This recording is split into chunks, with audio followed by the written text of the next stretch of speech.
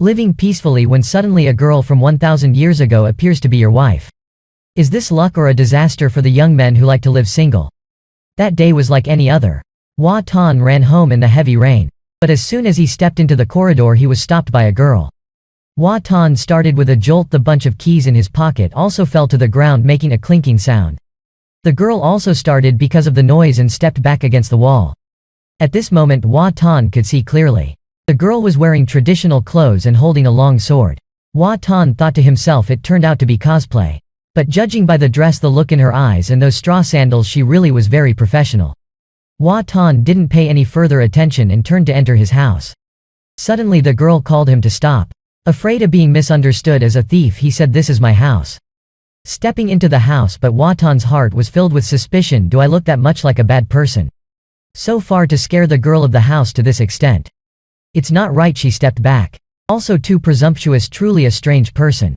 After bathing and feeding the winter melon. That's the nickname of his cat, and drinking Coca-Cola.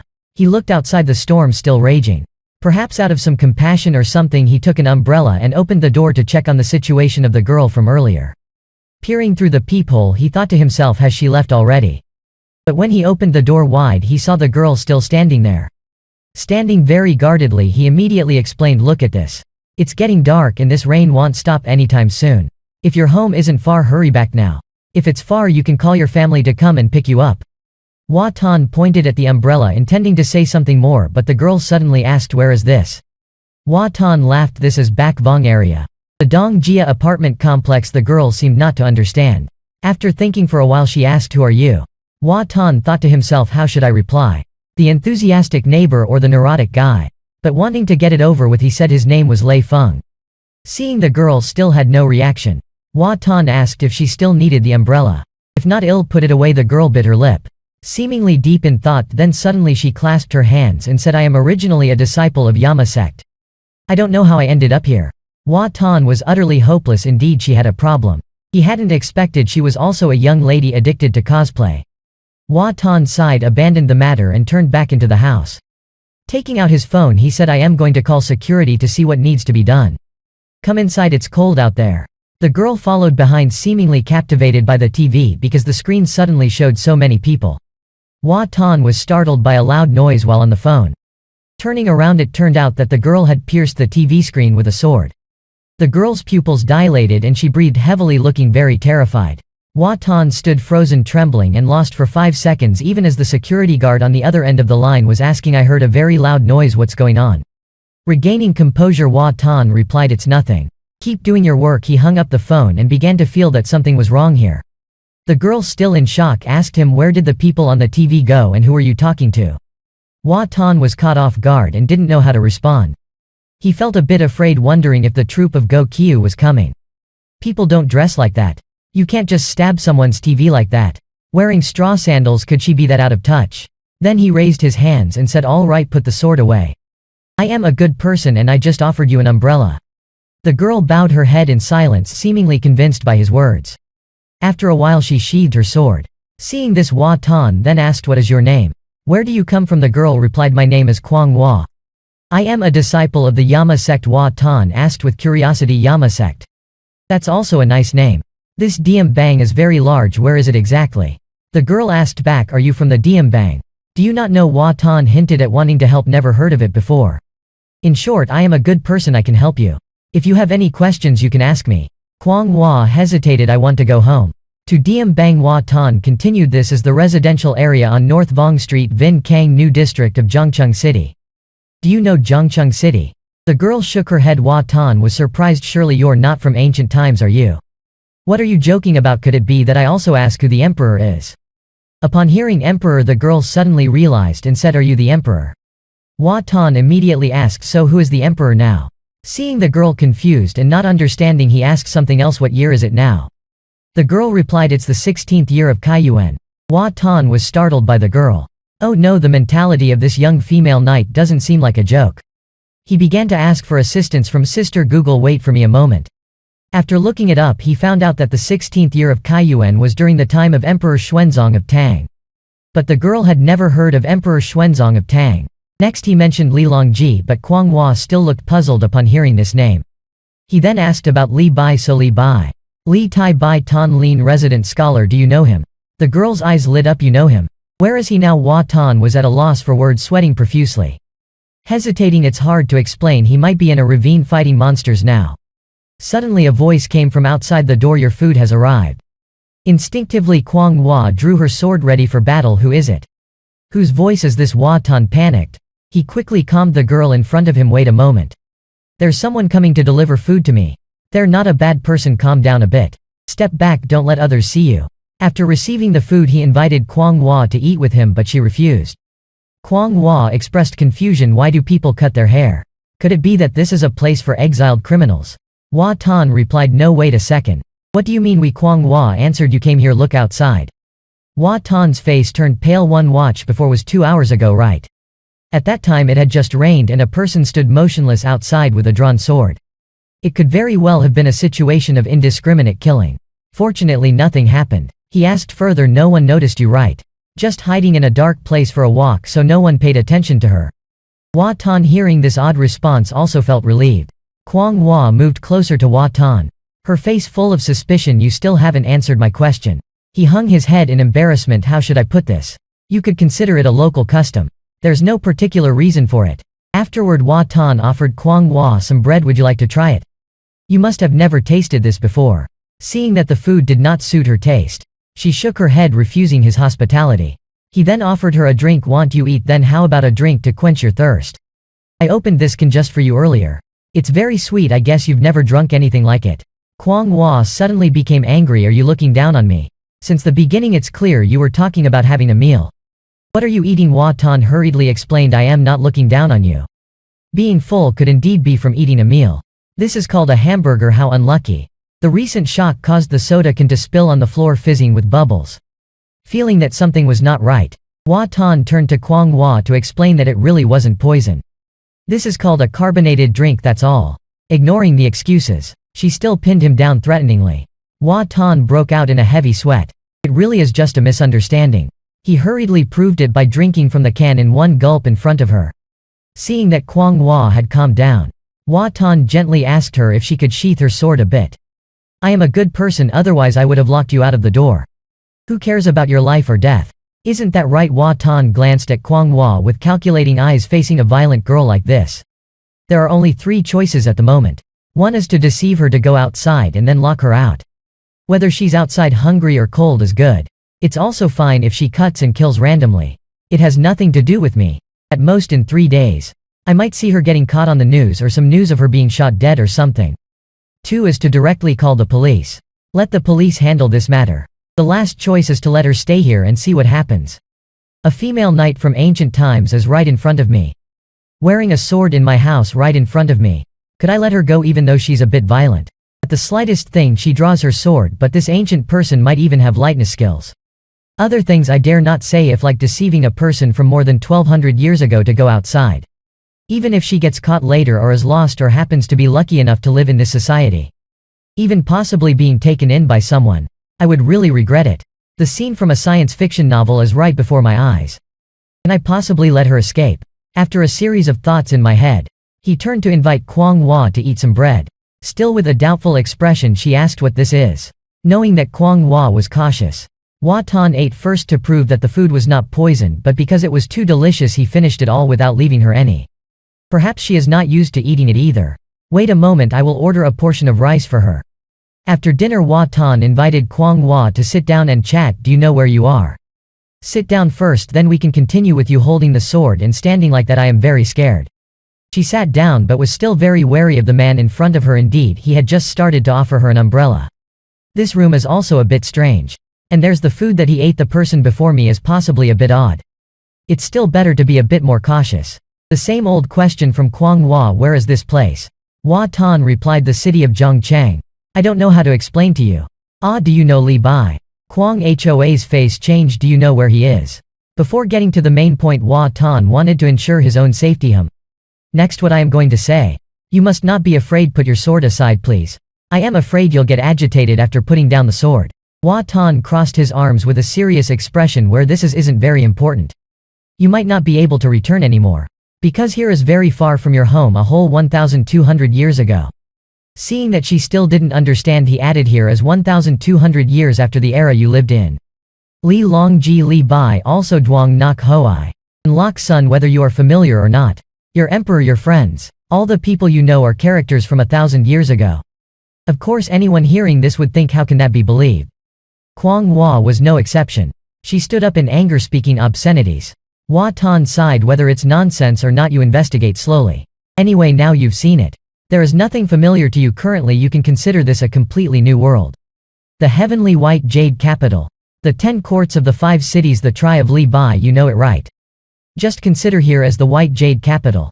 In summary, this world is very dangerous. But also very safe, it has its own set of laws. To be safe you must first understand this world. Kwang Hua clenched her fists, her voice filled with bitterness. You are deceiving me. I don't want you to continue being troubled. He continued, you are an intelligent person. I think you probably have your own judgment. Have you not seen the outside world already? The world now is completely different from the world you are familiar with.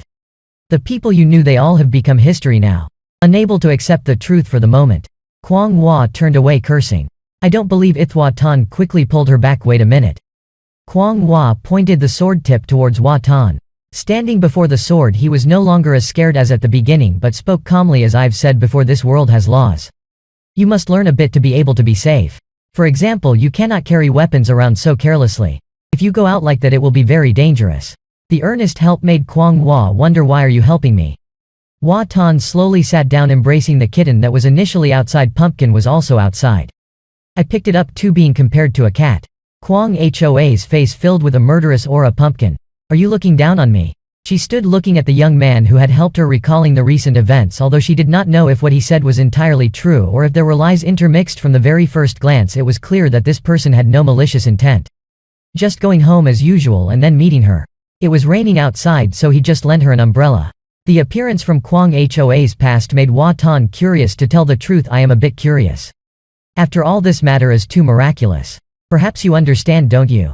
If I were to run into your era and meet you, to meet a man who comes from 1,000 years later, wouldn't it also feel very miraculous?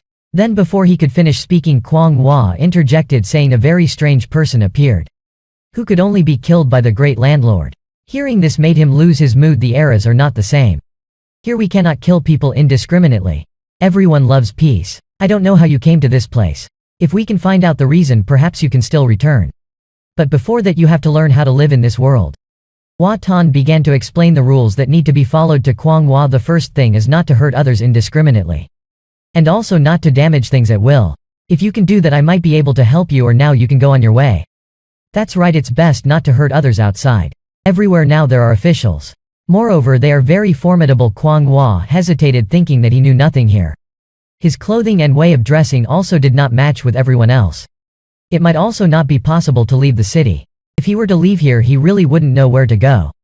Hua Tan continued, if you agree, put down the sword. I will prepare a meal for you. That is to have someone bring the meal here. To be honest, keeping you here is also very risky. Moreover, it's a risk on both sides. Not only to prevent you from being discovered by others, but also worrying that you will draw your sword and strike me. So have you understood? After a moment of hesitation, Kwang Hua put down his sword. After arranging the food for her, he led her to the bathroom. Her whole body was drenched. You can go take a bath first, it's also fine to wait a while before eating. Entering the bathroom, Hua Tan guided Kwang Hua bit by bit. In this world there are many magical things. You don't need to be astonished. You don't always have to feel like someone wants to harm you. At least I will not harm you. You can rest assured. Look at this. On the left side is hot water. On the right is cold water. Press down to stop and lift to release water. This is shampoo. Press here and it will come out. Then apply it to your head and it will foam up. Usually if it foams, it means it's cleaning. This is the toilet used for going to the bathroom. After the instruction, she prepared clothes to bring in for her, as there were no women's clothes in the house. Just wear these for now. Tomorrow I will go out and buy you a few sets. This way I will show you how to lock the door. For the time being it's fine. Hua Tan felt that the events that had just transpired were truly miraculous, having found someone from ancient times. And not just anyone, but a female knight at that. Surely this isn't just a dream. Seeing Kwang Hoa's weapon lying on the ground, he got the idea to have it appraised to see what's what. Kwang Hua had also finished bathing. As she stepped out, she saw Hua Tan busily writing something. Seeing her curiosity, he handed it to her to see for herself. Make some adjustments to the issues that need addressing at the moment. Do you know how to read? Taking the paper, Kwang Hua turned it over and over. Hua Tan guessed she couldn't read it. Wait a moment, after I finish writing I will explain it to you. Coming from more than 1,000 years ago, wearing modern clothing made her feel very uncomfortable. Hua Tan, sitting nearby, immediately offered praise, saying it looked nice too. The customs here in our place, complimenting others, is very normal. It's not to be taken as mockery. Looking down he saw that Kwang Hoa's sandals were old. Hua Tan said to her, over there are sandals. These straw sandals, throw them away, tomorrow I will buy you a new pair. Suddenly the sound of food delivery rang at the door, startling Kwang Hua. Hua Tan quickly ran to get the food delivery. There's no need to be tense. Sitting down at the dining table, Kwang Hua now had a different view of the boy next to her. I remember now. The second master often said a phrase. Whoever is kind and friendly towards us can only be a thief, but you are a good person. After she finished eating, Hua Tan turned to Kwang Hua. Are you full now? Now let's have a talk, shall we? In summary, you are someone who comes from 1200 years ago. Whether you can accept it or not, our conversation will revolve around this issue. Do you understand? She nodded silently and obediently. Hua Tan continued, firstly, this room is absolutely safe. Even if you use a sword to kill me, as long as my body doesn't emit a foul odor, you can hide here without starving to death. But you can only hide for a week, which is about 7 days. Nothing will happen, so there's no need to sit and watch that sword. Hua Tan went over and patted the TV because she didn't know anything here. For example, this one, it's just a device for producing sound and images. Anyway, it's harmless, just something for entertainment. He took out his phone similar to this. This thing also has a lot of stuff for entertainment. Talking about these things, I just want to tell you that here it's absolutely safe, whatever I do or anything you don't understand. It's also very normal. I won't hurt you. Do you understand? Kwang Hua clenched her fist. But after a while she still nodded obediently. Hua Tan sighed then about the outside. Speaking of which is quite complicated. Now is a peaceful world. Everyone settles down and establishes their livelihood. Outside is also extremely safe. But for me it's very safe, but for you everywhere is dangerous. Hearing this the girl couldn't help but ask why. Hua Tan gave an example because if she suddenly appeared outside, it's possible she could harm others. Like in the royal palace, if she wandered around holding a sword, she would definitely be chased roughly. That's the idea. Just by looking at her briefly one would know she is an outsider. He took out his personal papers and further explained to Kwang Hua that this is the citizen identification. Each one of us here has a number and it's all birth dates. If someone commits a crime or does anything bad, they will be tracked down based on this identification. That is why there are many officials on the streets, always investigating to see if someone is a criminal. Those without this identification, if they are suspected by the police, will be taken for a detailed investigation. By then all of your information will be exposed. Another thing, the laws here are very strict. The officials are also very formidable. You just need to injure someone else, and you will definitely be discovered and then end up in prison. Those who resist will definitely die. Carrying weapons like you do on the streets is also considered breaking the law. Being noticed by others means you're in big trouble. She immediately understood and said, I understand now. I am just a refugee. Hua Tan shook her head, more precisely like a slave without a contract. If caught it would be very bad. Kwang Hoa's face turned pale. Hua Tan reassured, in short, in this world your situation is very dangerous. I am ready to help you get familiar with this world and gradually assimilate here. She slowly bowed her head and said, but how can I trust you? I just want to go home. Hua Tan said bluntly, if you don't trust, then let's say goodbye here. Anyway, helping you will not be easy. You have to cooperate in order for it to work. If you don't trust me, then I can't do anything. Hearing this, Kwang Hua was silent for a very long time. In the room there was only the ticking of the clock. Finally she lifted her head up. She asked softly, so what should I do now? Hua Tan immediately proposed, first of all, you must not draw your sword recklessly. If you have any questions, just ask me. Hearing this she looked around the room and then asked, where is your wife? Are you married yet? Hua Tan thought silently that curiosity is a woman's habit. Seeing him silent she continued, if I stay here, will it be a problem? Hua Tan finally spoke the truth. This unworthy one has lived for over 20 years and is still a bachelor. Kwang Hua seemed to hear shocking news. Her eyes wide, she repeated, you're not married yet? Hua Tan was silent for a moment and then told her, you don't have to think that a man and a woman sharing a room is embarrassing. Here it is quite normal. Fortunately the room next door is vacant. Follow me. He opened the door. It's a bit messy, but a little cleaning should suffice. Saying so, Hua Tan started to clean up himself. Seeing this she felt puzzled. The customs here are indeed strange. Why is it that a man of this age is not married? He cleaned the house himself, even though he could have just called for a servant. After cleaning thoroughly he left. Before leaving he introduced himself as Hua Tan to her. Not long after, Kwang Hua sat alone on the bed, her thoughts unclear. Hua Tan also lay on his bed staring dreamily out the window. He tossed and turned feeling completely unreal. During the day he went out to look for job interviews. Not bringing an umbrella he got soaked running home. As a result he encountered a girl who would draw her sword at the slightest thing. And she claimed to be from ancient times. Then he slowly drifted off to sleep. The next morning Hua Tan slept until 10 a.m. As soon as he woke up he immediately jumped out of bed to check if yesterday's incident was real. Going to the living room he saw Kwang Hua sitting on the salon chair. She was intently looking at her sword. Knowing that it wasn't a dream, he asked her if she was hungry. She touched her stomach and nodded. Seems a bit hungry. But suddenly she touched herself and rushed into the room. Shortly after she came out and gave Hua Tan 2 pieces of broken silver. Hua Tan instinctively asked if she had gold. She shook her head, then took out from her clothing a jade pendant which could perhaps be pawned for a few thousand taels. Hua Tan refused. I was just kidding. Don't worry about food, there won't be a shortage. He looked at the girl. He continued, I will go out and buy some necessities and then get some food. Remember not to go outside, he said then. Hua Tan quickly brushed his teeth, washed his face and then went to a women's clothing store. He picked out a few sets of clothes at random. And also bought a white dress with lace on the shoulders. An hour later Hua Tan stood in front of a lingerie store looking distraught as he couldn't let the girl go around naked. Let's just risk it, he thought, and early in the morning Hua Tan went to buy toiletries and clothes for the girl. Holding several bags of women's items he also felt awkward and embarrassed. Finally he stopped by a bookstore and bought a copy of The Rise and Fall of China 5,000 Years along with traditional and simplified Chinese character books. As soon as he entered the apartment complex gate, the security guard warned him that there had been recent thefts. Reminding him to lock the door, Hua Tan nodded and pursed his lips. Got it, thanks. But when he got home he saw the girl holding the sword. With a tense expression he handed her the food, saying, this place is very safe, go ahead and eat. The girl sat on the salon chair, seeming a bit embarrassed, and after a while she softly said thank you. Hearing that, Hua Tan was startled. In his imagination, she should be saying thanks to the hero instead. He excitedly asked, am I considered a hero? Or something like a good guy? The girl tilted her head pondering. Then hesitantly said thank you, hero. Hua Tan immediately assumed a solemn posture, imitating the ancients with a gesture of modesty for the trivial favor. Seeing the girl frowning he didn't realize that he was starting to feel the impulse to be sarcastic. All he knew was to react by devouring his meal like a madman.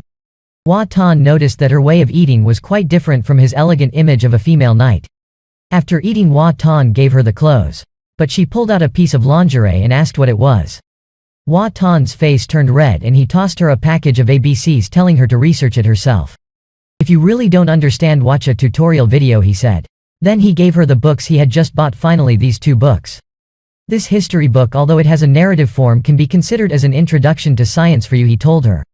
And this one, a book on simplified Chinese characters. Not sure if it will be helpful, but take a look, he suggested. Nevertheless, Hua Tan also knew that teaching her to use a computer would be best. Just search and you'll have an encyclopedia at your fingertips, he explained. Having finished, Hua Tan asked her if she had any questions about the previous night. Kwang Hoi pondered and then asked, what is your status in this world? Hua Tan knew that he was just a recent graduate student, currently still unemployed. In terms she might understand, he described himself as someone who had just completed the exams but had not yet obtained an official position, and was looking for a job. She thought he was from a landlord's family. She didn't ask further but flipped through the book. Seeing the faces and costumes that were familiar to her, tears gradually welled up as she wondered how she could return. Hua Tan curiously asked Kwang Hoi how she got here the day before. She replied that the day before she was chasing a thief. It was also raining heavily and she got lost in the forest. After turning left and right she then saw a high room like that. Hua Tan knew there were no forests around here. He could only console her to focus on surviving first, then consider the future. Seeing her nod her head, suddenly Hua Tan asked about the level of her martial arts skills. Whether she had any internal martial arts skills, swordsmanship or light body techniques, or how high she could jump from without getting injured. She thought and pointed out the window. Perhaps jumping down from there would be all right. Hua Tan looked in the direction of her hand. It turns out it was the 4th floor. That high. Hua Tan became even more eager. So do you know any internal martial arts? Like the 18 dragons subduing palms, eternal life technique, or the great devil subduing technique? She looked bewildered. What are those things? Hua Tan continued to ask how she trained her martial skills, and if he could learn from her. Kwang Hoi furrowed her brows in thought, then honestly said, you're already advanced in age. It's very difficult to achieve much, but Hua Tan did not care about achievements. As long as I can learn that's good enough, he asked. May I request to study under you?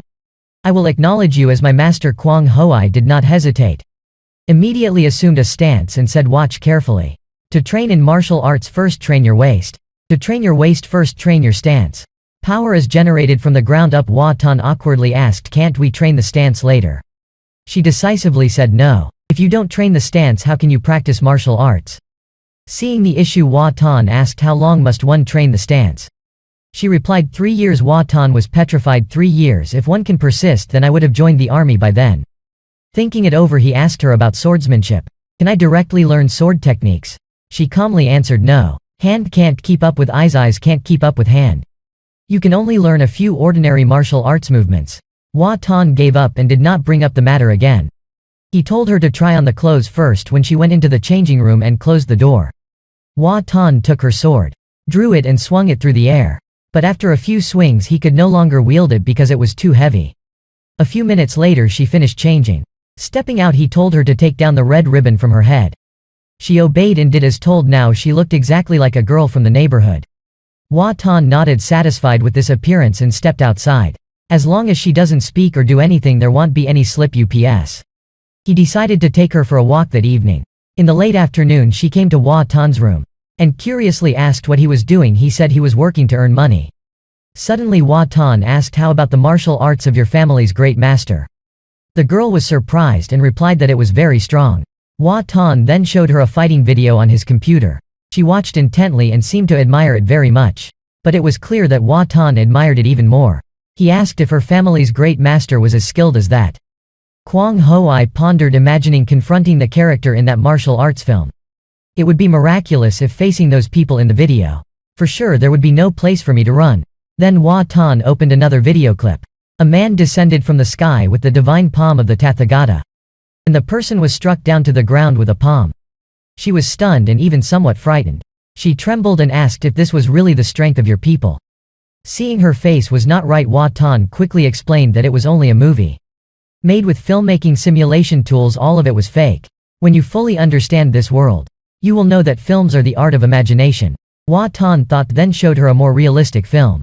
To see her reaction, the character in the film threw kicks that blurred into shadows. Kwang Hua immediately stood up and performed a martial arts form. Hua Tan eagerly watched, nodding continuously. Afterwards she stepped to the door and said, if you want to learn, just tell me. I can teach you the standing column technique. She went into her room and closed the door. She sighed, indeed, in this world there are no good people without reason. A good person without purpose. In the end it makes others feel uneasy. Now that I know it, turns out he wants to learn martial arts. All those behaviors are understandable now. This world seems very dangerous. Before going out, Hua Tan told her she only needed to bring her eyes and ears. Not to talk nonsense. And also not to suddenly jump high or run far away, just to quietly follow by my side. Do you understand? She nodded obediently. But Hua Tan sneakily took out his phone to capture her naive face. Seeing her carrying a weapon, he reassured her that it was very safe outside. Leave the weapon at home, he said, intending to take it, but she hugged the sword tightly, indicating refusal. Hua Tan had a headache. He said, the streets are full of weak people like me.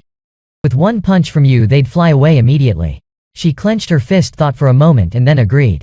A few minutes later Kwang Hua followed Hua Tan down to the first floor. She looked around cautiously as he explained that this was an apartment complex. There are many families here, that's the entrance gate. Outside is the main road with shops on both sides. At that moment a delivery driver sped past, honking loudly. She was startled and looked on as Hua Tan quickly told her to calm down. The two continued walking. Hua Tan felt excited to take someone from ancient times to stroll around the modern streets. At the gate an old woman looked at the girl and was taken aback. This girl seems familiar. Hua Tan hastily stood between them, afraid that something might happen. Guard True asked, is she your girlfriend? Hua Tan could only offer a wry smile. But the old lady remembered this as the person with a knife from yesterday at the staircase. True looked worried and asked, a knife?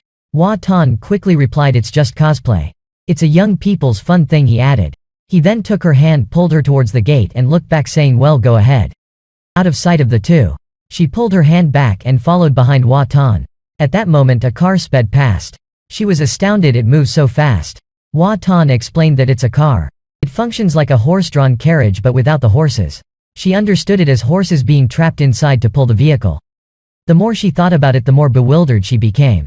The two arrived at a place with surveillance cameras. Hua Tan pointed at the camera. See that? That's an all-seeing eye. The movies we watch are recorded by it. They are everywhere. Though we stand here, people can monitor us from thousands of miles away. His words startled her and she turned away to look elsewhere. While he was explaining, he noticed her picking up stones in the garden. Then she picked up a stone and glared straight at the camera. Hua Tan hurried over to stop her. Hey, you're not planning to throw it, are you? Kwang Hua remained silent, looking at him. Her eyes seemed to say, why not? Hua Tan sighed. He told her to put the stone down. Not long after, the two reached a traffic light intersection. Hua Tan explained about the red and green lights. Hua Tan clarified that the red light means stop, and only when it's green are you allowed to go. This too is the law. If you don't comply, you'll be breaking the law. The girl followed behind Hua Tan, crossing the marked lines, looking up at the traffic lights above, then turning her head to look at the shops and the stream of people around. While she was facing a little dog, he suddenly held a hair clip and asked her how this looked.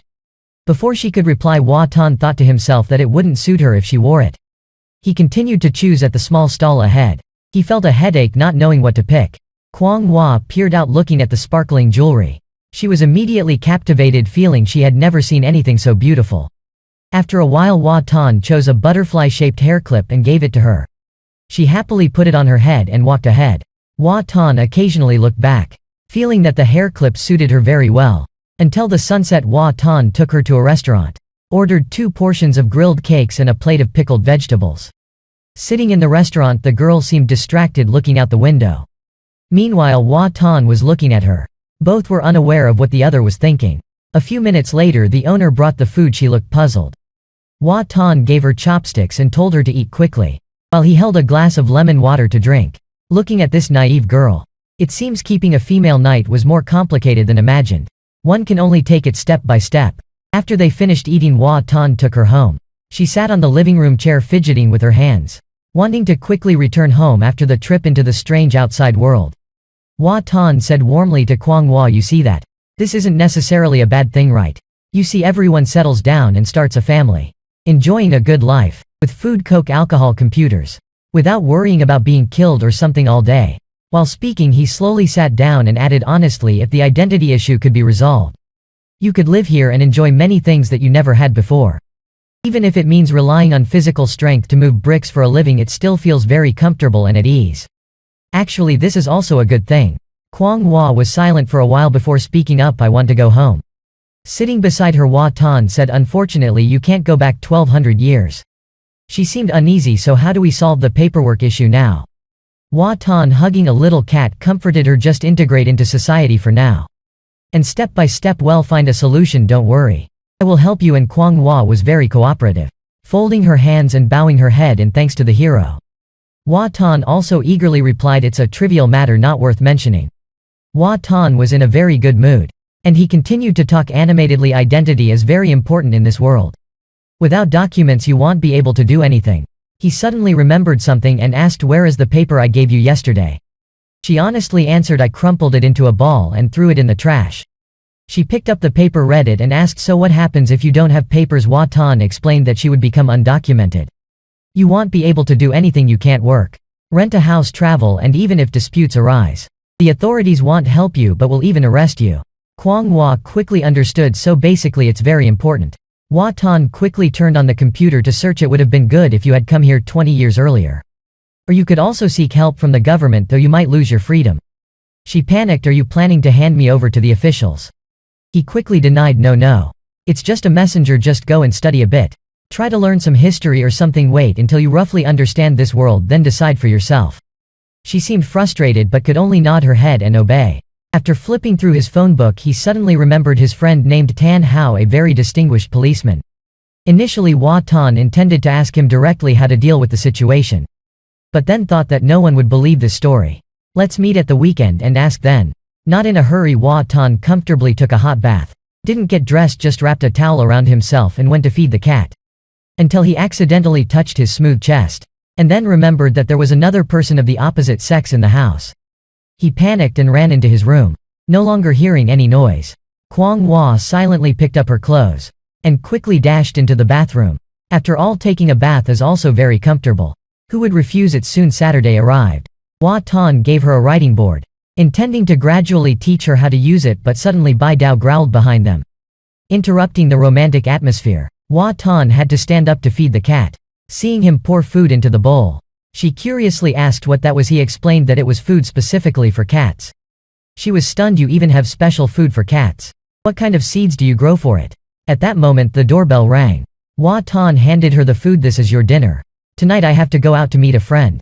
She didn't pay attention to his words and opened the box to try the hamburger. The cat also came over begging for attention. Hua Tan quickly picked up the cat. Eat your food. She wondered why not let it eat this. He explained that of course not, because it's not good for its health. Hearing this, Kwang Hua was shocked as if struck by lightning. The hamburger suddenly didn't smell appetizing anymore. Before going out he carefully instructed her, if something comes up use this handwritten board to write and talk to me. Do you understand? Let me repeat once more. I am not hiding in the computer to talk.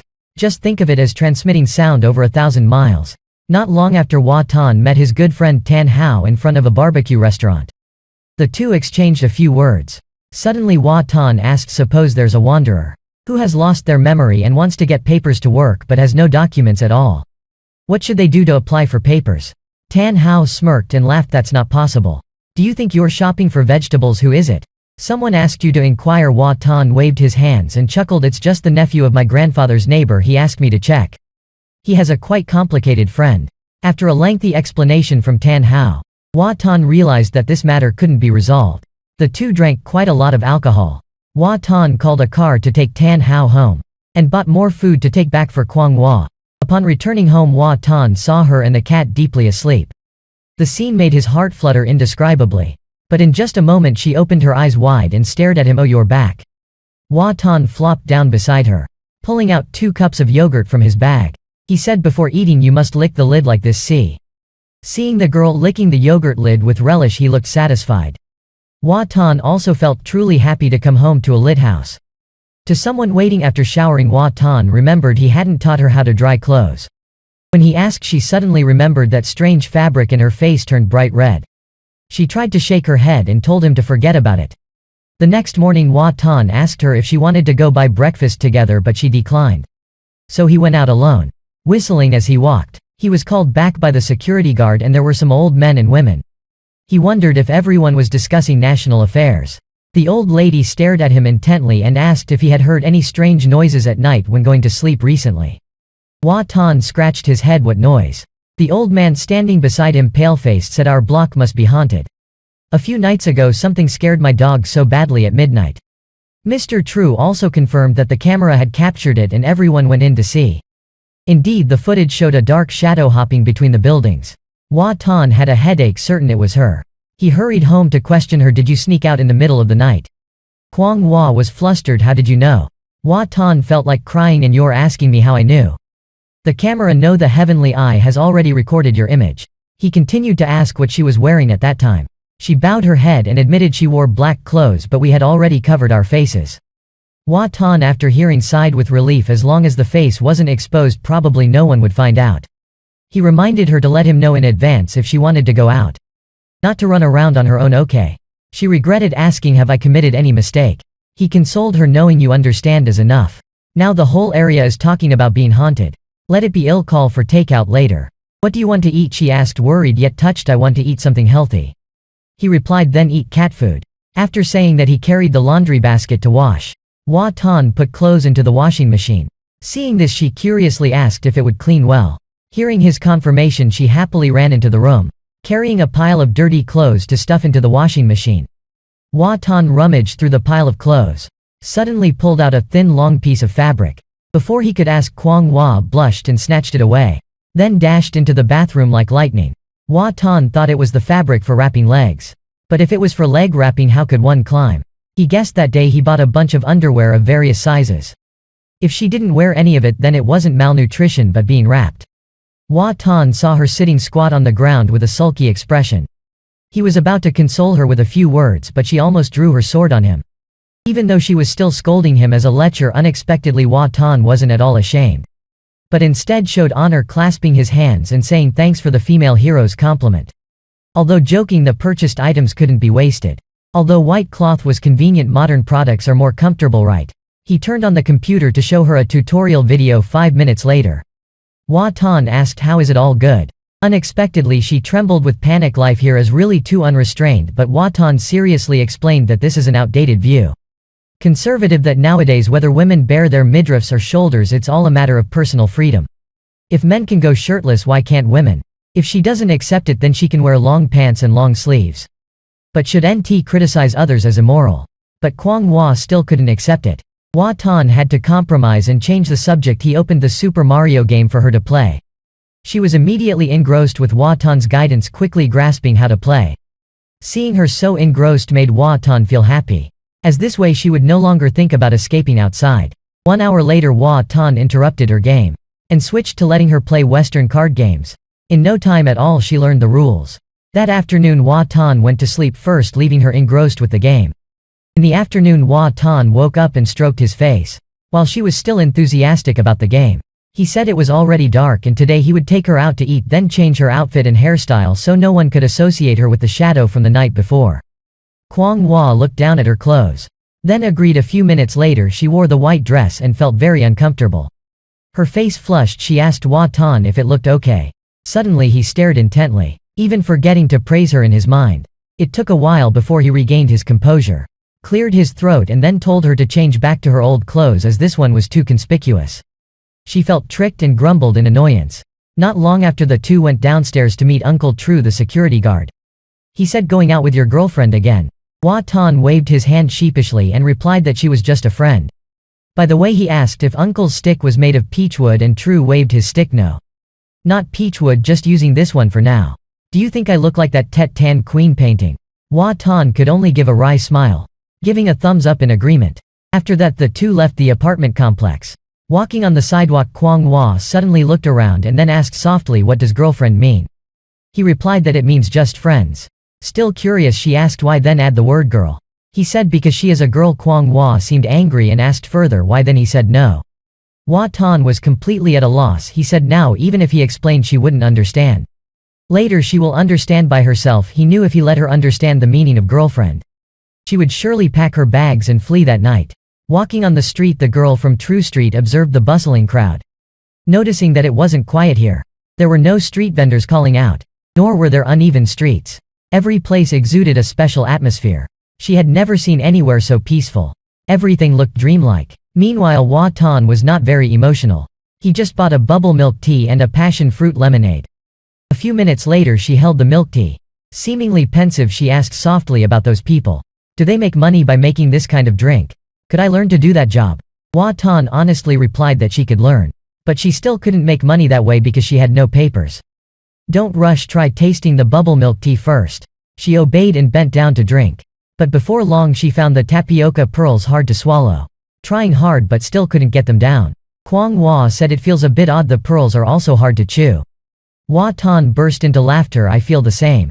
She glanced at his drink, thinking to herself this guy must have issues. Feeling weird yet still buying it for someone else. But right after that Hua Tan offered his passion fruit lemonade to her. "Try mine and see how it is." She pushed the bubble milk tea aside, took a sip of his drink and was immediately captivated by its flavor. Seeing this Hua Tan took her bubble milk tea. "Let's swap then. It's a waste to throw it away." After buying, watching Hua Tan casually drink her milk tea, she felt something was not right. But then she thought never mind because the passion fruit is indeed delicious. Soon after finishing their drinks, they strolled down the street when Hua Tan saw a bus stop sign. And he led her onto the bus, giving her the window seat. She excitedly looked out the window. And shortly after they got off at Lanjiang Bridge, the place with the most beautiful nighttime view in the area. She asked in a trance, "Is this really 1200 years later?" Hua Tan leaned on the railing. "You've read half of the history book already. You must have the answer in your heart, don't you? 1200 years, how the seas have shifted. It'd be hard for you to go back now, though paperwork is tricky. Solutions are more abundant than problems. Staying here is also good later on. You will find a way to live that suits you. Enjoy this glorious era after 1200 years. The sound of the clock striking 12 resounds. Fireworks brilliantly erupt over the river. This is the best era in thousands of years. There's definitely a place for a girl, even if she happens to come from 1200 years ago." The next morning Hua Tan checks the news on his phone. He sighs. The midnight petty thief has made the streets quite empty now. Kwang Hua Tai stands by the window pointing outside. "Why are there so many people out there?" Hua Tan bites into a hamburger. looks out and exclaims, "My God, the apartment complex has called a sorcerer to catch a ghost." After finishing breakfast, she ponders and asks, "Is everyone here living like they're in prison?" Hua Tan awkwardly replies, "Of course not. This is called a leisurely life, chill. You obviously wouldn't understand." Hua Tan thinks, then explains, "It means I can choose to go out or stay at home. Like a wealthy landowner. All day free to walk the dogs. Play with cats, so it turns out you want to go out. Want to see the outside world." Hua Tan immediately starts lecturing, "Let's skip the other stuff. Your dressing, living accommodation and commuting will be like what? Can you not wash your clothes? Not changing clothes? Walking on foot and about sleeping? Are you climbing onto people's roofs? As for eating, are you going to steal or snatch? There are no deep forests or mountains here for you to hunt. You can only rummage through trash bins." Kwang Hua silently acknowledges this in her heart. Hua Tan pulls out 2 coins from his pocket. "You've made a lot of progress. At least now you know how to take a bus and recognize money. I give you some money, you can also survive outside for a while.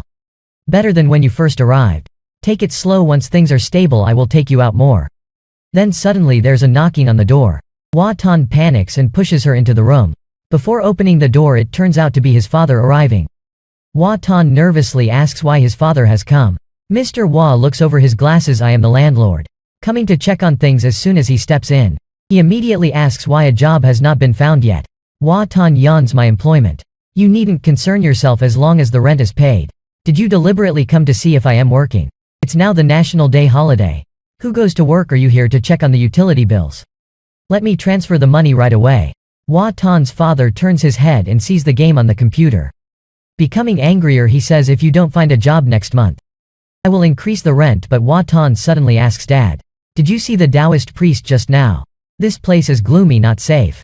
The environment is also poor, you have to reduce the rent, right?" At that moment, Mr. Hua opens the room door, sees women's clothes hanging on the window. He is astonished. "Hua Tan, are you now learning to wear these kind of clothes?" In Hua Tan's mind 1,000 wild horses ran through whether to admit or deny this was also a problem. But compared to his son wearing girls' clothes, a girl suddenly appearing in the house isn't too strange either. But hiding it can only work for a while, not forever. Just need for his father to meet those ladies outside. Talking nonsense, those gossipers will definitely talk about the girl. Thinking so, Hua Tan can only reply, "Actually it's my friends. My friend's sister came to stay for a few days." After saying that, Hua Tan knocks on Kwang Hoa's room door. A few minutes later she opens the door looking bewildered at the two of them. Hua Tan then introduces, "This is my dad." She prepares to call him dad carefully, but suddenly feels it's not right. His mind in turmoil, then he whispers to ask me, "How should I address you?"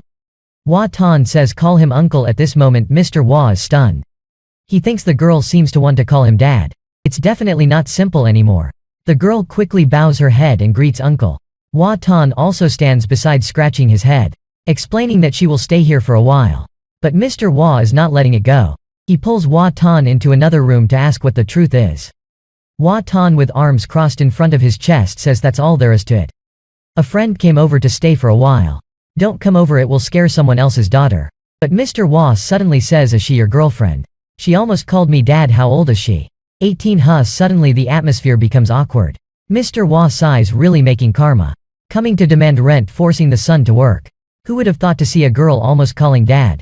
And the son keeps denying she's not the girlfriend. "Do you think I am stupid?" Hua Tan can only conclude, "All right then. I still have work to do. When I am free, I'll come home to have dinner with mom." Helplessly Mr. Hua can only leave. As he leaves he turns back to remember to be careful and stay safe. As Mr. Hua is about to depart, Hua Tan suddenly calls out. Afterwards a pair of delicate straw sandals are placed in front of him. Hua Tan eagerly asks, "Father, can this Tang Dynasty antique be sold for a lot of money? Father works in the field of archaeology. Surely you will know." Mr. Hua absent-mindedly picks his ear. "Wait a minute. What era did you say the antique was from again?" "The Tang Dynasty, the Li Long period, that's it. Father, see if it's worth anything." Mr. Hua looks at him with pity. "How much it's worth I don't know. But you'd better go get a psychiatric evaluation at Nam Sun Hospital.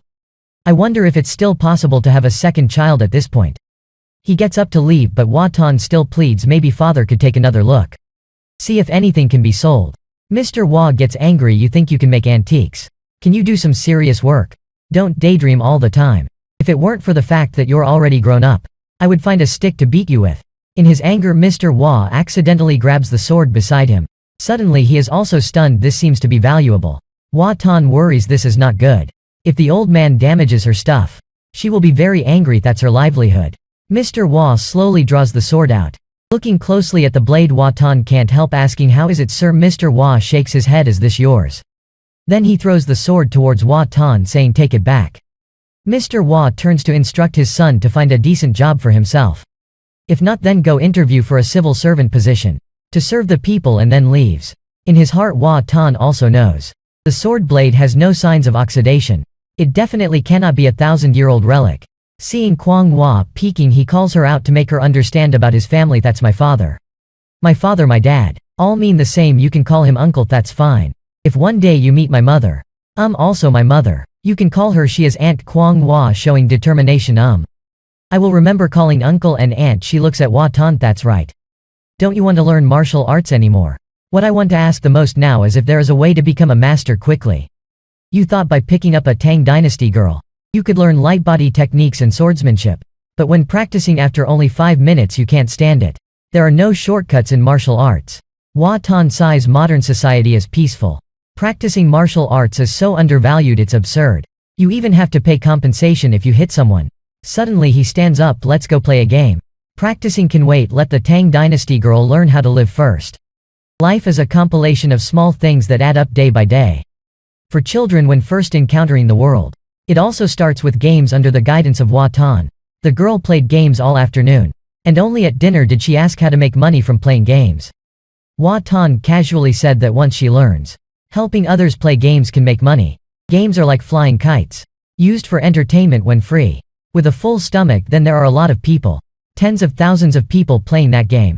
There are always those who don't have time to play, so they pay money to hire someone free like her to play for them. After hearing this, she was stunned. People don't have time to play games, so they pay others to play for them. He replied, that's right, it's like hiring someone to take care of the land for a landlord. When they've taken good care of it, the landlord goes out to enjoy themselves. You understand, better to be a girl addicted to gaming than to dress up as a ghost at midnight to scare people. At that moment, the pumpkin cat staggered over, rubbing against Hua Tan's leg, but was rejected by him. It then wobbled over to the girl, jumped onto her lap, and sprawled out to sleep. Meanwhile, at the police station, some police officers were on duty. One suddenly asked, are you guys hungry? Let's order some food, but Tan Hao said he wasn't very hungry. He looked out the window, sighed out of boredom. Today is too leisurely. With nothing to do. Hearing that, everyone turned to stare at him intently. Tan Hao was confused as to why. Someone asked, didn't your master teach you never to say that? Tan Hao was even more puzzled. What do you mean? Which sentence? Then another police officer understood, sighed, and later a police officer in the car told Tan Hao to never say that in the police station. Whether it's superstitious or not, just someone saying it, the whole day will be restless. Will be busy continuously. Not long after, 2 policemen arrived at a building, saw a man holding a bottle of liquor sitting on the ground. Tan Hao thought it was a major case. But the man suddenly said, why are you guys so late? I've been waiting for a long time. Hurry up and tell my wife to open the door. The 2 young policemen could only knock on the door, asking someone reported a disturbance here earlier. Please open the door and cooperate. A few minutes later, a woman opened the door but said she didn't report anything. Perhaps the neighbors thought it was too noisy. The drunk man suddenly cursed, I am the one who called the cops. You dare to lock me out? That's against the law. The woman then explained, he is my husband. I locked him out angrily because he was too drunk. Sorry, I'll remind him. The drunk still cursed and muttered, what's wrong with drinking? You wait. But the police did not indulge him. They coldly took out the handcuffs. If you don't want to, going to the station will sober you up. Want it? The drunk immediately turned pale and quickly said, never mind, I am sober now. Tan Hao tried to smile faintly. A major incident had been resolved. The 2 people went down the stairs. At that moment, the walkie-talkie suddenly crackled, reporting an incident at an apartment complex. Tan Hao truly understood the meaning of that superstition. Meanwhile, Hua Tan woke up suddenly from his sleep. He heard a noise in the living room. He thought the girl was doing ghost makeup again at night. He opened the door and indeed saw a dark figure. As he turned on the light, he said, female knight, what are you planning to do? But when the light came on, the person in front of him was a man. Hua Tan was shocked. Oh my god. A thief. Not yet reacting when a figure pounced from behind him, grabbed the thief and held his head back. Hua Tan quickly told her to let go. Holding tight like that will kill someone. Caught the thief, knelt down trembling. Kwang Hua stared intently at the thief, ready to fight, while Hua Tan had a headache, not knowing how to deal with the situation. She was quick as lightning, grabbing the thief's wrist and throwing him to the ground, almost making him pass out. On his arm her handprint was clearly visible. This strength is even more terrifying than Godzilla. Hua Tuan thought and then said, "You stand still there, don't move. I'll call the police over." The thief panicked. "Brother, please spare me." He intended to beg, but upon meeting her fierce gaze retracted his hands. "Brother, spare me this time. I dare not anymore." Hua Tuan was annoyed. "With healthy limbs, why not do something decent? Where do I get money from to act recklessly? You don't look like it's your first time." The thief bowed his head. "Really, it's my first time, sir. Please forgive me, I won't dare anymore." He trembled, hugging his injured arm tightly. Lucky to be alive to have a next time. Heard that this house was haunted, so he was curious to check it out. Who would have thought he'd encounter this? Looking at the girl's strength, surely she must be some martial arts master. After a while of thinking, Hua Tuan said, "Say sorry." The thief immediately bowed his head and apologized repeatedly. But Hua Tuan felt the lack of sincerity. Still wanted to report to the police he was injured too. Hearing that, the thief hastily grabbed Hua Tuan's trouser leg. "I am okay. Please spare me, I swear to heaven. This injury is from my own fall. It has nothing to do with you guys at all." Seeing this, Hua Tuan went straight to the window. "Then you leave the way you came in, okay?" Immediately the thief climbed up to the window and descended down the rope as quickly as a squirrel. Before leaving, he waved goodbye to Hua Tuan, wishing him a lifetime of peace. Kwang Hua, standing behind Hua Tuan, commented, "You let him slip away." Hua Tuan closed the window, explaining, "Otherwise how should it have been handled? Calling the police. I also don't know if I would be pursued for hitting him or not. At that time they will investigate and interrogate me. The result is I don't have any identification at all. So it's best to act as if nothing happened. I find it very strange he comes to steal and yet I am pursued for hitting him. Those are two different matters." Hua Tuan said, "It's complicated to explain. Why are you still dressed to go out? Planning to go out in the middle of the night again?" She hurriedly defended herself. "No. It's just that I am used to sleeping in these clothes." Hua Tuan said nothing more, just yawned and told her to go to sleep. She said goodbye but was still pondering something. The next morning, after Hua Tuan had washed up, he saw her coming out from the room drenched in sweat. He curiously asked, "Did you work out in the room before coming out this morning?" She untied her hair and answered, "Yes, that's right." He then said, "Next time could you open the door and let me see how you practice?" She immediately replied, "Of course, why would a master be so stingy?" Before she finished speaking, Hua Tuan was wide-eyed. "Why do you agree so easily?" She seemed confused. "You're strange. Agreeing is not okay and not agreeing is also not okay." Shortly after, the two prepared to go out for breakfast. He said he wanted to learn the way of life. The best way is to experience life. Do you know how to learn? You must discard old thoughts and ideas. Forget the place where you used to live and consider everything here as completely new. Kwang Hua seemed confused. "Nuha." Hua Tuan continued, "Like the thief last night. You could control him but should not strike too hard. Last night you almost broke his neck, didn't you?" She raised her fist. "Not at all. I already held back a lot of strength." Hua Tuan looked at her hand as big as a pot, and could only nod in agreement. "That's good. Here causing injury to others is very troublesome. With your strength, under no circumstances should you kill someone." Kwang Hua tilted her head. "So to what extent can I hit?" Hua Tuan thought, "It depends on the reason you hit the person." Suddenly she got serious. "So if you sneak into my room in the middle of the night, how hard should I hit you?" Hua Tuan was stunned, turned around angrily and said, "That will never happen. Think about it. Do you see me as that kind of person?" She opened her eyes wide and stared at him for 5 seconds. Then replied, "Actually, you really do look like it." Hua Tuan immediately stood up with a majestic stance. "I am a young hero. A righteous master who specializes in doing good deeds." "Got it." She hesitantly folded her finger. "I'll tentatively trust you then." He paled. "What do you mean tentatively trust? Hold on, why would you have such a weird thought?" Hua Tuan was slightly embarrassed. "Even though I picked up her shoes from the trash, I really didn't do anything." She panicked. "Clearly you were the one who said it before. You admitted yourself you were lecherous." He hastily explained, "That was definitely just a joke. You see, I am so frail. If I really did something to you, you'd knock me down immediately. Who would dare anyway if that really happened? How would you react?" Kwang Hua thought for a moment, then raised her fist. "Then I would punch you once." Hua Tuan stood frozen as if struck by lightning. A punch like that might just kill me outright. Not long after, the two arrived at a diner. Hua Tuan cheerfully said, "Let's order 2 portions as usual." "Okay." They looked for a place to sit. She curiously observed the surroundings. Hua Tuan smiled and said, "From now on, feel and experience life. Remember today, okay? Listen to what I am saying." She stretched out her arms, asking, "Forget the past and start over. No need to draw swords and kill anymore." At that moment, the server brought the breakfast over, interrupting her train of thought. A simple but meaningful breakfast. Such a meal was hard to imagine in the past. She took a bite of the steamed bun and chewed it contentedly. Hua Tan looked at the girl in front of him, who would have thought that this girl eating a steamed bun came from ancient times. He casually remarked, people from the past seem to eat very little, huh? Then Hua Tan let her know if she's not full. The place also has porridge that can be added freely. More steamed buns can be ordered too.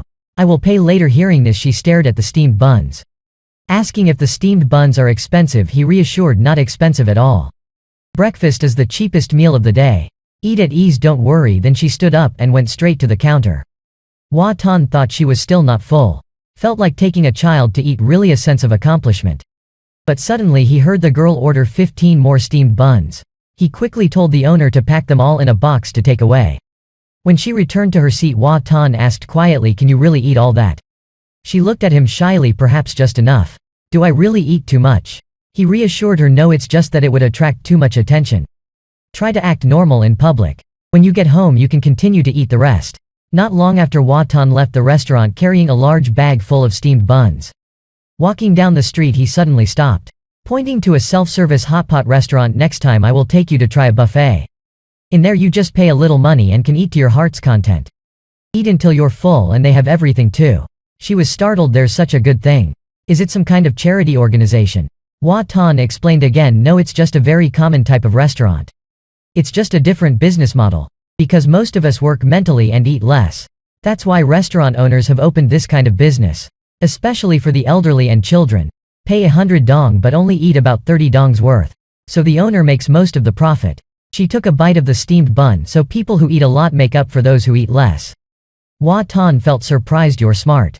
When I was young, the first time my father took me, I thought the owner was kind enough to let us eat as much as we want. Turns out to be laughed at all the time, but she still didn't quite understand why people who eat less would go to a buffet, right? Do they have a lot of money? He explained, not really. The buffet has many dishes, no need to think about ordering or worry about prices. Want to eat something, just eat it. She nodded. Ah. So that's how it is. Hua Tan looked at this innocent girl. For her everything is completely blank. Any story is like a lesson. Gradually accumulating life experience will reach a threshold of qualitative change, helping her understand how this world operates. She seemed to no longer be a stranger to the world. 2 days later in the afternoon, Hua Tan took out a phone and gave it to her. Along with a newly made auxiliary SIM card. She appeared hesitant. Is the phone expensive?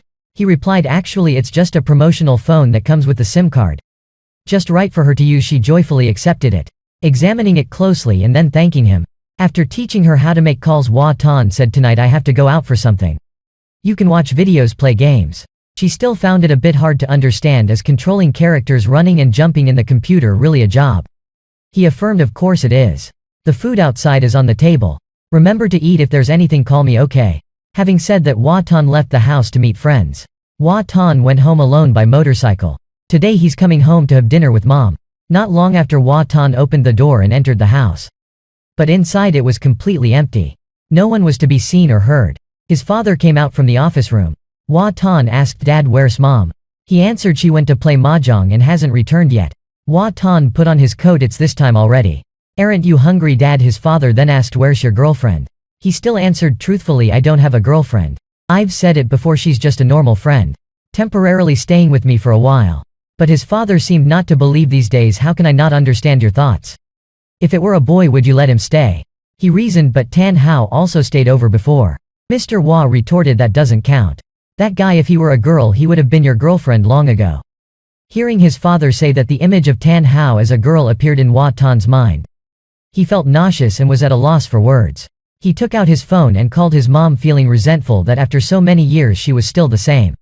Playing mahjong, forgetting all about life. After calling, both father and son sat in silence on the sofa.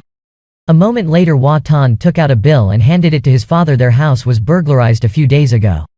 Fixing the window cost a bit of money. Dad, please recalculate it for me. His father clearly did not believe that their house had anything worth stealing. Hua Tan was so frustrated he wanted to cry. Isn't the computer money? His father continued, isn't the computer what you hug to sleep with? Who could steal it? After saying that, he again inquired about the girl, whether she was all right. Hua Tan was touched by his father's concern. He gave a thumbs up and got scolded for it. She ran away, he said. At that moment, Mrs. Hua finally came back. She asked why he didn't notify her. Hua Tan had no choice but to reply, I did say so in the group since noon. His mother forced a smile. Did you reply to mom? Sorry. I was too busy and forgot all about it. Let me go cook dinner now. You two watch TV. Hua Tan and his father exchanged glances. Knowing full well she must have won big, at least 10 dong. A few minutes later Mrs. Hua, while cutting vegetables, asked, "Where's your girlfriend?" Hua Tan explained again, "I don't have a girlfriend. Dad's just talking nonsense." His mother was not pleased. "Why talk nonsense? The clothes are all hung up already. What else is there? Eating together, living together, doing laundry together. Normal friends don't do that." Not long after, Mrs. Hua brought the dinner tray up, curiously asking, "Do you have a picture? Show me." At first mother intended to go to your house to check it out. Luckily your father intervened, saying the situation was not clear. Rushing over wouldn't be good, so we had to wait for you to come back and ask. Hua Tan took a bite of rice. He replied, "Just a normal friend, Mom. She's got a mouth and 2 eyes like everyone else. Nothing special about her." Although saying so, he knew well his mother's character. If he didn't show a picture, she definitely wouldn't let it go. He took out his phone, selected a picture and showed it to her. She looked attentively. "She looks pretty indeed. Let me see it closer. This photo was taken at Lanjiang Bridge, wasn't it?" Immediately after, she kept pressing to view the other photos. Hua Tan hurriedly snatched it back. "That's enough, Mom. You've seen them all now. Give the phone back to me. This is my observation document for antiques. And what about being pretty? Suddenly you see her as your daughter-in-law." But Mrs. Hua just smiled. That girl left already. Whether sitting or wandering the streets, this kid always takes out his phone to snap a few shots. Even if she's not his girlfriend yet, he already has feelings for her. And the girl also seems to have feelings for him. Staying over, it's clear they're interested in each other. Mrs. Hua investigates the girl's background. She looks quite young, doesn't she? Only 18, right? Which school is she attending? Hua Tan answered, "She's not in school, ma'am. Her family circumstances are difficult. Not being able to go to school is common for her situation." Suddenly her father spoke the truth. "If she was a good student, why would she be interested in someone like you? Spending all day hugging the computer at home doing nothing." Hua Tan felt annoyed. "All right, that's enough. I haven't been a burden to anyone when I truly become one. Then you can criticize me all you want, but mother still cares about the girl. How did you two meet? Your son is right here." Hua Tan was confused about how to answer. You speak or let mother continue talking about you being a burden. Anyway, she still doesn't understand how to live in this world. After dinner, Hua Tan prepared to leave. He said to his mother not to spend all day just playing mahjong. "Look, father is starving to the point of retching." Mr. Hua reasoned, "If she didn't play, she'd be more miserable than the kid spending all day on the computer." Suddenly Mrs. Hua remembered, "I heard that your house is haunted. At night there's even the sound of a girl crying, isn't there?" Hua Tan very seriously nodded. "That's true. I've heard it too, so Mom and Dad have to reduce the rent by half. That house has bad energy, otherwise I couldn't afford it." Father understood his son's point, but mother thought, whether there are ghosts or not, love is still expensive. Father immediately clarified that he said she is not a girlfriend, but... Hearing this, Hua Tan immediately changed his words. "No matter if heaven and earth were to collapse, she is still my girlfriend." As soon as Hua Tan got home, he saw the girl hugging a sword, standing frozen in the corner of the room. He asked what happened. She said she wanted to take a bath but still held onto the sword. Running into the bathroom with all her clothes on, Hua Tan then asked, "What do you need a sword for in the bath? Did something happen while I was away? Don't tell me there was another stranger breaking into the house." She shook her head. "No, nothing." Hua Tan was completely confused. "So you bring a sword to the bathroom as a precaution against the water or against me?" Still without turning back, her voice slightly panicked. "It's not that. You are a good person," she said, then slammed the bathroom door shut. Hua Tan scratched his head, not understanding. But let it go. After all, she was not on guard against him. Being a noble hero, how could he be treated like a ferocious wolf by others? Hua Tan sat down on the living room chair, listening to the sound of water rushing in the bathroom. At first he tried not to pay attention but couldn't help glancing at the bathroom door, imagining the girl from the Tang dynasty bathing, wondering what it would look like. Hua Tan immediately shook his head to dispel the thought, reminding himself that he is a righteous hero. At this moment he noticed that the laptop was still on at the desk. Must have forgotten to turn it off. Hua Tan sighed and accepted it. Need to use it to edit video in the morning anyway.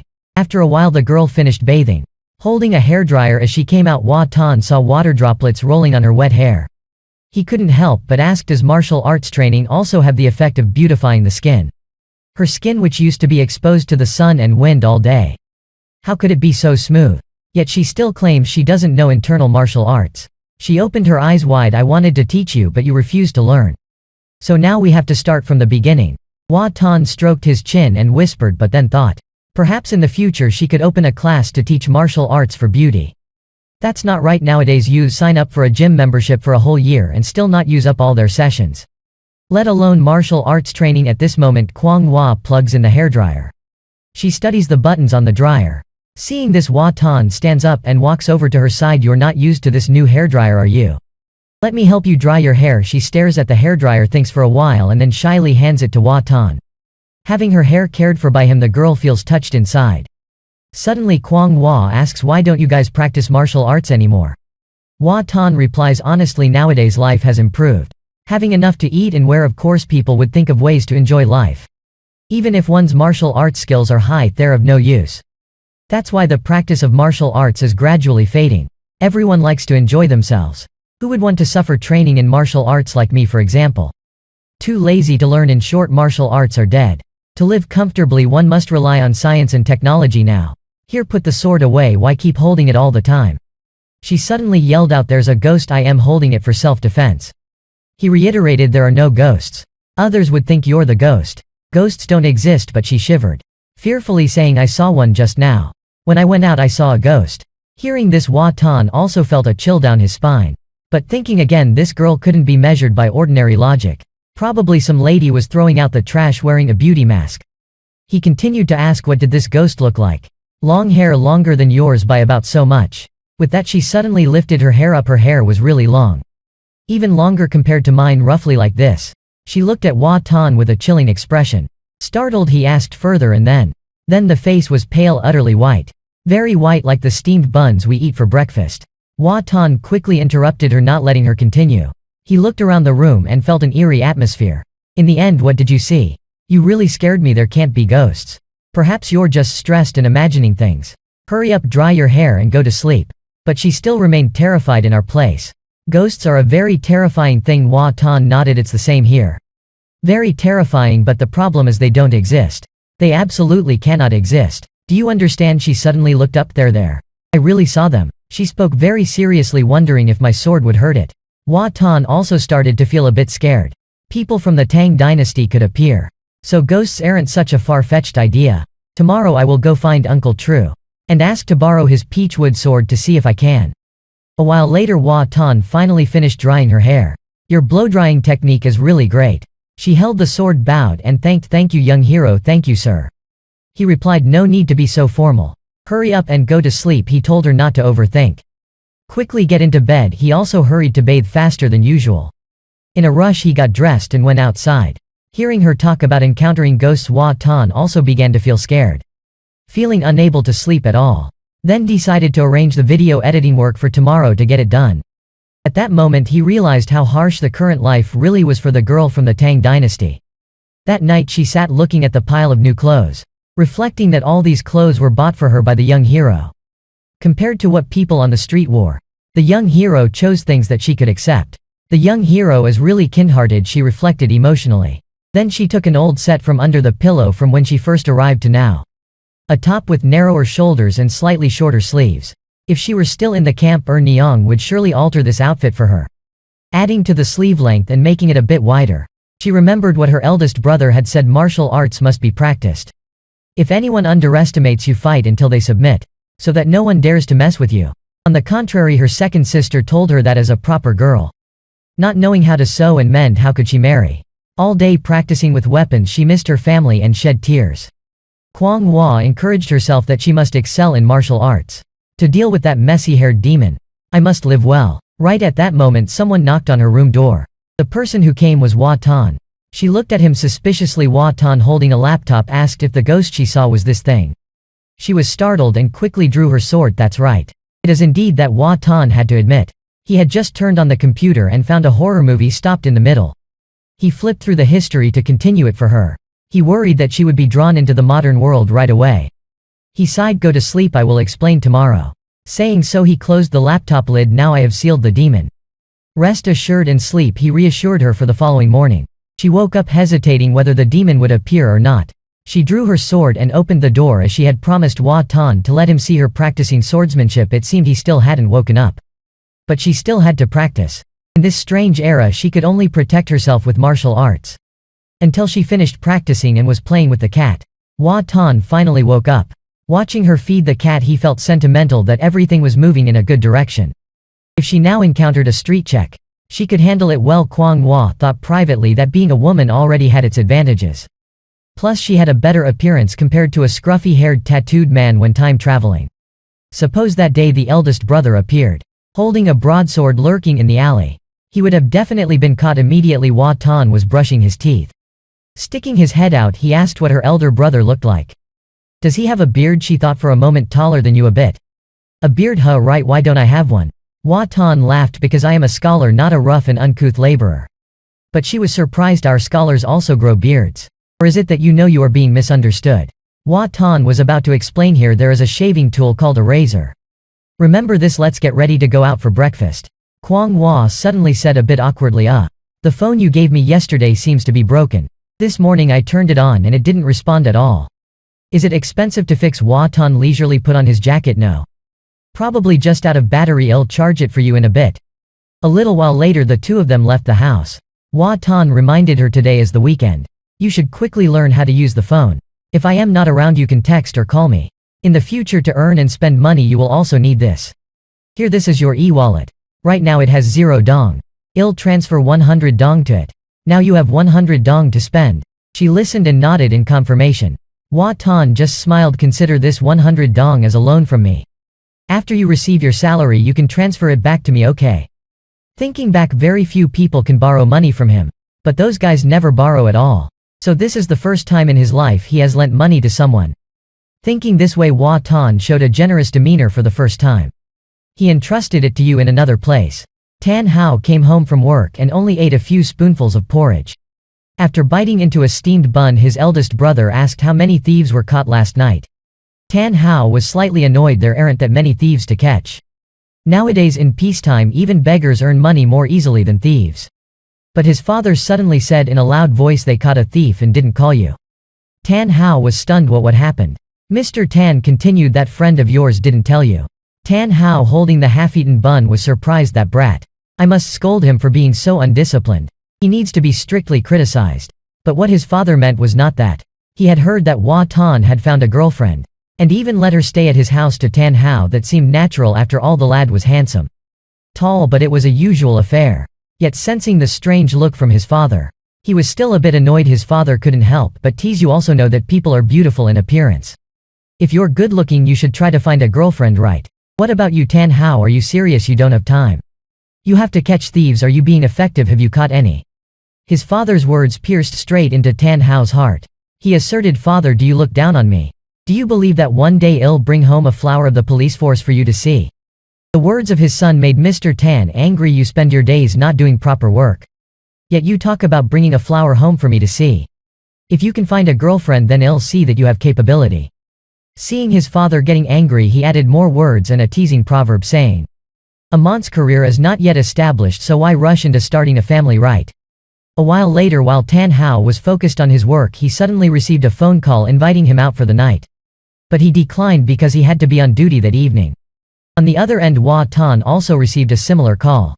Hearing it wasn't to go to a bar, he immediately agreed and even planned to take Kwang Hwa out for fun. After hanging up, Hwa Tan said to her, tonight I will take you out for fun. Remember to stick close to me and don't cause any trouble. By evening, on the way to the meeting place, he instructed her that there might be a lot of people tonight. But it's all right, you just enjoy your food and drink, but except for alcohol. Not long after, the two stood in front of a place named KTV.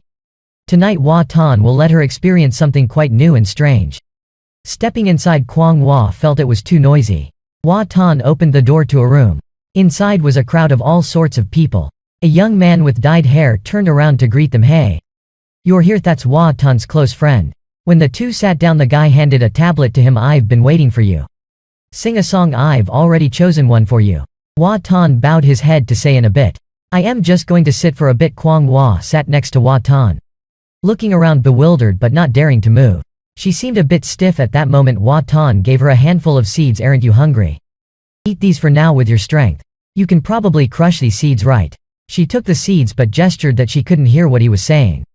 Hwa Tan then remembered that the music was too loud, so he leaned down and spoke into her ear. I mean, you can crush these. Try it. She obediently used 2 fingers to crush a nut.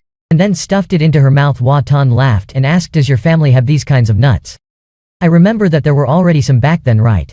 This is the first time she has eaten this, so she does not know. Kwang Hua said she has never seen it before, but it tastes very good. She chewed another piece, the strange flavor flooding her taste buds. She seriously told Hua Tan that it was very delicious. Hua Tan laughed, if it's good, eat more. He looked around the karaoke room. After all, no one was paying attention to them. Even if discovered, they would just think he has a strong grip. Suddenly Hua Tan picked up a beer bottle. Come on, prince. Let's have a drink together. The prince stopped singing, shouting, hey kid, I was singing well. Although scolding, the two clinked bottles from a distance. The prince tilted his head back and drank in one gulp. Seeing Hua Tan drink with ease, the girl leaned in, eyes shining brightly. I want to drink this. Hua Tan quickly stopped her. A girl must protect herself when outside. You should nt drink alcohol, it's a wild beast. She didn't give in. I have drunk alcohol before. I won't get drunk. Hua Tan still strenuously objected. The alcohol here is definitely stronger than the rice wine at your house. Even if not drunk, still should nt drink. Kwang Hua with a very serious face, I just want to try the taste. One sip is enough. Seeing her eager to drink, Hua Tan finally sighed, poured a small glass for her. You're only allowed to taste it. She carefully picked up the glass and took a small sip. After experiencing it a bit, the girl immediately regretted it. Not tasty. Hua Tan couldn't hear clearly. The two of them moved closer to each other. She said, I told you it's not tasty. Seeing the two being intimate, the prince pointed, what are you doing? In broad daylight you're doing this. Hua Tan waved his hand dismissively. Scram. Scram, you continue singing, sing your song. But the prince moved closer again, draping his arm over Hua Tan's neck. I've been wanting to ask for a while now. Is she your girlfriend? Why haven't you introduced her to me? Hua Tan pushed his hand away, just a normal friend from the countryside, then turned to Kwang Hua. This is my close friend, the Prince Tuan. A major client of the Chin Ni Bat Kin. The old wealthy landowner. The prince, not believing his friend's words, really just a normal friend. Then let me get to know her. Hua Tan immediately ordered. Scram, don't even dream about it. The prince, annoyed, what's wrong with me? Where did I go wrong? Hua Tan sarcastically, are you as handsome as me? As tall as me? The prince reflected, it won't take long, I have money. Hua Tan didn't know how to respond. He said, no more. Are we starting yet? I am starving. The prince ran to select a song while others hadn't arrived yet. Don't rush, first scream to clear your throat. Always wanting to hear you sing meow meow meow in Cantonese. How to is really mother of the night still on duty? Is there still such a night shift in this world? Hua Tan angrily, How is now a people's protector? And you're the type of bug that eats without sitting still. The prince starts singing without paying attention. Everyone also jumps around on the floor. The girl stares, not understanding what's happening. She asks Hua Tan, what are so many people here for? I feel it's too noisy. Hua Tan signals her not to worry, consider it a form of celebration. A close friend has a birthday, so everyone is invited to have fun. Places like this are very conducive to getting closer to each other. Each person comes for a different purpose. Some people just want to drink. Some like to sing, some want to make friends. Speaking of which, Hua Tan sees her breaking some almonds.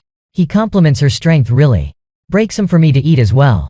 She takes a handful and clenches her hand tightly. The cracking sound echoes continuously. Hua Tan takes them and puts them in his mouth. Thanks, the heroine. Do you know how to sing? She shakes her head. I have never sung. You never know. Hua Tan smiles. No need for you to sing. Let me dedicate a love song to you right now. Suddenly a bespectacled guy, with a smart-looking face, pushes the door open and enters. Hua Tan is startled. Why has this guy also come? The biggest thing the girl from the past feels when traveling to the modern world is that there's no food here. That's too hard to swallow. In a blink the shelves have piled up. Seeing that, Hua Tan tells her that there will be a super huge birthday cake later. She immediately drools. The birthday cake is her favorite dish. Just then the prince passes the microphone. Over here, sir. Sing a song, will you? Hua Tan thinks for a bit and then takes it. All right, let's sing a song. But Kang Hua suddenly becomes a curious child, leaning close to the microphone, poking it. What is this? Having just said that, she jumps in fright. Why is my voice so loud? Hua Tan quickly covers the microphone. Don't be scared. This is called a microphone, not a monster or anything. I'll explain to you in a bit. He looks at her with a reproachful gaze, so that later on when she hears a loudspeaker outside, she won't be astounded, wondering how evil that person is anymore. Seeing her innocence, Hua Tan suddenly feels a strong urge to pinch her cheeks. He unconsciously reaches out his hand but immediately withdraws it upon meeting her scrutinizing gaze. Anyway, sooner or later I must try pinching them to see. Next is the enthusiastic duet between Hua Tan and the prince. After the song, the prince looks around. Everyone has already gathered. Let's start then. At that moment a birthday cake as tall as a person is wheeled in.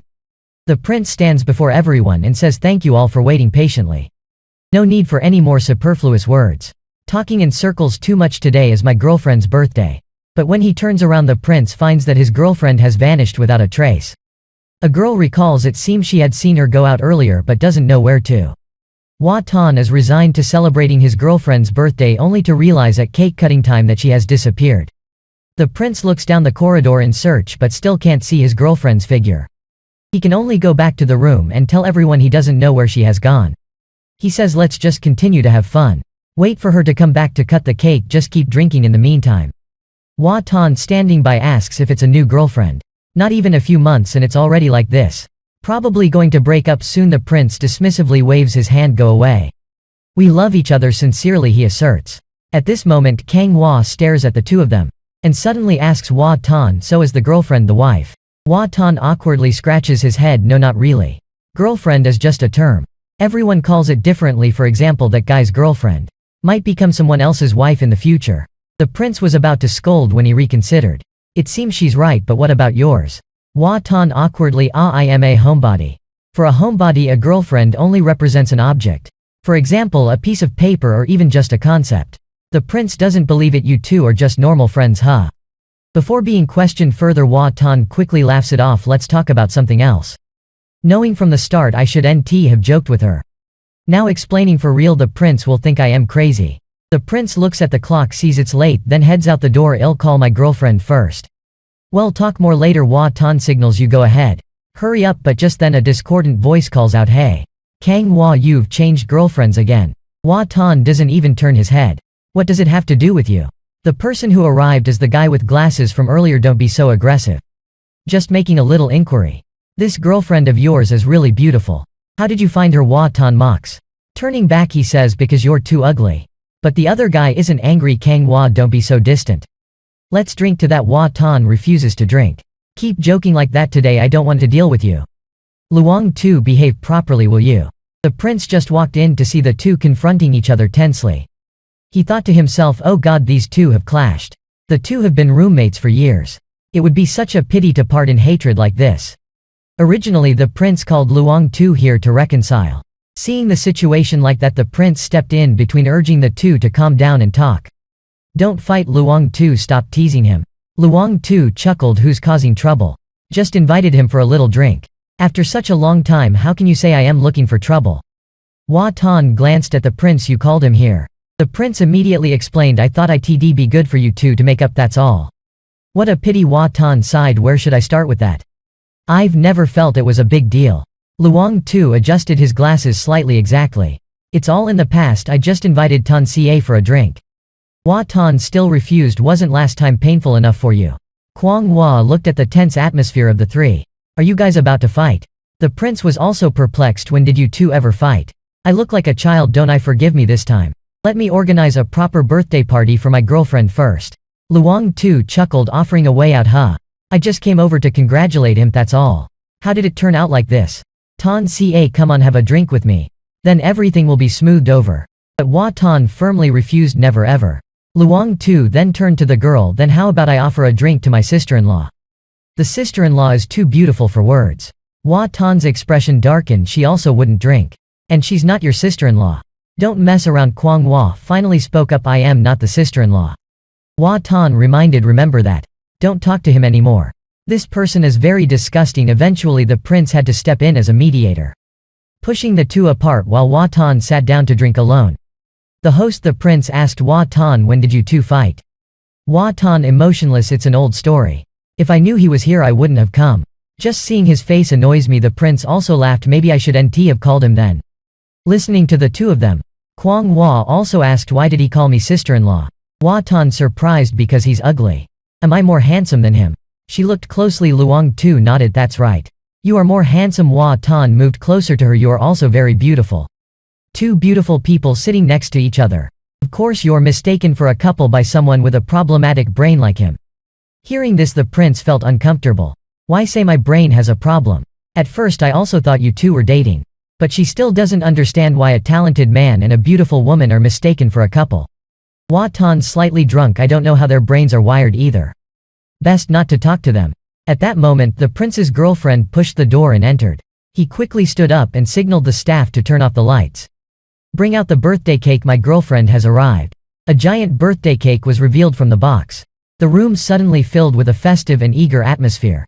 Kwang Hoa's eyes widened in astonishment. Wow. It's so big, can everyone really finish it? Hua Tan nodded, but then he felt something wasn't right. How can we finish such a big cake? He promptly pulled her hand, signaling her to kneel behind a table. Hide here. Don't move, don't go anywhere unless I call you. I'll get you a big piece of cake later. She huddled next to the table, anxiously waiting, curious about what the birthday cake would taste like. But why hide to eat, right? Or is there actually some rule that makes people so expectant? But then the inside of the room suddenly changed completely. Someone grabbed the cake and smashed it straight into another's face. Immediately the room erupted into chaos, everyone throwing cake at each other. She was stunned and wanted to reach out, but could only watch the tragedy as the cake collapsed. Fortunately at that moment Hua Tan turned around. He scolded her for standing up, insisting she should have stayed hidden. Although Hua Tan was also smeared with birthday cake, he still held a large intact piece in his hand. He sat down next to her. Those maniacs. They've exhausted me, you know. The prince bought such a big cake just to throw it around for fun. Here I managed to save this piece before they started. Try it, it's a big piece. She silently accepted the cake, biting off a small piece and putting it in her mouth. Her eyes no longer as eager as she had imagined. Hua Tan inquired, does it taste good? But her voice sounded melancholic. It's delicious. However, she suddenly remembered Nhi Nun. She longed for her sister to also try this thing called a birthday cake. Even the bread Nhi Nun hardly dared to eat much of. Just drinking a few big bowls of water, if she could eat a delicious cake like this she would surely smile brightly. Eyes closed, if she could enjoy this dish. Watching everyone throw cake haphazardly, she asked Hua Tan why they wasted good food by throwing it. Hua Tan could only explain that this is one of its uses. Next time I will buy it for you to eat at home without wasting any of it. But she still felt puzzled. Good food not eaten. Instead thrown away, dirtying clothes, and yet they are happy. Having a peaceful life but still seeking thrills. Is this really the best era? Is this prosperity? Seeing everyone noisy then, Hua Tan stood up. I'll go wash my hands and then we can go. She obediently sat still on the chair waiting for him. Suddenly a voice sounded beside her ear. Sister-in-law. Did Tan Ca leave you alone here? What's your name? Let me get to know you. That was Luang Tu, a person not on good terms with Hua Tan. Kwang Hua coldly looked at him. I don't talk to you. But Luang Tu did not give up. Don't be so fierce. Did Tan Ca tell you to say that? You look so clean, not joining in the fun. Let me apply some of this for you. Saying that he reached out, intending to smear cream on her. Kwang Hua panicked and stood up abruptly. She screamed, what are you doing? Don't you dare. Luang Tu approached as everyone else was already dirty. You still look so clean like that, it's very strange. She looked at her hands in horror, clasping them tightly, making a cracking sound. It seemed she was considering whether to hit him or not. At this moment Hua Tan appeared just in time. Seeing Luang Tu trying to harass the girl, Hua Tan didn't say a word. He landed a punch straight into his stomach. Luang Tu immediately collapsed in pain. After a moment he retaliated with a punch straight to Hua Tan's face. Hua Tan was sent flying, tumbling over a table. Hearing the noise, the host Wang Zi hurriedly came to see. By then Hua Tan was on top of Luang Tu, continuously delivering blows, and hearing Wang Zi shouting loudly. The others then rushed over to try to separate the two. But Hua Tan still grasped Luang Tu's collar tightly. Suddenly a tiny hand reached out, gently pulling Hua Tan away. Everyone looked at the girl in amazement. This girl's strength was really strong. And Luang Tu was being held tightly by Wang Zi, staring intently at Hua Tan. Wang Zi thought to himself, am I crazy? Why did I push these two into each other? Hua Tan pinched his nose to stop the blood from flowing out. Then he said to Wang Zi, do you see? The birthday party was completely ruined by this guy. Why don't you also give him a lesson? But Wang Zi turned to everyone and apologized. Sorry everyone. Let's call it a day and postpone to another time. Everyone left with a heavy atmosphere lingering inside. Finally Hua Tan spoke first. How about it? Want give in, stand up, I will continue fighting with you. No need, I am leaving. Luang Tu stared at him but said nothing more. Wang Zi angrily asked, still want to fight? You're grown up, what's wrong with you? Your face is all swollen now. At that moment there was a knock at the door. Wang Zi went to open it, asking who is it? I am busy now. To his surprise it was two police officers. They said we received a call that there was a fight here. Wang Zi looked at the newcomers, stunned.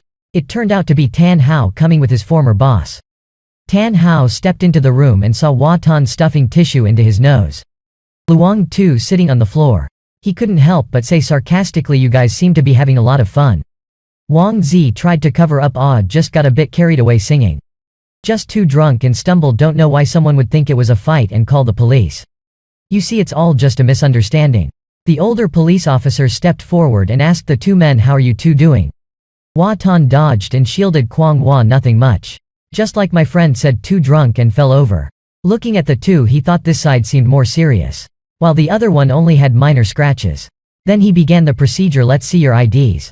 Hua Tan read out his ID number. He took notes and continued, "So you two didn't fight, right?" Hua Tan smiled, waving his hand. "No such thing, sir." Wondering who would make such a joke. But at that moment Luang Tu suddenly spoke up. "Yes, there was. He hit me. Look at my face, it's all beaten up. Fighting at a birthday party, how should this be handled?" Tan Hao quickly asked Hua Tan, "Did you really hit him?" Hua Tan indifferently replied, "If he says there was, then suppose there was. Just ask me." Wang Zi intervened, trying to calm things down. "It's just a joke, I know best who hit whom. Just ask me." But the older policeman didn't want to ask further. "Both of you stop arguing. Please come with me to the station." Hua Tan asked Wang Zi, "Can you take my sister home?"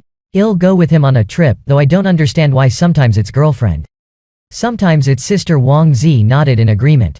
But the policeman said there was no need. "Both of you come along as witnesses. We need to thoroughly understand the situation." Hua Tan started hastily taking the paper out of his nose. He explained to the police, "My sister is still in high school. She hasn't finished her homework yet." Wang Zi also pleaded, "I'll go, that should be enough. Ask me anything, I was there the whole time. I know best whether they fought or not." But the police officer still insisted, "Come on, too much hassle. Let's all go together, too many issues." Tan Hao helplessly said, "Stop looking at me. I am just a rookie cop." Talking didn't help. Hua Tan still tried to argue, "My cousin just came from the countryside. She's never been to this place before, please don't scare her." Tan Hao was also getting a bit annoyed. "Come on. It's just procedure, I am not going to eat you." A while later everyone left the karaoke bar. Tan Hao asked Hua Tan, "Your cousin, huh? Still in high school, right? How old is she anyway?" "Your sister is like a sister to me too." "Hey little girl, what's your name?" Hua Tan feigned surprise. "You're asking too carefully, huh? She's in high school but hasn't got her ID yet. Just visiting me for a few days. Her name is Kwang Hua." "Got it." Tan Hao turned to the girl, "Remember now, okay? Remember, I am Tran Ca. If you need anything, just look for me." Perhaps this was the most anxious Hua Tan had felt since picking up his wife by the roadside, who was a lottery winner. After the fight at the karaoke bar, Hua Tan and everyone were taken to the police station. Standing in front of the station, Hua Tan couldn't help but worry. The ancients truly need to control their temper. However, Kwang Hua is currently muttering something to herself, mumbling non-stop. The high school cousin, without any documents, recognizing Hua Tan's gaze. The girl looked at him with determination. Encouraging herself, Hua Tan smiled. "That's right. After all, one has to face it. Consider it a practice for getting used to it." A moment later, Hua Tan and Luang Tu were taken by the old policeman into a separate room. The policeman sat in the presiding position. "Tell me, what happened? Who will speak first?" Hua Tan spoke up. "It's just a fight. I hit first because he cursed." The policeman clearly wasn't satisfied. "Explain more clearly. Then you tell it, what exactly happened." Luang Tu smirked. "This time that guy probably won't gain anything. But I didn't lose out on anything. Who is right or wrong isn't important. The kid who hit first already had a reason." He began to tell with an innocent face, "I was just joking. Who would have thought he would hit me? I didn't even know what was happening and I got hit." The old policeman got angry. "Is that all you have to say?" He shouted, "Both of you clarify the process, go on. Do you understand what clarify means? Are you kidding me? What did you say and how did he respond? Then which phrase led to the fight? How did he hit you and how did you respond?" Understood. After hearing this, both fell silent, not knowing where to start. Sensing the silence, the policeman continued, "What's there to think about? Tell it as it is." Then he looked at Hua Tan. "How about you start?" Before Hua Tan could react, Luang Tu spoke up, "Let me tell it. Initially I just wanted to invite him for a drink. But he wouldn't drink." While Luang Tu was telling, Hua Tan was worried about the girl. It's too early for her to deal with the police. Currently she is in the next room being interrogated by Tran Hao. Unaware of how things are going, suddenly the policeman shouted loudly, "Why are you looking away? I am asking you." Hua Tan started turning back. "Ah yes. In the end that's it, but the first part he said is not right. It was him who cursed at me first, so I hit him. No matter what, I must assert that he was the one who provoked first." Everyone was silent. The policeman asked, "So now how do you want to handle this?" Shaking hands and making peace, Luang Tu clearly did not want to forgive Hua Tan. "According to me, we should detain him first, right? The policeman explained that this case was a fight. If we detain, it should be both. If you feel that the injury is severe, then go for a checkup. See if there is any abdominal injury. It just looks a bit red but nothing serious. Hua Tan knew that he still had to go to work. He couldn't afford to be detained. He laughed and said, how about we reconsider the behavior? Shake hands and make peace, or else we both will be detained. Luang Tu angrily stood up, but it's clear that he hit me first. The policeman, tired, said, all right, fine him 500 dong. Fine you 200, detain him for 8 days. Detain you for 5 days, either go for the injury examination or accept the reconciliation. Luang Tu had to sit down with a thump, reluctantly accepting. Not long after, Hua Tan walked out of the reconciliation room. Tan Hao was waiting outside. He said, the wound on that guy's face over there. It looks like it will need quite some time to heal. It's late now, do you need me to take you back? But Hua Tan refused. No need. I am in the middle of work, leaving now would be inconvenient. Before he could finish his sentence, Tan Hao covered his mouth. Acting mysteriously, he said, don't talk nonsense here. There is a mysterious force here, you can't go against its wishes. A moment later, Hua Tan, catching his breath, asked, where is my sister? Tan Hao pointed towards the gate over there, outside the gate. I told her to come in and wait, but she refused. So Vong Tu is standing out in the cold with her. Hey, why do I feel like your sister is a bit absent-minded? Outside the gate, Vong Tu looked at his watch. Goodness. It's been almost an hour and that friend of yours still isn't done. Fortunately, at that moment, Hua Tan came out. Vong Tu intended to take them home but was refused. He could only stand and wait for a taxi with them. But the street was empty, not a single taxi in sight. A cold wind blew, making all three shiver intensely. Vong Tu couldn't help but complain, it's so cold in the middle of the night. Then he suddenly remembered, should NTI offer my coat for the lady to wear? Hearing this, the two looked at each other, puzzled. She said, I am not cold, leaving Vong Tu at a loss, truly not understanding their relationship. Later, Hua Tan and Quang Hua finally caught a taxi from the police station back to the apartment complex gate. Hua Tan walked ahead and she followed silently. He felt like he was a playboy, stumbling home alone late at night drunk. It's not fun at all. He turned back and urged her to hurry up. Come stand by me, otherwise it looks like you're a bug following me around. She was not pleased. I am not a clinging bug. He said if she came to his side she wouldn't be like that anymore. Hearing this, she quickly took 2 steps and stood beside Hua Tan. The two walked side by side. Hua Tan joked, okay now I declare you are no longer a clinging bug. She retorted, I never was. And not long after, the two finally arrived home. Hua Tan collapsed into the chair, exhausted. Today has been tiring to death. Finally it's over. Suddenly he sat up and asked, hey, what did Tan Hao ask you at the station? How did you answer? I said I was your sister. Attending high school, went to karaoke for a birthday party. I didn't answer the other questions. Hua Tan was stunned. Oh my, you are indeed clever. No wonder he said you were a bit distracted. Quang Hua also felt a little emotional. The police here aren't too scary. As long as you're not aggressive, there's no problem. Being there for a long time, they even offer food and drink. Having said that, Hua Tan yawned deeply. Reviewing the events of the day, not a bad fight. And I got to hang out with you. Aside from being annoyed, it was quite good. The most important thing is that you've shown great adaptability. He looked at her. Do you realize how much you now rely on me? Following all that I say. That guy teased you and you didn't even hit back. She thought for a moment and said, I don't know anything at all. So I have to listen to you. Aren't you afraid that I might deceive you? Her voice was steady. Not at all. In my heart you are a good person. Living off you, using your things. Always receiving help from you. If I still doubted you, I might as well wander the streets instead. Suddenly she said to Hua Tan, that person didn't touch my face.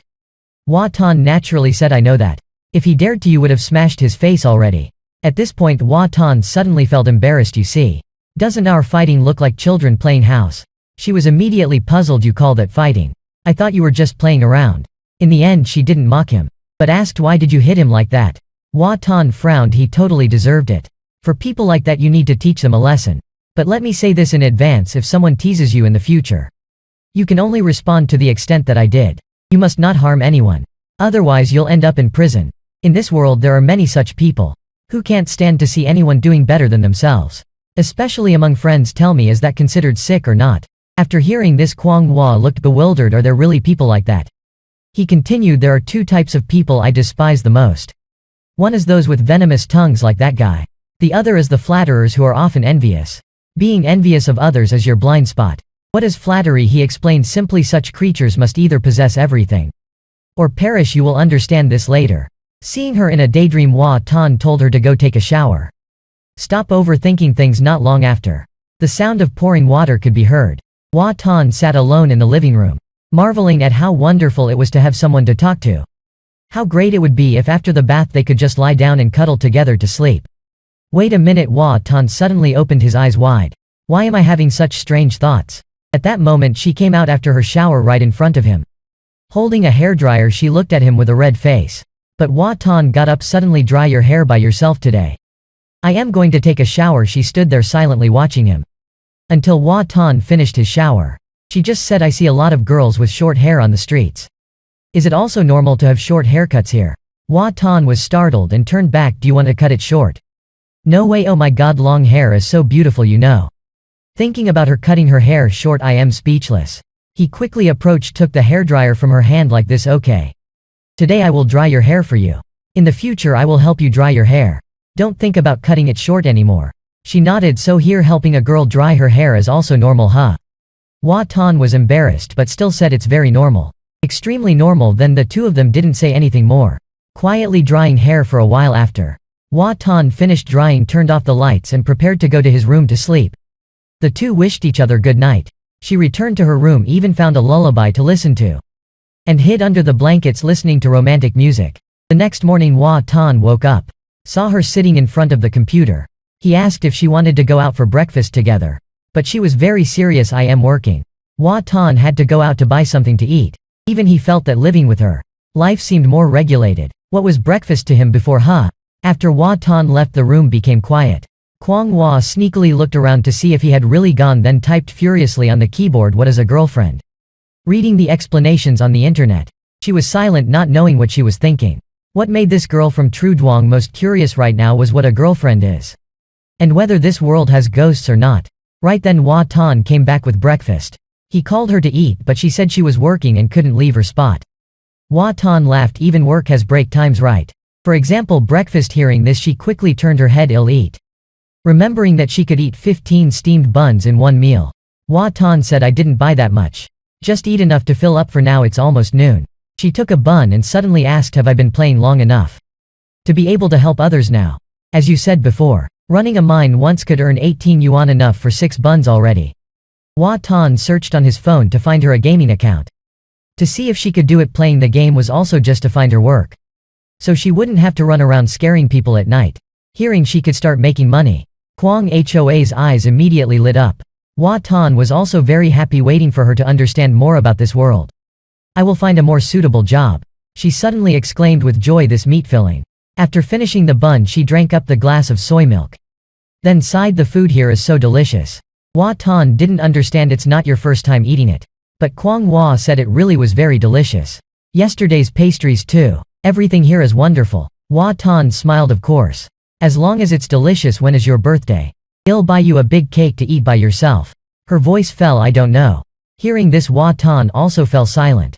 But then he laughed and said, then let's take the day you appeared here as your birthday. Is that okay? She was stunned. Can it be like that?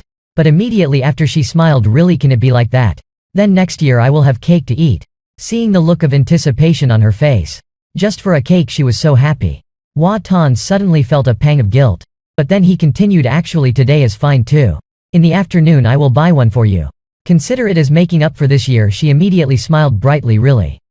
Thanks, young hero. But then she suddenly realized something, and said shyly, ah, never mind, forget it. Delicious items like that must be expensive, right? Hua Tan laughed broadly. Not expensive.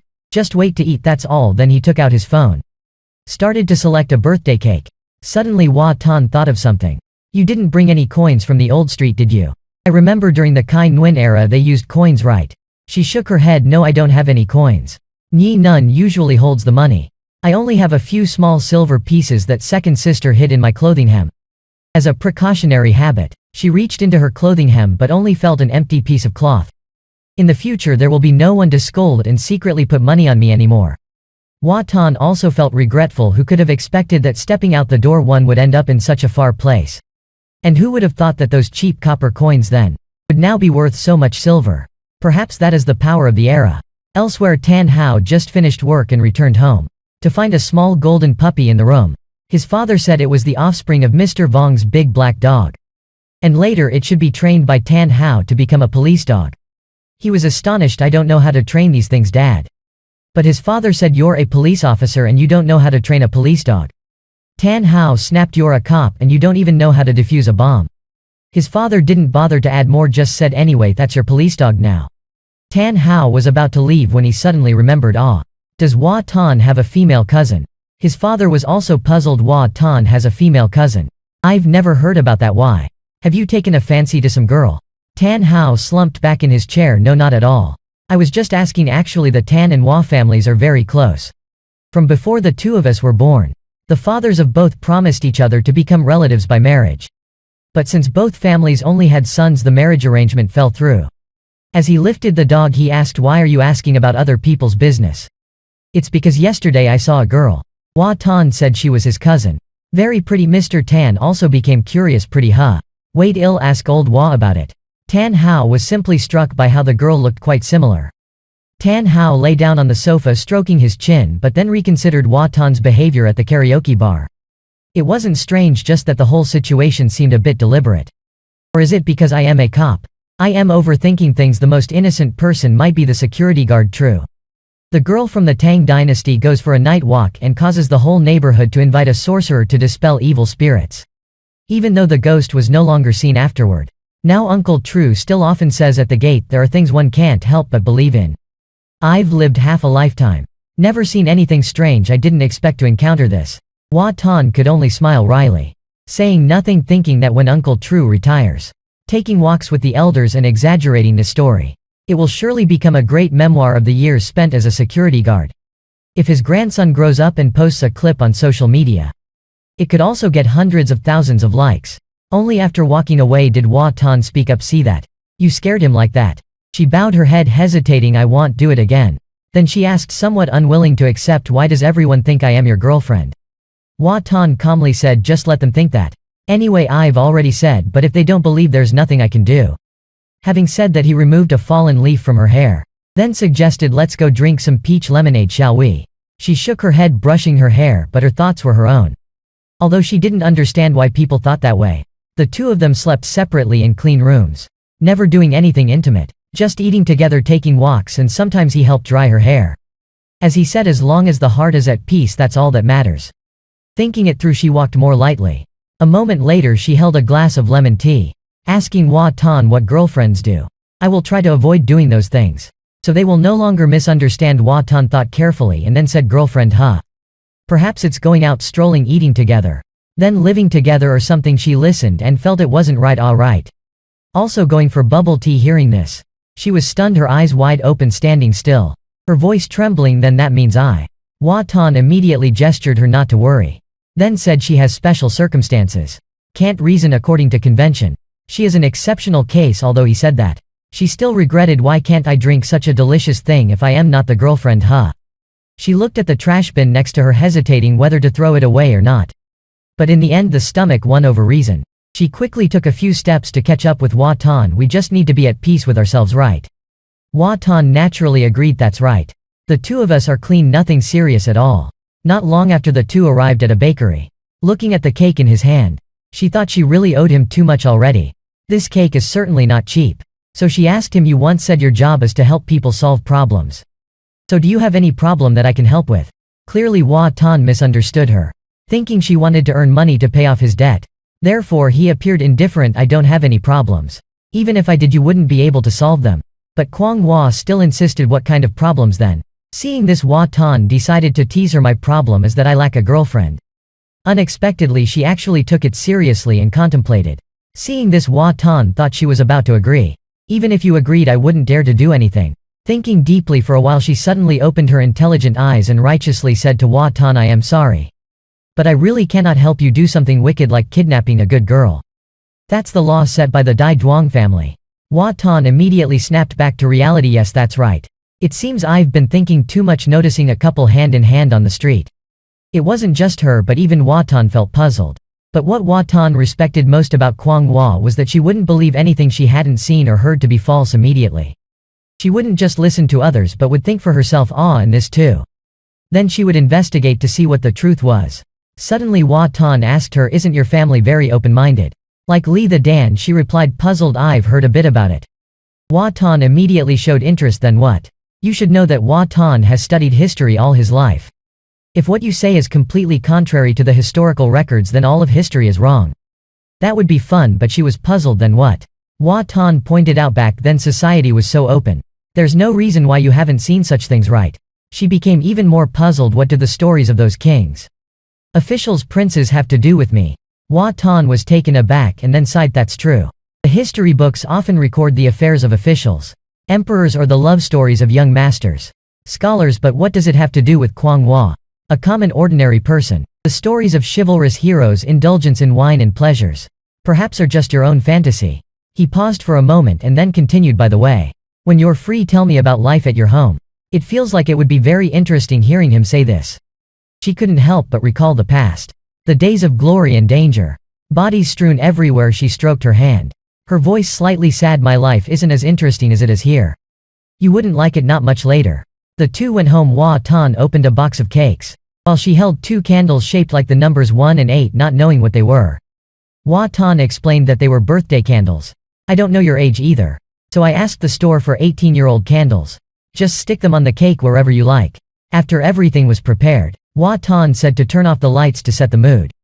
A moment later, the room was left with only the flickering light of the candles. Hua Tan pushed her to sit down. Please welcome our protagonist today, Miss Kwang Hua. Step up. Next is the wishing part. She closed her eyes, made a wish. It must definitely become reality. Then whispered softly after making the wish, opened her eyes and blew out the candles all at once. This was her first birthday wish. It would certainly come true. She followed the instructions, closed her eyes and made a wish. Hua Tan pretended to be indifferent, standing beside waiting, but when she opened her eyes, he was leaning close to her ear to eavesdrop.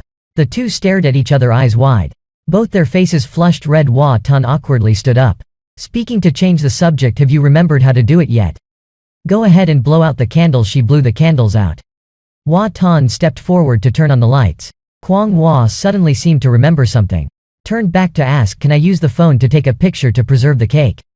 Hua Tan immediately understood that she wanted to take a photo, and then he taught her how to use the camera on the phone. After taking the picture, it was time to cut and eat the cake. She cut the cake as Hua Tan had instructed, then picked up a piece and offered it to him. You eat first. Hua Tan smiled. Ill, just have this piece. The rest is all yours. Eat a lot. She looked at the half of the cake that remained. All of this is for me. She bit into a piece. It was the familiar sweet fragrance. She smiled happily while Hua Tan watched her eyes, sinking into thought about the first time he had cake as a child. Surely he had a similar expression then, but he couldn't remember when it was that he started to feel full. Perhaps it was from eating too much. Or maybe because there was too much good food, so it had been a long while since he had felt simply content for enjoying something delicious like this. Her presence truly brought Hua Tan endless hope. He offered her a bottle of Coca-Cola, inviting her to drink together, knowing that her being able to come here was a stroke of luck. But for him, life is also short, just a few decades. Having experiences, picking up lessons from ancient times is also not a waste of life. Looking back in the future, it will surely be very interesting. The two of them drained their glasses to celebrate this meeting thousands of years apart. The two were eating a birthday cake. Kwang Hua began telling about the era he lived in, the 4th year of the Kaiyuan era. The great Emperor Lo Dia was fortunate to have Du the Great, who was very successful in exterminating locusts, thus preventing the disaster of white bones in the wilderness. But a disaster is still a disaster. Nhi Nun was at that time fleeing the famine from the country of Lo, wandering to County 2. Nhi Nun often said that was a time of peace. Du the Great was a saint. Her family still worships the longevity plaque of Du the Great. Whether in hardship or in prosperity, she would eat half as much as everyone else. The head of the household often scolded her for being foolish, but she just laughed, saying she only enjoys half the blessing. The other half she shares with her benefactor, so that the peaceful times would last longer.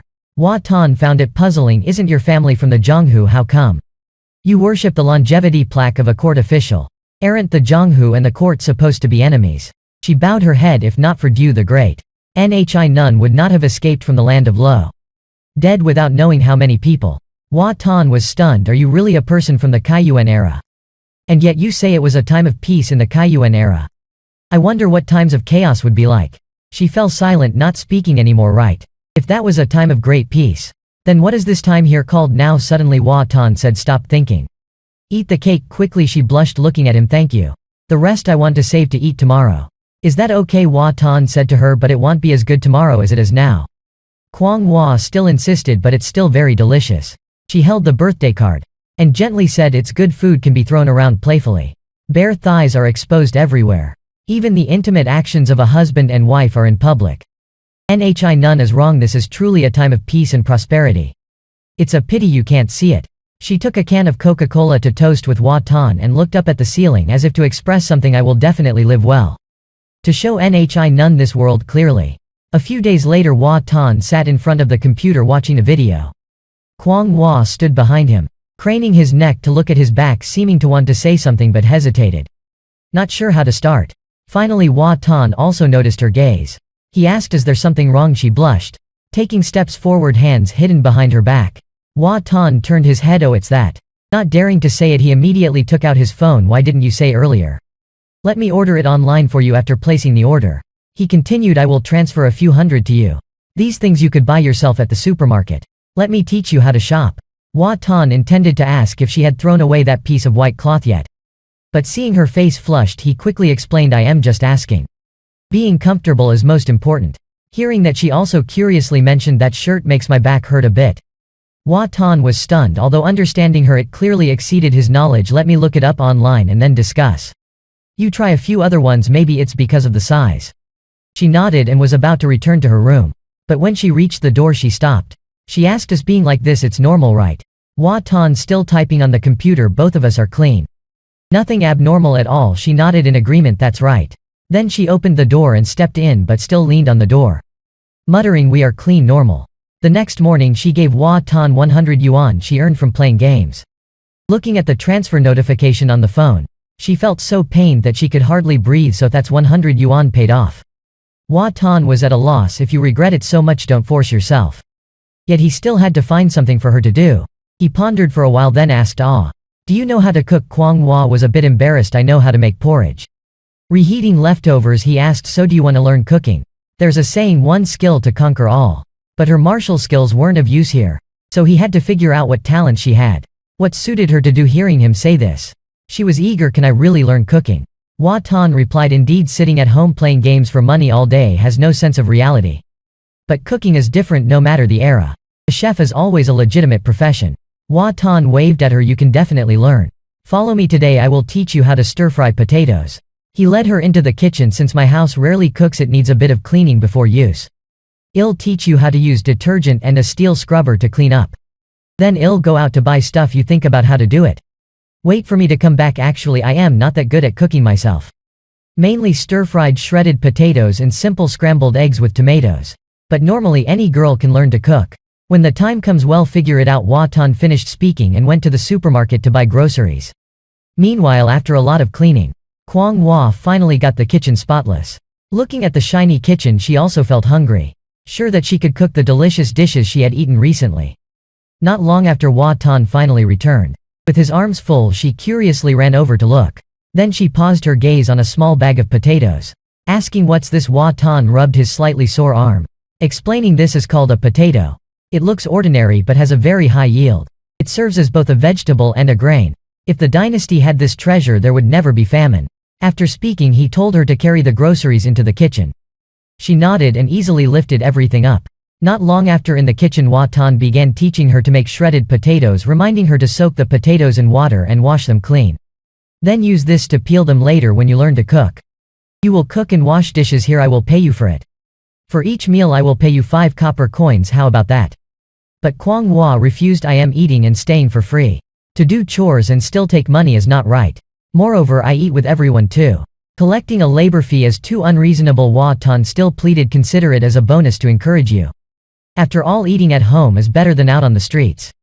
Young lady, hurry up and learn cooking. I believe in you. She nodded slightly, though it felt odd to be a freeloader.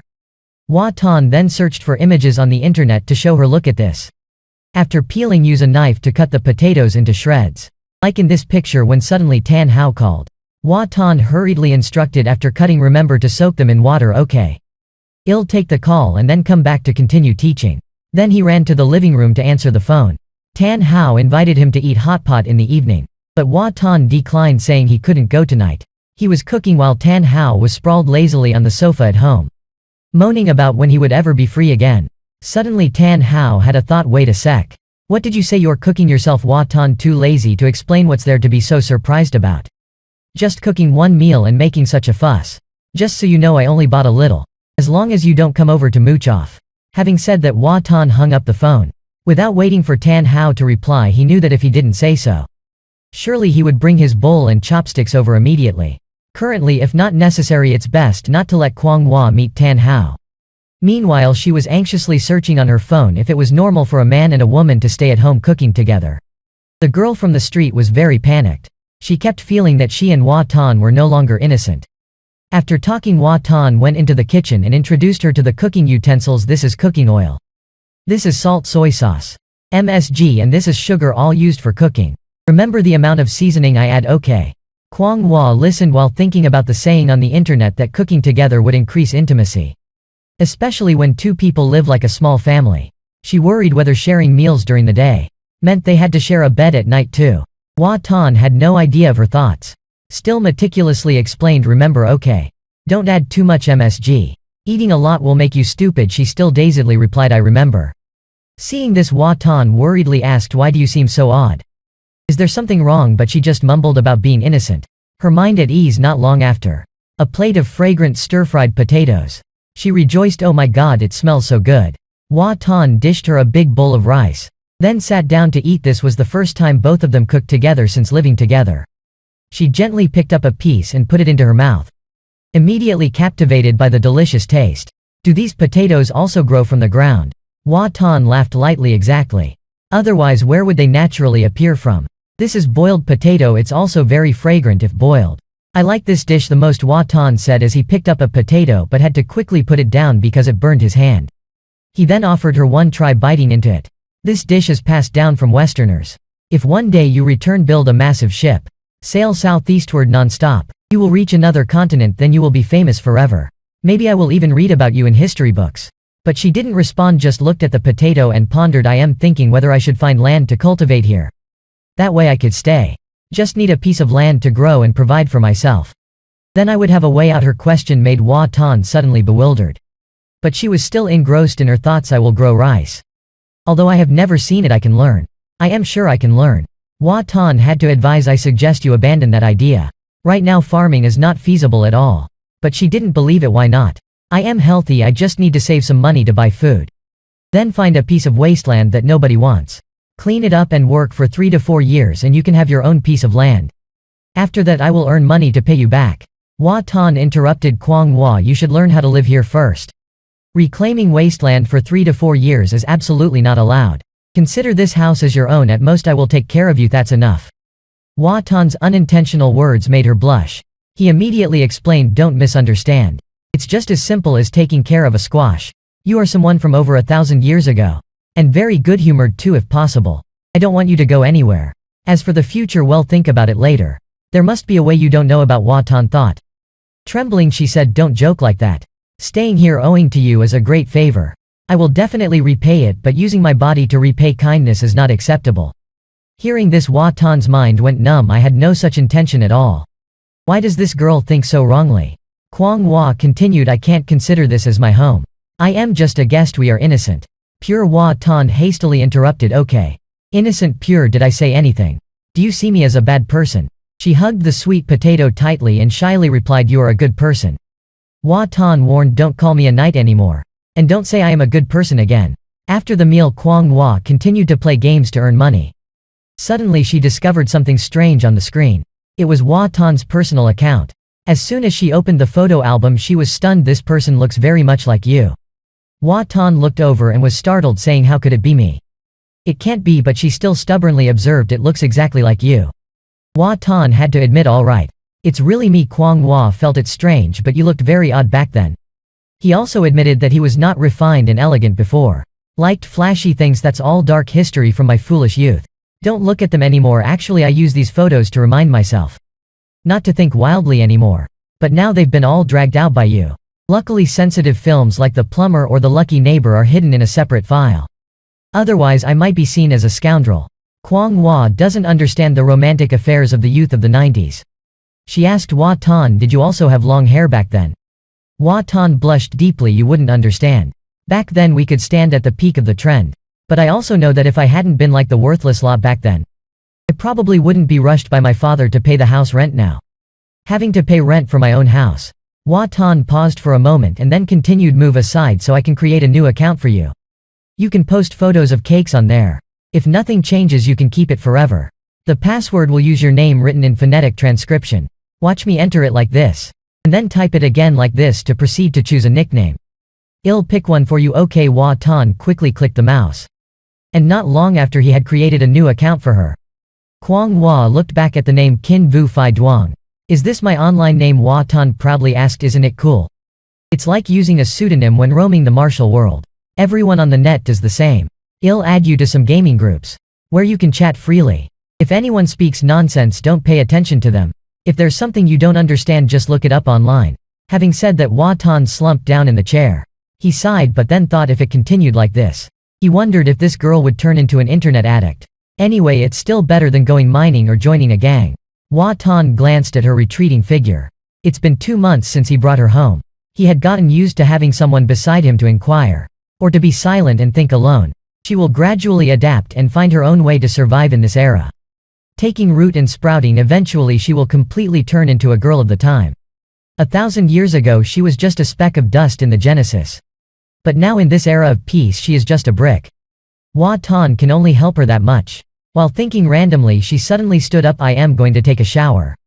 Not long after she finished showering and dressed to cover the scars on her body. She understood that Hua Tan was right. Now everything exists for human beings. Everything within sight is not the same as it used to be. All for survival. Just over 2 months and she already feels very different from before. She opened the door and stepped out of the bathroom, but saw that Hua Tan was already waiting there. He waved his hand. Come here, I'll dry your hair and then it's my turn to shower. Hua Tan thought, as long as he blows her hair each time, she won't think of cutting her long shiny hair because it's troublesome. He silently blew her hair. But suddenly she turned around and said, or maybe you should grow your hair long too. Just don't dye it red, that would be fine. So I can also dry your hair for you. Hua Tan of course refused immediately. But she still insisted that only he would dry her hair. That's not good. He smiled and replied, it's very simple after all. Every day in the hair salon there are people drying hair for customers. You should nt find it troublesome at all. Hearing this, Kwang Hua also said nothing more, only blushing to say thank you young hero. In her heart she imagined if Hua Tan lived in the same era as her. Being so kind and fragile like that, he surely wouldn't be able to survive. At that time perhaps she would protect him, and then say it's just a small matter. But thinking again, he should nt come to that era. Now it's very good like this. Wonderful that the two of them are living together. In the blink of an eye it was already winter. That early morning Hua Tan put on her a cute hat. Told her to stand still so he could take a picture. Looking at her in various outfits through the phone screen, he felt like he was playing a pet-raising game. He sighed, feeling fortunate if back then she kept busily running around. By now she would have probably frozen to death. Lucky that I thought carefully and brought her home. Can your martial arts withstand the cold? She held the pom-pom on the hat. It helps a bit. Definitely more durable. Hua Tan laughed. With your slippers your toes would have been frozen stiff by now. Feeling exposed she also got angry. Hua Tan panicked and ran to the door. Then remembered to remind her, remember to cook some rice for yourself if you're hungry, okay? In the fridge there are tomatoes and eggs. No need to prepare my portion, alright. I am leaving now. This time Hua Tan went out to his parents' house. It was already past the middle of November but the house rent still hadn't been paid. Initially he intended to let it slide, but thinking back, last month his parents had reduced the rent. So he should visit them as a courtesy. Who knows, if his parents suddenly came over later it would be difficult to explain. Although he had a clear conscience about bringing her home, to outsiders it might also be easily misunderstood. After all, a man and a woman living together. If they say there's no relationship, only a fool like her would believe it. Not long after Hua Tan arrived home. As soon as he stepped through the door his mother asked, where's your girlfriend? Hua Tan with a contemplative face, she's at home. You didn't bring her? His mother immediately showed displeasure. Why didn't you bring that girl along? Hua Tan had to say, stop scolding me now. We've just started dating. What's the point of bringing her here? To have a meal at home and then get scolded by dad? Mrs. Hua continued to ask, is it proper for two young people like you to live together? Who is that girl? Don't tell me you picked her up from somewhere. Hua Tan had prepared a story. She came from a poor village in the mountains to the city to work. All alone with no relatives. I often help her out like a foster sister. Gradually we became close and then fell in love. When I met her, her slippers were torn and her clothes were patched up. Really pitiful, she didn't even have enough to eat. Children from poor families learn to be independent early on. She must be different from other girls now, not lacking anything. Hua Tan spun tales and blew bubbles of fiction. Eating oranges clumsily, his mother suddenly asked, so what are you two planning by living together? Hua Tan immediately spit out, planning what? We don't sleep together. She sleeps in the storage room, we're pure. Nothing at all. Mom doesn't want to listen to nonsense anymore. Standing up, she said, next time bring that girl here for me to see. If you two aren't compatible, break up quickly. At 7 in the evening his father came home, and as soon as he stepped in he asked here to pay the rent. Hua Tan felt aggrieved. I just came to eat. Before he could say anything else his mother called out, hurry and wash your hands, it's time to eat. I must say Mom's grilled ribs are the best. Hua Tan couldn't help but think, if only I could bring her to enjoy this, it would be wonderful. By now she must have finished eating and is diligently looking for games to play. Seeing him smile to himself, his father asked, what are you laughing at? Hua Tan started, oh, was I smiling? After dinner Hua Tan was helping his mother wash the dishes, when he suddenly spotted some plant or other. What plant is that? His mother said it was ginger. Heard that eating it is good for health, so mother tried growing it. Hua Tan looked at the young ginger plant, unconsciously reached out to touch it, but his mother slapped his hand away. What are you trying to do? Rubbing his sore hand he asked, can I take a little for myself? I want to take it back to plant as well. In the end he got half a young ginger root starting to sprout. Holding the ginger root in hand he smiled foolishly again. She would surely like planting this young ginger. He would give it to her right away. Hua Tan was very much looking forward to Kwang Hoa's reaction. At that moment his mother also said, let me finish washing up, go home, it's getting late. But at this moment in Hua Tan's mind there was only the beautiful image of her. He said slowly, Mom, I think I am in love. His mother rolled her eyes, you two are already living together, what's left? What do you mean think? On the way home for some reason Hua Tan felt heavy-hearted. He looked up at the night sky, wondering if he truly had feelings for the girl from over 1,000 years ago or if it was just desire. No desire, I dare not have such desires. Previously, although I joked about having a girlfriend, it was just for fun. Moreover, she's just staying over, becoming a girlfriend like that seems inappropriate. Other people's girlfriends are normal. Why is my girlfriend from over 1,000 years ago? It sounds so strange. Just as I entered the house, Hua Tan already saw her looking unusual. She dodged and shielded her computer. Clearly flustered, Hua Tan said nothing, only offering her the young ginger root from his mother. She silently received it, carefully observed it for a while, then asked what it was. Hua Tan, taking off his coat, said, this is ginger. The young plant of ginger, find a place to put it up. Try planting it and see, it suits you very well. Kwang Hua immediately hugged the ginger root and ran to the kitchen to place it carefully. Suddenly Hua Tan called her back to sit down. She seemed a bit uneasy, softly asking if he had something to say. Hua Tan was silent for a moment, then suddenly extended his hand. Let me feel your hand. She panicked. No, you can't do that. Hua Tan quickly explained, I just want to see if your hands are cold, that's all. She thought for a moment, then extended her hand. My hands are not cold. Don't believe me, feel them. Hua Tan took her hand, carefully observing her hand, practicing martial arts every day. Feeling quite different, she blushed, her voice trembling, asking, what are you doing? Hua Tan flipped and examined her hand over and over again. Continuously doing so, he said, I am checking to see if practicing martial arts has made your hands look ugly. If not ugly, then I might also take up training. But actually I think playing on the computer in winter must make your hands quite cold. I was thinking of buying a hand warmer for you. Kwang Hua was so embarrassed that her heart beat erratically. She gritted her teeth and finally couldn't hold back, muttering, I am going to take a shower before slipping away. After a while the sound of water rushing in the bathroom could be heard. Hua Tan glanced at the bathroom door once, then dashed to the computer. He knew for sure that when he entered the house, her expression definitely had something suspicious about it. After a bit of clicking, Hua Tan had rummaged through her entire search history. This girl really is a master of searching, finding all kinds of odd and random things. Who knows what else she is thinking in her head. Not long after she finished showering and stepped out, Hua Tan silently stared at her, then slowly stood up and walked over. I'll blow-dry your hair for you. He suddenly felt startled. His gaze was so strange. Tonight many things were not right. Hua Tan, fumbling with the hairdryer, spoke to her. Searching on the internet isn't omnipotent, you know.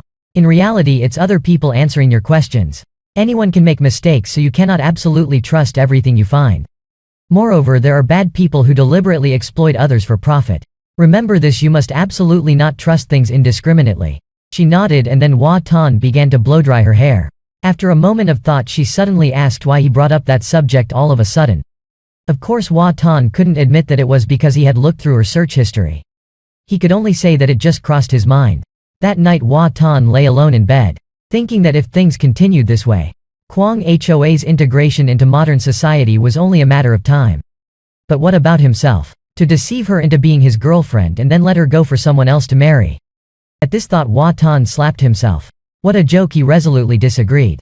Actually, he still had to find a way to make her his girlfriend. The next morning while she was brushing her teeth, she finally felt uncomfortable. She couldn't help but ask Hua Tan, who was standing beside her, what he was doing. He was just leaning against the door frame watching her. I am not doing anything.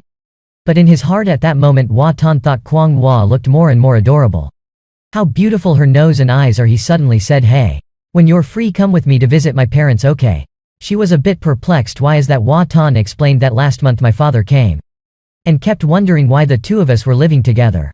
So you pretended to be my girlfriend, to have a meal together to avoid trouble. She was confused. Girlfriend, but I heard you have to sleep together to be that. Hua Tan clarified that there's nothing like that. You just need to eat and drink. Of course if you want to sleep together it's also fine. She immediately shook her head. Just eating together, nothing else. Just pretending it's not for real. She bowed her head. All right then. I'll pretend to be your girlfriend. Hearing her agreement Hua Tan was extremely happy. He said that's the way, let's practice and see how it goes. She wondered, practice eating just for a meal? Hua Tan suggested practicing eating and drinking. Or how about going to a buffet this afternoon? The place I told you about before. You can eat as much as you want. Kwang Hua could not help but swallow her saliva. Hua Tan smiled lightly. All right then. Eat hot pot until you can't pick up any more pieces. The two of them went out to practice eating the buffet she dreamed of. Seeing her continuously blowing on her hands, Hua Tan asked, is it cold? She cheerfully replied, not cold. This jacket is warm and comfortable. Hua Tan said that one day suddenly she might whoosh back to ancient times. Bringing this jacket was already worth it. Or should you stuff a potato in your pocket and take it home? She was puzzled. So can I earn money to buy a computer to take home? It's possible, but I wouldn't advise doing that. Just bringing back a computer won't do much. Unless you download a lot of documents. Growing potatoes would be more worthwhile. Kwang Hua patted her trouser pocket. After eating, go home and figure out how to grow potatoes, okay? Even though it's very good here, there's no place like home. While walking the two suddenly saw an old lady struggling with a large bag of rice. Hua Tan quickly ran over and asked Auntie Trin, why did you buy so much rice? Where's your son? Auntie Trin panted, he's got high blood pressure flare-up. Do you have time to help me carry it up? Hua Tan smiled, sure, no problem. Hey Kwang Hua, help me lift it onto my shoulder. As he carried the rice, Hua Tan said, I was just about to go eat with my girlfriend. Lucky to run into you. Auntie Trin nodded. Last month you said she wasn't, didn't you? Now you admitted, huh? What's her name? Hua Tan quickly responded, it's Kwang Hua. Kwang as in born in the city, Kwang Hua as in peaceful cat. A few minutes later, Hua Tan placed the bag of rice in front of Auntie Trin's house. Then scratched his head. Oh no, you must meet Kwang Hua. Aunt Trin was surprised. Meet? Why don't I remember? After saying that, she opened the door for her husband. Hua Tan took the opportunity to say, you don't remember uncle? When I first entered university about 4 or 5 years ago. At that time she wasn't as tall as she is now. Her face was round and you two even talked. Aunt Trin became even more puzzled. Before Aunt Trin could react, Hua Tan quickly said, probably because she's changed so much you don't remember. That round-faced girl, he said, waving his hand dismissively. Perhaps your memory is fading. Uncle. Aunt Trin wanted to invite him in for a drink. Seeing his objective achieved, Hua Tan declined. No thank you. I have to take my girlfriend to dinner. It's rare for us to get out like this today. After saying that, the two of them left on the road. She asked curiously, 4 to 5 years ago I was here. Hua Tan replied, here back then? You didn't even know which mountain cave to hide in. I was just talking nonsense. Having an impression is already good. Even if there isn't one, it doesn't matter, it's all just talking nonsense. Except for me, no one knows you. So you don't exist in society. If there's no past, then there's no future. The past is like the roots of a tree, and if your roots are in True Street, that's not good. You need to put down roots here to live well. Aunt Trin loves to gossip. She talks about everything even if she doesn't know much to others. Saying to her that it's about making an impression on everyone. The better it is if someone recalls having met her later on. That's called collective consciousness. Hearing this, Kwang Hua silently pondered for a while, then nodded in agreement.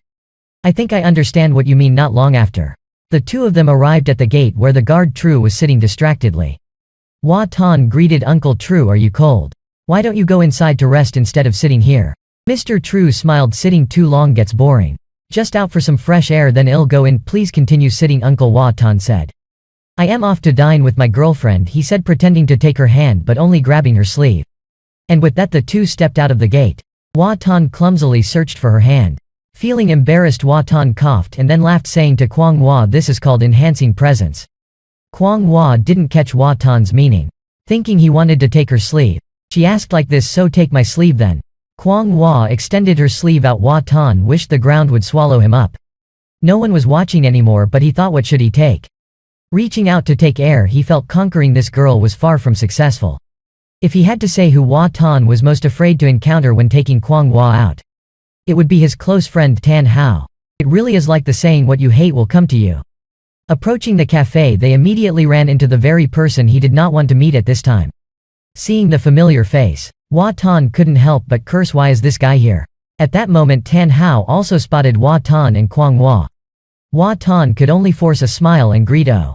If Tan Hao turned his head and ran now, he would surely be spotted. Tan Hao approached and asked where the two were going. With his sensitive instincts, Tan Hao felt something was off. Hua Tan pointed and said, we're going to have hot pot. Do you want to join? Tan Hao declined, I am on duty. But his eyes didn't leave Kwang Hua. Is she your cousin? Then tell me a bit about the cosine theorem. Kwang Hua was stunned. What's that? What the hell is he talking about? Hua Tan quickly shielded her. That's enough. Tan Hao still felt something wasn't right. He said, she's your girlfriend. But you keep saying she's your high school cousin. So there's only one possibility, you're hiding something from me. Hua Tan didn't pretend anymore. Stepping closer, he spoke rudely, all right, that's enough. I have something to hide from you, so what, you want to take me to the station for questioning? Tan Hao had to give up. I'll let you off today. Otherwise, if you don't explain clearly to me, I'll report you to your father. Hua Tan didn't bother paying attention and made a hand gesture while walking away and told Kwang Hua not to mind him. Let's just go eat hot pot in a few minutes. The two arrived at the self-service hot pot restaurant. Hua Tan chose a table next to the window, and then called Kwang Hua to sit down. But she seemed distracted, showing no interest in the buffet as before. She looked up and asked Hua Tan if she should go outside. Hua Tan reassured her, saying there's nothing to worry about. Or did she want to stay at home all the time if she locks herself in? She surely won't learn anything in a year. She needs to go out and experience things. To integrate into life here. To fit in, she must go outside. Kwang Hua was still anxious. She only went as far as the door, but they. Hua Tan glanced outside. It's okay. Don't mind them, you haven't done anything wrong. Can they catch you? Just don't reveal your true identity. Just say you're a wanderer. They even have to help you find your family. Hearing this, Kwang Hua became even more puzzled. She looked at Hua Tan doubtfully. You didn't say that before. Hua Tan said something nonchalantly and pulled Kwang Hoa's hand. Let's go get some food. In no time the table was filled with various kinds of meat and vegetables. Kwang Hua clasped her hands together, muttering thanks to the kind-hearted owner. Hua Tan laughed and said, stop thanking him already. Hurry up and take off your coat and hat. Then he dipped meat into the hot pot broth. He asked Kwang Hua if her family had hot pot. She was fixated on the piece of meat in his hand. Swallowing her saliva, she said they have a similar dish, but she had never eaten it before. I also remember about this dish. Green creates the embryo wine ferments. Red clay stoves glow at dusk. Snow about to fall. Drinking a cup to drunkenness seems just so. But this girl is already eating too happily. Hua Tan chuckled softly. He peeled shrimp and handed it to Kwang Hua. Eat this too. She obediently took it. Thank you, noble sir. Then she savored a piece and then another. Suddenly Kwang Hua looked up and asked Hua Tan why he wasn't eating. Hua Tan was startled, having been so engrossed in watching her that he forgot to eat. It's all because this girl is too beautiful, he thought for a moment and then smilingly replied, ah. I am already full, let me help you peel the shrimp. It's faster this way, isn't it? Friends should help each other out, right? Kwang Hua naively believed him. Ah, so that's it. Yes, I remember now, to choose is to help one another. Not long after the plates on the table were empty. Hua Tan asked Kwang Hua if she was full yet.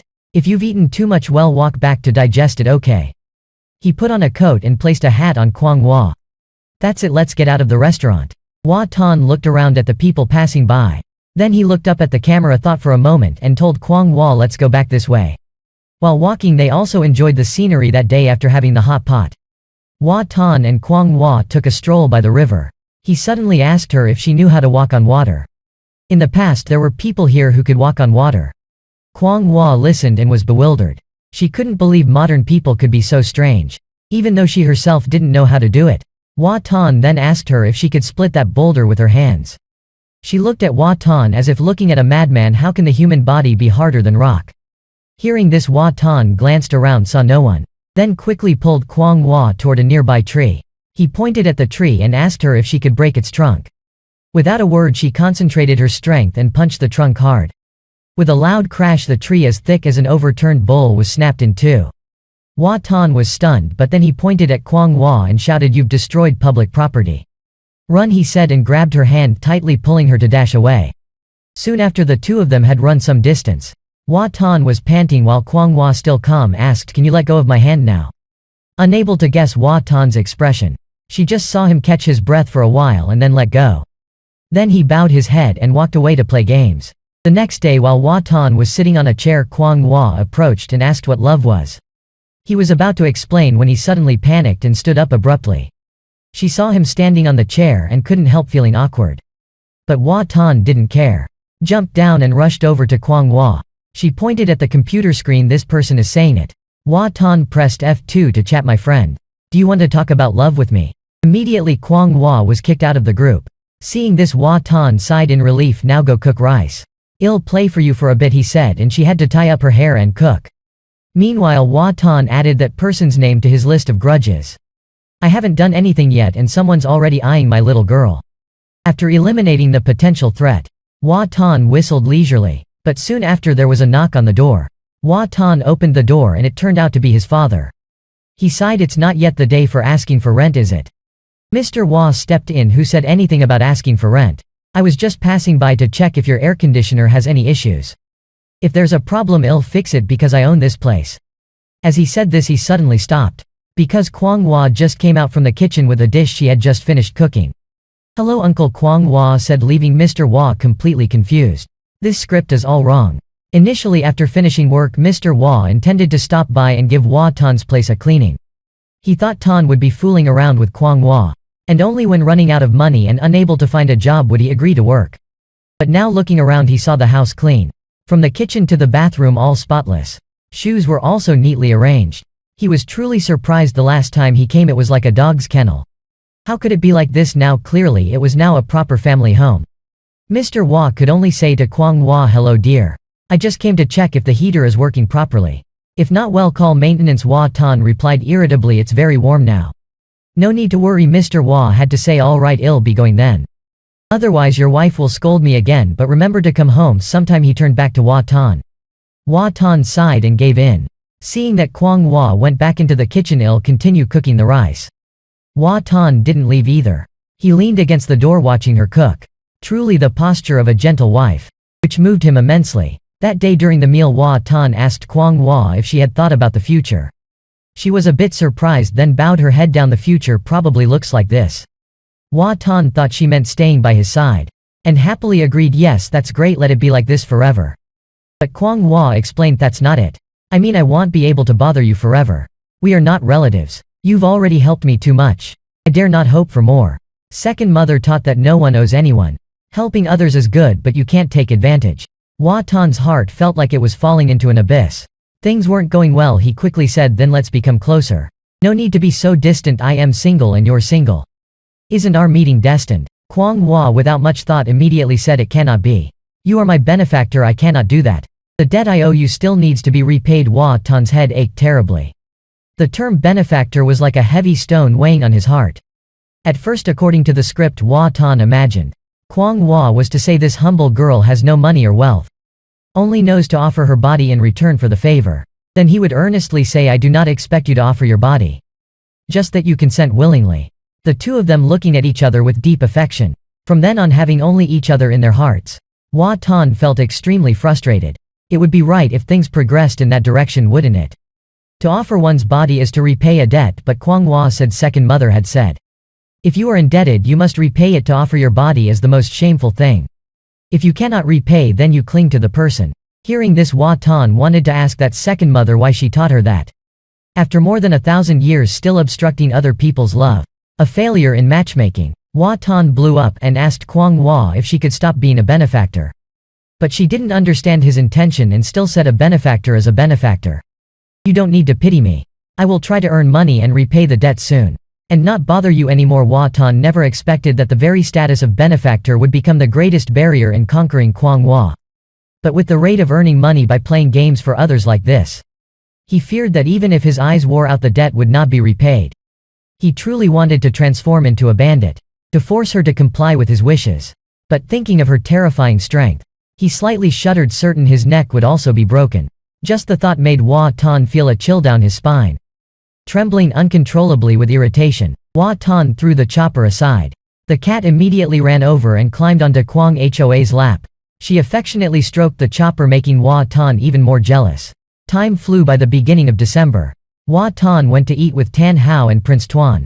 Sitting at the dining table, Tan Hao started by asking Hua Tan to tell the truth. "What's the background of your last girlfriend?"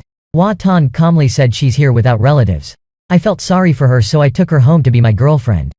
Hearing this, Prince Tuan exclaimed, "Oh my god. Is this kind of thing normal for you?" Hua Tan said it was normal. "Girlfriends and boyfriends are all voluntary, right?" Tan Hao countered, "But before this you even said she was your cousin." Hua Tan had to tell some truth. "I helped her hide her identity. She used to wander without a home. Furthermore, all the necessary documents and checks have been done. Even took her to the women's shelter. You know what the shelter is like. If her identity wasn't hidden, she would have been taken for further assistance. I had to take her back. Am I that kind of person? Why are you looking at me with those eyes? It really hurts." Tan Hao stopped frowning. "I trust you so." Hua Tan repeated the old story. "Last time at the barbecue you asked if you could find a way to help her with her papers. You said you would think of a way when you had the time. See if you can figure it out to help me, okay?" After saying that, the three of them ate and drank happily, and then Tan Hao left first. Hua Tan asked Prince Tuan for a ride home. On the way, Hua Tan asked if there was any work at your place where you don't need papers. Prince Tuan, thinking he wanted to find work for his girlfriend, said, "It's easy. Just say the word and it's done," but Hua Tan said, "No. Just in case we need it later. If my girlfriend does paperwork saying she's been wandering around is not good. Having some work experience makes it easier to apply for papers." Prince Tuan nodded. "Okay, pretend she worked in my store 2 years ago, alright. I'll go back and think about how to do it. Just leave it to me, I am sure it will be successful." Hua Tan was overjoyed, a true good brother. After eating, Hua Tan went home. As soon as he opened the door, he saw Kwang Hua sitting in front of the computer. He asked, "I am home, have you eaten yet?" Kwang Hua turned to look at him. "I've eaten. I also saved a portion for you in the kitchen." Hua Tan contentedly plopped down into the chair, even knowing to leave food for me too later.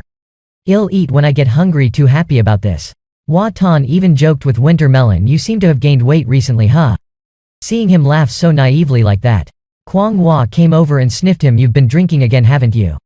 And you even went to a beauty salon?" Hua Tan in surprise asked back, "Why do you say that?" Kwang Hua frowned. "You smell strange." Hua Tan startled, "Strange smell? Definitely got it from Prince Tuan's house then. I myself am an honest person. Never go to such places. What are you thinking? There's no such thing as beauty salons anymore. It's illegal. Prostitution is not allowed. Don't worry, even if I am broke I won't sell you out." Kwang Hua surprised. This world has so many rules. Hua Tan explained, "Of course. Without limit, selling kidneys, selling lungs could also become legal transactions. Don't look at the surface. Prosperity. Darkness always exists. Evil people never disappear." These words made Kwang Hua terribly scared. Thank goodness the night didn't sell my heart and liver. Seeing her expression, Hua Tan fell silent for a while, then laughed and said, "Did you notice you've been more relaxed recently? While it's a good thing, one still needs to be cautious." But Kwang Hua is still lost in her own horrific imaginings. Hua Tan sighed. "You're thinking nonsense again. Never mind, let her be." He stood up and went to the kitchen to see what Kwang Hua had left for him. Entering the kitchen, Hua Tan found the food looking delicious, just wrapped in too many layers of cling film. He couldn't help but smile, feeling great that someone cooked and waited for him to come home. Even though he wasn't hungry, Hua Tan still ate a little. Otherwise, what if she doesn't save any for him next time? After eating, Hua Tan went out and slumped down in the chair, tilting his head to look at Kwang Hoa's back. The more he looked, the more he wanted to hug this cute little girl, wondering what it would feel like to hold her in his arms. After thinking for a while, Hua Tan suddenly asked, "How did you feel about my father the last time you met him?" Kwang Hua turned back to look at him, puzzled. "I don't know."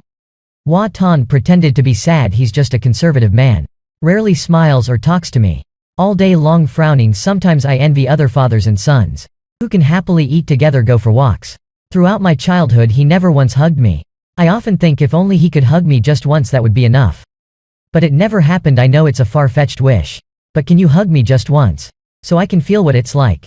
You must have believed your own story by now. Kwang Hua seriously looked at him. Why suddenly involve me? Seeing Kwang Hua silent, Hua Tan continued, never mind, never mind. After all, you are not him. Though I just want to know what a hug feels like. But if you don't want to, then forget it. After hearing this, Kwang Hua turned around and bowed her head, thinking about something.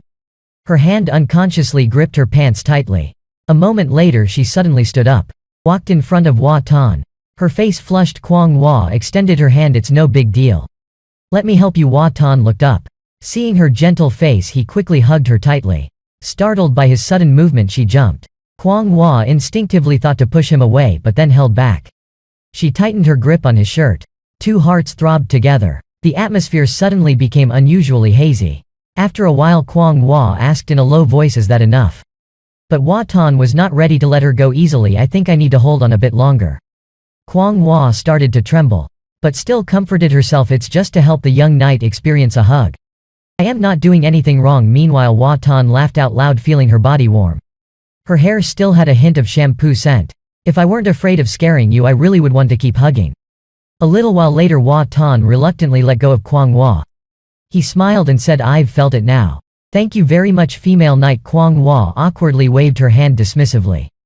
No need to thank me, it was nothing. Hua Tan stood up, saying he would go take a shower first. After he left, Kwang Hua was still blushing. She thought to herself that normally the young knight didn't seem as comfortable as he appeared to be. This girl from the Tang dynasty who came to this time, initially very guarded, now had relaxed and felt more comfortable. The next morning, Kwang Hua practiced martial arts as usual. Every move was very precise. After all, she could jump down from the 4th floor without any harm. Hua Tan stood by and secretly filmed her practice. Luckily, she had just finished a set. The two greeted each other. Hua Tan asked if the martial arts she practiced could make the body strong. She looked puzzled. Of course it's strong, what else? You see, I am much stronger than you. One punch from me and you'd probably cry for a long time. Hua Tan immediately went online to search. So it turns out martial arts can make the kidneys and penis stronger. That's amazing. He immediately kneeled down in front of Kwang Hua. Please teach me martial arts. She was stunned by his sudden action.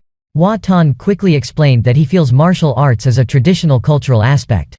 It would be a pity to lose it. I will practice diligently. Hoping to become a new generation master. Hua Tan stood in a stance. Is it like this? Kwang Hua nodded, but just 10 minutes later, Hua Tan could no longer stand steadily. Martial arts might be good, but it's useless if the person practicing doesn't try hard.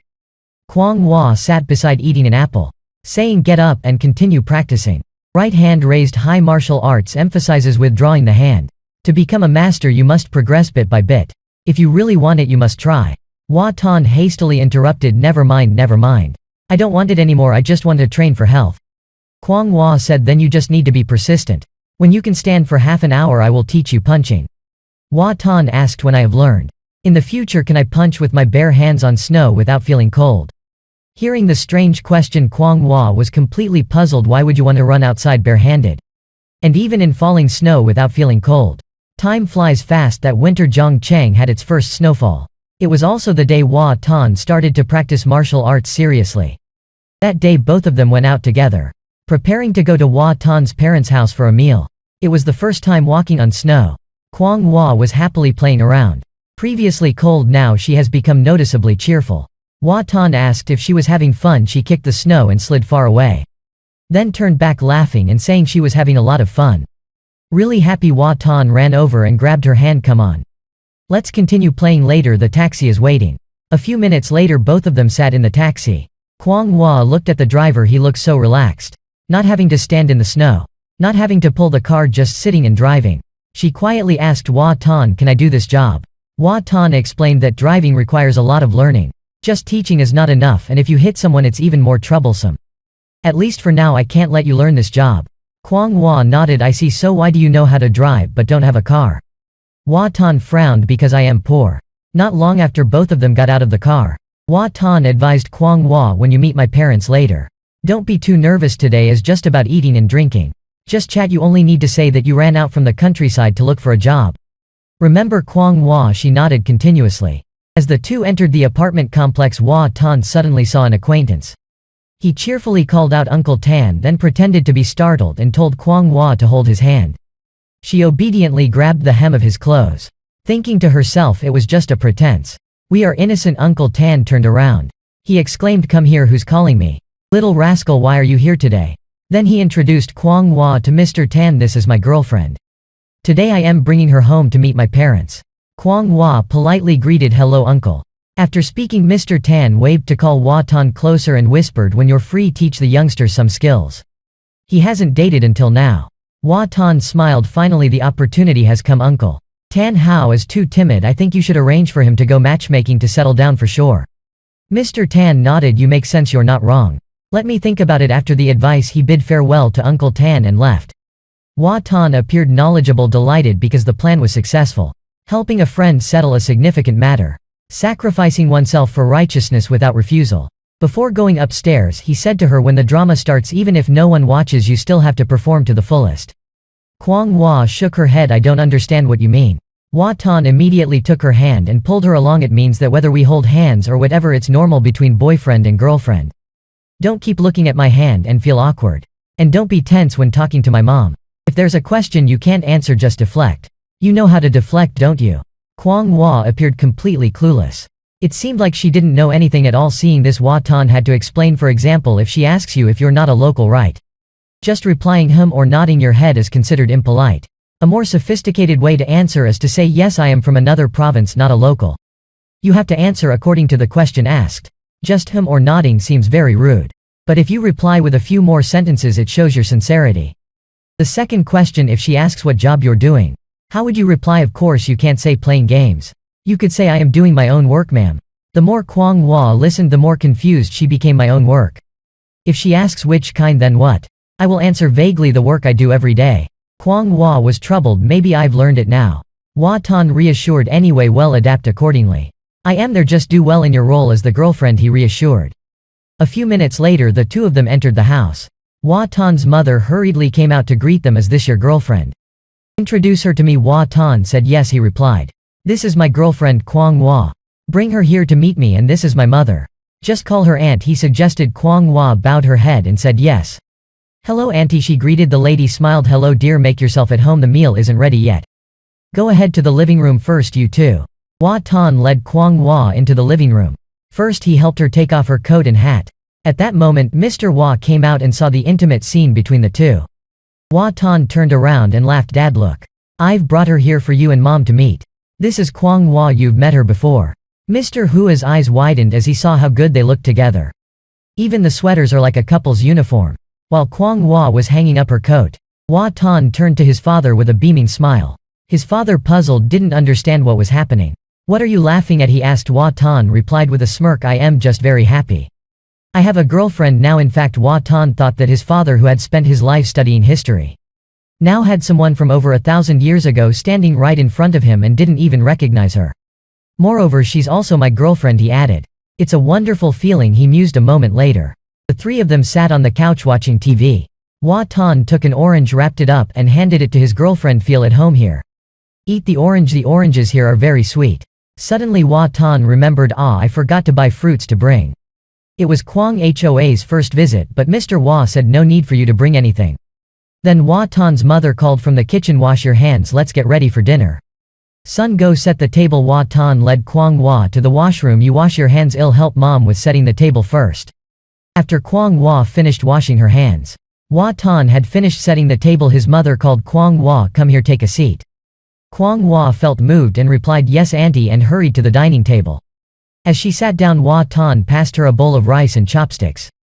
Seeing this scene, Kwang Hwa was suddenly startled. Why does eating rice feel so different from what I imagined? Seeing her stunned, Hwa Tan picked up a piece of rib and put it in her bowl. "Try this, see how good it is. My mom cooks really well." Hwa Tan's mother watched the two interact. Smiling uncontrollably, she couldn't help but gossip with her husband. "Look at them, they make such a beautiful couple." But not long after, the couple was agape. Because Kwang Hwa had already finished her second bowl, she eats double the amount of others after the meal. While Hwa Tan was washing the dishes, Mr. Hwa told him, "After you finish, come to the study to talk." Meanwhile, Kwang Hwa was awkwardly dealing with Hwa Tan's mother. She patted the sofa, telling her to sit down. "Don't be tense, sit here with me," she said. Then she pretended to scold Hwa Tan. "This boy, he has a girlfriend but still keeps it a secret. Now you two are living together, aren't you?" Kwang Hwa blushed, thought for a while, and then replied, "Yes ma'am." Mrs. Hua sighed. Indeed, they are living together. Then she continued, how long have you two known each other? Overwhelmed, Kwang Hua replied, for a very long time, ma'am. Mrs. Hua, surprised, said, very long, really? Then she continued to inquire, so where is your family from? It's not Jiangtan, is it? Kwang Hua was startled. This question was hard to answer.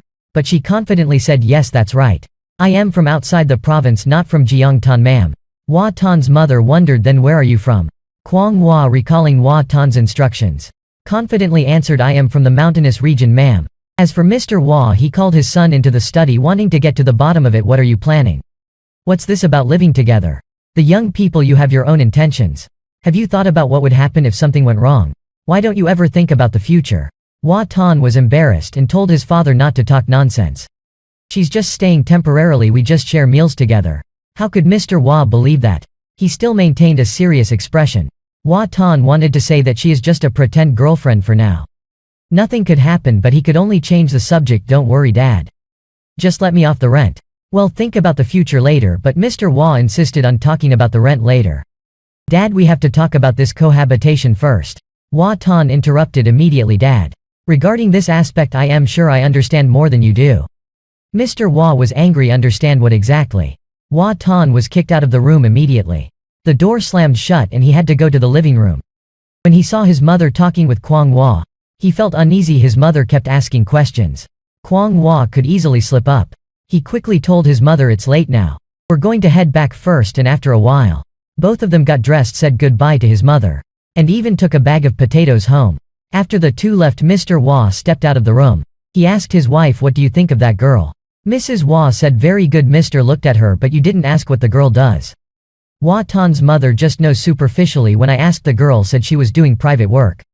Mr. wondered what kind of private work. But Hua Tan's mother answered honestly, I don't see any problem, it's her private business after all. Mr. Hua continued to inquire, so where is that girl from? Mrs. Hua simply replied, she said from out there. From some mountainous place or something. Mr. turned around quickly. Mountainous what? This place. After a while, besides not finding out anything, he didn't know anything about his son's girlfriend.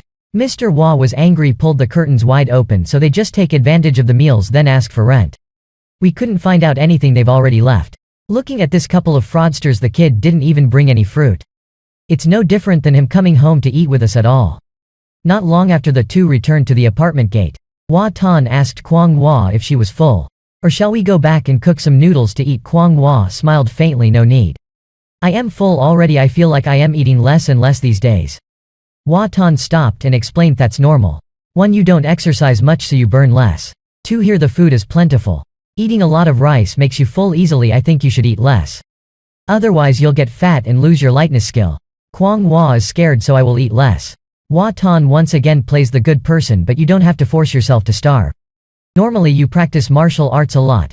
You consume a lot of energy, right? Just don't eat too much and that'll be fine. Later I will buy a scale for you to monitor your weight. Adjust your food intake to be suitable.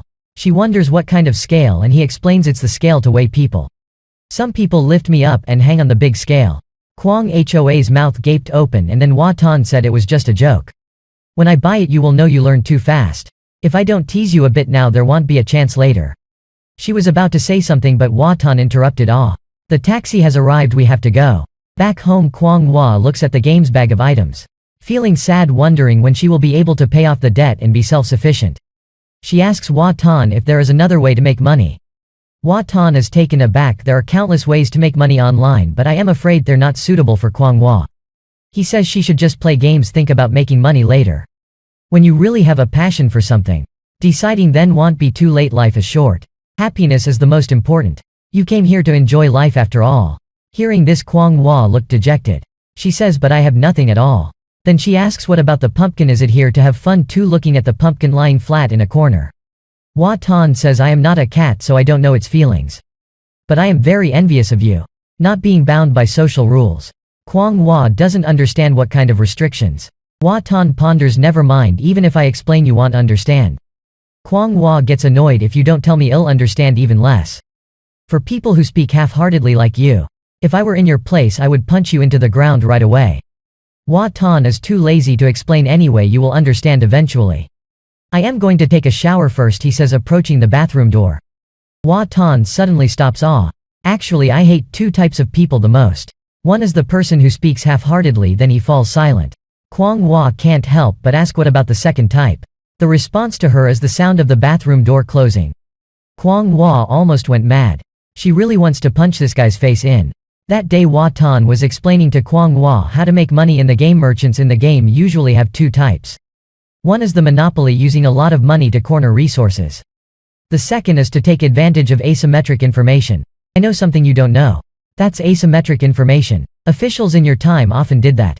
For example, if there was a forecast of a natural disaster, they would use that information to hoard food and then sell it at high prices, making the poor have to sell their houses, sell their daughters to borrow money, thereby monopolizing resources.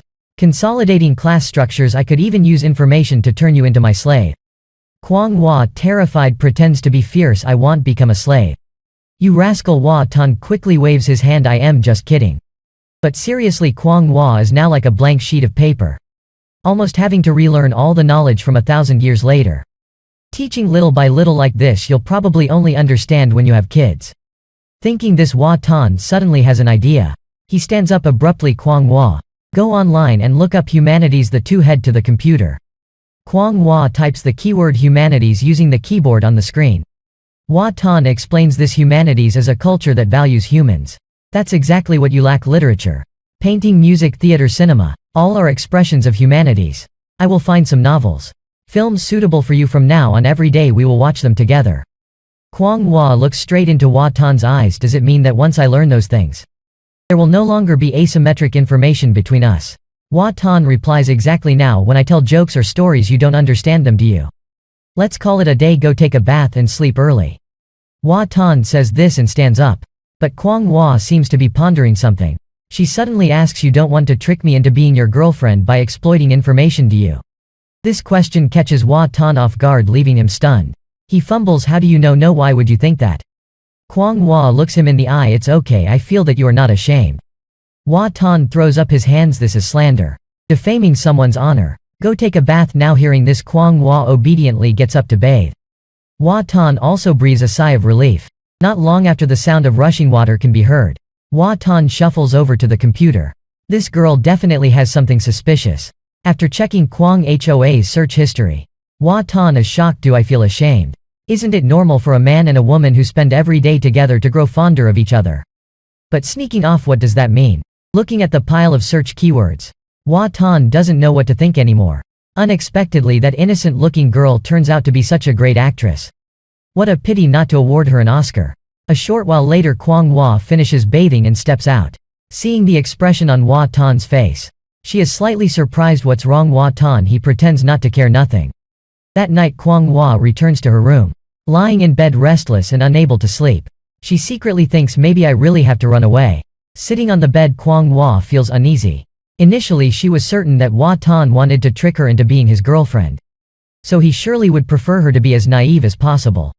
But then why is he helping her to make up for her lack of knowledge? Or is all this just her overthinking? Maybe Hwa Tan really just wants to help her. The next morning, Hwa Tan is awakened by the ringing of his phone.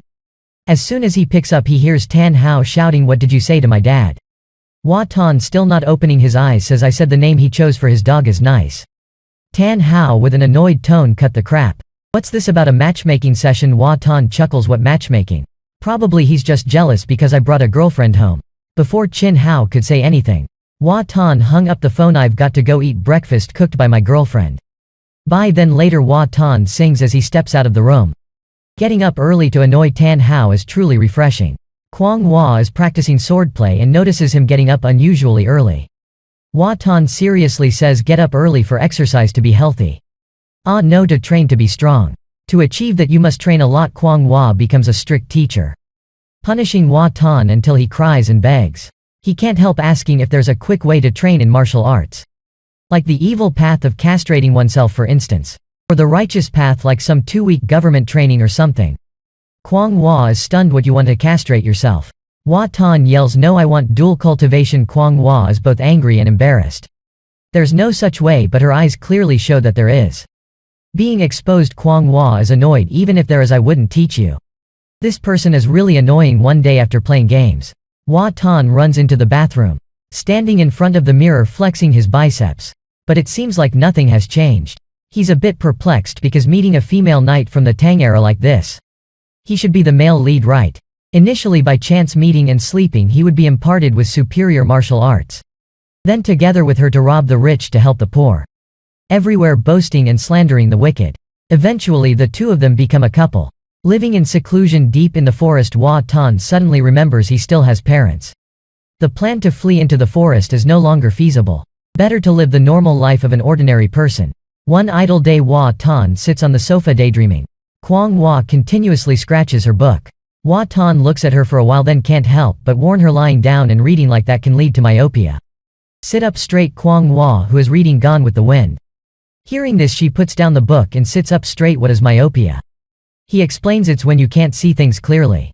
You need to wear glasses. Oh, I remember, I have a pair of nearsighted glasses somewhere. Wait, let me find them for you to try on. A few minutes later, Hua Tan hands her a pair of glasses for cosplay. Try these on. They're like the ones my dad wears, he says as he sneakily takes a photo of Kwang Hua as she puts on the glasses. He shows her the photo. You look pretty good in them, don't you think? After saying that, Hua Tan's gaze moves from the phone to Kwang Hua. Seeing her wearing glasses makes her look so innocent. He wants to hug her so much he hesitates for a moment, then says, "Ah. I am reminded of my dad." Kwang Hua doesn't understand Hua Tan's intention. She tilts her head and asks, "What about your dad?" Hua Tan continues to imply, "I mean, has second lady ever let you experience the feeling of a hug?" Kwang Hua replies nonchalantly, "Often. In winter second lady hugs me tight. It's warm and comfortable." Hua Tan can only sigh. At that moment his phone rings. It's Prince Tuan calling. Prince Tuan is driving. He asks, "Are you at home?" Hua Tan answers, "Yes." "What's up?" Prince Tuan explains that he has arranged a part-time job for Kwang Hua. But she needs to sign some documents. Today he is passing by, so he will stop by Hua Tan's house. Not long after, the doorbell rings. Hua Tan intends to get up, but Kwang Hua has already run to the door first. She looks through the peephole and then opens the door. Recognizing that it's Prince Tuan complains about the terrible cold. But when he sees a girl opening the door, he turns around to leave, thinking he had the wrong house.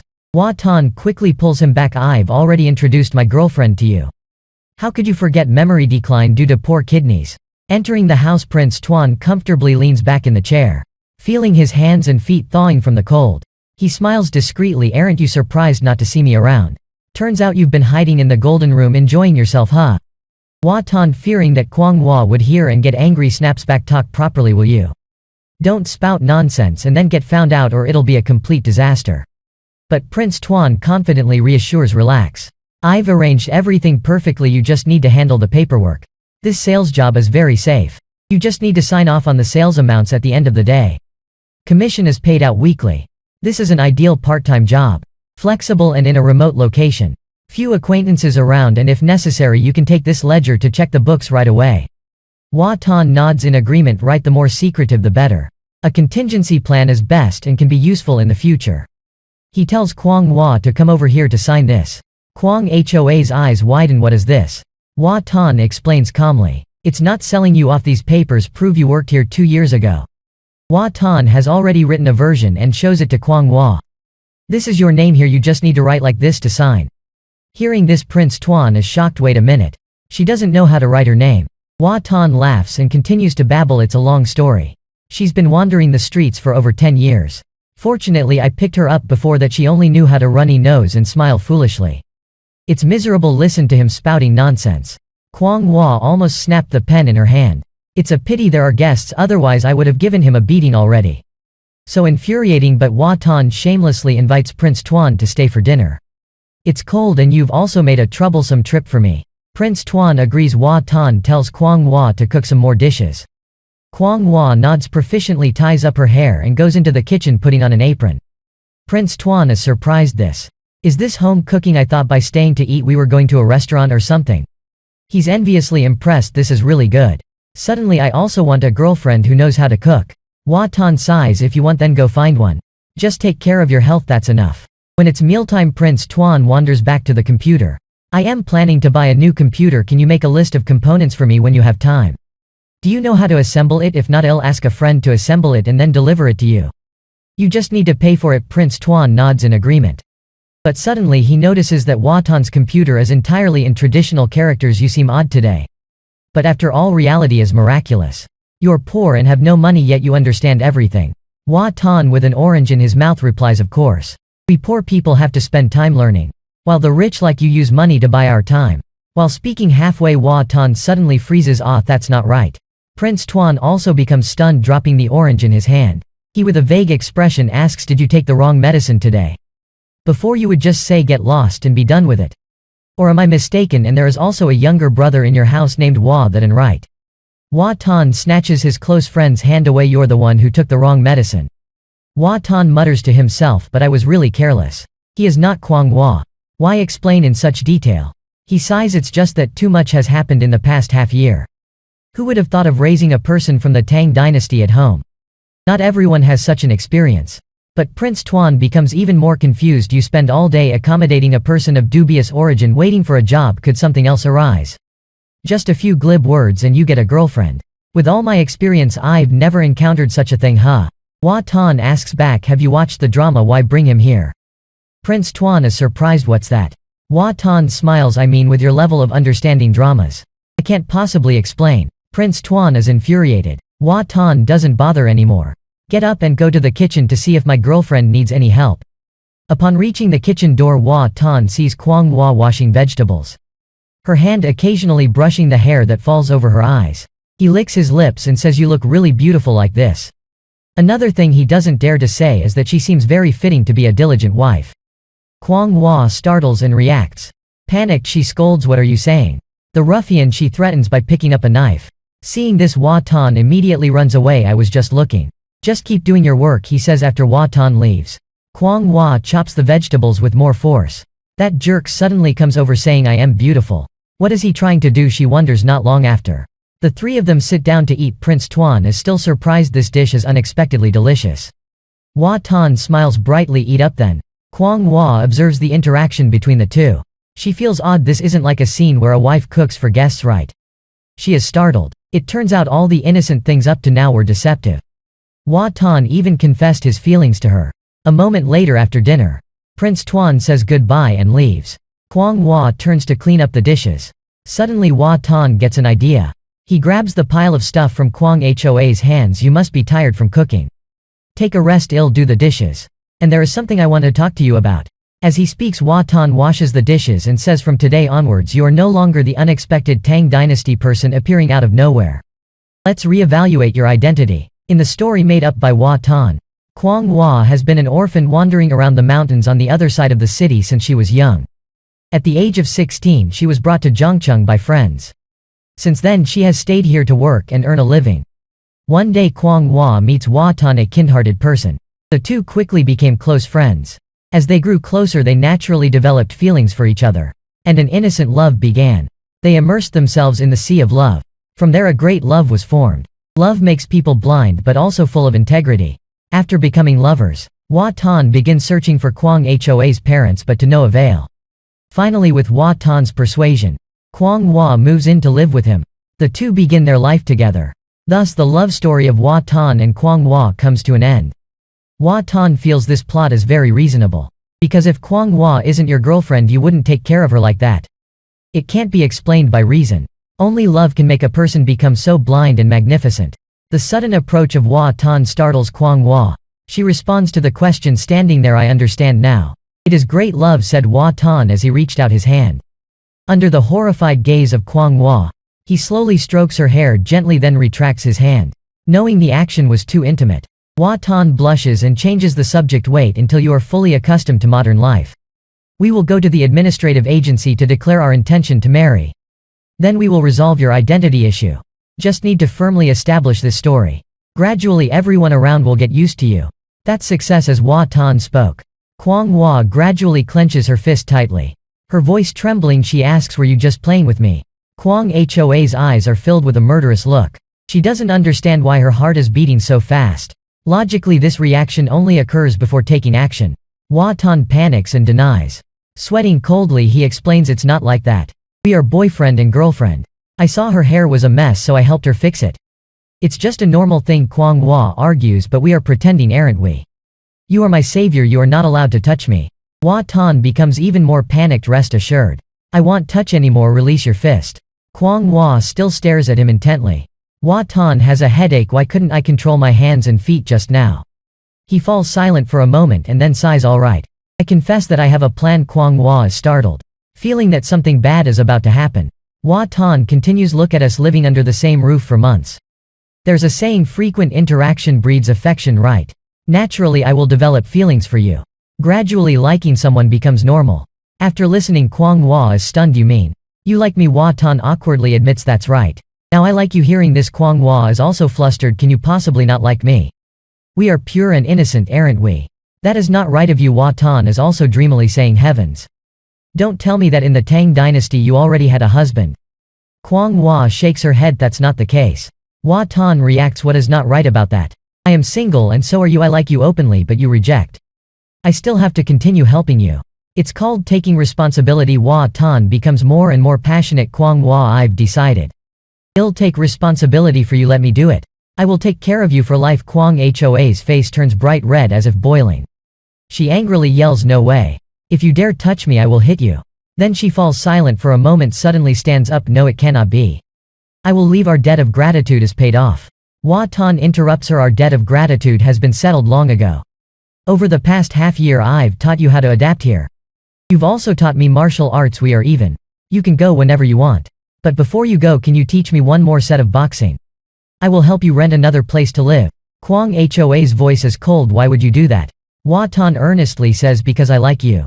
Feelings cannot be controlled. Liking is liking. It has nothing to do with the fact I owe you. That is illogical. You might not like me. But the reason should not be because I've helped you. That wouldn't be fair to either of us. Kwang Hua turns to continue arguing when Hua Tan cuts her off. Never mind, don't say anymore. It can't be because I have been kind to you. So it cannot be liking. For us that would be too unfair. Didn't your second sister say if there's no affection then don't repay with your body? Here I too need someone to rely on. Why not choose me? Kwang Hua couldn't help but retort, I don't despise you. Hua Tan is startled. Then why are you leaving? Kwang Hua blushes, because you said you would take responsibility for me. Hua Tan is utterly astonished. He stammers, ah no, I mean I just said I would take good care of you. I didn't really mean taking responsibility. You know I am afraid you might hit me. Having said that, Hua Tan flops down on the sofa. Pats the seat next to him. Sit here, let me explain about my liking you. But Kwang Hua adamantly refuses. Even though Hua Tan's words are reasonable, things shouldn't be this way. Certainly something is off after being confessed to unexpectedly by Hua Tan. Kwang Hua only knows to lock herself in her room, thinking whether she should leave or not. But she is also unclear if her desire to leave is because she feels guilty or not. Clearly Hua Tan is her benefactor. But she has improper thoughts about him. Thinking hard, Kwang Hua suddenly realizes. Why does she think that is wrong? Meanwhile, Hua Tan sits on the chair hugging a winter melon, waiting for Kwang Hoa's decision. To stay or to leave. She has locked herself in her room the whole afternoon already. Probably she's decided to leave. Hua Tan sighs deeply in pain. My fate is really bitter. At that moment, Kwang Hua suddenly opens the door and steps out. She goes straight to the living room, which makes Hua Tan's heart beat faster. Kwang Hua doesn't choose to leave immediately. She stands at a distance from Hua Tan, stares at him intently, then quickly turns away hesitatingly. Then she walks straight to the kitchen without saying a word. Hua Tan quickly stands up, startling the cat into jumping down. He smiles joyfully, happily, and also a bit secretly pleased that his plan has worked. He walks to the kitchen door and gently asks, have you thought it over? Kwang Hua is washing tomatoes. Thinks for a moment and says, you're right. Gratitude and feelings are two different things. They should not be confused. Saying this, she turns abruptly to look at Hua Tan, her eyes slightly warning, so. You may like me but you must not be presumptuous or do anything pleasurable with me. Like before. After saying that, Kwang Hua strokes her hair, signifying a reminder of his actions earlier. Hua Tan quickly nods, alright. I won't do it anymore, not anymore. Kwang Hua then continues, leaving now is not the right time. It would be ungrateful for your kindness. I will try to repay all my debts and then consider the matter after. After speaking, Kwang Hoa's face turns red. But Hua Tan asks maliciously, consider the matter after, huh? Agreed, right. Then Kwang Hua starts to focus on cooking dinner. But she cannot concentrate, because Hua Tan just stands leaning at the door staring. She asks, why are you still here? Hua Tan thinks for a while and then says, I just thought, do you really distinguish clearly between gratitude and liking? I am afraid you're mixing them up. If it's just gratitude but you mistake it for liking, it's the same as me deceiving you, no different. Hearing this, Kwang Hua jumps like a cat whose tail has been stepped on, and quickly yells, I don't like you, okay? Hua Tan immediately covers his ears, alright. No need to shout so loudly, just like the saying goes, a guilty conscience needs no accuser. But in reality Kwang Hua cannot distinguish between gratitude and liking. Seeing her so embarrassed, Hua Tan moves closer. Don't move. I am going to do something to test it, okay? Remember not to hit me or talk about leaving. Seeing Kwang Hua nod, Hua Tan suddenly hugs her tight. Sniffing the fragrance from her body, Kwang Hua feels short of breath. Her heart pounds fiercely and her mind also becomes confused. After a while Hua Tan finally releases her. He seriously says, if it's liking then the heart will beat very fast. My heart is beating very fast right now. Kwang Hua is silent for a moment, not knowing whether to not react or to try to pretend there is no reaction. Then she turns around and says, if the check is done then go outside quickly. Don't disturb me cooking. Hua Tan obeys and leaves. But he still turns back and looks at Kwang Hoa's back for a long time. He knows well that if Kwang Hua didn't like him, she would have reacted much more strongly. But now what about now? He still doesn't understand. If she didn't like him she would have stayed away from him long ago, not let him hug her like that. After Hua Tan leaves, Kwang Hua can't hold back anymore. She covers her face in embarrassment, thinking to herself, I am dead. I am dead, maybe I really do like him. Not long after, Kwang Hua finishes stir-frying the dish and brings it to the table. Turning around to get the rice, Hua Tan looks at the girl pretending to be indifferent. He understands that feelings are just dependent. The most important thing now is to help her quickly approach the civilized culture. Kwang Hua is still missing one thing. That is a smile. She only smiles when she sees certain things within her understanding. But she finds it hard to accept modern forms of entertainment. Perhaps she should start with watching comedies. Hua Tan plugs in the power and turns on the TV. He finds a good movie. Let's watch together. Later the two of them eat while watching TV. Hua Tan laughs heartily in front of the screen. But Kwang Hua remains silent. With a face without any expression, Hua Tan sighs. Truly integrating someone from over 1,000 years ago into modern life is not easy at all. That night Kwang Hua was playing a game. Her fingers never stopped moving on the keyboard. Tap tap tap. Hua Tan occasionally glances at her. A Tang Dynasty girl playing games also seems quite harmonious. After a while he gets bored and stands up. I'll go to sleep first. Good night, warrior Kwang Hua. She turns her head back. Good night to you too. Watching Hua Tan's figure disappear behind the door, Kwang Hua still feels her heart in turmoil. She really doesn't know how to face him anymore, wondering if she should run away in the middle of the night. After more than half an hour, Kwang Hua suddenly stops. Hua Tan has fallen asleep. She slowly pushes his room door. But there is no sound. Then Kwang Hua quickly slips inside. This scene was not unfamiliar. The security guard True had once been very frightened. A few minutes later, Kwang Hua poked her head out from the side of the bed. Hua Tan was still deep in sleep, completely unaware that someone was watching him. She just stared at Hua Tan, not knowing what she was thinking about for a long time before she finally closed the door and went out. It's unclear what she did during the time there. The next morning both of them opened the door and stepped out. Hua Tan smiled and greeted Kwang Hua, but noticed that she had dark circles under her eyes. Why do you look so tired? Didn't you sleep well last night? Kwang Hua turned her face away, muttering that she went to bed late. But in reality she had stayed up all night. After breakfast, Hua Tan suggested taking a walk on the street, so Kwang Hua could experience the finer things in life. Not long after, both were dressed neatly, ready to go out. Hua Tan suddenly smiled and took her hand in his, making Kwang Hua shyly bow her head. Is this okay? Hua Tan turned to her and said, of course. Holding hands is a very beautiful thing. You can feel the heart beating strongly. Do you feel anything else? Kwang Hua looked indifferent. No. Hua Tan then used his thumb to lightly scratch the palm of her hand. Kwang Hua immediately withdrew her hand as if a cat had its tail stepped on. Hua Tan laughed out loud. And you say you feel nothing, huh? He took her hand again. Give me your hand. That was just a trial performance just now. The two walked hand in hand under the sun, preparing to experience the finer things. Or more precisely, this was Hua Tan teaching Kwang Hua how to date firsthand. They got on bus number. Kwang Hua asked where they were going. Hua Tan joked, we're going to the end of life. To experience the journey of life. Just follow me and well get off the bus. Hua Tan said, and Kwang Hua quietly followed. She felt she didn't need to do anything. Didn't need to think about anything. Hua Tan would arrange it all. This was the first time she had felt this way. She didn't know if it was good or bad, but it felt very comfortable. Not long after they arrived at an electronics center. Kwang Hua was like a child first entering the city, looking around and occasionally exclaiming in surprise, is this a place selling computers? Hua Tan smiled. Almost right. They sell, buy and repair computers. Then they reached a traditional repair stall. The shop owner hurriedly greeted them upon seeing Hua Tan. It's been a long time, how are you, what brings you here today? Hua Tan pulled Kwang Hua to sit down. I've come to order a computer. Someone entrusted him to assemble a PC for them. The deposit is 20,000, you just take a look and do it. Then he wrote down an address and a phone number, the sooner the better, okay. When it's done, call this number for delivery. After finishing the business, Hua Tan took Kwang Hoa's hand and left, causing the owner to feel suspicious. Hua Tan led Kwang Hua around this place as Zhongcheng Square. Remember there, do you see the statue next to the row of trees? Up there is the intersection, go across the intersection. Turn left and then continue straight.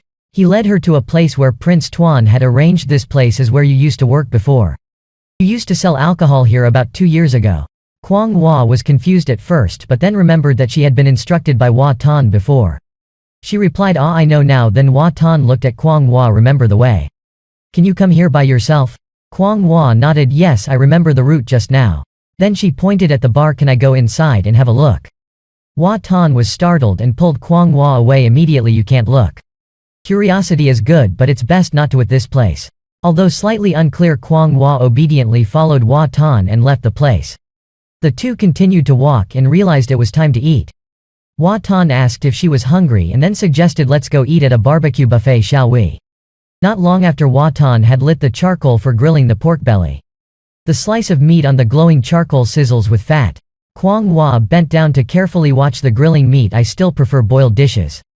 Just need to throw it into a pot and that's it. No need to do anything like this. Hua Tan laughed and explained the same ingredient but different cooking methods create their own interest. Then he picked up a piece of meat into her bowl. You have to savor it, not just eat to fill the stomach. Outside it's cold but here we are sitting in a warm house grilling meat. It's a joy like holding hands. It's also an experience after filling the belly. We have to satisfy the spirit. After a while, Kwang Hua stopped her chopsticks. Hua Tan asked if she was full. Kwang Hua patted her stomach and then shyly asked, can I have a piece of cake? Her cute shyness made Hua Tan's heart flutter. He stood up quickly, let me get it for you. Kwang Hua intended to say she could get it herself. But Hua Tan had already run off. A few minutes later he returned with 2 pieces of cake. Whistling, Kwang Hua carefully picked up a small piece. Put it in her mouth, feeling the sweetness dissolve on the tip of her tongue.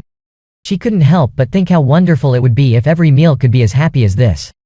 This must be the satisfaction that Hua Tan was talking about.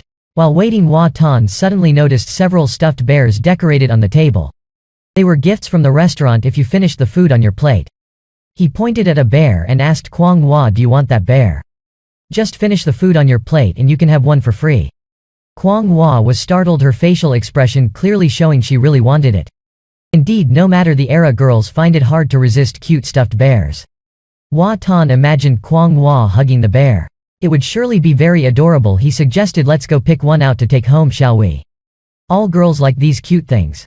In her heart, Kwang Hua thought, who doesn't like free stuff?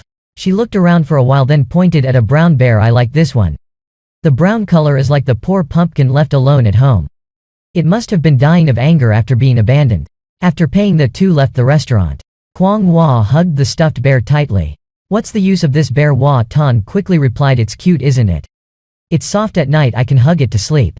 Then Hua Tan turned away, his face full of mischief, or you can imagine it's me and hug it too. Kwang Hua immediately gave him a murderous look. She squeezed the bear until it was deformed. Imagining treating it like she would him wasn't a bad idea at all.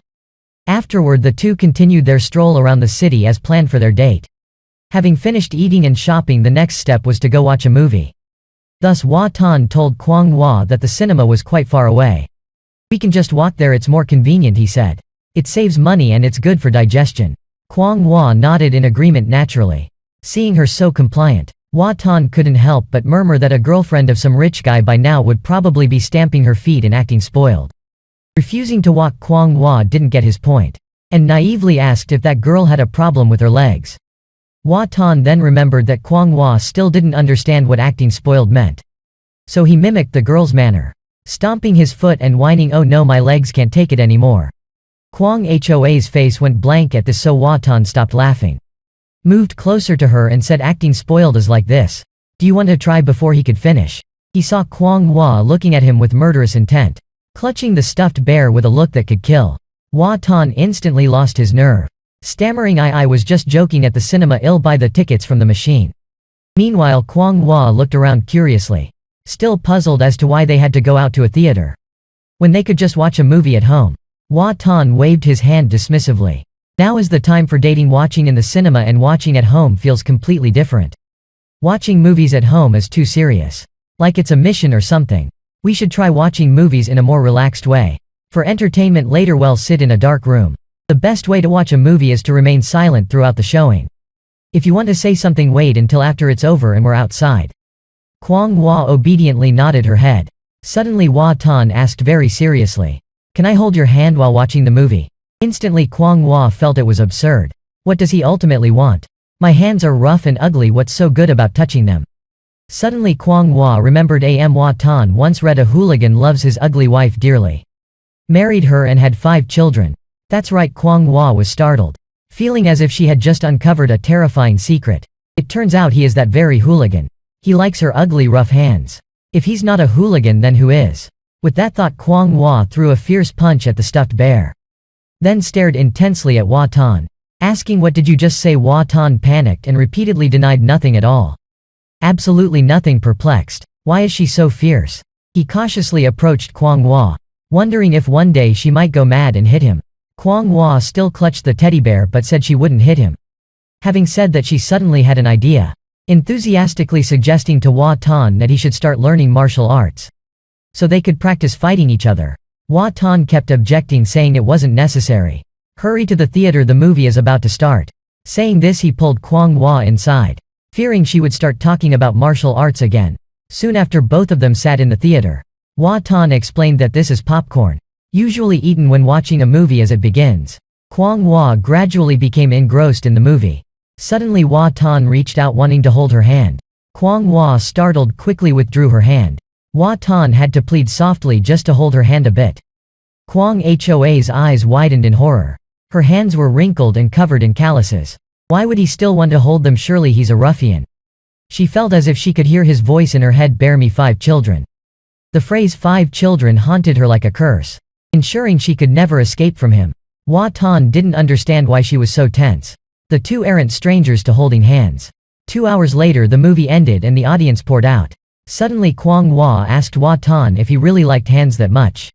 Scratching his head, Hua Tan shyly admitted that perhaps he did. Actually, Hua Tan wasn't the type who liked to hold hands. He wanted more than just holding hands. But afraid of being hit, he dared only to hold her hand. Embarrassed and reluctantly, Kwang Hua turned away but still extended her hand, then just hold hands. Hua Tan only knew that she had gone through a psychological struggle to allow him to hold her hand. But he didn't know if that meant she had accepted him. The two continued to hold hands as they left the theater. Hua Tan asked, "Did you like the movie just now?"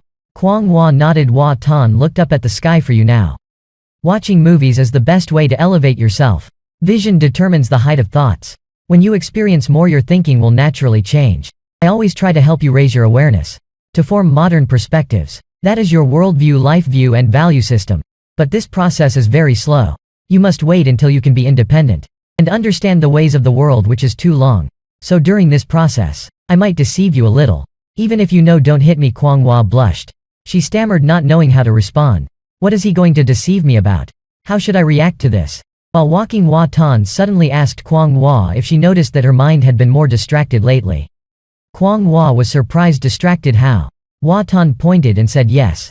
When you first came, you were like a feral cat, always hissing and growling at me. A few months later, you calmed down, hiding your vigilance deep inside. On the outside you appeared calm, but inside you were still suspicious and verifying. Until recently, after I said I liked you, you became so naive. Whatever I say you believe." Hearing this, Kwang Hoa's head immediately became a mess. She also felt that she was indeed like that, just didn't understand why. Her fingers started to clench without her realizing. Hua Tan quickly explained that this was actually quite normal. They say that a woman in love loses her mind, especially during her first love. Before he could finish, Kwang Hua interrupted angrily, "I am not. It's you who said we should experience beautiful things together. I want to experience anymore." She became more and more indignant as she spoke. Her grip tightened even more. Hua Tan felt like he was about to burst into tears, continuously crying out in pain. Kwang Hua was startled and let go of his hand. After a moment, the two continued walking. Hua Tan said he would not force her. He would wait until Kwang Hua wanted to admit her feelings. It might be that she does not like him but just depends on him. Similar to how it was with Second Lady.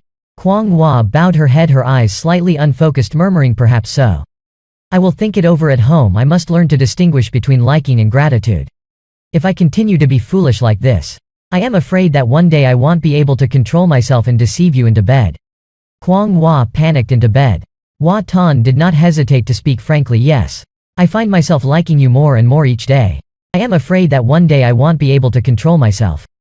And in a moment of folly seduce and consume you completely." Kwang Hoa's mind was in total disarray, but she still stammered, But why would you warn me that you will deceive me?"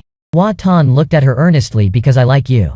Before his candid and gentle confession, Kwang Hoa's heart seemed to be touched in a deep place. Hua Tan once again took her hand. "Let's get on the car." The two sat in the back seat. Kwang Hua looked out the window while Hua Tan looked straight ahead. Suddenly Kwang Hua asked if his hand still hurt. Hua Tan smiled foolishly. "Much better now. Next time be a bit gentler, okay?" Hearing this, Kwang Hua wanted to explode. He quickly thought about a next time already. Soon after, the two of them returned home. Winter Melon ran over and lay at Hua Tan's feet, hugging him and acting spoiled, asking for food. Hua Tan took out the cat food bowl and shook it. Only then did Winter Melon agree to eat, watching the cat eat seriously. Hua Tan fell into deep thought again. He knew that Kwang Hua was currently very green when it came to emotions. Perhaps only at the level of his 5-year-old self back then. Back then a girl gave him a bottle of water with star-shaped Thai bin corn inside. He glanced at it and disdainfully said that the free sticker that came with a box of cereal looked better. Thinking back, it was an embarrassing and forgettable past. Thinking so, Hua Tan stood up and went to the computer, wanting Kwang Hua to broaden her emotions. He thought she needed a little help, some songs or something. He would download them all for her. 3.5 years of wind and rain. I want to stay by your side for a long time. Forget each other in the deep forest. Just as long as it's love songs, download them all. He was so engrossed in downloading that he didn't stop until it was completely dark and his stomach started growling. It turned out to be past 8:30 p.m. already. Suddenly Hua Tan remembered that he hadn't taken care of dinner. And where was Kwang Hua? It turned out that after coming back from going out, Kwang Hua had slept soundly until almost 9 o'clock at night. Forgetting all about cooking, Hua Tan knocked on her door. Not long after, Kwang Hua opened the door, wearing pajamas and staring at him intently. Hua Tan quickly asked, "Have you been sleeping all this time?" Kwang Hua nodded. "I took a nap because I felt tired." Hua Tan immediately put his hand on her forehead to check. Kwang Hua was startled but let him do it. After thinking for a while, Kwang Hua blushed and said it was nothing. "I'll go cook some rice." Hua Tan was puzzled because she didn't have a fever. But when he saw Kwang Hua holding her stomach, he realized that it was her time of the month. He immediately turned back to pour her some water. "Don't cook anymore. Rest and drink some hot water to lessen the symptoms." "Do you want to eat noodles?" "I'll make 2 bowls," he offered. Kwang Hua nodded and thanked him. Not long after, 2 steaming bowls of noodles were cooked. Hua Tan took a garlic bulb and asked if she wanted any. Kwang Hua looked at him eagerly. "Yes, please. I really like garlic. Noodles without garlic are only half as tasty." Saying so, she took a sip and felt her body much more comfortable. Soon after Kwang Hua finished eating, Hua Tan said he would wash the dishes and she should continue to rest. At that moment, Hua Tan's phone rang. It was Vong Tu Tuan calling to brag about his new fast computer.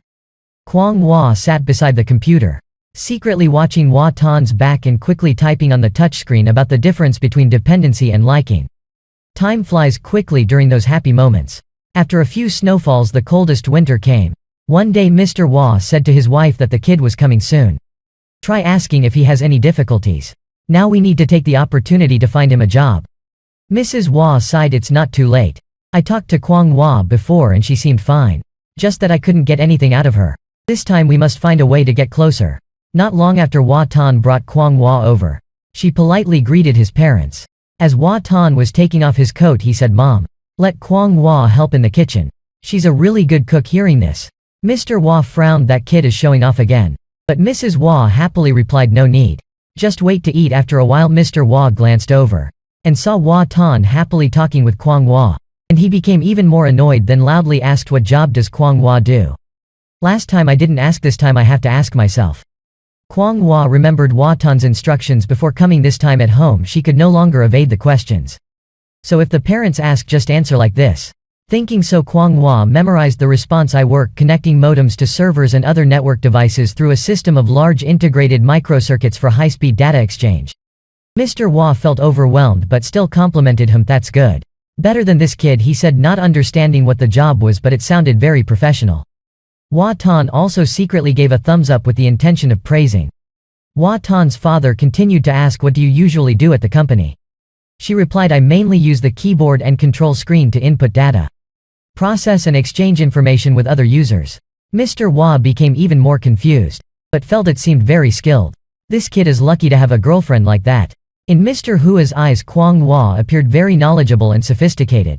If he knew that was just another meaning for playing games, he would probably have a fit. At this point, Mr. Hua didn't find it appropriate to ask further. Only glared at his son and muttered, you should get into a government agency. Those videos you make are not stable. It might work for a while but not for a lifetime. Hua Tan casually stretched himself and asked, why does it have to be for life? Mr. Hua continued asking, then what do you want? Hua Tan spoke recklessly, I want to open my own studio, make it grow and then establish a company, and finally go public on the stock market. At that time I will be the CEO of a listed company. And Dad will be one of the richest fathers. Mr. Hua's face turned red with rage, almost exploding. But then he remembered Kwang Hua was there. So he suppressed his anger with a sigh, each person has their own destiny. You don't understand that. Hua Tan suddenly remembered, Mom had my horoscope read before. What did the fortune teller say? There's still the paper left. Saying that, he went into the room and brought out a red piece of paper. See, Dad. This is my destiny, 7 killing star in the 3rd palace. Learning has 9 colors, a breath of good competition. Love the glory but avoid the strong when weak. Dad, look, I am not suited for a government job. Then Hua Tan took a photo of the red paper intending to send it to his friends. Mr. Hua was incredibly surprised. You believe that stuff? The fortune teller said that because he saw you becoming a thug, so he made up nice words as advice. In the end, can you change that? Isn't it thanks to me beating you? Hua Tan hastily intervened, afraid that Mr. Hua would bring up past events that the son could not correct. Not because of the beatings, right? It's because I grew up and learned how to live on my own. Everyone has their rebellious high school phase. Both father and son are stubborn, neither willing to yield. Fortunately, at that moment Hua Tan's mother intervened and the two fell silent immediately. You're the same, arguing without assessing the situation. There's the girl here too, Mr. Hua said angrily, then took his book into the reading room. After a while Hua Tan's mother went to the kitchen to cook. Only Kwang Hua and Hua Tan were left in the living room. Suddenly Hua Tan took a piece of tangerine and put it into Kwang Hua's mouth. She hadn't had time to react before he had already popped it in. Then he laughed and complimented her, you acted so well just now. You've completely fooled my dad. Kwang Hua nodded silently, unsure what to think, while Hua Tan idly took Kwang Hua's hand and examined it. How can a normal-looking hand like this be so strong? Is it because of your internal strength? Kwang Hua blushed, letting him do as he pleased. She thought to herself why he liked to touch her hand so much. There's nothing fun about hands, she thought. But Kwang Hua couldn't resist grabbing Hua Tan's hand. Give me your hand here.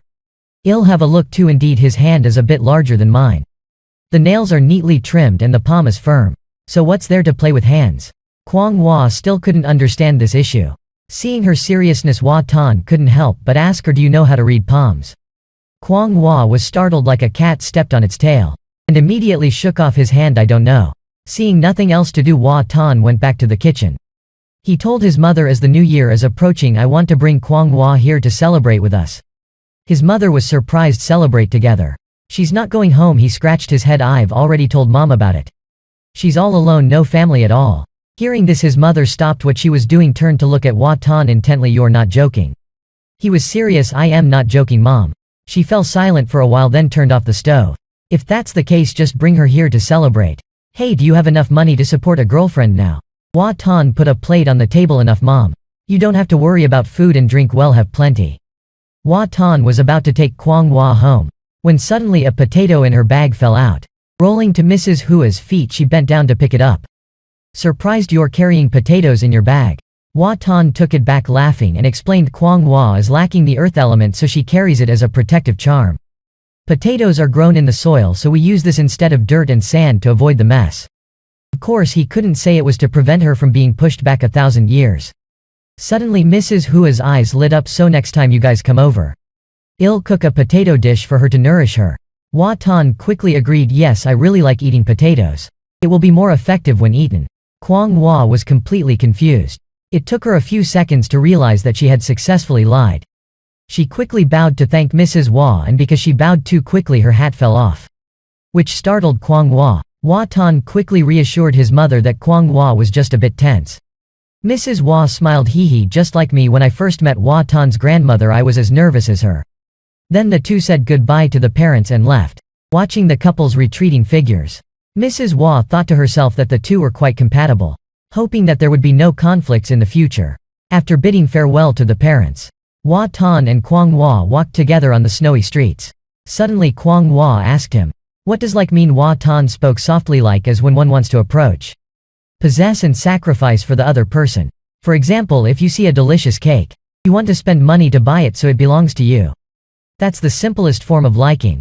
Kwang Hua nodded. What if I don't have enough money to buy it? Hua Tan replied, if you don't have enough money then you must strive to earn enough to buy it. The effort in that process is also a form of sacrifice for love. Liking is about exchanging sacrifices with each other. Just wanting to possess without sacrificing is not liking. But if you try and still don't have enough money, you absolutely must not steal or rob to satisfy your purpose. That is the most despicable action. Saying this, Hua Tan stopped walking. He sighed, because I like you, I don't want to deceive you. Just calmly think about it. If you don't like it, then leave. I respect every decision of yours. Just wanting to give without wanting to possess. That's what true love is, not a literal dogged pursuit. Kwang Hua replied, I feel you are deceiving me. It's definitely not as simple as you say. If you really don't want to possess, then why do you keep insisting on touching my hand? Hua Tan immediately exposed. Sometimes being willing to be deceived is also a form of affection. Kwang Hua angrily rebuked, I don't have it. I don't like anything at all. Hua Tan suddenly laughed broadly, I didn't say you liked it. I am just discussing feelings in general. Kwang Hua immediately fell silent, not knowing how to respond, so just pretended to be angry and turned away. In fact, she was also very troubled. If this is liking, then what do I like about him? When he blow-dries my hair, when he rambles while answering me, when he stews meat, or when he cooks noodles for me to eat. Suddenly in Kwang Hoa's mind it was as if a door had opened. She then asked, what is love? Hua Tan was clearly confused. The girl had become smart. Why have you been asking such questions lately? He turned back to Kwang Hua. When two people gradually understand each other and achieve empathy, that is love. Kwang Hua bowed her head, looking down at her hands, wondering what that feeling would be like. Hua Tan suddenly leaned in close. If you kiss me you will understand right away.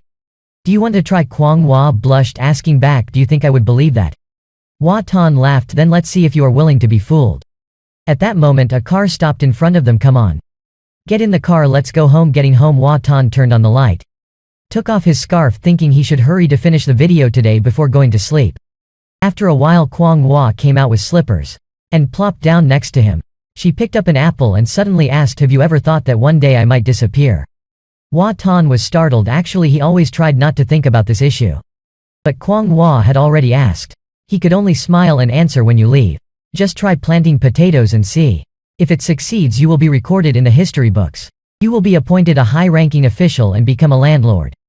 Being wealthy indeed. Kwang Hua turned to ask him instead, do you still like me even though you know I might leave? Hua Tan's hand paused. Love doesn't need a reason. I can't say that because you might leave I don't like you. Even if you really come back, my liking you is still not a contradiction, right? Thinking too much about hypotheses is not as good as enjoying the present. After all, right now you are still in front of me. This is a rare fate. Saying so, Hua Tan stroked Kwang Hoa's hair, making her blush. Now is it seduction or mischief? Haha, as long as you don't hit me it doesn't count. We call this skillful communication. Then Hua Tan leaned in close, picked up a stuffed bear and said, if you want to hit it. Kwang Hua hugged the bear, squeezed its ear and said, now I can't even tell if what you say is true or false. In the past if you teased me I would have hit you already. Hua Tan pretended to be indifferent. If you don't like it, you can totally reject me. For example, by breaking my arm. I won't dare anymore. But Kwang Hua bowed her head and whispered, I don't hate it, in fact I feel it's quite alright. According to Hua Tan, that is a sign of affection. At least it's not hate, otherwise you would just feel bored. Not hating is a prerequisite for developing feelings. So I have successfully led you on, haven't I? Kwang Hua stared intently into Hua Tan's eyes. He laughed in response. Sometimes I do it on purpose. But many times not. But often it's just unintentional. We meet each other every day. Plus my feelings for you. So unconsciously I do things that make you feel fond of me. Like a peacock flaunting its tail when courting to show off its beauty. I want to present my best self to be accepted by you. To prove I will be good for you. Hearing Hua Tan's continuous confessions, Kwang Hoa's face turned bright red. She scolded, that's brazen, you're a scoundrel. To me, totally a scoundrel. Kwang Hua was fuming with anger. Swallowing her anger, she suddenly lunged headfirst into Hua Tan's stomach. After it was over she walked away satisfied. Hua Tan was knocked flabbergasted. He lay face down on the couch for a while before getting up. Holding his chest he sighed deeply. Does she like me? Hating me or just wanting to hit me I can understand, but headbutting, what's that about? Lucky for me she hasn't practiced the iron head technique, otherwise I'd be done for. The next morning after practicing a swordsmanship routine, Kwang Hua sheathed her sword, but Hua Tan was in trouble. Standing improperly meant getting hit. Kwang Hua was now like a strict teacher, forcing him to keep his hands straight without moving. Hua Tan realized Kwang Hua must be taking revenge for yesterday. Suddenly she asked eagerly, didn't you say before you wanted to train your body? So let me teach you boxing. Hua Tan panicked and quickly refused. No need. Exercising is effective enough, no need to learn boxing anymore. While drawing, Kwang Hua whispered into his ear, after you learn to fight, you can spar with me. I'll pretend to resist to make it look real. Don't worry, I won't really hit you. Hua Tan dodged in fear. No way. It's okay, I'll be the one hitting you. In an instant Kwang Hua put her sword on the ground, raising her hands straight in front like this. This is called the guard fist. It mainly uses palm techniques combined with close combat boxing. It places great importance on the harmony of the body's 6 extremities. With these words Kwang Hua launched a powerful punch towards Hua Tan. He flinched as the punch even emitted 2 streams of blue smoke. Hua Tan immediately knelt down as a person who has to repent. I will learn, but my chest still hurts from the headbutt yesterday. Let's continue training tomorrow, okay? Kwang Hua turned and walked into the kitchen. Tomorrow you continue to teach me, now go prepare breakfast. But once in the kitchen Kwang Hua didn't start making breakfast right away, but smiled, thinking maybe Hua Tan has a talent. If he learns better than me that would be wonderful. Then I wouldn't be afraid of whatever he wants to do to me. Just need to win, then force, and that's it. That's right, then because he can't win anymore he will be forced to do as I say. Outside in the living room Hua Tan sat and sighed deeply. Now this girl even knows how to threaten. Suddenly Kwang Hua peeked out from the kitchen, reminding to practice diligently. Don't be lazy, okay? Not long after, while Kwang Hua was playing a game, Hua Tan came over and said he would go out. I might return late, call me if you need anything. Remember not to open the door to strangers, okay? I am afraid they might get hurt, Hua Tan said, then squeezed Kwang Hoa's hand tightly before leaving her cursing about the hooligan shortly after. At the villa of Prince Tuan, Tuan opened the door, looked at Hua Tan in confusion. Why have you come to my house? Hua Tan took out his phone. I knew you'd forgotten. Today there is an alumni gathering. Prince Vong beckons you into the house. Come on. Come in, wait for me to change clothes. Hua Tan suspiciously, in your house there surely isn't anything 18 plus, right? Tuan turns away. No, I've quit long ago. Don't you follow my personal page? After changing clothes Prince Tuan still complained to Hua Tan about women. Really fierce. Suddenly she wants to break up with me. No reason at all, look at that. Hua Tan suddenly interrupts. Wait. Where's your car? Actually Hua Tan came here to borrow a car. Tuan sighs. It's been confiscated.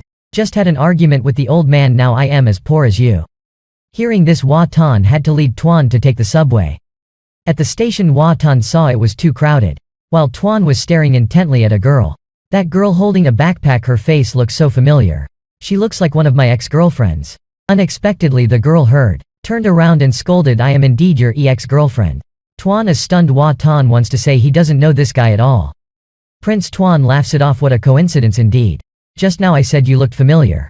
The girl gets even angrier. You only find me familiar. Tuan is flustered and doesn't know how to respond. At that moment, did you see the paintbrush set in her backpack? I remember you were very good at painting. The girl finally satisfied. Better not mention that topic. Lately I've been doing well, eating deliciously, very healthy. But you don't look very healthy, do you? Tuan dejectedly, yeah, really not doing too well. Hey, where are you going? Hua Tan stands behind with eyes wide and mouth agape. Two people who used to be in love meeting again without tension. Even the girl looks at him with eyes full of affection. Like she is still in love. Hua Tan resignedly emits the scent of singleness. Pulls out the phone to check what Kwang Hua is doing. He opens the chat box with her, sees a blank message page, then writes, there are things one cannot refuse. Like loneliness, memories and feelings for you. That day Kwang Hua was playing games to earn money when the computer popped up a notification, you have a new message. He opens it to find Hua Tan's message, there are things one cannot refuse. Like feelings for Kwang Hua. She gets angry, what nonsense is he talking about now? Looking at Hua Tan's avatar only adds to the irritation. It looks so much like him, so formidable. Suddenly Kwang Hua remembers he hasn't done the laundry. So he texts Hua Tan, do you want me to help you with the laundry? Hua Tan replies succinctly, want. Kwang Hua then goes into his room to get the clothes. Upon opening the door she glanced around searching for clothes. Suddenly she noticed a pair of familiar slippers on the bed. She picked them up to examine. Indeed, they were her old slippers that she had thrown away. Kwang Hwa was shocked, not expecting that he liked not only her hands but also her slippers. Meanwhile Hwa Tan, after replying to the message, kept giggling while looking at the phone. Kwang Hwa really wanted to help him with the laundry. At that time Prince Tuan wrapped his arm around Hwa Tan's shoulders. "After the meeting let's meet up, brother. I'll go ahead now, I have some urgent matters to deal with." Hwa Tan alone took the subway. With the snow falling and the wind cold, why must he endure this scene alone?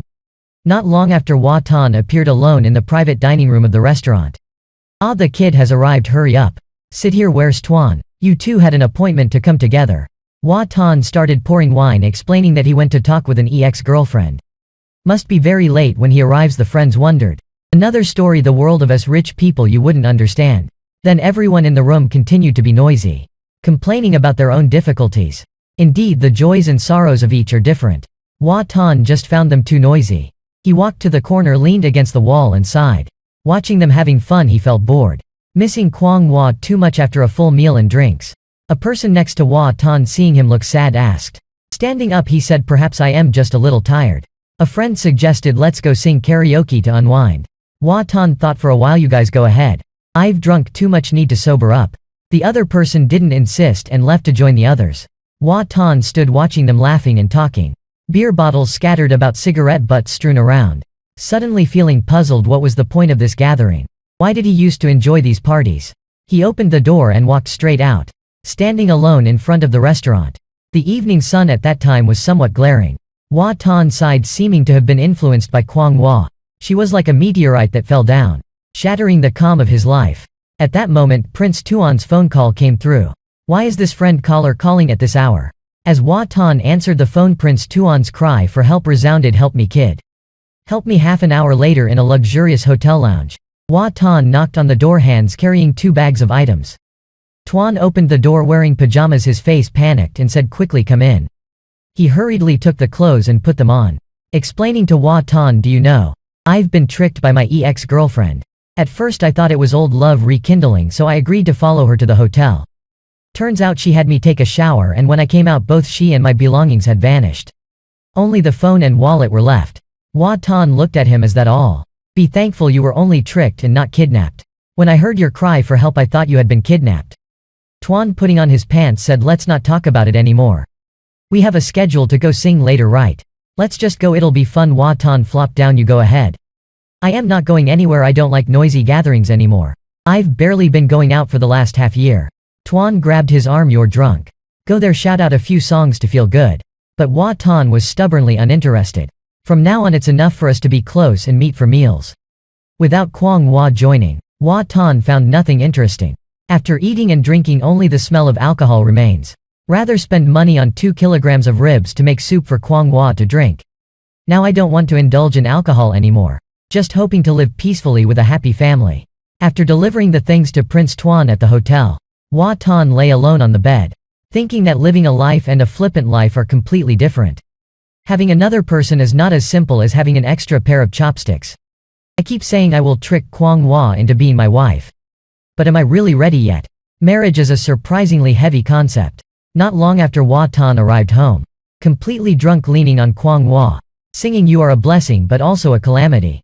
Kwang Hwa smelled the strong scent of alcohol. Knowing he had been drinking, suddenly Hwa Tan, whether drunk or intentional, boldly pulled Kwang Hwa's chin towards him, grinning from ear to ear at a beauty radiant as a flower like jade. It was too much, making Kwang Hwa blush, hurriedly pushing him onto the sofa and then holding her breath to ask how much he had drunk. Hwa Tan dazedly replied, "Just a little bit. It's okay, I am not drunk. Believe me." Then Hwa Tan placed the bag on the table. "This is ribs. Once you have simmered these pork ribs they will become a delicacy." Hearing that it's delicious, Kwang Hwa immediately smiled. "Let's simmer it tomorrow and eat then. I'll put it in the fridge." Now looking at Hwa Tan completely drunk, she asked if he wanted to go to the room to rest. Hwa Tan strokes the winter melon. "No need for that. Lying here for a while is fine until dusk." About 2 hours later, Kwang Hwa, having just finished building the wall, was learning the alphabet. Hwa Tan looks at her silhouette. Suddenly Kwang Hwa asks, "What is Kim Bin Mai?" Startled, Hwa Tan rushes over to her side and snatches the mouse. erases the search history and then explains that the movie talks about karma. The cycle of reincarnation is still heavy for you now. Let's watch it together later. At this moment Hua Tan felt like there were storms in his heart. Unexpectedly Kwang Hua had learned how to check his search history. She still wondered why he just didn't say she couldn't watch it. Why did he have to erase it? Hua Tan had to laugh it off, explaining he just hid it. You can find it again later. After that Hua Tan turned back to lie on the sofa. He sighed. Kwang Hua is getting harder to deceive. As it got darker Kwang Hua turned on the light and found he was already fast asleep. Said he would rest for a bit but then drifted off completely. Kwang Hua took a blanket to cover him. Suddenly remembering his shameless actions when he just came in. She hesitated for a moment, then also mimicked pulling his chin towards her. Hua Tan in the dream felt the movement, muttered something and then continued to sleep.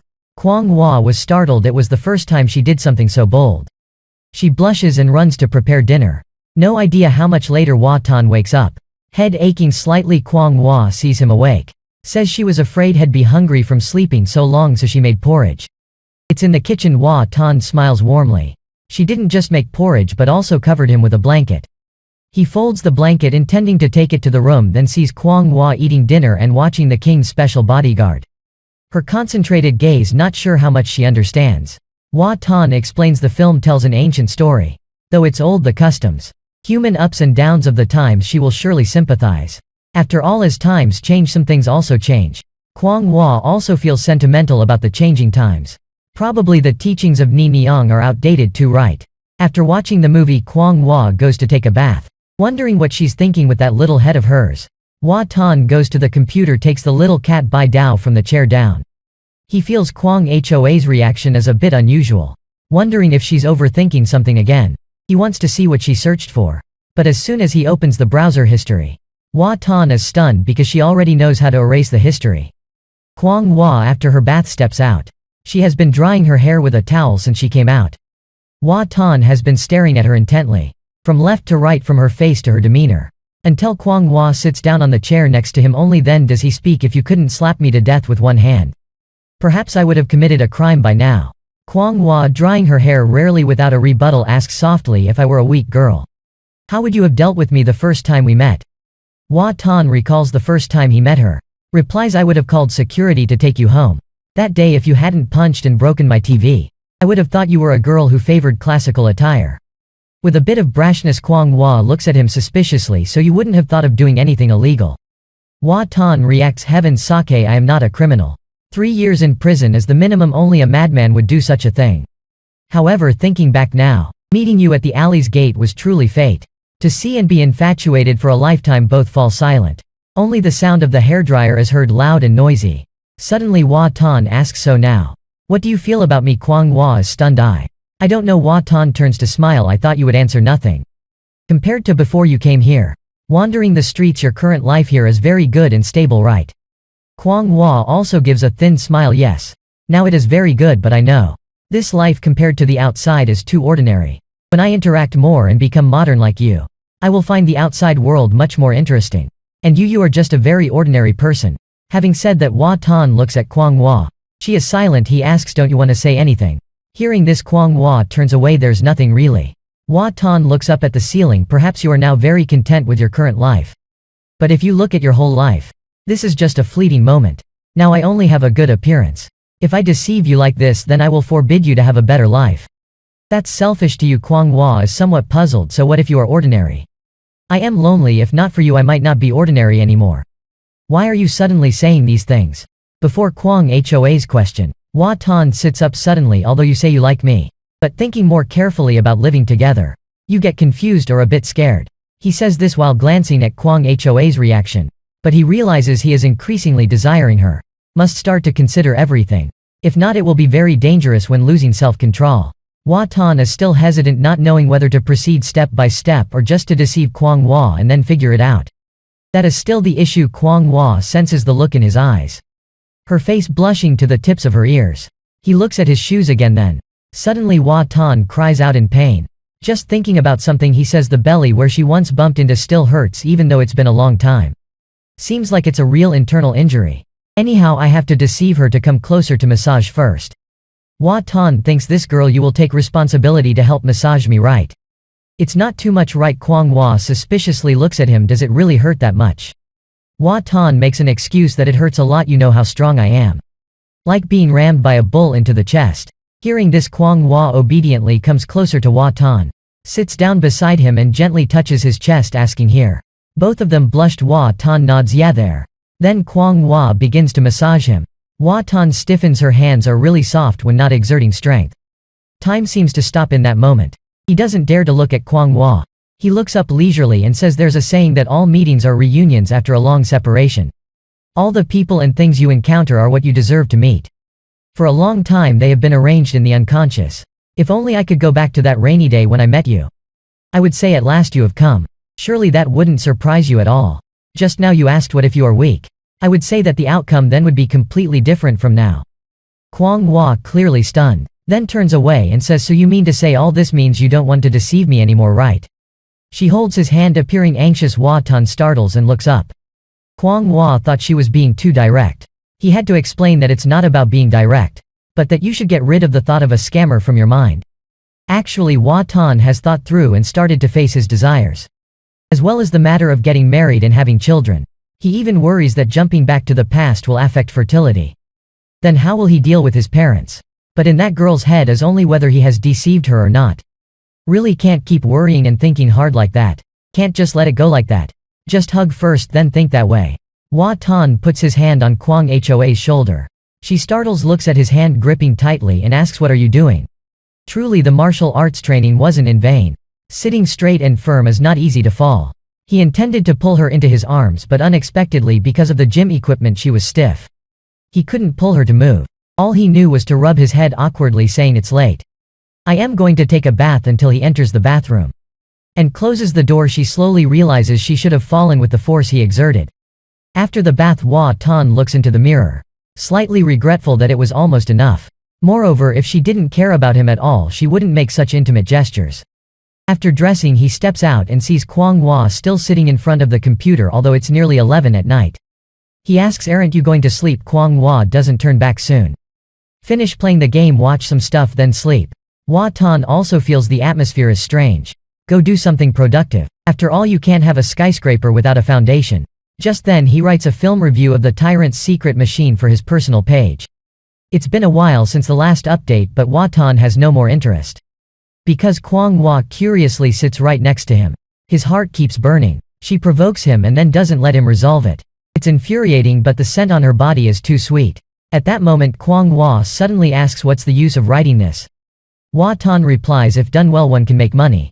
If done poorly it's killing time. Anyway, it's better than doing nothing at all. Hearing about making money, Kwang Hua is interested. Can I do it? Hua Tan is certain you can't. You haven't been trained in modern education systems, so there are many things you only know how to observe but not express. Like liking me but not being able to show it. She immediately becomes unhappy. I don't like you. Hua Tan then asks, what do you feel after watching The Tyrant's Secret Machine? Kwang Hua only knows to say that if you avoid it, the era has changed. Hua Tan starts to be able to express. Today teacher Hua will teach you. Someone says movies extend human life threefold. That saying isn't unreasonable. It makes people reflect. To see life from many perspectives. Heroes are only skilled for a time. Many things must be looked at deeper than the surface. You don't understand the characters, so you can't fully enjoy the flavor. Can't grasp the deeper meaning. Therefore you must read more, watch more to gradually enhance your understanding and soul. Kwang Hua listens attentively yet awkwardly. Hua Tan asks again, do you like reading books? It must be yes, right? Hearing her answer yes. He grins with self-satisfaction, also likes reading books. Although she doesn't understand what he wants to say. Kwang Hua also knows it's nothing good. Suddenly Hua Tan spreads his arms. Asks if he can hug her. Kwang Hua immediately becomes wary. Why would you hug me? Hua Tan, a bit embarrassed, says, let me satisfy this little wish, will you? The two of them silently look at each other. If you stay silent, I'll take it as a yes. Kwang Hua remains silent. Seeing that, Hua Tan tightly hugs her. Squeezes her as if wanting to merge her into his body. The zucchini cat, caught in between in too much pain, can only run away. It's pitiful having to eat dog food. After the cat leaves, Hua Tan earnestly says to Kwang Hua, as I told you.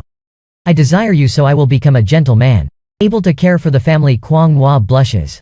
Doesn't react nor struggles. After a while, Hua Tan finally lets go of Kwang Hua. After groping Kwang Hua once more, Hua Tan then wishes her good night and heads straight to his room as there are some matters to take care of. Sleep well. Kwang Hua watches his figure. Doesn't know what she's thinking after a long while. She then mutters sleep well.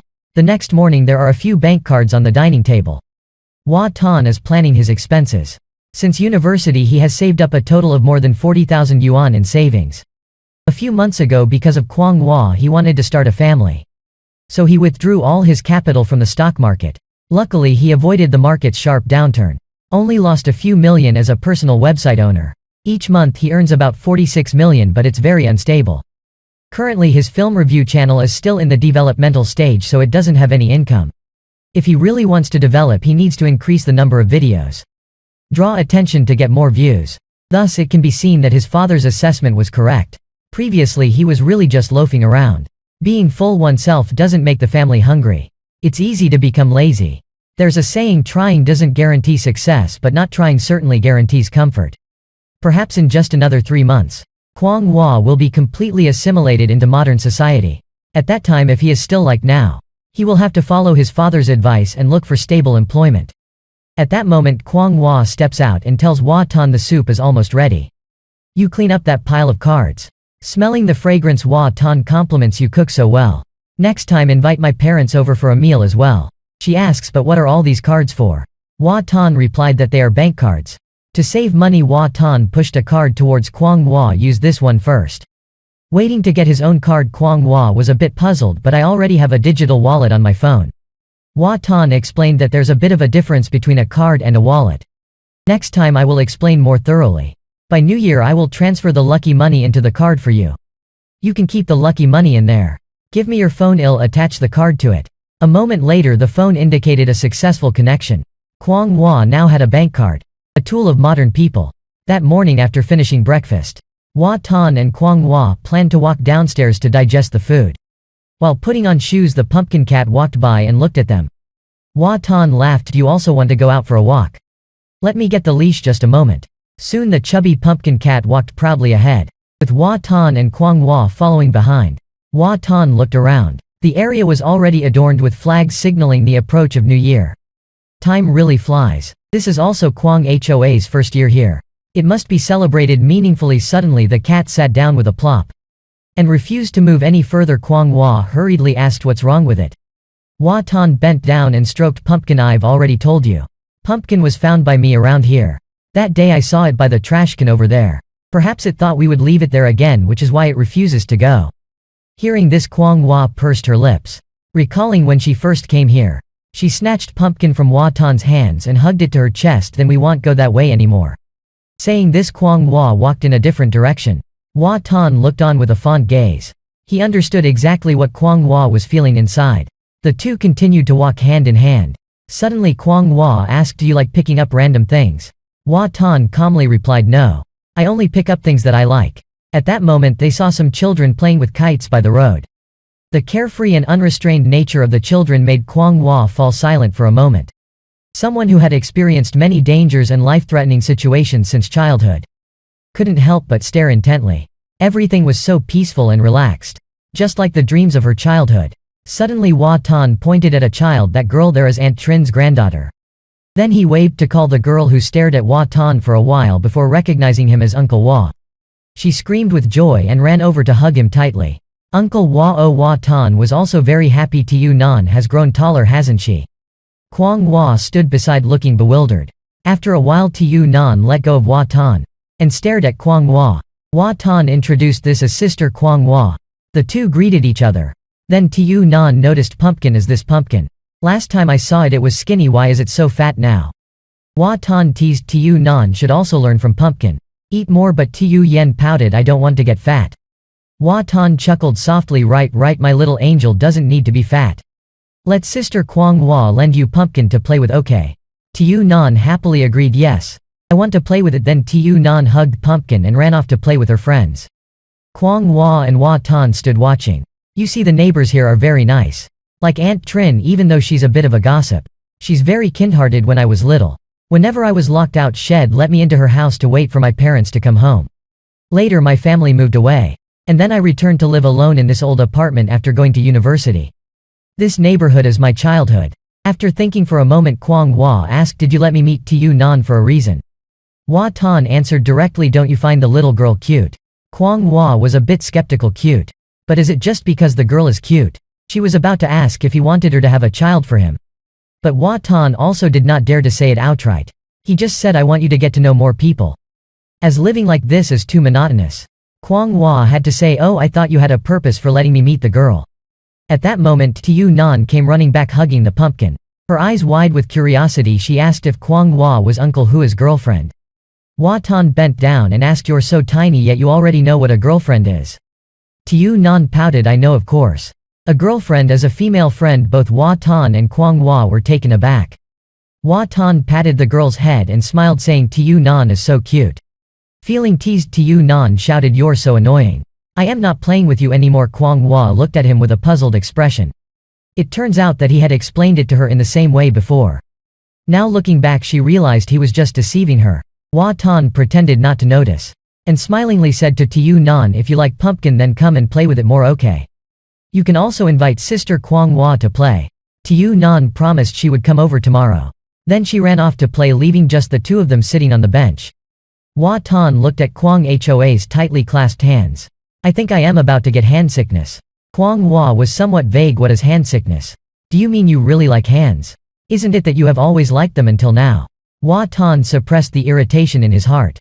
Wishing I had more authority, I would show you what a pervert looks like. That afternoon, returning home, Kwang Hua again taught him martial arts. He had to practice the stances and footsteps until they became instinctual, so that during a fight he would automatically know how to exploit the enemy's weaknesses. Hua Tan sighed in resignation, finally unable to escape martial arts practice. Hua Tan and Kwang Hua were practicing jumping when suddenly they heard a knock at the door. Hua Tan opened it but saw no one. Looking down, he saw Tiu Nan. Brother Hua. I came to play with pumpkin, she said, holding a few notebooks. He laughed, coming to play but still bringing homework. Tiu Nan giggled, I have to tell grandma I am going over to do homework. Then she approached Kwang Hua. Greeting her politely, Kwang Hua was overwhelmed by the girl's enthusiastic behavior. Hello Tiu Nan, she greeted in return. The girl quickly went to look for pumpkin. Where's pumpkin, brother Hua? He pointed, it's lying face down on the sofa there. Tiu Nan ran over and picked up pumpkin. Ignoring its protests, pumpkin, don't sleep anymore, why is the pumpkin so heavy? You need to lose weight. The happy girl hugged the pumpkin and ran around. Hua Tan opened Tiu Nan's homework notebook. His eyes widened, oh my, not a single word written. Still cleaner than the relationship between me and Kwang Hua. He told Tiu Nan since she brought the homework over she might as well do it. Let the pumpkin sit beside and do it together for fun. The girl was grouchy, but pumpkin doesn't know how to do homework, Hua Tan. To prevent the girl from being lazy, Hua Tan replied, then you just teach it. That way it will learn. So the three of them each did their own work. At 6 in the evening, Kwang Hua glanced over Tiu Nan's homework. The girl was pondering a math problem, still holding the pumpkin tightly in her arms. Hua Tan said that Kwang Hua could look at the girl's Vietnamese homework. She would surely recognize the characters. Might be able to do a few sentences. At that moment, Tiu Nan raised her hand and said, Hua Tan, hey. I've done all the questions I know, but there are some difficult ones I don't know how to do. Seeing Hua Tan coming over, Kwang Hua also sneakily moved closer. She took Tiu Nan's Vietnamese notebook and opened it to a random page. But her eyes weren't on the question. They were staring at Hua Tan. Solve the problem for Tiu Nan. He looks like Master Tu teaching little bat in the smiling proud wanderer. However, Hua Tan is not as strict, and is even more knowledgeable than that teacher. Suddenly Hua Tan looked at his phone, exclaiming, it's already so late. Tiu Nan, stay here for dinner and then go home, okay? Afterwards sister Kwang Hua will take you home. My house is just up here after dinner. Tiu Nan intended to say goodbye and go home by herself just a few floors away. I won't get lost, but Hua Tan did not agree. Aren't you afraid of tripping and falling? Rolling all the way down, be good and hold sister Kwang Hua's hand. A moment later, Tiu Yen knocked on the door. Grandma, I am back.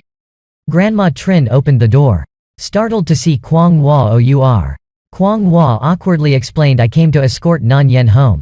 Grandma Trin quickly said, oh, thank you so much. Tiu Nan, say thank you to sister. Grandma Trin cheerfully told her granddaughter, in the future rely on brother Hua to teach you more. Otherwise next time your mother comes back and sees the homework not done, she won't let you come play again. Tiu Nan smiled brightly, thank you sister. Goodbye sister, see you again. When she got home, Kwang Hua saw that Hua Tan had just finished showering. Go take a bath. And then sleep early tomorrow, we will go shopping for Tet. Kwang Hua asked sleepily, are we shopping outside? Hua Tan said teasingly, what are we shopping in the room? Go take a bath, scolded by Hua Tan. Kwang Hua was irritated but didn't know how to retort. She grabbed her clothes and went into the bathroom with an annoyed expression. Suddenly Hua Tan called out, wait a minute. I cooked noodles with ribs, do you want to eat? Kwang Hua, surprised, you haven't had dinner yet. Hua Tan raised his hand to scratch his head, not exactly. Just got hungry again and felt like eating something. Eat a little late night snack for fun. Not long after, Kwang Hua finished bathing and held the hot bowl of noodles Hua Tan cooked. Her eyes lit up, just enjoy it. The noodles with ribs are very fragrant. Of course, don't forget to add a bit of garlic. Before long, Kwang Hua finished eating. She touched her stomach, why do I still feel not full? Hua Tan, while washing dishes, said, if you want to eat, leave it for tomorrow. Eating a lot at night is not good for health. You'll get fat like a winter melon. Kwang Hua pouted, it's because I got hungry after the bath, not because I continued to eat after being full. It's not easy to get fat. Hua Tan took the bowl to wash. While walking, he said, then feel your stomach. If it's bloated, you're full. If not, I'll cook some more for you.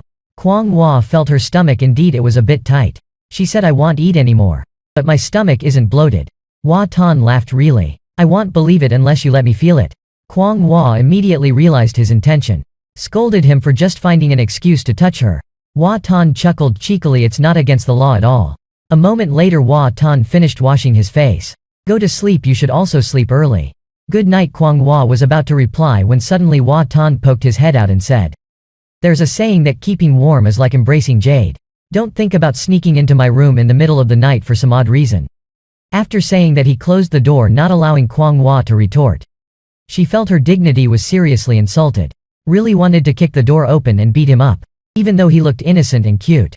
But when provoked, Kwang Hoa's sharp and fierce eyes when angry could make even a ferocious dog tuck its tail and run away. The next morning, Hua Tan took Kwang Hua out to buy Tet goods. The weather was unusually sunny. As soon as they reached the gate, they saw the security guard True lying down comfortably. Hua Tan greeted, hello Uncle True. The new year is approaching, isn't it? You must also be smiling brightly. It's coming. Where are you two going? Hua Tan replied, yes. We're going to buy Tet stuff. After saying that, the two continued on their way. But suddenly Hua Tan stopped, turned to Mr. True and said, remember to take care of your health. Smoke less. Mr. True leaned back in his chair. Nonchalantly said, I am old now, I only live on this now. A moment later, the two stepped out onto the main road. A girl passed by. Hua Tan glanced at her bare legs, then looked down at Kwang Hoa's thick cloth pants. He whispered, that girl is wearing sheer long stockings. At first glance, it looks like she's not wearing stockings at all. Do you want to try? Kwang Hua immediately refused. No. I prefer thick cloth pants, they're warm. Aren't they cold? You're still stubborn. No way. That keeps warmth really well. Then Hua Tan tightened his grip on Kwang Hoa's hand. Let's hurry up. We have quite a lot to do today. The new year is coming, starting with a haircut. Shortly after, the two arrived at the hair salon. The owner had blonde hair, and personally cut the hair for both of them on their first visit to the salon. Kwang Hua opened her eyes wide nervously, asking Hua Tan, can I get a haircut like your mother? Hua Tan was slightly surprised. That want to. I'll help trim your bangs first. Prune the layer of hair covering the eyes, then neatly trim the ends. It just needs to look neat and hearty. It's the first time experiencing this service. Kwang Hua kept reminding herself not to dodge the barber's hands. She must get used to these things while living here. Soon the floor was covered with Kwang Hoa's hair. Hua Tan carefully examined her new hairstyle. The hair thinned out. The layer over the eyes was neatly trimmed, looking much more suitable. He was very satisfied. After paying, Kwang Hua asked where they would go next. Hua Tan took her hand and pulled her along. Let's go buy clothes. New shoes at the supermarket, well changed from head to toe for the first day of the year. That's called the New Year's spirit, fresh and joyful. But before long, a stray dog blocked their way. It looked at them as if they were easy to bully, growling and barking. Hua Tan was also disappointed. Right before the new year, if this thing bites, it's the end. He didn't want to go get a rabies shot. He stood in front of Kwang Hua. Let's stay away from the dog. Cross the road to the other side. But Kwang Hua was not at all scared. Why avoid it? I can kick it to death with one kick. Hua Tan was startled. No need for that. He had forgotten this martial girl kills without blinking. Let alone a dog. Kwang Hua rubbed her hands, stepped forward in front of the dog. Suddenly she opened her eyes wide, her pupils fiery red. The dog, terrified, turned its head and fled. Hua Tan was also stunned. Did you use your aura to scare it off? Kwang Hua turned back to explain there was no aura involved. It knew it couldn't beat me, so it ran away. Hua Tan instructed, let's just let it go this time. Remember not to do that again in the future. Now you don't need to wield a sword to fight anyone. Knives should only be used for cooking. Enjoy life, he said, then suddenly thought of something. Frowned worriedly and asked Kwang Hua, you don't remember your past life of fighting, do you? Hearing this, Kwang Hua was silent for a while, then fixed her hair. Who would like fighting if they have a stable life? Hua Tan immediately smiled joyfully, that's right. So from now on we will live well together. Kwang Hua suddenly froze, feeling that she was tricked by him again. Let's go to the supermarket to continue shopping. There's still a lot to prepare. That afternoon the two finally returned home. The squash was curious, sniffing the newly bought pile of goods, wondering if there was a part for itself. Hua Tan looked at Kwang Hua eagerly and said, don't open it to look yet. Help me with the glue to stick the Spring Festival couplets. Before long Hua Tan finished sticking the couplets without sticking the couplets for the new year. You can't step into the house, this old house would look uninhabited. Not a hint of the Spring Festival atmosphere. After finishing, Hua Tan asks Kwang Hoa's opinion, how does it look now? Kwang Hua thinks for a moment with her tiny head, it seems much shorter than others. Only 6 words doesn't look imposing at all. Hua Tan is surprised, couplets don't have to be long to be good. Do you prefer them long? She replies with a yes. Long ones imply better meaning. Hearing this, Hua Tan flips his hair. Self-satisfied, he says, then the meaning in mine is very good. After sticking the couplets, Aunt Trin leads her niece downstairs and immediately asks, oh, you're putting up New Year's papers early. Hua Tan says, we've just finished sticking the couplets. You should take a commemorative photo now. Oh right, Aunt Trin, please take a photo of us at the door. Aunt Trin takes Hua Tan's phone. Adjusts the frame, don't move. Hua Tan grins widely while Kwang Hua has a cold expression. Take another shot and that's it. Aunt Trin returns the phone, keep this as a memory of you two spending the new year here. Hearing this, Aunt Trin's curiosity is piqued, staying together for the new year. Surely you will get married. She giggles and then says, go on, you two are busy. I'll go out for a walk with little Nan. Little Nan also waves goodbye, brother and sister. After that, Hua Tan and Kwang Hua start cleaning up the house. The squash sits on one side supervising. After a while the work is also finished. Hua Tan leans back on the sofa, sighing with relief, but then he suddenly remembers. Takes out his phone to look at the photo just taken. This girl is really cute. Suddenly Hua Tan says to Kwang Hua, can I have a piece? Kwang Hua reaches out intending to give him the melon seed in her hand. But my god, this guy is so nonchalant. Opening his mouth waiting for her to feed him, Kwang Hua does not indulge him at all. Her eyes narrow, then she flicks the melon seed straight into Hua Tan's mouth. Hua Tan doesn't know what happened.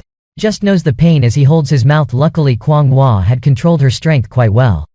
A bit later, when the pain subsides, Hua Tan chews while staring at Kwang Hua.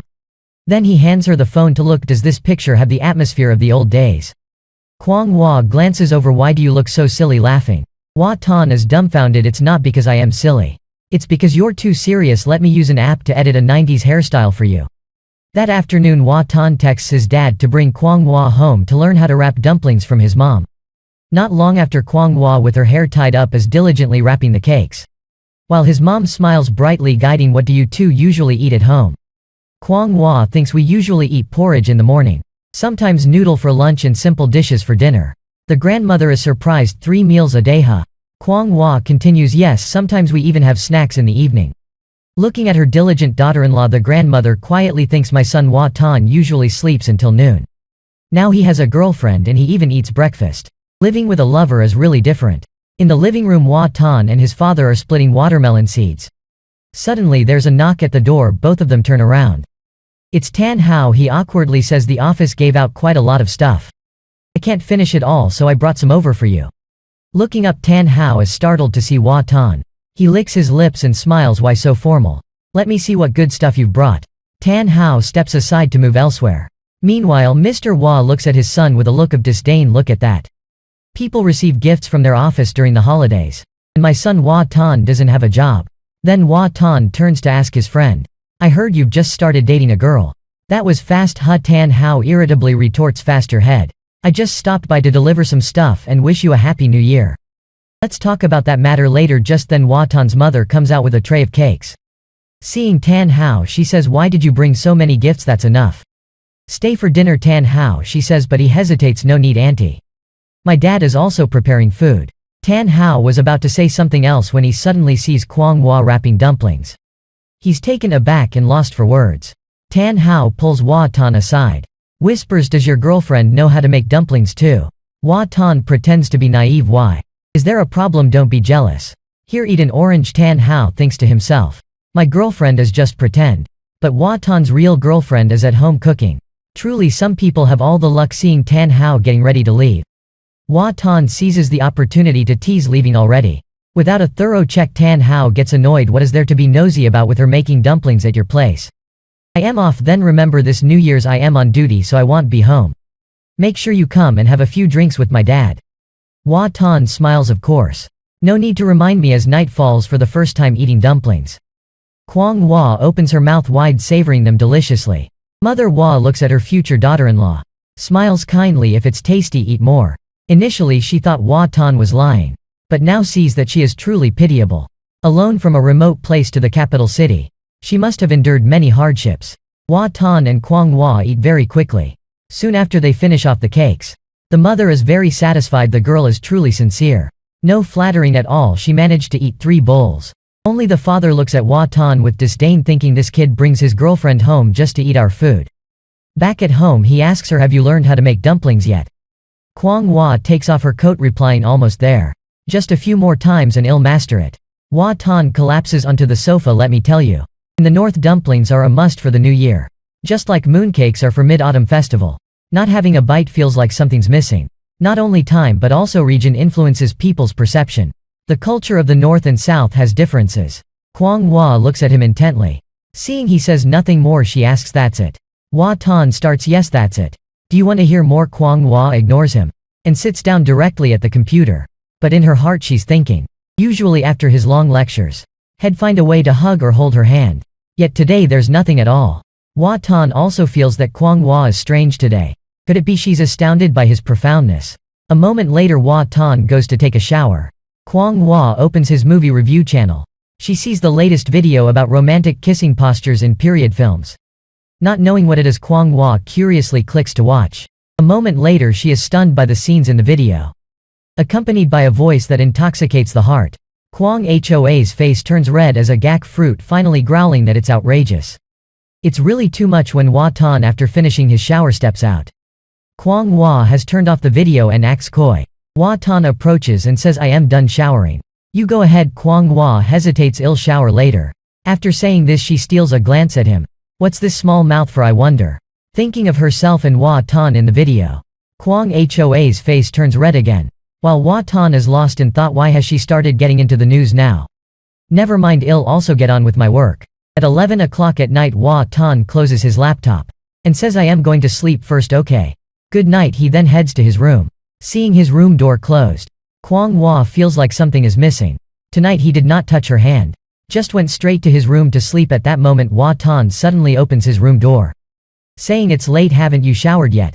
Kwang Hua is startled and awkwardly says, I am going to wash my hair now. Hua Tan nods, okay, go take a shower. Later he will dry Kwang Hoa's hair standing up, no need. A moment later Kwang Hua finishes showering. She steps out to find Hua Tan holding a hairdryer waiting at the door.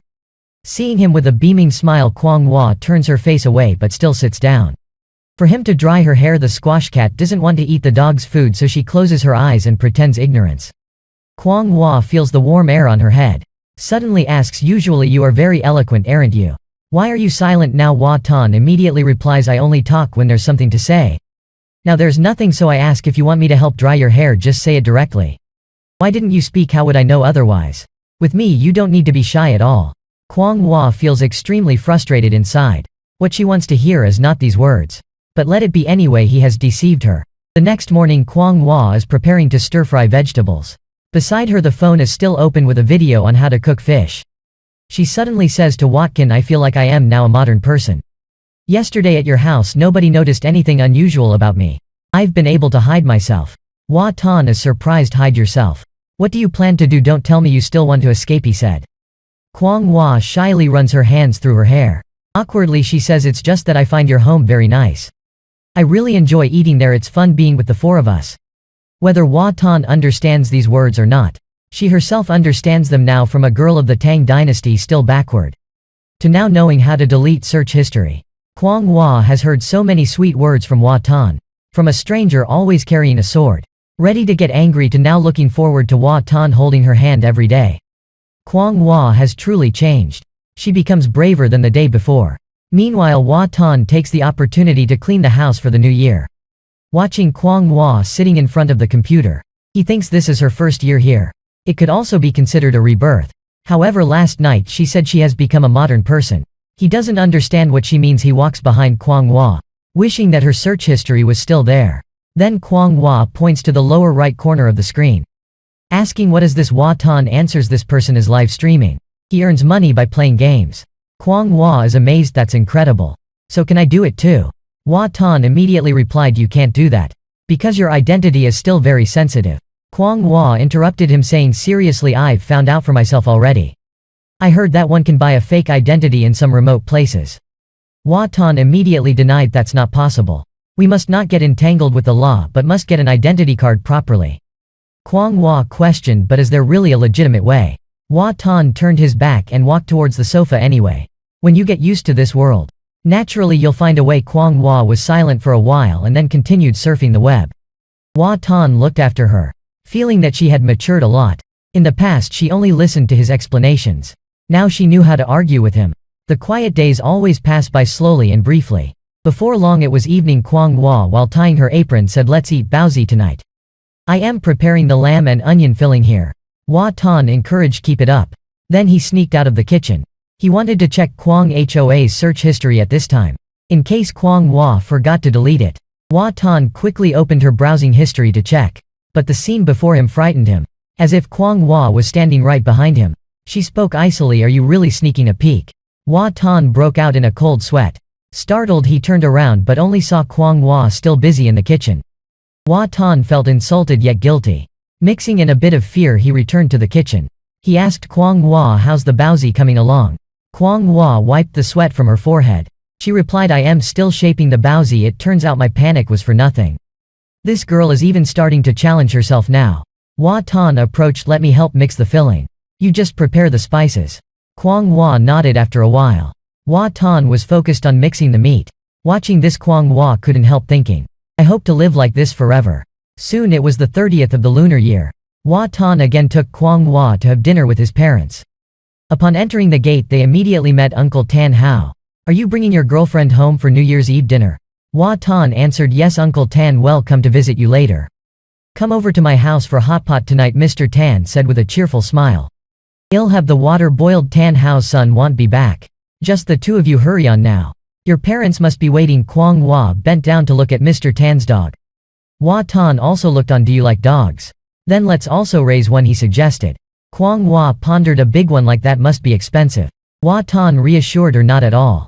Raising a dog is a lot of fun, just like Uncle Tan's. Having a pet by your side, life won't be so dull. But Kwang Hua bluntly said, our home already has a winter melon. Hua Tan then remembered, that's right. We already have a winter melon, but then he suddenly realized. She just said our home. Hua Tan instantly drifted into a fanciful world of marriage. Intoxicated in that fanciful world, the two of them ascended to Hua Tan's house. He pointed at a gift box. He asked his father, is this the fruit Uncle Tan Hao sent over? Oh, passion fruit. A moment later Hua Tan sliced the passion fruits. He handed half to his father, try this, it's good for beauty and also for the skin. Then he also gave half to his mother. Kwang Hua of course was not forgotten. He also gave her half. The three of them bit into it reluctantly. Seeing their puzzled faces, Hua Tan asked, is it good? His father said, it's good, you try it then you'll know, his mother said. Kwang Hua however scrunched up her face in silence. Hua Tan's face fell, must be hard to swallow. Forget it, I won't eat anymore, he thought. As he was about to set the lemon slice down, 3 threatening glances shot his way. The look seemed to compel him to taste it. Swallowing his tears, he also bit into his portion of grapefruit.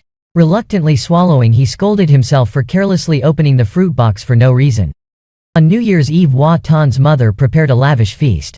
His father brought out a bottle of precious wine.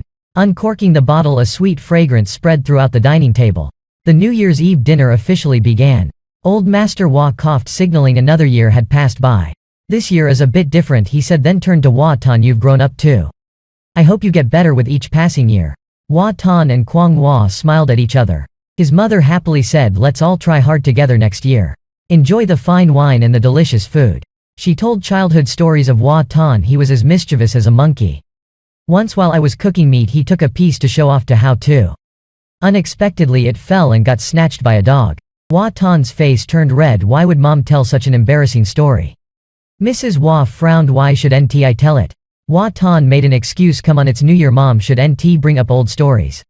She wouldn't stop. I don't see any reason not to. The story's not over yet, kid. Then the two of them were determined to snatch the meat back from the dog's mouth. Kwang Hua burst into laughter, saying this guy is really stubborn. Not long after eating their fill, Kwang Hua was helping to clear the dining table. Suddenly Mr. Hua signaled for Hua Tan to follow him. The two went into Mr. Hua's study. Hua Tan saw him take something out. Curious, Hua Tan asked, what's that, dad? A secret, huh? You're giving this item to your son here. Take it home and open it to see. Hua Tan eagerly asked, what is it? Lucky money. It doesn't look like it at all. Mr. Hua instructed, when you get home just open it and you'll know. After saying that, he pushed Hua Tan out of the room. A moment later Hua Tan took Kwang Hua to leave. Saying goodbye to his parents on the way, he said to her, let's stop by Uncle Tan's house for a bit, shall we? Just be at ease and practice your modern communication skills, he suggested. It's okay to talk nonsense, a few drinks and a nap and uncle will forget all about it. Kwang Hoa's face turned red and she quietly agreed. Seeing her expression, Hua Tan felt that she was acting stranger than usual.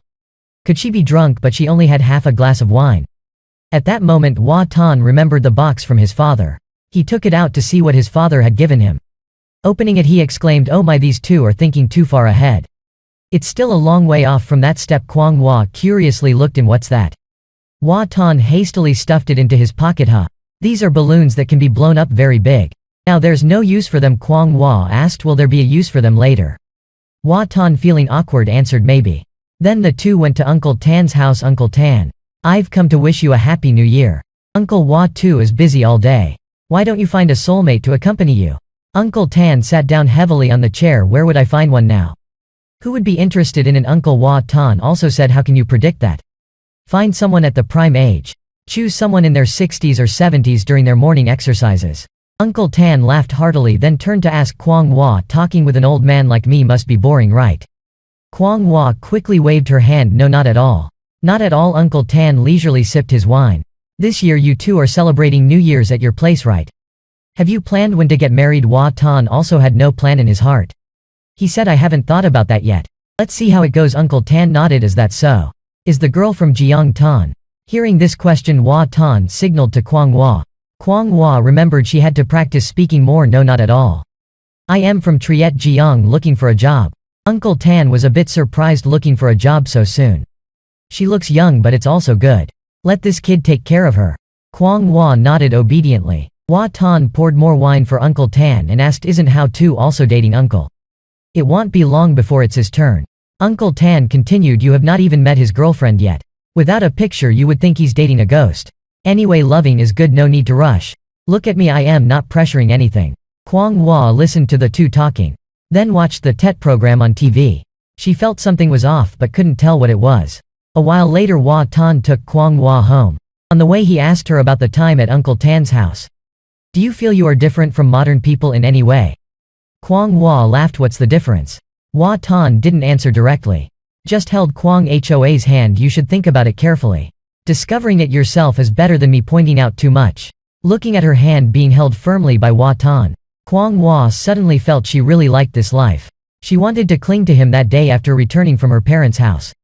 Hua Tan turned on the TV just in time to watch the New Year's Eve program of Gap Now Kuoi Nam. He told Kwang Hua that tomorrow would be the first day of Tet. Remember to wear new clothes, the ones we just bought the other day. But Kwang Hua remained silent, seemingly not hearing anything. Just muttering in her head a random verse. Dang, Du too sympathizes with life. After a while Kwang Hua suddenly turned to look at Hua Tan. Before he could ask, Kwang Hua stood up. She went straight to the kitchen, leaving Hua Tan puzzled. Then he heard noises in the kitchen. Not knowing what she was searching for, he asked, what are you doing? Unexpectedly Kwang Hua came out with a bottle of white liquor. Clearly she had already drunk quite a bit. She wiped the corner of her mouth, staring intently at Hua Tan. He hurriedly approached, intending to snatch the bottle. Why are you drinking this? This is cooking wine, you can't drink it. But the dreamy look in Kwang Hoa's eyes showed she was nearly drunk. She asked, Hua Tan, we're still innocent, right? Kwang Hua had only one thought in her mind, to lean on him. Hua Tan put the bottle down on the table, comforting her. Innocent, yes, completely innocent. As soon as he finished speaking, he suddenly felt a gust of wind rush towards him. Kwang Hua grabbed his hand, forcefully pushing him down onto the sofa. At that moment Kwang Hua had only one thought to cling to him. Hua Tan was stunned by Kwang Hoa's actions, staring intently at the TV. The New Year's Eve program is on. The countdown is about to begin. Simultaneously with the countdown 3, 2, 1, Kwang Hua took the initiative to kiss Hua Tan. At that moment the room was filled only with the New Year's wishes on TV and the rapid beating of their hearts. Perhaps because she had never done this before or watched too many historical dramas. Kwang Hua even bit Hua Tan's lower lip. He was stunned, never in his life knowing what helplessness felt like. Being forced like this he couldn't even resist. It was a long time before they separated. The corner of Hua Tan's mouth was smeared with Kwang Hoa's saliva.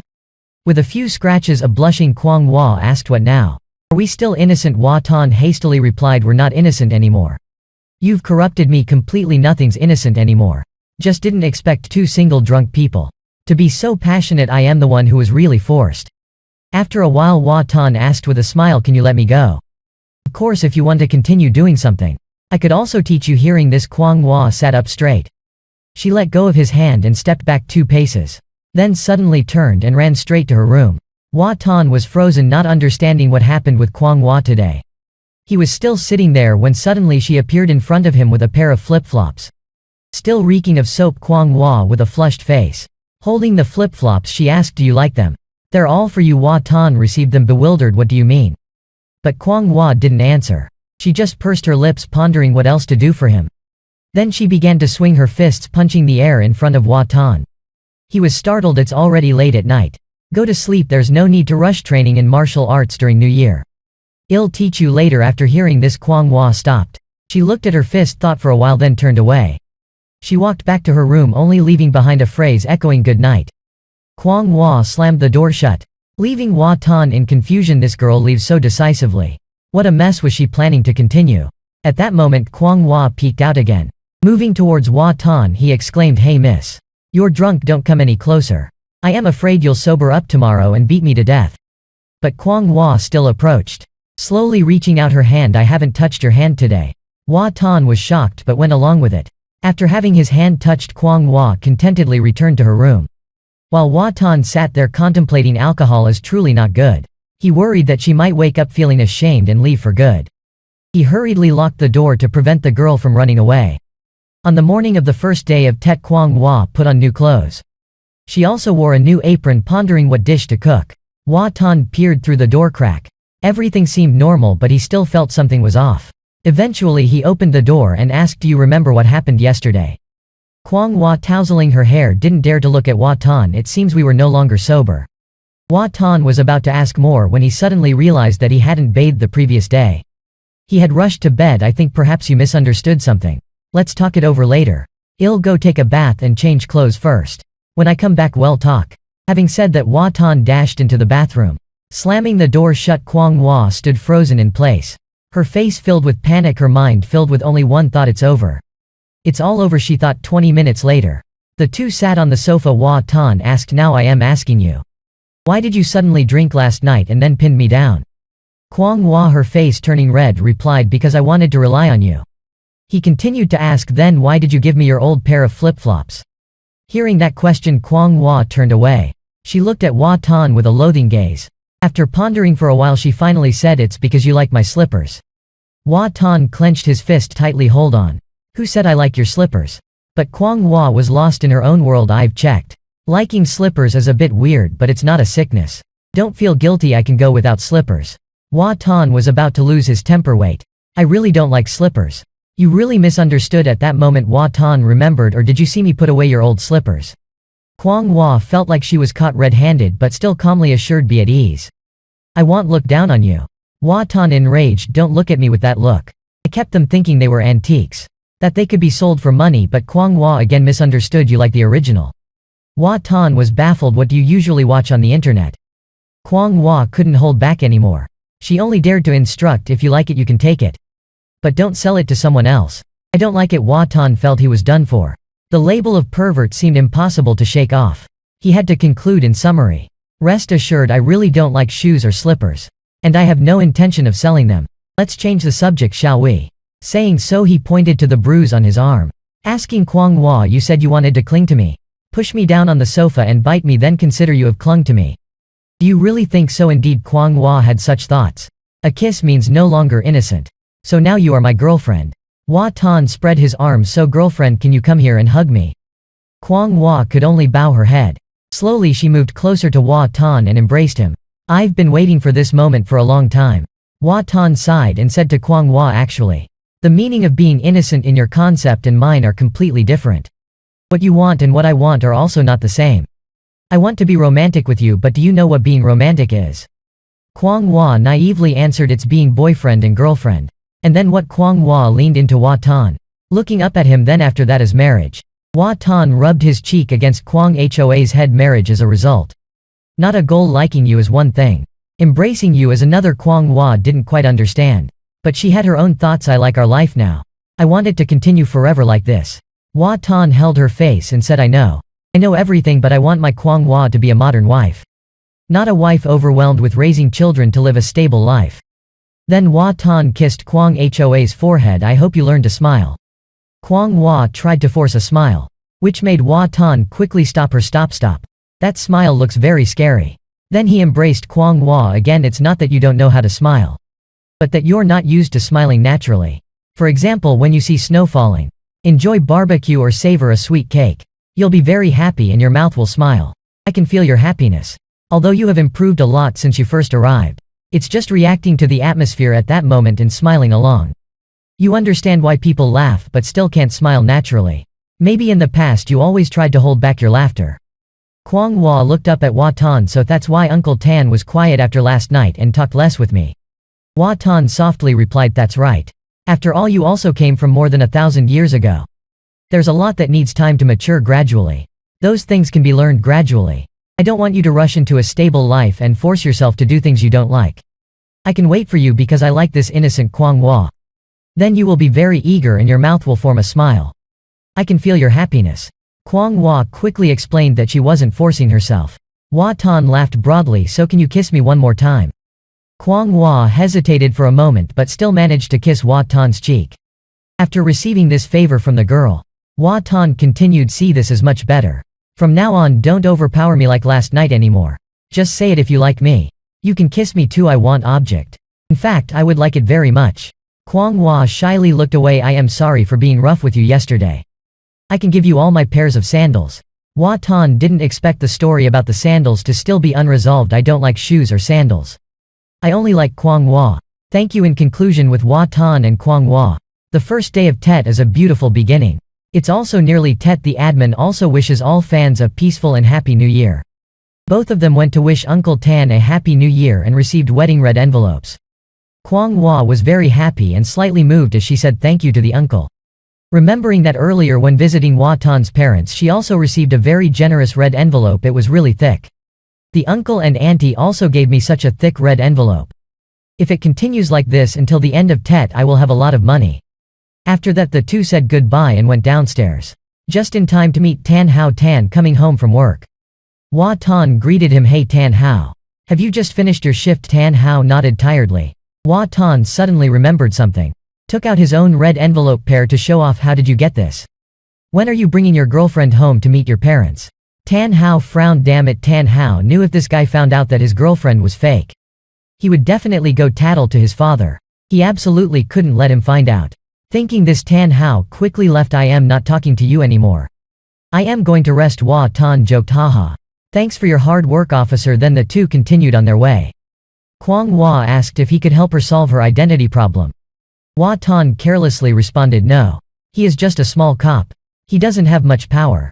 But no matter who, how to is the more people know you, the more protected you are. In the end, it is still good for you. Kwang Hua listened very attentively. After thinking for a while she suddenly said, it's really good. Hua Tan surprised. What's good?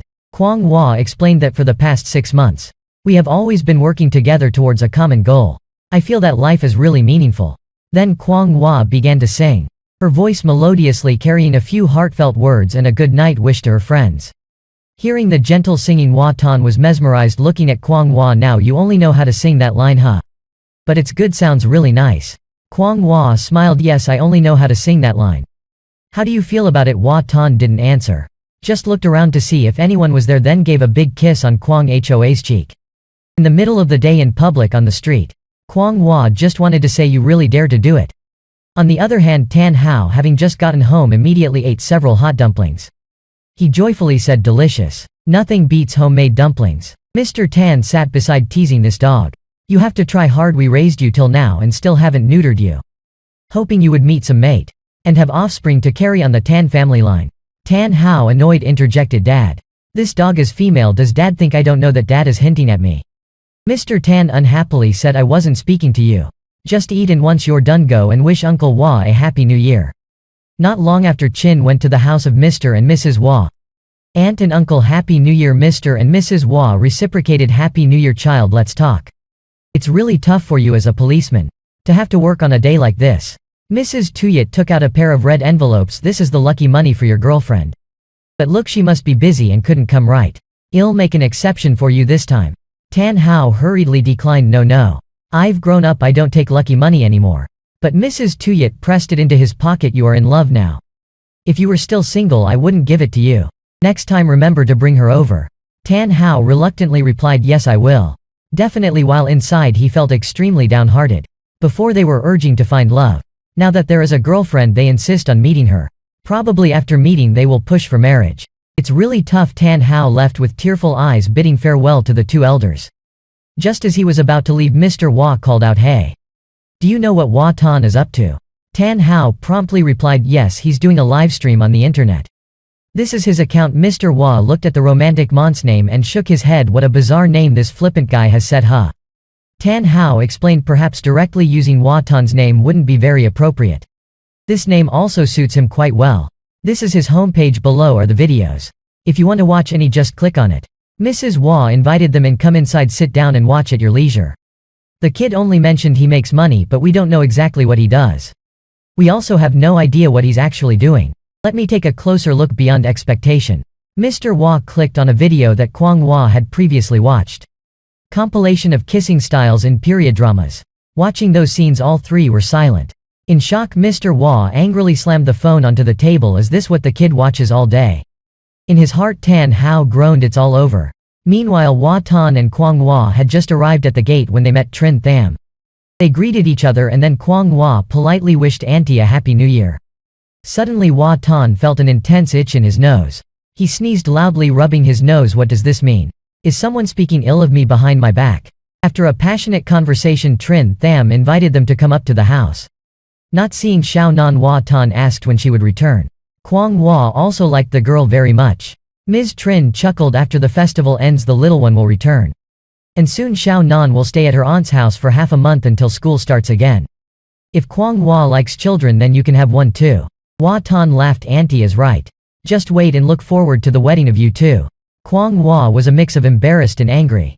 And started to curse Hwa Tan as a damn fool. Suddenly Ms. Trin asked, hey, how did you two meet? Online. Hwa Tan and Kwang Hwa were both surprised. Glanced at each other and then immediately understood. Hwa Tan raised 3 fingers, not online, no. We met here in Zhongcheng. And I pursued her for 3 years before she finally agreed. 3 whole years, Auntie Trin joked along. 3 years is still okay. Even 5 years would be worth it, right? And so the 3 of them chatted. Mr. Wang brought fruit to the table. Hwa Tan quickly said, Uncle, no need to trouble yourself. Well, sit for a bit and then head back soon. Ms. Chang, still smiling, stay and talk with this old lady for a bit. Feel free to eat and drink, don't be shy. Thank you, Auntie. After a while the two returned home. Hwa Tan, while slipping on his sandals, asked Kwang Hwa, do you even know what meeting online is? Kwang Hwa nodded while taking a bag of cat food from the fridge. When you open the computer, the whole webpage shows up. Hwa Tan sighed helplessly, really don't know if teaching you to use the internet was good or bad. I thought it was innocent, but it turns out to be corrupted. Then Hwa Tan flopped down onto the sofa. Sighing, honestly, to be honest, I prefer socks over shoes. Those thin, long black socks with a simple design. Hearing this, Kwang Hwa looked straight at Hwa Tan and then shyly turned away. Hwa Tan laughed, looking at your reaction. You must understand what I am talking about, right? Following that, Kwang Hwa's comment almost made Hwa Tan spit out, I know. You like looking at others wearing that on the street, don't you? Until Kwang Hwa finished cooking dinner. Hwa Tan bit into a piece of meat. While swearing, I swear to heaven. From now on I won't look at others. Although I haven't looked much before. It's just that when I see long legs my eyes automatically take a few extra glances. That's a man's instinct. But Kwang Hua was very calm. Not at all troubled, she told Hua Tan, so what if you look? I like to look too. Aside from being a bit liberal, it really is beautiful. At this point Kwang Hoa's face turned bright red. Hua Tan felt something unusual. Do you find it beautiful to want to wear it or to touch it? It seems about time to get Kwang Hua to wear black socks, huh? Unexpectedly Kwang Hua straightforwardly responded, I want to touch it. Hua Tan was stunned. The chopsticks dropped. After dinner he sat pensively in front of the computer. There's a possibility that she just simply wants to touch the socks. Soft and smooth socks, who wouldn't want to touch them? It's a very normal thing. Thinking so, Hua Tan said to Kwang Hua, how about I buy some pairs of socks for you to try touching? You can freely wear them for fun. But Kwang Hua declined right away, no need. I also don't want to wear them. Hua Tan spoke idly, well, if you don't want to wear them then never mind.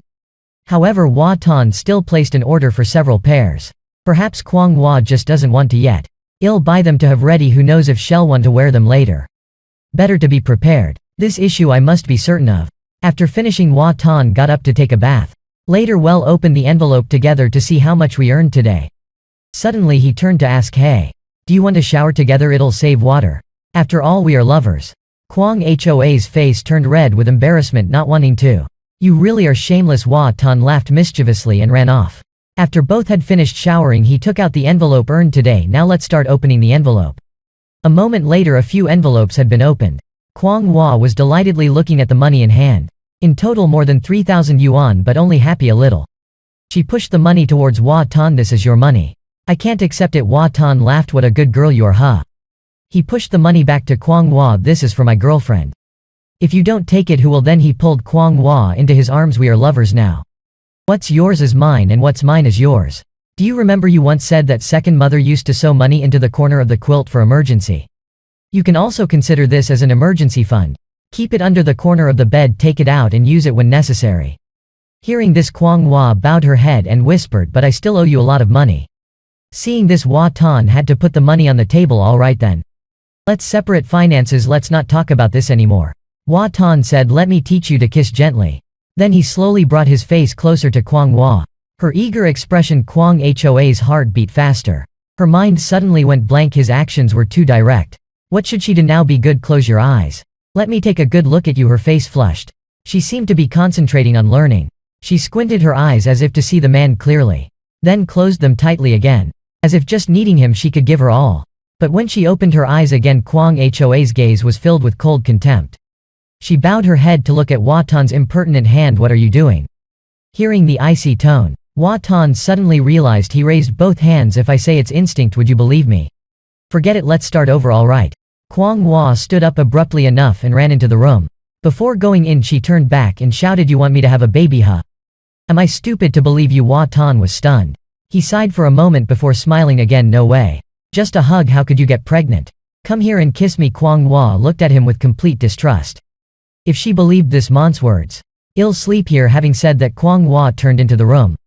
Slamming the door, Hua Tan sat back alone, awkwardly scratching his head, also not knowing if the girl had learned to kiss gently or not. Whatever, he wasn't sleepy anyway. Head go check out the reactions to the videos he posted. Hua Tan clicked on a recently posted video, the steamy scenes in the movie. Immediately a comment with a slightly unusual style caught his attention. He felt the way this person talked was somewhat familiar. Never mind, should probably block to avoid affecting the mood. On the other side, Mr. Hua was sitting beside the bed, lingering over the cell phone. Mrs. Hua asked, what are you still doing? Go to sleep. Mr. Hua is curious to see the responses. Wait a bit. He checked to see if anyone replied to his comment left under the random video of that kid. Unexpectedly the phone showed nothing. Mr. Hua didn't realize he had been blocked. He continued to press aimlessly, but it was useless. In a blink it was already the 6th day of Tet. Prince Tuan and Tan Hao came to visit Hua Tan's house. Hua Tan gave them slippers and they sat down comfortably. The food was still cooking and my video hadn't had the soundtrack added yet, so the computer was busy. If you want to play, use my laptop. Prince Tuan quickly stopped Hua Tan. What are you adding in? At that moment Kwang Hua brought out the food. Prince Tuan was stunned. He awkwardly changed the subject. I mean, your trivial life is pretty good too, huh? No wonder there's no answer when I call. Hua Tan frowned and sat down on the chair. I'll go down to the kitchen to lend a hand. Watching the two in the kitchen, Prince Tuan sighed. It wouldn't take long. My best friend is about to step into a new phase of life. It's really stressful and worrying. You feel it too, right, little cat? The pumpkin cat also meowed in protest. Prince Tuan turned to Tan Hao. Look at this. This is quite sudden too. This guy used to be just like me, wandering the streets every day. Suddenly he settled down. Tan Hao doesn't react. Prince Tuan nudges him with his elbow, asking him, what do you think? Tan Hao starts, I suspect maybe Watan has been body snatched by someone. I mean, cloning technology has advanced now. They've made a prototype. Prince Tuan nods. You have a point there. Recently he disappeared for a few months. Call him 10 times and 8 times there's no answer. Maybe he was really replaced during that time. Then they destroyed the real body, the two discussed enthusiastically. Yaha. Clones usually have special signs to distinguish them from real people. Let's see if there's any sign on Watan's neck or something. At that moment Watan brought out a plate of food. Let's eat. What are you two whispering about? Quickly let go of my cat. Shortly after, the four of them sat around the dining table. Kwang Hua cooked many delicious dishes to treat the guests for Tet. Today everyone should drink less alcohol. Eat more vegetables. Okay, Tuan can't object to that. Adults have to drink after all. Then Watan rolled up his sleeves. The heat from being busy in the kitchen, and the handprint from Kwang Hoa's pinch last night suddenly became visible. Prince Tuan and Tan Hao's eyes bulged out. There really is a mark there. Watan is surprised. Why such a strong reaction? A man spoils when he has money, becomes gentle when he has a wife. Seeing the reaction of his two friends, Watan thought to himself, shoot, I forgot that was from Kwang Hoa's pinch. How should I explain this now? He hurriedly pulled his sleeve down to cover it. But Tan Hao shouted, don't move. Raise both your hands. A moment later, Prince Tuan and Tan Hao observed both of Watan's arms. Prince Tuan grinned. What's this mark? What have you been up to? Watan, he lowered his sleeves. What more can I do? It was just a rough joke. Prince Tuan was shocked, imagining Watan being tied up and tortured on the bed. My God, you look innocent and pure, but you do that. Prince Tuan thought, I never expected you to be that kind of person. Tan Hao was still confused, not understanding. Prince Tuan leaned close to Tan Hao's ear. Whispered, I mean that thing. Tan Hao exclaimed in shock. What thing? You mean he's a masochist? Watan was stunned. Guys, don't talk nonsense. Prince Tuan and Tan Hao both turned their heads to look straight at Watan, their eyes full of implication. This gesture made Watan even more embarrassed. Both of them looked at him as if a frog in a well, leaving him at a loss for how to retort. No matter what he said, it would be futile. A moment later, the four sat back at the table. Prince Tuan raised his glass. Sister-in-law, I toast to you. Who would have thought that such a demure girl on the outside could be so bold on the inside? Watan quickly gestured that it was not necessary. Kwang Hua does not drink alcohol. He did not want to endure what had happened the other night again. No matter what, he would not let her drink anymore. Seeing this, Prince Tuan turned to Tan Hao. Hey Hao, now that you're a cop, how does it feel to fulfill your dreams? Tan Hao relaxed. Very good. Every day feels meaningful. Oh, I am so jealous. I am so frustrated. Feeling so empty while Watan is living it up. With cats, a lover, a job, and free time to compose as well. Watan also sighed. Each person has their own destiny. The issue of Kwang Hoa's identity is still a big mountain challenge for me. However, no matter how difficult it is, it's worth the effort. Suddenly Watan put his glass down, turned to Kwang Hua, who was eating and was startled, tilted his head and looked at her. What's wrong? Nothing, it's just that your face has a grain of rice on it, he said, then reached out his hand to wipe it off for her. Prince Tuan looked at the scene and felt fed up. Stop showing your affection, will you? Sister-in-law, you should also say something. Kwang Hua flustered stammered, I am eating rice. But Watan was not at all annoyed. It's because you two look disgustingly dirty. Suddenly Kwang Hua asked, how long have you guys known each other? Prince Tuan replied, for a very long time. He and Watan have known each other since their senior year in college. The other two have known each other even longer, since the days they were sagging diapers. Right, it must be fate from a past life. Kwang Hua, surprised, suddenly remembered that photo. When you were in college, Watan, did you dye your hair red? The two friends burst out laughing, almost crying. I saw that old photo of the two of you. Back then it looked good, but looking back now it's just awful. After laughing, Prince Tuan suddenly remembered something. He rushed to Kwang Hua. Wait, let me see if there are any more photos that serve as dark historical evidence against Watan. Ah, here it is, that trip from our graduation year. Watan was grabbed by the monkeys on the mountain and beaten up. Ha ha, poor thing. The next day, he even took a stick to go look for them for revenge. The result was that he got beaten up by them a few more times. At that time I realized this guy kind of liked being tortured. Tan Hao butted in to look at my phone. I also have many stupid moments of his. Watan sat aside and sighed. Fine then. Telling embarrassing stories about oneself in front of a girlfriend. No problem. After the meal, Prince Tuan said to Hua Tan, I want to start an esports team. That friend of yours who helped me build the PC is quite reliable. Give me his contact information. I'll buy a few more sets. Hua Tan just finished giving the address. Tan Hao hastily dragged Prince Tuan away immediately. Hua Tan saw them out. No more mischief, right? Prince Tuan gestured no more with his hand. Fearing to disturb your private conversation. Hua Tan grinned. What private conversation? In their eyes I am someone who tends to be abused. And to Kwang Hua I am a pervert who likes shoes. My reputation has been completely ruined. Hua Tan became lost in thought for a while. Lunar New Year is almost over. I have to seriously think about work now. I also once said not to fish for likes. No clickbait, no making cheap videos, but this is again the secret to success. I have some fame so I earn enough to live, but to reach higher levels is too difficult. The next morning Hua Tan sat resting on the sofa. Seeing Kwang Hua approaching, he opened his eyes and looked at her. Smiling with implication, Kwang Hua asked if he wanted some water. But Hua Tan sprang up and hugged her tightly. He didn't want water. He just wanted to hug her. He gently placed his head on Kwang Hoa's shoulder. He really liked the fragrance on her. It's so fragrant. Initially Kwang Hua felt ticklish with his nuzzling. But hearing that she also felt a sweet sensation, there's a fragrance on me. Hua Tan casually replied, of course. Men are lecherous, they like to smell the scent of beautiful women. But I am different, I only like you. Come here, give me a kiss. Both closed their eyes. Slowly bringing their faces closer, first lightly touching noses. Then the lips met. The room quiet. Only the sound of a heartbeat. Then Kwang Hua slowly opened her eyes. Seeming to realize something, then she couldn't help but scream out. Turns out Hua Tan's hand was starting to get mischievous again. She pushed Hua Tan down on the sofa. Holding his hands tight. Why can't you stop focusing on that? This is better, it doesn't give you a chance to go too far. Just able to experience love. Then Kwang Hua kissed him on the lips again. Hua Tan mumbled, letting go of his hands. For the benefit of our future sexual life. I can't let her form habits like this. At that moment there was a knock on the door outside. Kwang Hua stood up and wiped her mouth. Let me go open the door. It was Mrs. Trin's granddaughter. Little Tu Nan. The girl curiously asked, Sister Hua, why are you smiling so happily? Is there something? Kwang Hua, embarrassed, covered her mouth. Ah. Did I laugh? Tu Nan hugged the squash with a frowning face. Kwang Hua turned back to sit next to Hua Tan. Lowering her head, she said, you seem to have changed. Hua Tan massaged his wrist. It hurt a bit. Indeed, I have changed a lot. Learned to love someone, but always using martial arts to restrain myself. Developing like this isn't good. Beside them, Tu Yen was writing an essay. In the future I will become a big star. The girl said, smiling to the squash. In the future you might see me on TV.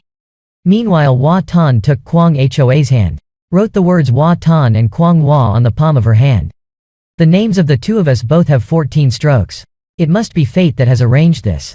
Having said that, Hua Tan stood up and went over to Tu Yen. How many strokes does your name have? The little girl replied, it has more than both of your names combined. If I have to write it 100 times as punishment, it would be too hard. It's too hard to write. I don't want to be punished. Listening to their conversation, Kwang Hua couldn't help but laugh. Tu Nan continued to ask Hua Tan, Brother Hua, what do I need to do to become famous? He replied, you need to know how to sing and dance. Know how to perform and make people admire you. Do you know how to sing? The girl hugged her toy squash and shyly said no. So can you dance? I can only dance a little. Hua Tan smiled. My sister Kwang Hua can dance too. Hearing this, Kwang Hua yelled out, I can't. Okay. As the night fell, Hua Tan lay back on the couch editing videos. While Kwang Hua cleaned up the place, suddenly she noticed a pair of flip-flops outside the window. She glanced at Hua Tan and saw he wasn't paying attention, and quietly took the flip-flops to the bathroom to wash. Unexpectedly Hua Tan appeared behind her. What are you doing? Kwang Hua, feeling embarrassed, said, I am washing the shoes. Hua Tan frowned. Why are you washing my shoes? Kwang Hua was startled. These are mine, right? She then remembered that she had given the flip-flops to him that night. Now all she could do was feel embarrassed and angrily shout, I'll return them to you after washing. Seeing that expression, Hua Tan burst into hearty laughter. Then he took out his phone and said, I've bought something for you, it's coming soon. I've also bought high heels for you. Okay. Do you like white or black? I prefer red. Kwang Hua adamantly refused. I don't like any of those. Just buy it, don't mind me. Hearing this, Kwang Hua was stunned. He was not content with just one pair of shoes and was plotting to buy a new pair. The leisurely life of Hua Tan and Kwang Hua quickly ended when February arrived. That day Kwang Hua was fishing at the lake, while Hua Tan was practicing martial arts nearby. Every move was very precise. It seemed he had practiced a lot. Hua Tan yelled out fiercely, "Hey ha!" Kwang Hua quickly gestured for silence, afraid that he would scare all her fish away. He was puzzled, he couldn't understand how a heroine like her could know to come here to fish. And yet he also had to practice martial arts outdoors.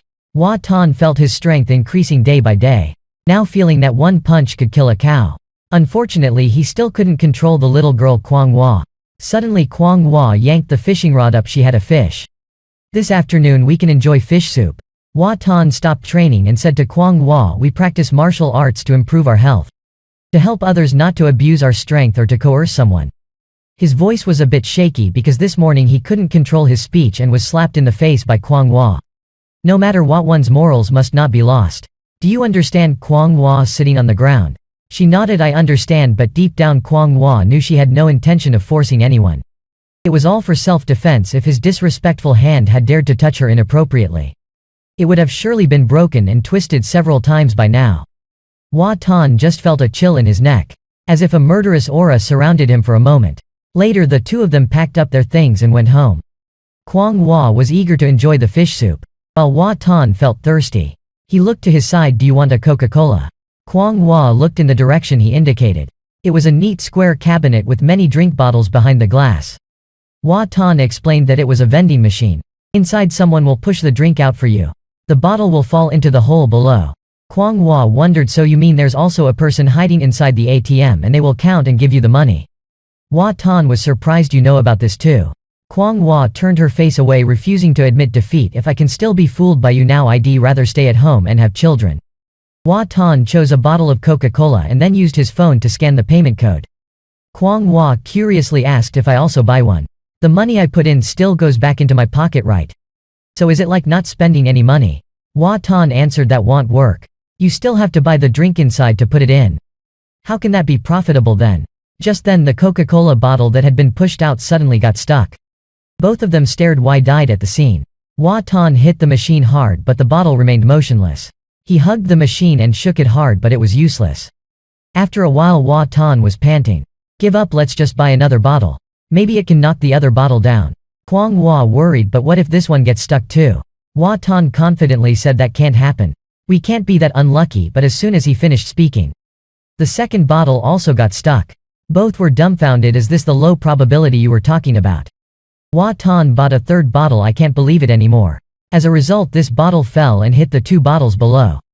Kwang Hua sarcastically said, "Now there are 7.5 of your coins in there." Hua Tan, enraged, roared to see if he could completely smash it. The damned machine, but before he could do anything, Kwang Hua looked around, then leapt up and kicked the machine hard. With a loud noise, 3 Coca-Cola bottles fell down. Hua Tan, startled, hurriedly ran away. A moment later in the alley he was gasping for breath. Kwang Hua held a bucket of water. Calm as if nothing happened. "Don't worry. I've already checked, there are no cameras around there." Hua Tan, surprised, "Now you even know to check for cameras before doing something bad?" Kwang Hua responded, "Don't treat me as a fool, okay? I've known that for a long time." After resting, the two continued on their way home. Kwang Hua suddenly exclaimed, "I wonder what the next millennium will be like." Hua Tan glanced at Kwang Hua and replied, "Maybe we will become people who conquer the stars. If you come a few thousand years later, I guess there won't be too many people left on Earth. It will be a lot of robots around, and you'll have to fight with them and eventually collapse from exhaustion." Hua Tan suddenly smiled, "Wait until you have settled your life. Got your ID card? Then we will travel by plane, by ship. I will take you to see the truly vast ocean, with its giant enormous fish." Kwang Hua naively asked, "Do giant fish take long to eat?" Hua Tan chuckled, "Why do you only think about eating? One winter has passed and you've already gained 5 kilos. Still just know how to eat." Not long after, a pot of fish soup was boiling vigorously. Emitting a delicious aroma, Kwang Hua exclaimed with joy, "That smells so good. I am starving here. The remaining 2 fish, let's bring them to uncle and auntie as gifts, okay?" But Hua Tan said, "The fish are too small, it's not suitable to give as gifts. Let's keep them for the winter melon to eat." The next day Hua Tan was editing videos on the sofa, when Kwang Hua suddenly approached, handing him a notebook and said, "I've converted all the collected materials into coins. Now how should we go about selling them?" Hua Tan looked at the notebook full of zeros. Startled, "Oh my, such a large quantity. Let me find a channel for you. Check the current exchange rate. It's really encouraging. A person from the Tang dynasty, relying on a modern computer to make money, has earned a significant amount in just a few months." Kwang Hua also smiled. I've done some research in the group already. The price of coins now is much higher than before. I calculated that if I sell them all I can pay off all my debt to you. Hua Tan fumbled, searching for customers not only pay off but also have quite a lot left over. You could buy new clothes and shoes. Ah, I've already bought shoes for you, he said. Come here, I've found a buyer to help you, he told her. I will teach you how to trade. After finishing his work, Hua Tan smiled watching Kwang Hua doing calculations. He then continued with his video editing. A moment later Kwang Hua put down her pen and asked shyly, may I kiss you?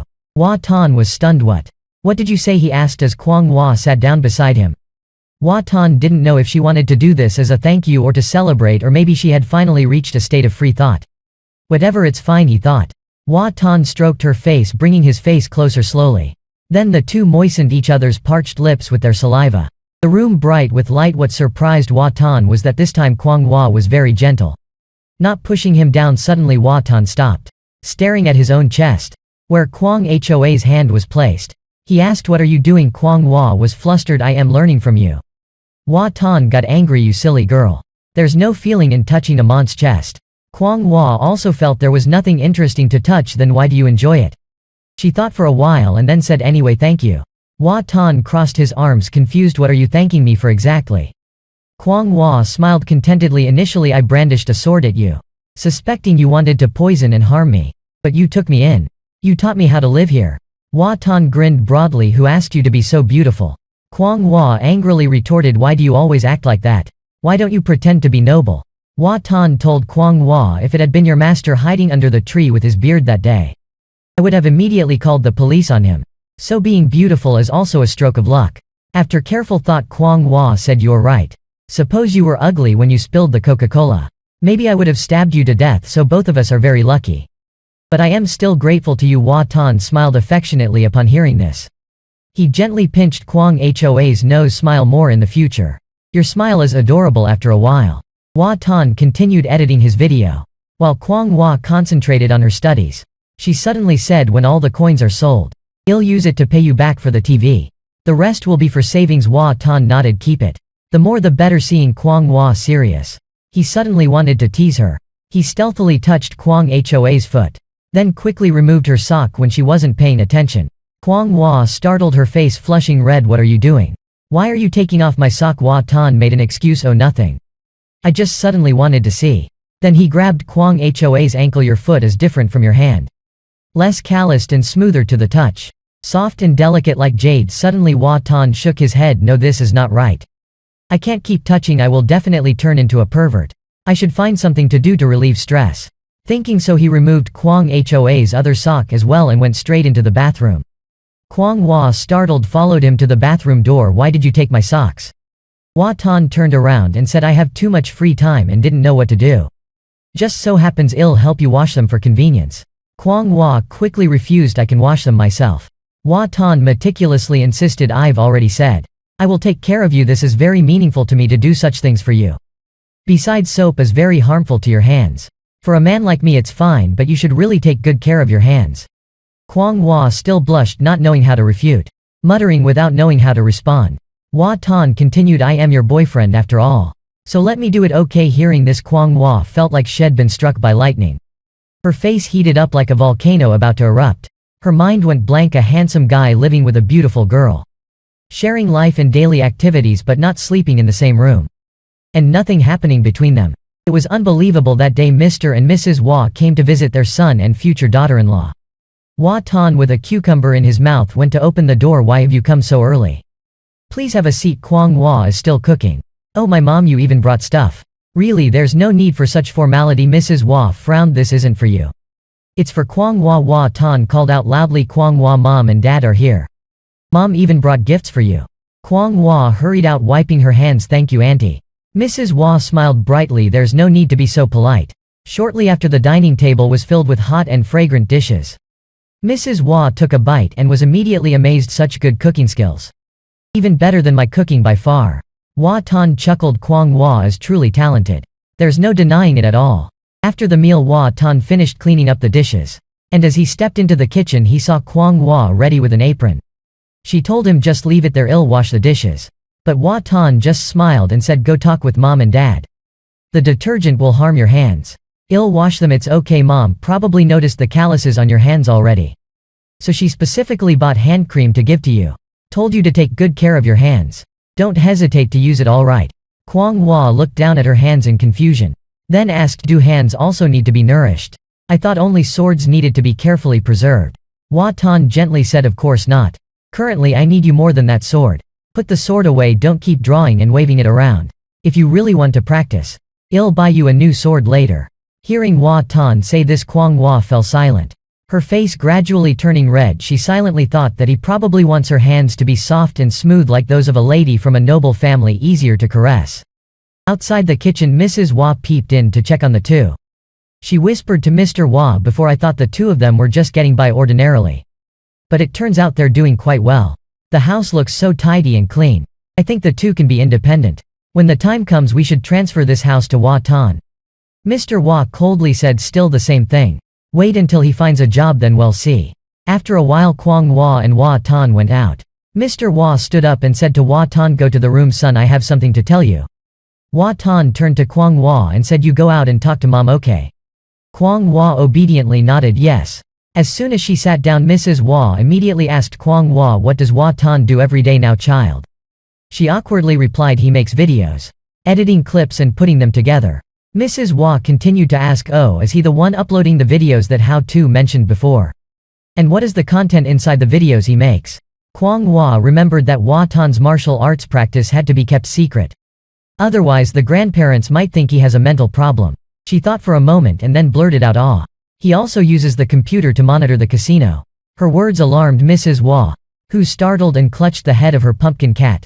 Cousin Dong also jumped because of her reaction. Casino? What casino? Kwang Hua hastily waved her hand, it's not that. That's called the stock market, I think. The stock market, that's right. Mrs. Hua patted her chest and sighed in relief, almost made my heart stop. But saying so isn't wrong either.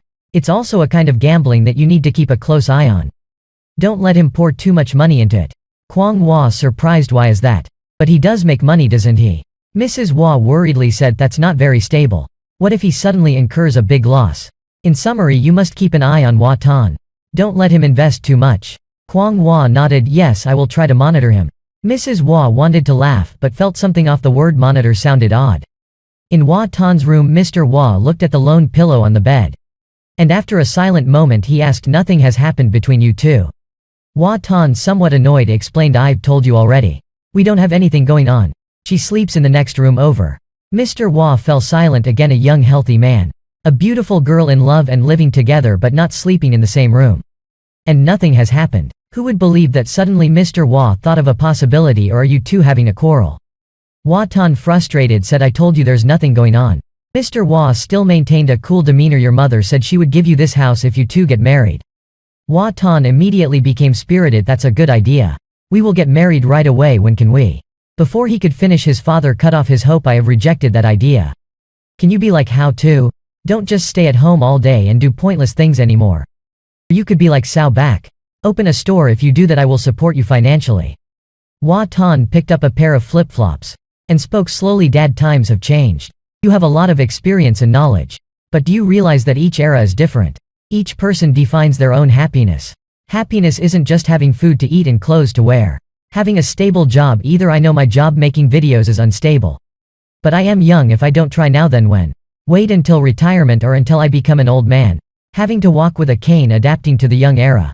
Mr. Hua stayed silent, seeming to have been touched by a sensitive spot in his heart. After Hua Tan's emotional speech, Mr. Hua was deeply moved. He called his wife and then left immediately after stepping out of the room.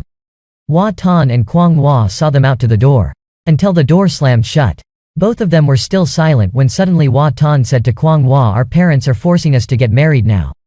Kwang Hua was startled, get married? Hua Tan turned away, but the issue of your identity hasn't been resolved yet. We haven't even applied for a marriage certificate. Kwang Hua sighed with relief. I almost got scared to death, I don't even have enough money to spend. How could I get married? Hua Tan turned back to look at Kwang Hua. Moreover, we don't even have our own house yet. Currently this house is still being rented by your father. Previously Hua Tan only thought as long as life is free and happy that would be enough, but after meeting the one he loves, he began to desire a more stable life. Kwang Hua. He is hesitating about something. Kwang Hua is surprised, what is it? Hua Tan with a serious expression, I am thinking whether I should kiss your face or kiss your hand. Hearing his over-the-top remark, Kwang Hua clenches her fist, I am thinking whether I should slap you or punch you. That night the two of them ate stir-fried vegetables. Hua Tan curiously asked, did you often eat this dish before? She picked up a chopstick full and replied, sometimes I did eat this dish. Noticing her voice going slightly lower, Hua Tan worried, do you miss home? Kwang Hua put down her chopsticks, not really, it's not just that. She suddenly fell silent, her eyes briefly revealing a trace of nostalgia. Hua Tan comforted, wait a few more years. When you have your personal papers, I will take you back to county to visit your old home. But Kwang Hua said, I have already seen the images of Koda today. It's completely different from my memories. So there's no need to visit anymore. Just cherish the present and let the past go. Having said that, Kwang Hua clenched her fist. With a sad look, Hua Tan watched her. Not knowing what he was thinking, after a while he finally said, all right. Everything will be as you wish after the meal. While Hua Tan was washing the dishes, Kwang Hua came in with a phone. Someone is calling for you. She handed the phone to Hua Tan. Hello, how to? Are you calling me for something? On the other end, Tan Hao spoke urgently, the issue with your girlfriend being undocumented. We can let her stay without needing documents. If you want everything settled, then arrange a time to go to the household registration office and see if there's a way to resolve it. Hua Tan asked back, is it easy to handle? Tan Hao hesitated, I am not sure. Our side will have to review her case again. The current inspection work is very strict. She doesn't even have a family. Hearing this, Hua Tan wiped his hands and took the phone. All right, well, meet another day to continue this. When you're free, let's go for a meal, okay? Sure, I'll wait until I am free. I am not in a hurry. Tan Hao teased, the matter with your girlfriend and you're not in a hurry. Hua Tan glanced at Kwang Hua and then continued to say, maybe it won't be long before we break up. No need to bother anymore, you really are. Alright, hanging up now, said Hua Tan as he looked at the phone. Pondering, Kwang Hua was clearly getting angry. Her eyes red, she said, what's this about breaking up so soon? Hua Tan quickly patted her head, I was just joking with him. Now it's still too early to do the household registration. Kwang Hua snorted, crossed her arms and thought for a while, then said, I want to be on TV. Hua Tan turned around surprised, what do you mean? On the TV, as in? Kwang Hua pointed at the computer. TV on the computer. Others could watch me play games. Then I could make money, it might reveal my black household registration identity. But after this it will be beneficial for making identity papers later. That can prove my existence. Hua Tan thought about it, theoretically there are both benefits and harms. But live streaming games is not as easy as you think. It's possible that no one will watch, but Kwang Hua was still determined. I've done my research and thought it through. I want to try it. Hua Tan was startled, let me think about it more. In no time at all, Hua Tan had filled a page with careful analysis of the benefits and risks. Seeing this, Kwang Hua could also guess his true thoughts. You don't seem very willing, do you? Hua Tan awkwardly looked at her and uttered, actually I don't really want to. Can you tell me why you think that way? Kwang Hua rubbed her head, I just think. Anyway, I sit there playing games every day. Streaming live is also convenient. Hua Tan gave a suggestion, then you might not play games but open a store, for example. She countered, but opening a store requires capital. You need money for a deposit and I have checked online. Hua Tan pointed at himself, I have the capital. Hearing this, Kwang Hua looked straight at Hua Tan. She understood him, so both were silent for a while. Finally Kwang Hua spoke first, if you really don't want to, I might reconsider another direction. Hua Tan asked, why don't you ask why I don't want to? Kwang Hua appeared indifferent, no need. I won't harm you. Saying this, Kwang Hua suddenly decided something. She grabbed Hua Tan's hand and pressed him down on the sofa. Hua Tan looked like a lamb waiting to be slaughtered. What are you going to do? Kwang Hua seriously said, I will kiss you once. Then go play games. After the kiss, Kwang Hua quickly ran off to play games. Hua Tan said with a hint of regret to Kwang Hua, if you hadn't pressed me down, I would have liked it very much. Kwang Hua blushed and awkwardly said, you would touch my body. Hua Tan inevitably blamed his ungentlemanly instincts. These dishonorable hands are truly detestable. In the end he could only sigh in resignation. You have high martial skills, I cannot win against you. Wait until I have trained successfully, I will show you what cruelty is. Kwang Hua could only hug her chest and curse, you pervert. After teasing Kwang Hua, Hua Tan plopped down on the sofa. He knew that since coming to modern times, everything about Kwang Hua was arranged by him. Even if it was for her, there was also a bit of selfishness. This livestream matter is the first time Kwang Hua decided to do something here by herself. The world of live streaming is very chaotic. Those who have content create content. Those who don't rely on their looks. And there are those who envy and will find ways to report and cause trouble. Hua Tan could not bear the thought of other men publicly courting his girlfriend. Although he is the number one person pursuing her, he still cannot accept the idea of Kwang Hua earning money, and then leaving him to find a new life like other beautiful girls. No, it's unbearable even to think about it. The internet is too dangerous. Absolutely cannot agree. He expressed his worries to Kwang Hua, saying he was afraid she would be tempted away. Kwang Hua was surprised that every profession has its hardships.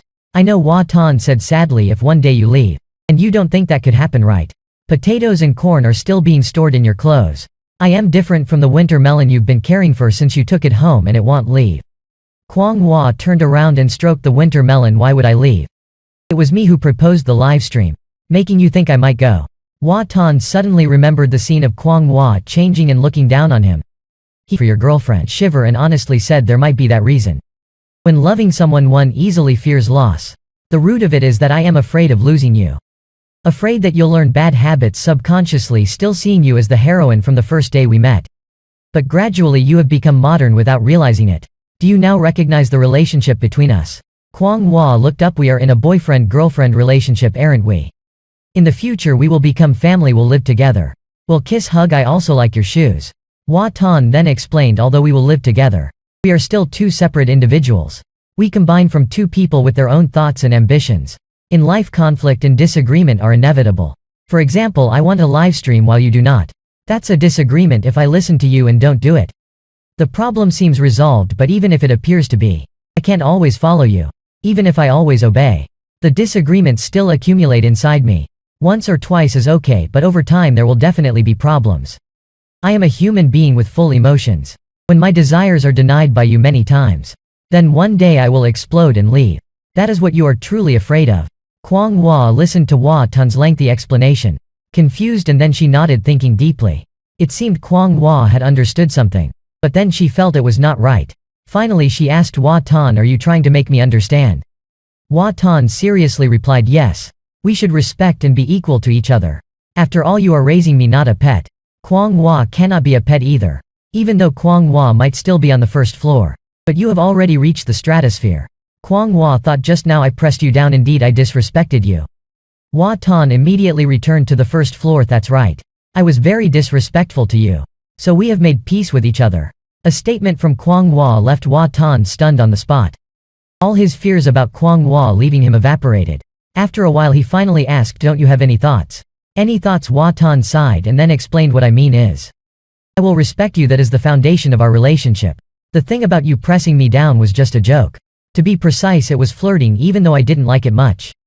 Kwang Hua responded with a grunt, don't bother me, I am playing games. Hua Tan immediately felt as uncomfortable as if he had swallowed a fly. I've thought so much and you're only thinking about games. Suddenly Hua Tan came up with something. He whispered into Kwang Hoa's ear, why waste such good time on games? How about we discuss you moving into my room? Kwang Hua looked at him intently. Why should I move into your room? We are boyfriend and girlfriend. Sharing a room is normal, right? Kwang Hua snapped, I don't want to have kids. Hua Tan puzzled, who's telling you to have kids? Kwang Hoa's face turned red. You want me to move into your room because you want kids? At night I can't just keep pressing down on you. If we sleep together, we'll definitely end up having kids. Hua Tan listened and became increasingly confused. Wait a minute. Do you know how kids are made? How could we have a child if I do nothing to you? Kwang Hua firmly refused. Sister Ni has already told me. Sleeping together means having children. Hua Tan wasn't convinced. No, just by sleeping alone you can't have children. I won't do anything, Kwang Hua angrily shouted, not believing. You think I'll be fooled by you? Suddenly it was already March. Kwang Hua sat in the chair playing with her phone. This trading game is increasingly losing. Seems like focusing investment on this game is not a long-term solution. Meanwhile, her boyfriend Hua Tan sat in front of the computer, analyzing career paths and prospects for Kwang Hoa's future. At the moment she might be suitable for opening an online shop, becoming a coal, making TikTok videos, or trying out games. Suddenly Hua Tan turned around and asked Kwang Hua if there was anything she liked to do. Kwang Hua immediately remembered all kinds of delicious food. She excitedly said, I like cooking. So Hua Tan added the profession of chef to the list. But then he thought, without papers Kwang Hua can't be a chef. So he crossed it off again. Kwang Hua explained how many people there are who push small carts and sell rice. You just need a cart and a pot, that's it. Hua Tan reminded, it's not that simple. You will have to go outside and endure the sun and the rain. Always be vigilant not to get caught by the police. But Kwang Hua still thought that making money was enough. Having enough to eat is already very good. Hua Tan suddenly started feeling uncomfortable about just making enough for stable sustenance. He felt he was becoming more like an old man. He smiled and said to Kwang Hua, I am hungry now. Go cook some rice. Kwang Hua shouted joyfully and went to the kitchen to cook. Hua Tan sat alone pondering that perhaps what to do was not really important to Kwang Hua.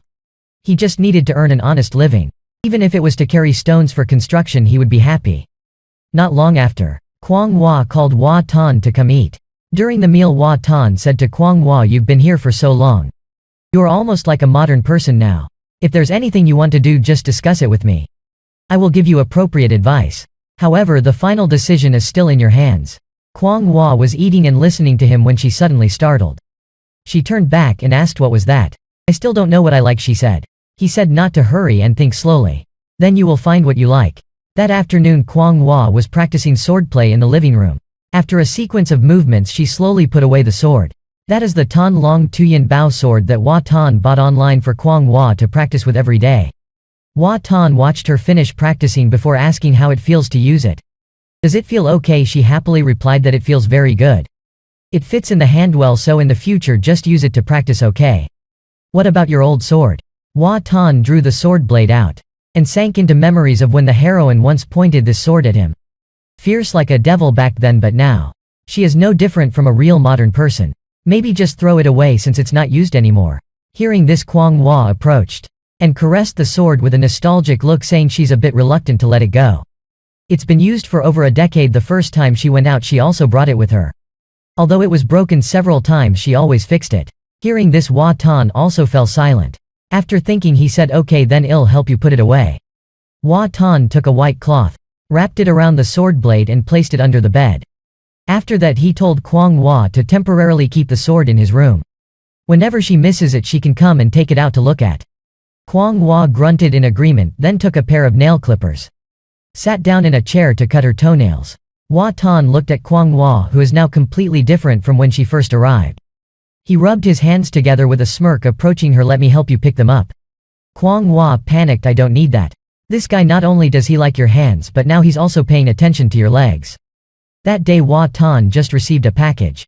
Kwang Hua curiously looked at the box in his hands. What's that? He said with interest. It's clothes I bought for you. It's finally here, Hua Tan said with a beaming smile. Shall we check out the goods? As soon as he opened the box, a set of large-sized lingerie was revealed.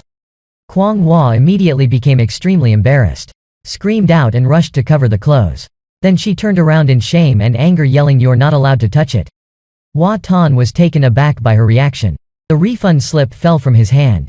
On the slip was written a 5-star review and you will receive 20 dongs. Kwang Hoa's eyes immediately lit up. That's great.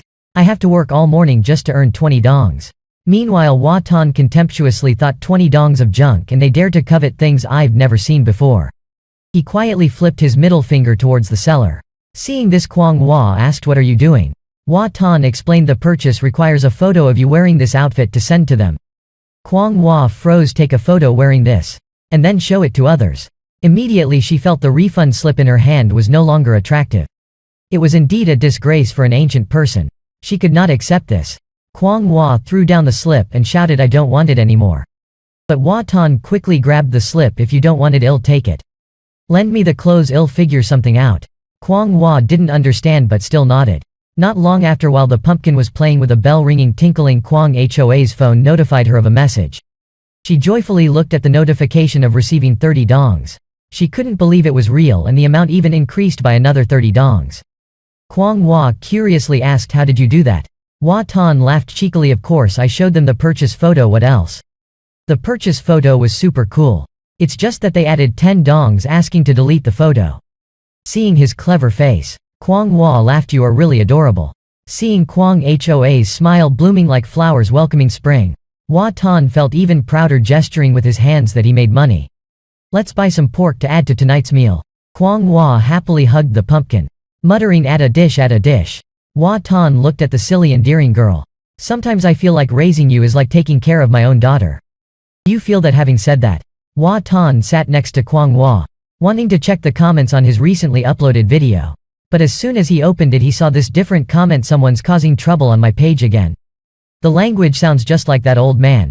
Indeed, it's the old man. Never mind, just ignore and block it. Anyway, he can't find me to settle the score. The next day both of them went home to visit their parents. Mr. Hua was once again blocked by Hua Tan. Fuming with anger, Hua Tan grinned next to Dad, still mad about being blocked by his son, right? Why should I be angry? Mr. Hua was furious. You've done this more than once already. How dare you block all my accounts? Hua Tan could only continue to soothe. From now on, if Dad wants to comment on something, just message me. Don't write long comments under my videos anymore. Mr. Hua coldly said, you don't read the messages anyway. Even if I comment, you don't read them. Hua Tan replied, that's right, I don't read Dad's comments. Nowadays short videos are so popular. Dad should watch more, maybe one day he will understand me. If there's anything unclear, just ask me. Just don't send a voice message that's 60 seconds long. I will explain slowly to Dad. Between us there is no right or wrong. Just a difference in perception.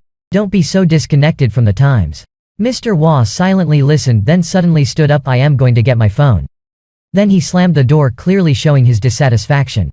Hua Tan didn't care, took an apple and said to Kwang Hua, want an apple? I'll peel it for you. She took the apple and peeled it herself while Kwang Hua obediently peeled the apple. Hua Tan suddenly had a thought. He took out his phone to capture this scene. Hearing the camera shutter, Kwang Hua turned around.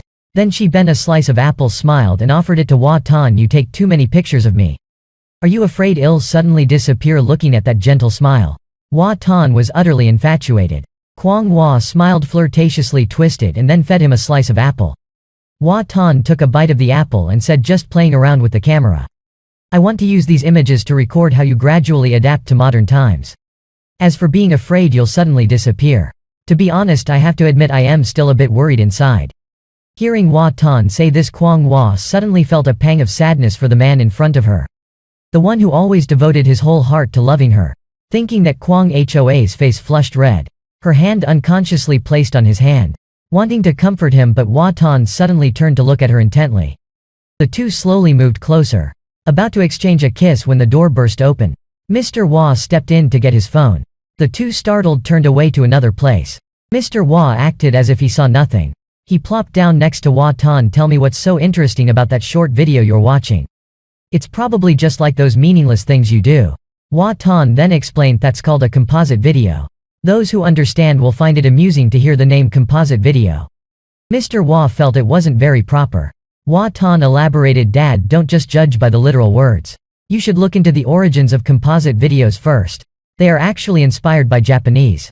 Kwang Hua stood aside listening to the father and son talk, feeling that Hua Tan seemed to understand all issues, able to provide more satisfactory answers than even online search tools. Thinking that, she smiled sweetly again. Mrs. Hua came out from the kitchen, saw this scene and her eyes widened. Oh my. It's rare to see. Last time the father and son were arguing in the room all the time. Now why so harmonious? After eating, Hua Tan took Kwang Hua to visit Uncle Tan's house. As soon as they entered, Uncle Hung Ba-dog ran out to greet them. Uncle Tan invited the two for a drink. Hua Tan quickly told him to sit down. But as soon as Uncle Tan sat down, he sighed, highs, I wonder when that mischievous son of mine will be like yours. Bringing a girlfriend home to meet the family. Every time I bring up this matter with him, he always says that they are arranging things. I just don't know if that guy is deceiving and lying to me. Hua Tan chuckled, what's there to deceive, uncle? Or is it that he's finding a fake girlfriend to bring home? While Officer Tan Hao suddenly felt a shiver. A bad premonition. Uncle Tan continued, I am not sure. That guy must have been copying you. He seems quite honest on the outside, but sometimes he also doesn't have the right thoughts. Hua Tan waved his hand. What do you mean copying me, uncle? I am a responsible person. Look at Kwang Hua here. Such a good girl, and yet she's my girlfriend. That's proof that I am also a decent person.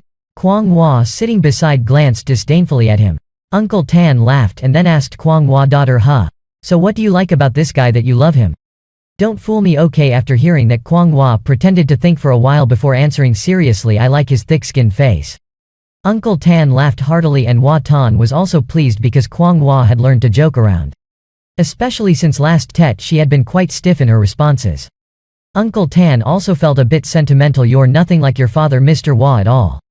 I wonder whose family you take after. Hua Tan replied cheerfully, there is one thing I have in common with Dad. And that is we both like antiques. Kwang Hua was slightly surprised to hear this. Uncle Tan chuckled, antiques, He likes to research antiques. And what do you like about them? Is it because they are valuable? No, not really, I also like to research them, Uncle Hua Tan said. While speaking, Hua Tan stealthily reached out his hand and took hold of Kwang Hoa's small hand. Kwang Hua blushed, wondering if the antique Hua Tan referred to was her. With that thought, she squeezed his hand tightly, causing Hua Tan to wince in pain.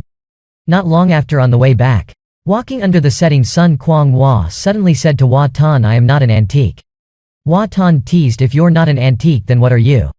Kwang Hua bashfully replied, "I am a work of art." Seeing Kwang Hua argue so earnestly, he couldn't help but laugh out loud. This girl is really too adorable. Whether you are an antique or whatever else, Kwang Hua is still Kwang Hua to me. Suddenly Hua Tan turned back, pointing to his face with a smile. "You did quite well just now.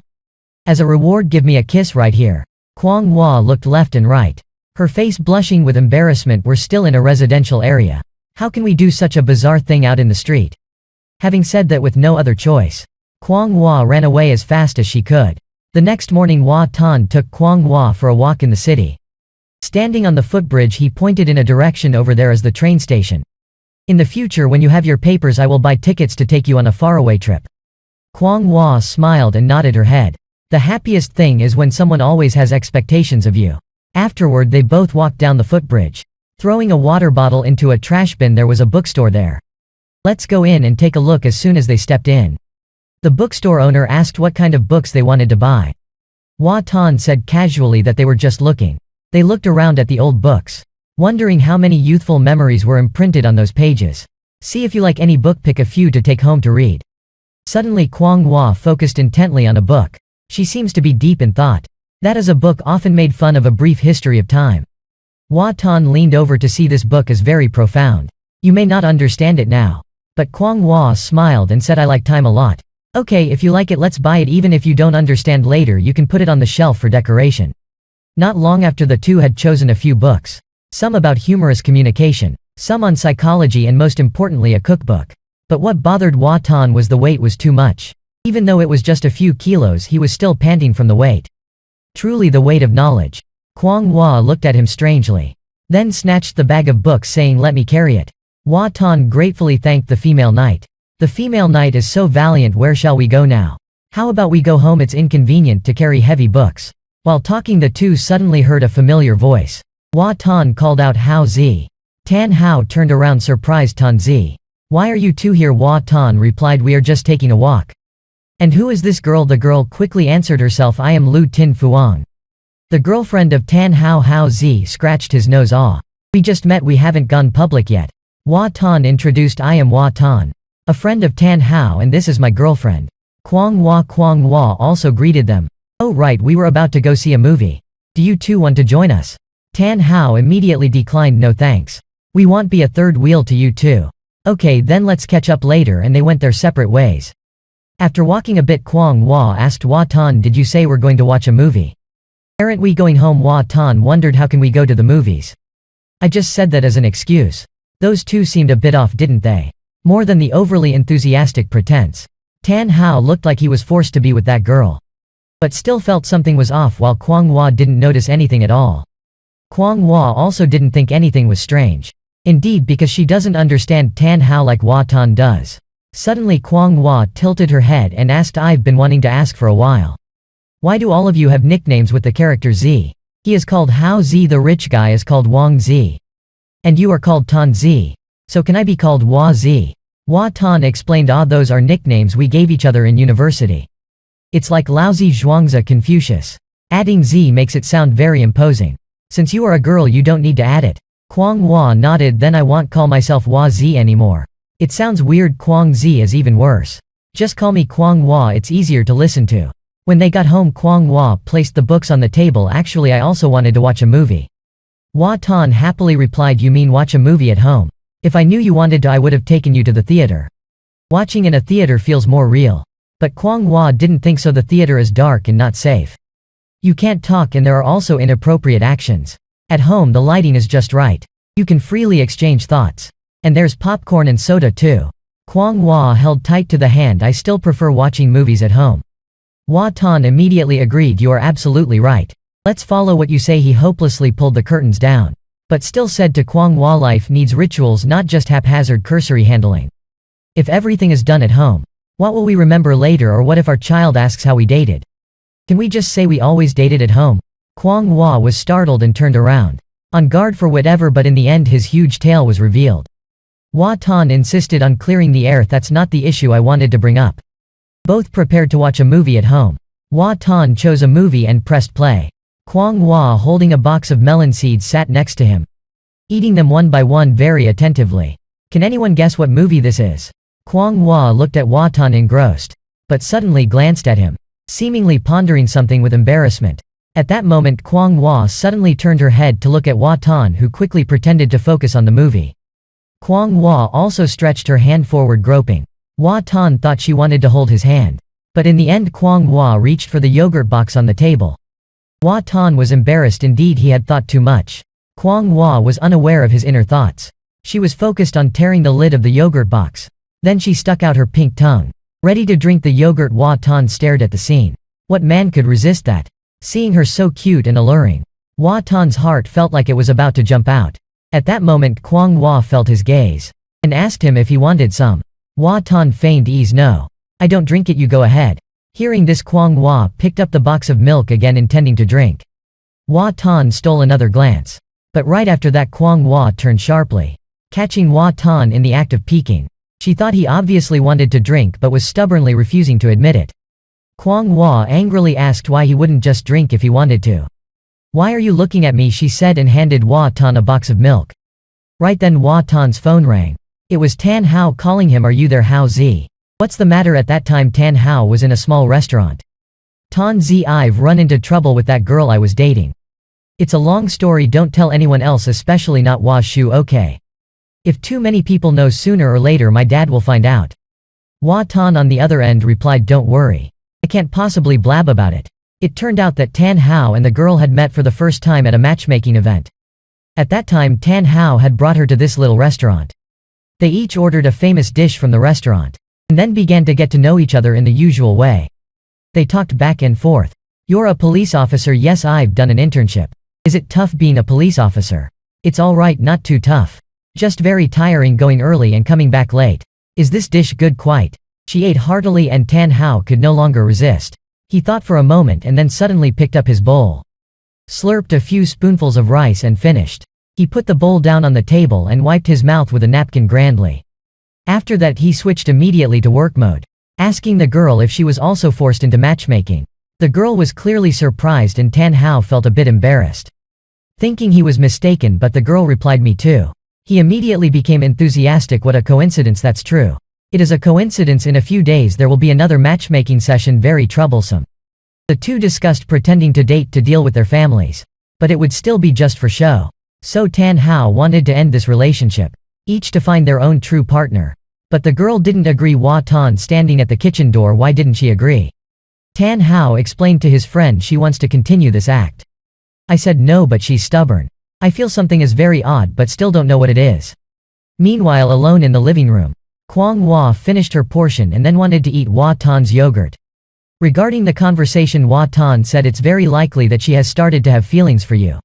When the two had the chance to talk and learn more about each other, she must have seen the good points and the attraction in you. Nevertheless, Hao too was still very skeptical. Hua Tan added, why don't you think she doesn't want to be alone anymore and now she wants to find a peaceful haven with a good guy like you? But the temptation of the yogurt was no less than the temptation to return home. Kwang Hua was still undecided, until Hua Tan hung up the phone and turned around. The yogurt had disappeared. He pretended not to know anything, asking Kwang Hua, where's my yogurt? Kwang Hua glanced away. I was too thirsty from eating too many seeds. Just one more box. Hua Tan approached Kwang Hua, you clearly promised me. I just left it there when I went to answer the phone. I didn't drink it. And yet you drank it all. Kwang Hua, ashamed and angry, let me go to the market to buy another box for you. But Hua Tan didn't listen to her explanation. He pressed Kwang Hoa's hand down and looked deeply into her eyes. Come on. Stick out your tongue for me to see if the yogurt is still there. Kwang Hua found it too ridiculous but still stuck out the tip of her tongue a bit and slowly moved it closer to Hua Tan. Hua Tan was surprised by this move. His heart felt like it was shot with an arrow. Who wouldn't be moved? He held Kwang Hoa's shoulders tightly and then kissed her passionately on the lips. If you've drunk my yogurt, you have to compensate for it. A month later, Trin Tham was looking at t-shirts at a small stall. Just when Hua Tan and Kwang Hua were passing by, seeing Trin Tham hesitating between two shirts, Hua Tan approached and said this one is prettier and more youthful. Behind them Kwang Hua curiously observed. The stall owner saw this and immediately appeared. Introducing this shirt as very suitable for you. It looks extremely dynamic. Both Hua Tan and Kwang Hua were surprised. Trin Tham laughed heartily, then buy this one. It's getting hotter by the day. Long-sleeved shirts are difficult to wear right. I'll also choose these two. Summer is coming, all right, I will wrap these up for you. After paying, the two continued on with their bag of shirts. Suddenly Kwang Hua glanced at Hua Tan's shopping bag, seemingly pondering something, then muttered to herself. Then she told Hua Tan the clothes there are cheaper than online. From now on I can also buy clothes from there. Hua Tan was startled and immediately refused. No, that won't do. I am a man, anything I wear is fine. Moreover, I am handsome and even cheap clothes stand out on me. But you are a girl, you have to wear beautiful clothes to look prettier. Don't always think about saving money for me. Hua Tan looked at Kwang Hua sincerely. This is the teaching from his family that he has heard since childhood. Previously his father also used to say this to his mother. After a while the two went to the supermarket. Suddenly Hua Tan asked Kwang Hua if she ever thought about opening a vegetable stall here. Kwang Hua looked around and then whispered to Hua Tan that she had thought about it. But in the end she found it unsuitable. Seeing her sad expression, Hua Tan asked, why is that, Kwang Hua? Kwang Hua looked down. Because they are too good at bargaining. The ladies and aunts like to haggle. She again doesn't know how to refuse others. They even ask for a few more onions to take home. If she sells on her own she will surely be at a loss. Selling online is better. She can post directly on the auction platform. Not long after, the two enjoyed a hearty meal and then went home. Around 8 in the evening Hua Tan was exercising after the meal. Each movement was very precise. He boasted to Kwang Hua that now he could surely beat up 3 men of his size from last year. But if there are many people she must eliminate 2 before they can react. Even though 2 hands are hard to fight against 4. But if you slap straight to the head, he will be taken down immediately, luckily might even break his neck. Kwang Hua calmly spoke those cruel words. Hua Tan was frightened by Kwang Hua. He could only remind himself that his life was over. Suddenly Hua Tan startled. He suddenly felt a surge of latent strength within him and saw the fierce expression on Hua Tan's face. Kwang Hua felt puzzled by him. Hua Tan picked up a chair and set it down gently. Then he took 2 more cushions. Kwang Hua watched bewildered. Hua Tan's face was determined. He raised his hand preparing to strike down. It turned out the cushions were to prevent hand pain. After shouting, Hua Tan put all his strength into punching the cushion. The winter melon was no longer a matter of concern. Kwang Hua couldn't help but ask if what he was doing had any meaning. But Hua Tan told her that he felt his strength increasing. Try and see, he suggested as a loud noise erupted. Hua Tan felt divine light shining upon him. Having to accept reality, he exclaimed, don't bother me. I must continue to train. Kwang Hua rubbed her wrist. The cushion was completely flattened. Even the winter melon could feel the overwhelming power. Kwang Hua glanced at Hua Tan, wondering at this rate, how long it would take for him to be strong enough to make her marry him. That night Kwang Hua was making money online.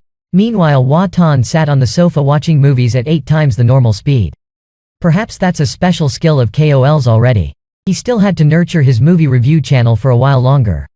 But take it slowly, as long as the videos are well made, that's fine. At that time Kwang Hua stole glances at Hua Tan. Sensing her gaze, Hua Tan gestured with a hand, making a heart flying toward him. Kwang Hua blushed, surely wanting to kiss and cuddle now. For a man, if love does not involve embracing, kissing, cradling, then he's falling behind his peers of the opposite sex. The next day while Hua Tan was setting up a video, he looked over at Kwang Hua engrossed in reading a book.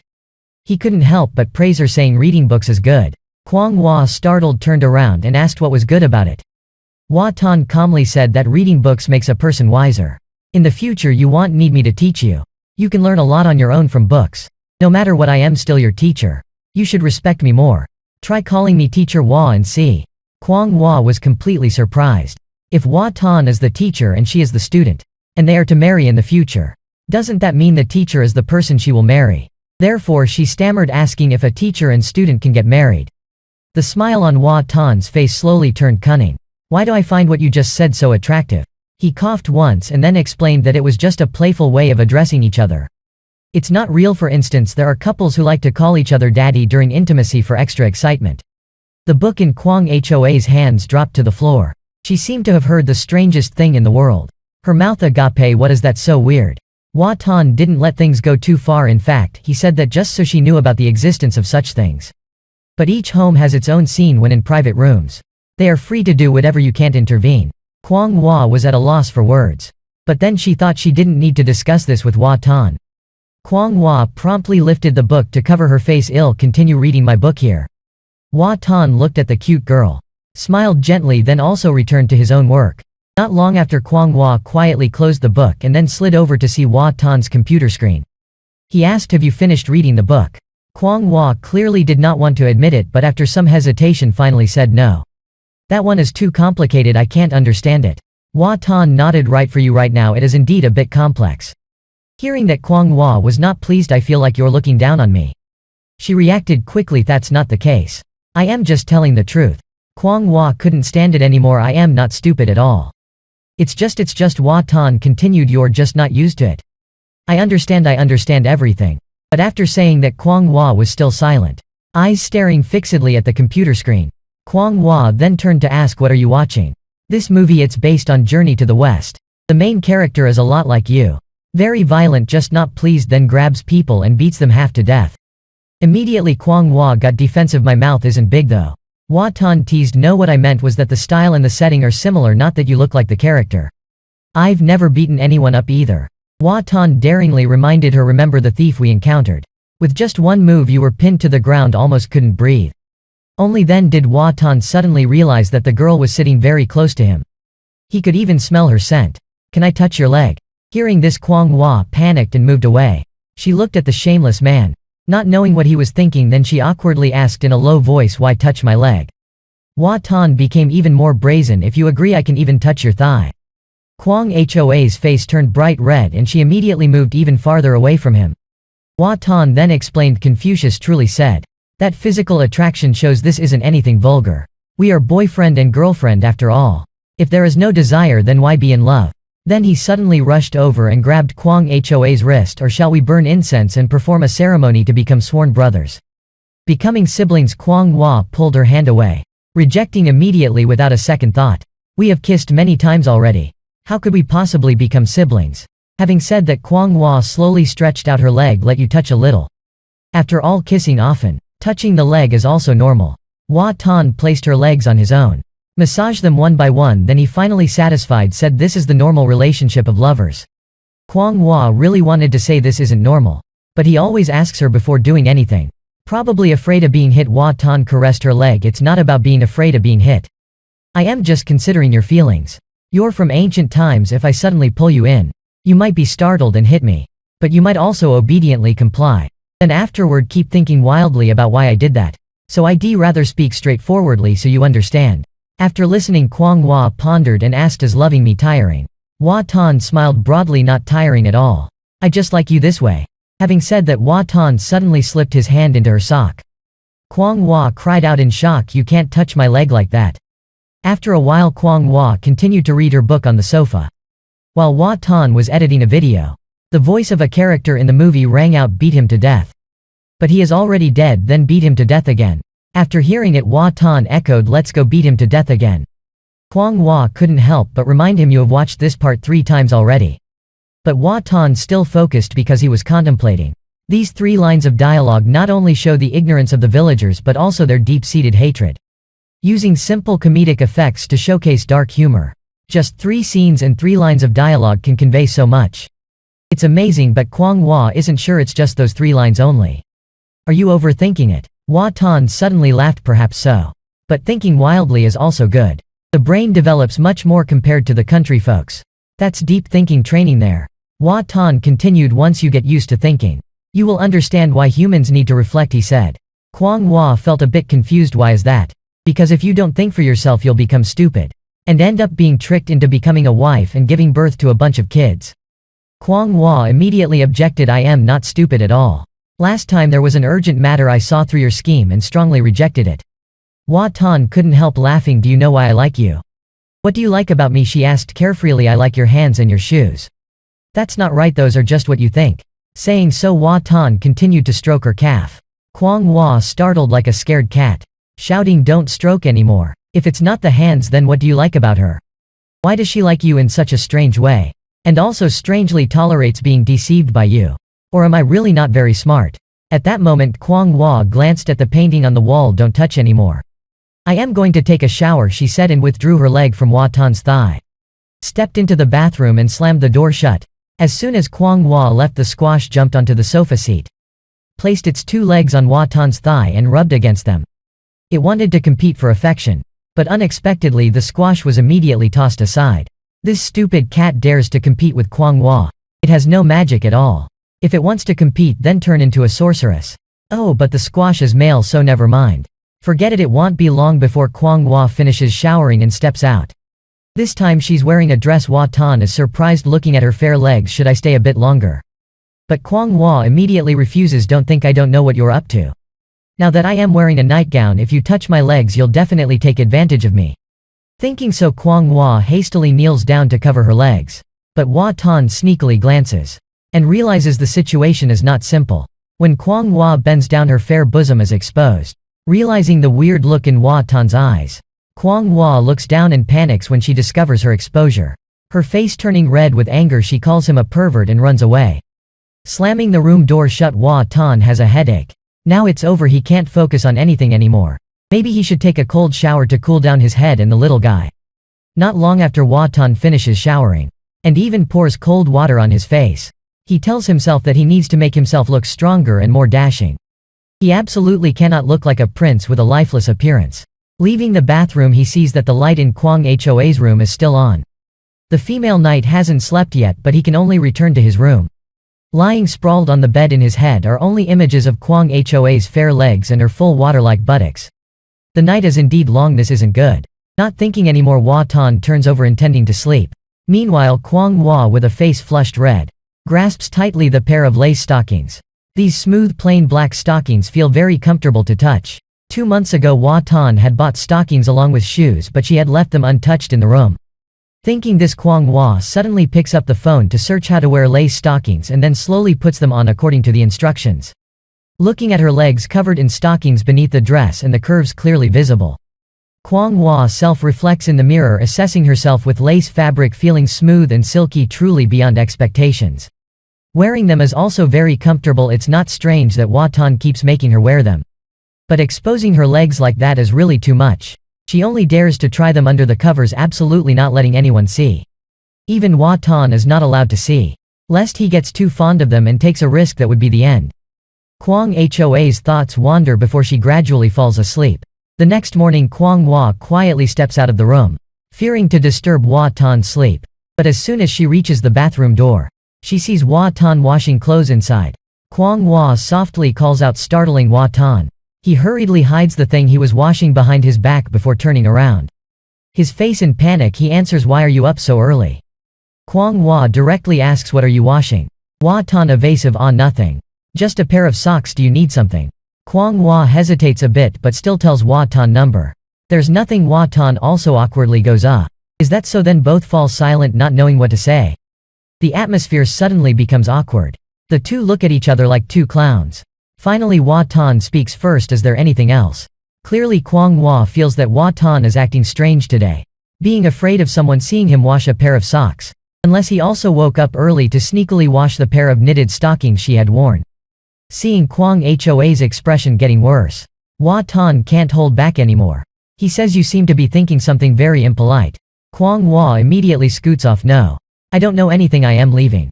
As the sun rises high, Hua Tan is slouching on the sofa. Kwang Hua is sitting working in front of the computer, but she keeps glancing at Hua Tan with a scrutinizing look. "What are you thinking about?" Hua Tan rests his chin on his hand. "I am just reminiscing about last night's dream." She becomes curious. "So what did you dream about?" Hua Tan puts on a mysterious air.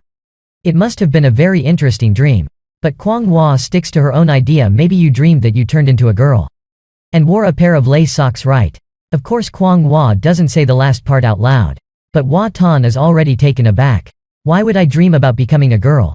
The thought processes of this female knight are truly strange. What's so fun about being a girl that it's worth reminiscing? Kwang Hua sighs with regret. "So it's not that, huh? What a pity." Hua Tan feels dizzy in his head, wondering if she misunderstood something about him. Not long after, the two of them finish preparing lunch. Today we're having Peking roast duck. Rolling the roast duck in vegetables with bread. Delicious and wonderful. While eating, Hua Tan asks Kwang Hua, "Have you thought about what job you want to do? If you want to open an online shop, I can use my documents to register for you." Kwang Hua doesn't seem to like that idea much. I haven't thought of anything yet. Just keep thinking about it. Hua Tan gently says, yeah, take your time. No rush 3 times and you still fail to hit upon a plan.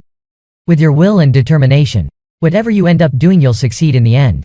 I believe in you, he says, but Kwang Hua seems discouraged. Even I don't believe in myself. I still lack a lot of knowledge. Hua Tan reassures her, calm down. Being unconfident now is normal. Not only are you from ancient times, but even modern university graduates often can't determine their career path right upon entering society. They have to try slowly to find the job that suits them. There's a saying, cats eat fish, dogs eat meat. Superheroes fight monsters. Have you heard it? Just follow your instincts. Don't overthink it. Find an initial job to learn. Gradually it will be okay. Kwang Hua listens. Why died? What's this about superheroes? Hua Tan immediately crosses his arms. Do you believe in justice? I once had a transformation device. I don't know where it is now, otherwise I would transform for you to see with your own eyes. Kwang Hua is so taken aback that she is speechless. Suddenly the image of transforming into warrior girls appears in her mind. At this moment the little pumpkin cat suddenly jumps onto the table, wriggling before Kwang Hua's dish, then bites off a piece and prepares to run away. Kwang Hua quickly grabs it. Little cat, you can't eat this. That day Hua Tan took Kwang Hua out for a walk. As they reached the apartment complex gate they saw a new notice about enhancing management. The management board will install a resident control system. Hua Tan curiously asked the security guard, Mr. True, are you preparing to install the resident control system? He replied yes, because there was a ghost sighting recently and the cameras caught a thief entering. It's lucky nothing was stolen, after which it was decided to install a security system. Hua Tan smiled brightly. So are you about to lose your job? He said that maybe, but I still have to stay here and keep watch. Besides, there's no guarantee that the system will be installed at all. I haven't seen any progress yet, and I don't know what the management board and related organizations are planning. Hua Tan greeted and then left. Okay sir, carry on with your work. We're heading out. And not long after, Hua Tan and Kwang Hua arrived at a riverbank. Hua Tan breathed in the fresh air and Kwang Hua also smiled. Suddenly Hua Tan bent down, groping on the ground, and picked up a stone. He threw it vigorously into the river. The stone bounced on the water surface several times before sinking. Hua Tan clapped his hands contentedly. Ha ha, I feel much stronger now. Hearing this, Kwang Hua excitedly said, then we should practice martial arts here. Use the boxing technique I taught you.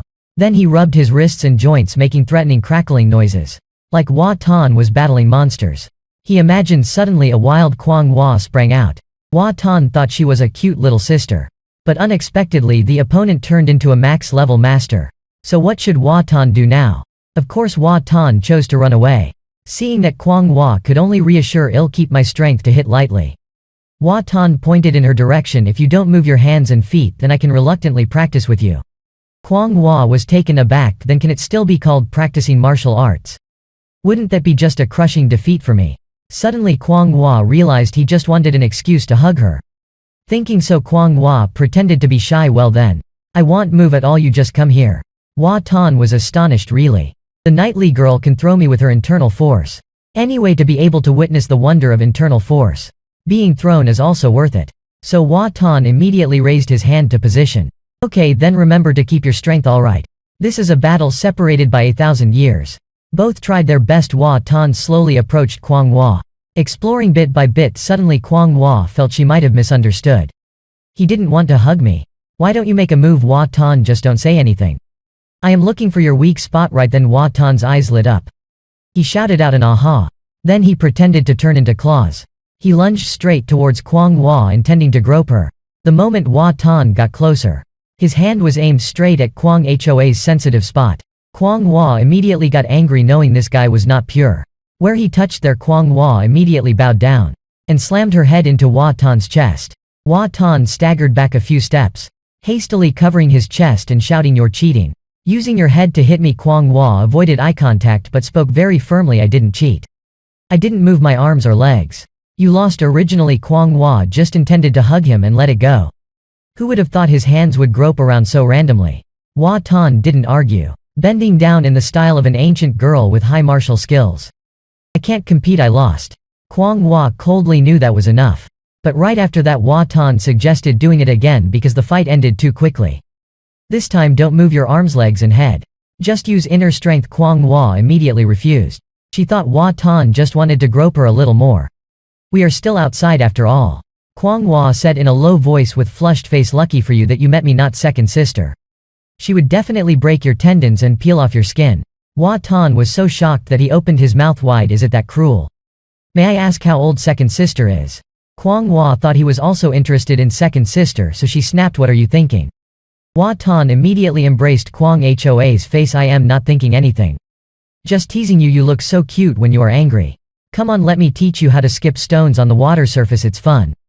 It's not fun at all. Kwang Hua pouted her lips, but she couldn't resist Hua Tan's pleading. Kwang Hua still picked up a stone. Hua Tan smiled brightly. How is it? Is it fun? Kwang Hua isn't still angry, is she? Not fun at all. Haha, your hand is dirty now. Let me wipe it for you. Are you sulking? It's not dirty. At this moment Kwang Hoa's attention was attracted by a group of people nearby. She quickly hid behind Hua Tan's back. I see the police over there. Hua Tan reassured her. It's okay. Don't worry, you haven't done anything wrong. The police are here to protect, not enemies. Let's go over and check out the excitement. Having said that, Hua Tan took Kwang Hoa's hand and pulled her along. But Kwang Hua hesitated. What if they check my papers? Hua Tan was unfazed. The likelihood is very low. They are working, not patrolling. Moreover, staying illegally is not a serious issue. Previously I only spoke sternly to prevent you from running around or fighting. Now that you are aware, even if checked, you'll stand here with me. No need to worry too much. They quickly ran over to see the excitement. It turned out there was a guy who fell into the water while fishing. 2 policemen were making inquiries. Hua Tan suddenly froze. Oh my. Isn't that the Bravo? We've encountered him again. At this moment Tan Hao took out a pen to take notes. After finishing, he didn't forget to remind the fisherman, lucky it's not too cold. Otherwise your arms and legs would have cramped up completely. You wouldn't have been able to pull yourself up. Where do you live? Do you need us to take you back? The young man refused. No need. No need, it's embarrassing to ask for a police car ride just for fishing. Thank you, the fisherman said and then left straight away. Seeing Tan Hao finished, Hua Tan patted our Tan Hao's shoulder. Half a year ago you still needed the old police to guide you. You can handle things on your own now. Well done. Come on, no more talk. Saving a life is better than building 7 temples already. I didn't even jump into the water. I just pulled him up, that's all. Tan Hao asks why you are here. Hua Tan, playing the role of an excited spectator, says we're just strolling around to clear our minds. Busy or not, watching the commotion is very entertaining. The masses in particular like doing this. Tan Hao, too lazy to reply, says let's go elsewhere. I won't argue with you. I have to go back, change shoes and continue working. Having said that, Tan Hao suddenly realizes he almost fell for it. If I dare say today is boring, then I admit I'll be very busy until the end of the workday.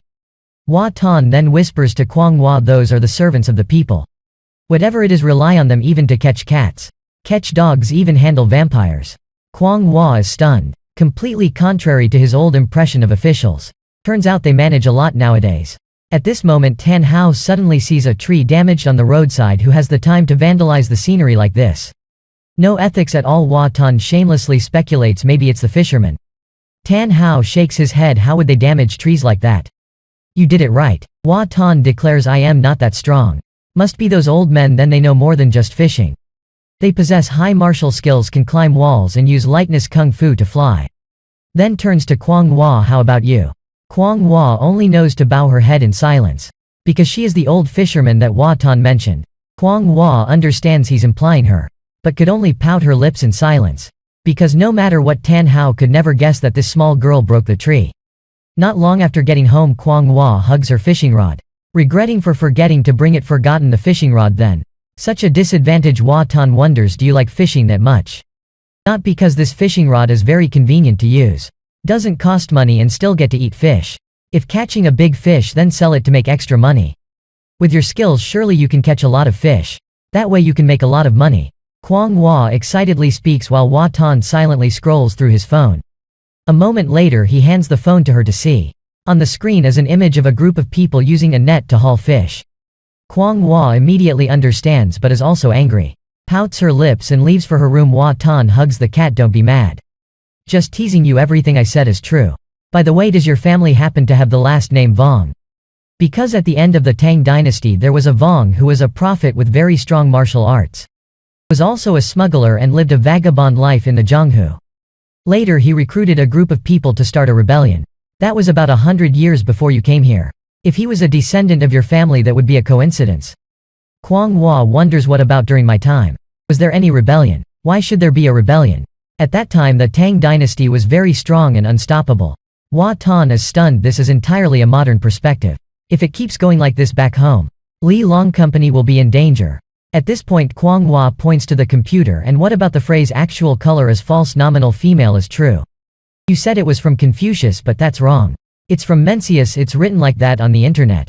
Hua Tuan is astonished. Really, now even the ancients can correct their mistakes for themselves. The internet is really amazing. Then what's the need for old teacher Hua anymore? Kwang Hua continues to search and learn on the computer. While Hua Tuan is thinking, he feels that Kwang Hoa's everyday attire is missing something. Suddenly Hua Tuan's eyes widen as if he's had an idea. He stands up and heads towards the door. I'll be out for a bit. Tonight there's no need to cook, let's go out to eat, okay?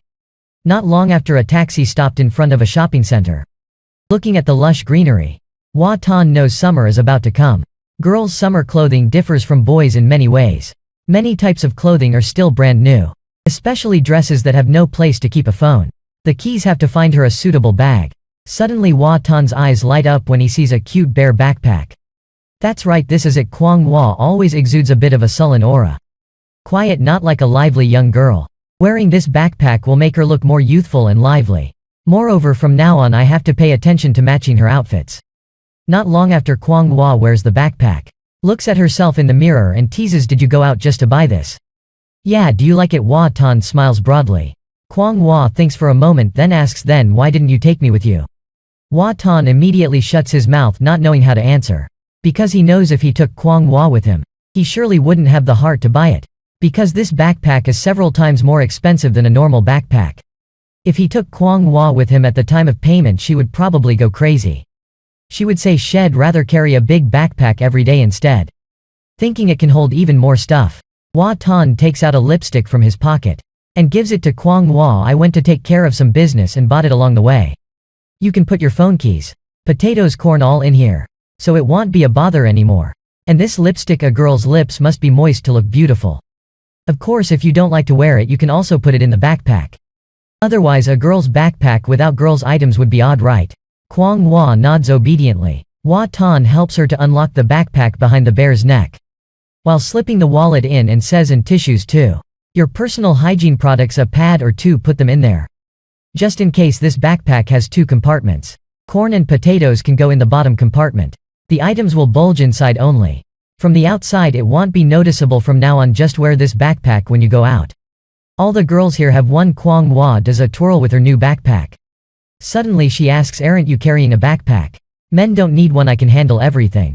Kwang Hua seems to ponder something, when Hua Tuan's phone suddenly rings. It's Tan Hao inviting them out to eat. A few minutes later the two are walking on the street. Hua Tuan suddenly points at Kwang Hoa's backpack and reaches out to take it. Kwang Hua is surprised, thinking he was just going to look at it, but why is he wearing her backpack? Hua Tuan awkwardly replies, a backpack is something a boyfriend wears for his girlfriend.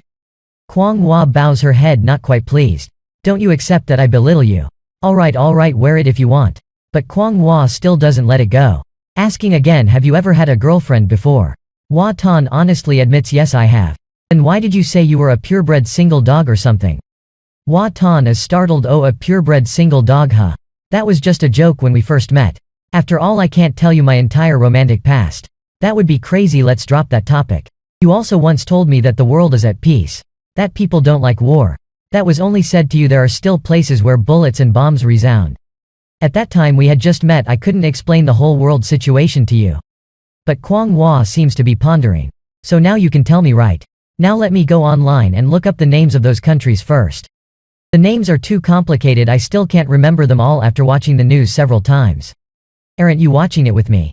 Before Kwang Hua could finish, she smiles brightly and interrupts, I am talking about your girlfriend. Your girlfriend? Hua Tuan feels a tingling sensation on his scalp. Oh, the ex-girlfriend. Kwang Hua is confused. Ex-girlfriend, how so? So am I going to be your next girlfriend? Hua Tuan quickly stops Kwang Hua, you are not before or after anyone. You are my current girlfriend. Kwang Hoa's face lights up with joy, even though she still doesn't understand. But she continues to ask, her voice becoming firmer, what does that mean? Hua Tuan is also confused. What do you mean? What do you mean? Kwang Hua knows that she isn't the type to look for reasons to be upset. Kwang Hua asks again, sounding a bit sad, why didn't you two get married? Isn't it because you really want to marry your girlfriend? Hua Tan lowers his hand and hugs Kwang Hua tightly. Then he explains why there is a need to get married. Boyfriends and girlfriends can break up. When you're young and naive you don't think too much. You date and then realize you're not compatible so you break up. That's love. Love is essentially a trial process. When you realize it's not right it's better to break up sooner rather than later. It won't bother anyone, he says, nuzzling Kwang Hoa's hair, if you rush into things without fully understanding each other. The second half of your life will be ruined living forever with someone you don't love. Just the thought is despairing. Hearing this, Kwang Hua looks at Hua Tan, so breaking up is the end. So there's no relationship anymore. Kwang Hua immediately feels unhappy. Hua Tan's tone makes it seem like breaking up is a normal thing. If the two people break up and afterward don't contact each other, don't see each other anymore, then what becomes of the birthday memories? The previously passionate words. Kwang Hua feels very angry. What does it mean to be incompatible? That's very subjective, it's hard for me to explain it to you. But I can assure you that we will not break up. Hearing that, Kwang Hua feels a bit embarrassed but still asks why from his words. She senses that breaking up is a very common thing. I always thought that a girlfriend is a future wife. Kwang Hua blushed, realizing that it's all fabricated online. Two people in love might not necessarily marry each other. They might also not contact each other anymore in the future. Realizing Kwang Hoa's thoughts, Hua Tan strokes her head. Don't think too much. We won't break up. You are different, not like the others. How am I different? Hua Tan continues, at least before I explained. You never thought about breaking up. Just that alone is already very different, isn't it? And what about you? Kwang Hua understands her own feelings. But she also feels a bit more inferior. She feels angry. She would never go embracing someone else like that. Just thinking about it feels disgusting. But Hua Tan seems very accustomed to it. For this girl, love has only two outcomes: either liberation, or one person dies anyway. Her martial arts are formidable. If she cannot have his heart, she will take his life. Hua Tan realizes her mood. Immediately hugs Kwang Hoa's neck. From the beginning I knew you were special. Knew you would not think about breaking up. So before courting you I had already considered the consequences. Either to pass away together or to be beaten to death by you. I have thought it through a long time ago. You only have the ending of death, there's no divorce or breakup. After speaking, Hua Tan sighs. He understands that when angry, Kwang Hua could do anything. It's not strange. If not truly in love, who would dare to seek suffering? Under the streetlights the two wait for the red light. Hua Tan continues to speak to Kwang Hua. Our relationship is the void between two eras. Speaking more now is also useless. Later you will gradually become modern. Might change your mind, for example accepting breaking up. Of course that doesn't mean I will break up with you. But I am speaking of you right now. Our relationship is that I nurture you, providing you with a stable environment to study. And when you are independent, then you still have your own choice. To stay or to leave. If you choose to leave, I will still let go and let you go. Kwang Hua was stunned. Let me go? Now you are looking at me with the eyes of someone from ancient times. Later you will use a modern approach to be with me. If at that time you choose to leave, it would prove that our feelings were not strong at all. Trying to keep you would be meaningless. That is the modern way of dealing with it. Now I pursue you because you have not yet become modern. Kwang Hua suddenly turned back and said, I feel you are very cunning. Is this not a scam while one is still naive? Anyway, in the future you will look back at your actions now and know you had no good intentions. Deceiving me when I am still innocent. Not knowing anything, even though Kwang Hua did not understand all of Hua Tan's words. This man kept deceiving her, even saying it outright. Thinking this, Kwang Hua coldly said, you are not a good person. Hua Tan secretly took Kwang Hoa's hand. She was taken aback and then suddenly turned around.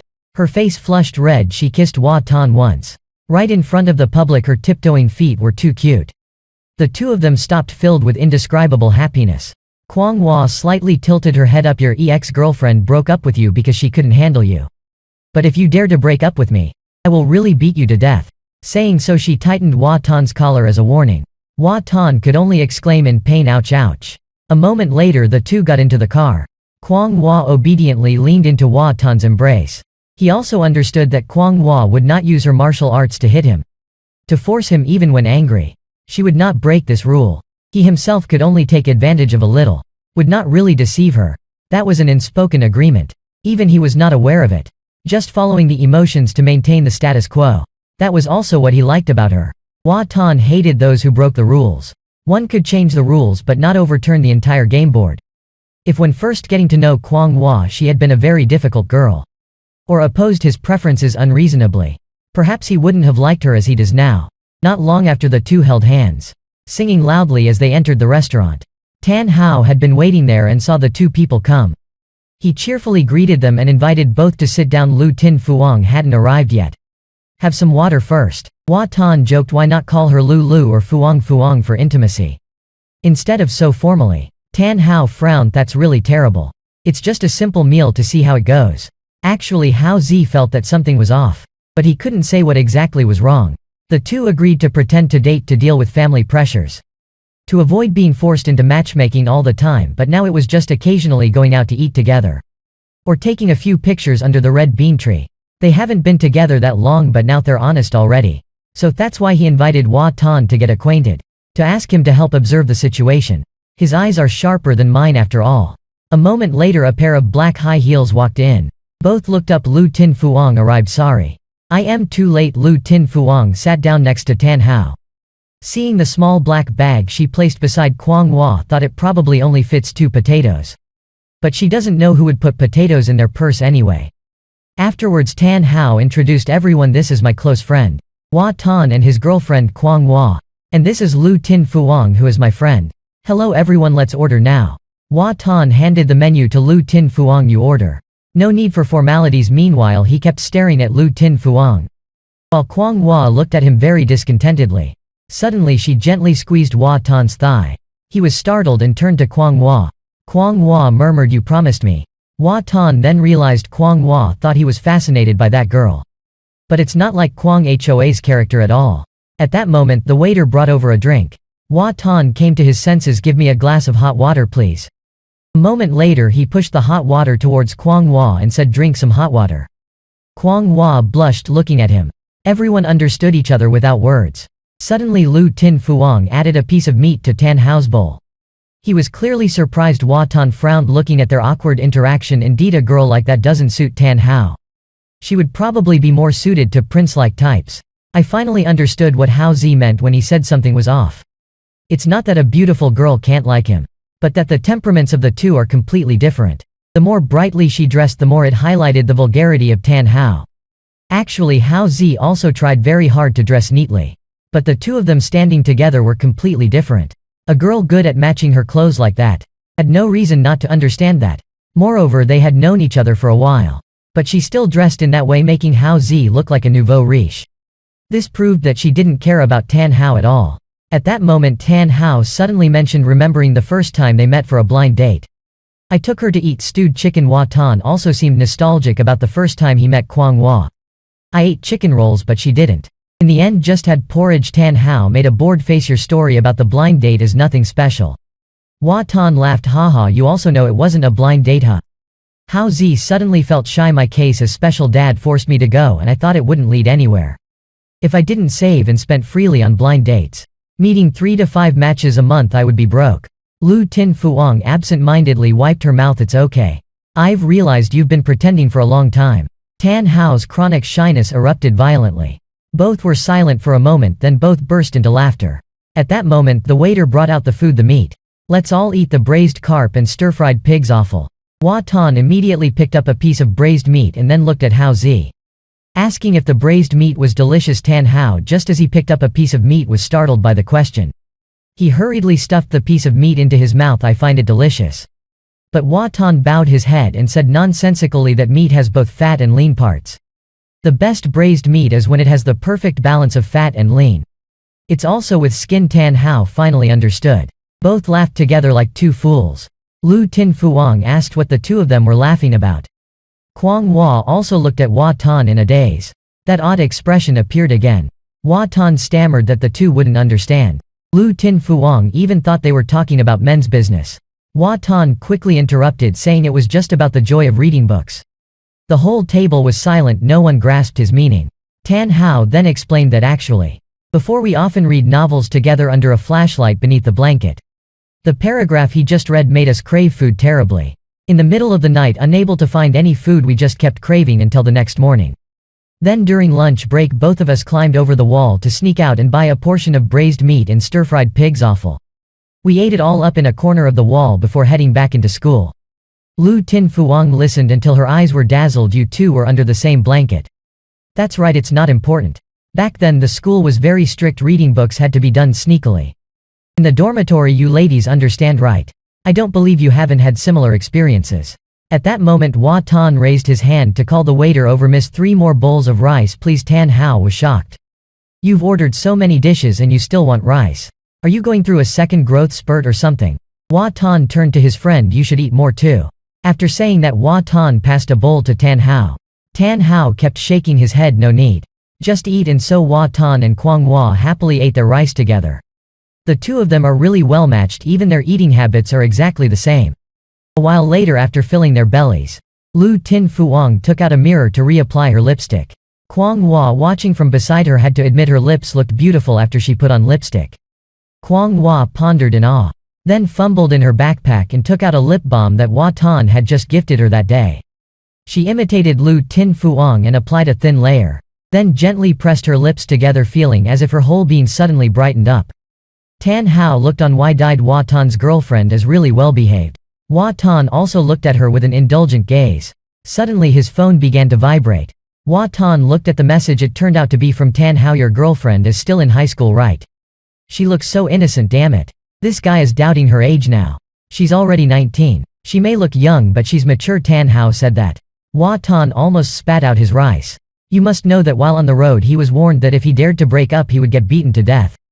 After the meal, Hua Tan and Kwang Hua said goodbye to Hao Tu and Tin Fuang and then both went for a walk on the street. He suggested a walk on the pedestrian street to digest the food. Kwang Hua happily agreed, and after a while, the two walked through the bustling street. Kwang Hua curiously looked around. It was her first time coming to such a lively food street. At that time Hua Tan suddenly remembered something. Before you said that you were chasing a thief and then suddenly you traveled through time to here, right? Kwang Hua looked at him, not understanding why he suddenly brought up that topic. What do you think? Is there a possibility that the thief also traveled through time following you? If so, the two of you are eternal enemies. You're the third party who intervened, aren't you? Hearing this, Kwang Hoa's eyes suddenly became fierce. She tightened her grip on Hua Tan's hand. Word by word, if I meet him, I will definitely not let him escape this time. Hua Tan was stunned by such intense hatred. Hearing this, Kwang Hua suddenly turned around to look at him. Her eyes said it all. Hua Tan hastily laughed it off. Never mind, never mind. Rest assured, the guy isn't a beautiful girl like you. No one kind-hearted would take him in. Assuming he did make it through, he surely would have been discovered long ago. Now the absence of any news about him means that he didn't make it. Moreover, even if it were a beautiful girl, if she met someone else and not me, the situation would be very different. For example, my father might see her as some kind of omen. Then he might scream out loud and report to the Science Institute. They would protect her carefully and use all kinds of experimental equipment on her. She wouldn't be able to eat and drink carefree as now. Suddenly Hua Tan caught sight of a fortune-teller's stall over there. He asked Kwang Hua, do you want to try? There's a crystal ball inside, it will answer whatever you ask. But it's just like fortune-telling. It's all about deceiving people. Kwang Hua felt it was ridiculous knowing it's a trick but still telling me to play. What's the point? But Hua Tan still pulled her hand to go inside. If everything had to be meaningful, then right now I would be researching rockets, not here. Kwang Hua didn't understand at all. So can I ask if I can return? Hua Tan reminded her that she could ask anything. But if you ask whether you can return to the Tang dynasty, you'll definitely be considered insane. After saying this, Hua Tan pulled Kwang Hoa's hand. Curious, she looked inside where a woman in a cloak was seated. In front of her was a glowing crystal ball. Kwang Hua was delighted because girls everywhere can't resist these things. So Hua Tan told her to sit down there. Ask that woman, I'll wait for you outside. Actually, he also knew that tarot and astrology merely exploit the Barnum effect, which is the use of vague general statements to describe people. Then people will find evidence in their own minds to believe it's true, adding a bit of psychological suggestion for them to believe it. Wonder if these things would work on a female knight from the Tang era. After a while, Kwang Hua stepped out looking thoughtful. Hua Tan quickly asked how it went. What did you ask? Did she say you could return? If the fortune teller encounters someone asking if they can return to the Tang dynasty, she must think damn it in her head. But Kwang Hua was still deep in thought. After a while she turned around and whispered that she did ask about marriage. Hua Tan nodded. I guessed as much. Let me guess what her answer was. Did she say something like far away at the horizon? Close within sight, but actually has been by your side for a long time. Kwang Hua was stunned. How do you know that? Haha, actually I've also studied these things. This is the guidance of fate. Kwang Hua shyly did not elaborate. But overall that's the idea, so I guess I won't be beaten to death by you now. Hua Tan joked again. Why do I feel like you're a bit regretful? Kwang Hua blushed not at all. It's nothing. Then the two of them continued walking hand in hand. Kwang Hua stealthily glanced at Hua Tan. If this is called close within sight, then what is far at the horizon? Kwang Hua looked up at the night sky. Her eyes seemed to have cleared up, maybe separated by more than 1,000 years. At that moment Hua Tan's phone suddenly lit up. It was a message from Tan Hao asking Hua Tan what he thought about Lu Tin Fuang. Hua Tan pondered that she is indeed beautiful. But she is not the ideal choice for Tan Hao. He should find a gentle wife, who can live peacefully and take care of each other when they get old. Thinking this, Hua Tan spoke frankly to Hao too. Tan Hao himself also felt it was not suitable. But he felt a bit ungrateful. Yet affection is only about whether it's suitable or not. Kwang Hua looked at the message on Hua Tan's phone. She asked what does not being compatible mean. Hua Tan explained that it's when you're together but not comfortable. That is being incompatible, the opposite is compatible. Kwang Hua fell silent, pondering for a while. Then suddenly her expression changed and she asked Hua Tan sharply, was your ex-girlfriend compatible with you? Hua Tan broke into a cold sweat, feeling helpless and fear rising in his mind. So it turns out that she can get jealous too. Women can be so scary when they're jealous. They don't just threaten their boyfriend's life but can even risk their own. During the Tang dynasty, Prime Minister Fang Huyanlin lived a disciplined life. He did not take concubines like others. Later he was ridiculed for not daring to keep mistresses. Li the Dan then rewarded him with 2 beautiful women. Fang Huyanlin dared not refuse, so he reluctantly took the 2 women home. His wife Mrs. Lu chased the 2 beauties out of the house with a stick. To bolster the Prime Minister's authority, Li the Dan placed a jar of vinegar. He said it was poison and forced Fang to either drink the whole jar of vinegar or let the beauties into his house. Mrs. Lu did not hesitate to grab the jar of vinegar and drank it all. Li the Dan was furious to see that.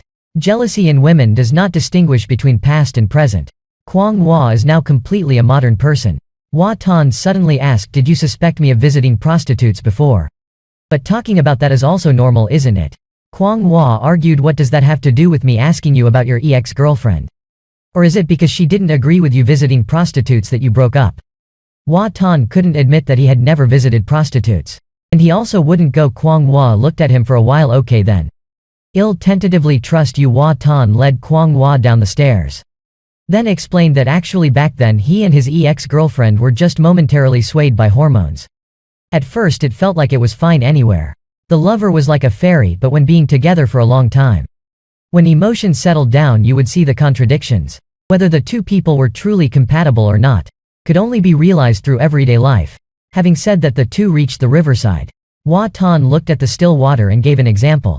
She had high demands on clothing while I didn't care much about those things. But she kept buying me shoes, wallets, expensive clothes beyond my means. I really didn't need those things. She thought she was doing good for me. But I wasn't happy at all. Kwang Hua was somewhat puzzled. Buying good things for your boyfriend, isn't that what should be done? Hua Tan looked at Kwang Hua. Not necessarily. If I liked them, then of course it would be good.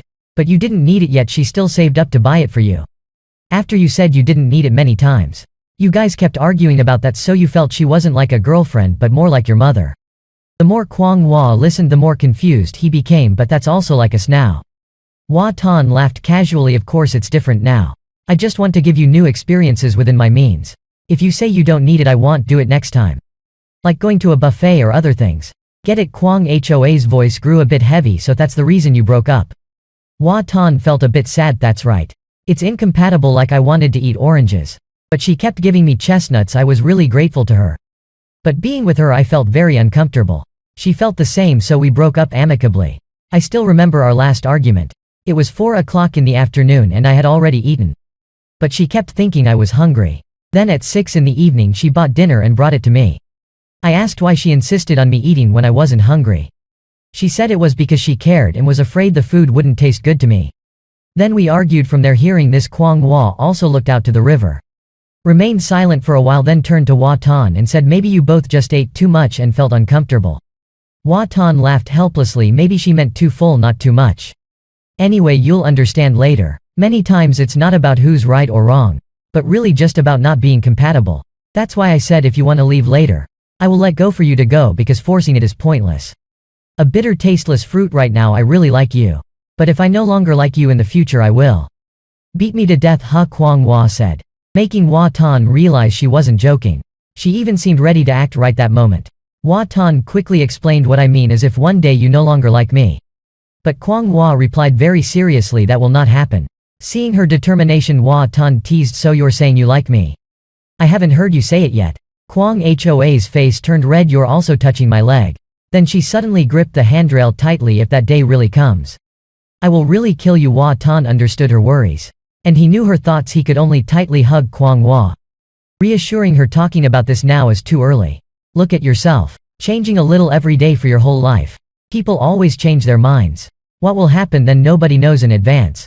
Just like you and your ex-girlfriend once said you wouldn't break up. But in the end you still broke up anyway. Let things take their natural course.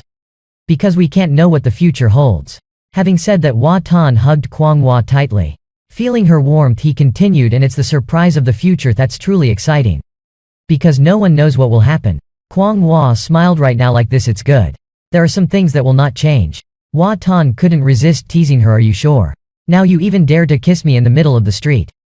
That night, after walking the streets and returning, Kwang Hua hugged the newly bought stuffed bear, placing it next to the old bear on the bed. Seeing that her bear now had a friend, Kwang Hua smiled contentedly. Hua Tan stood silently watching her from the bedroom door.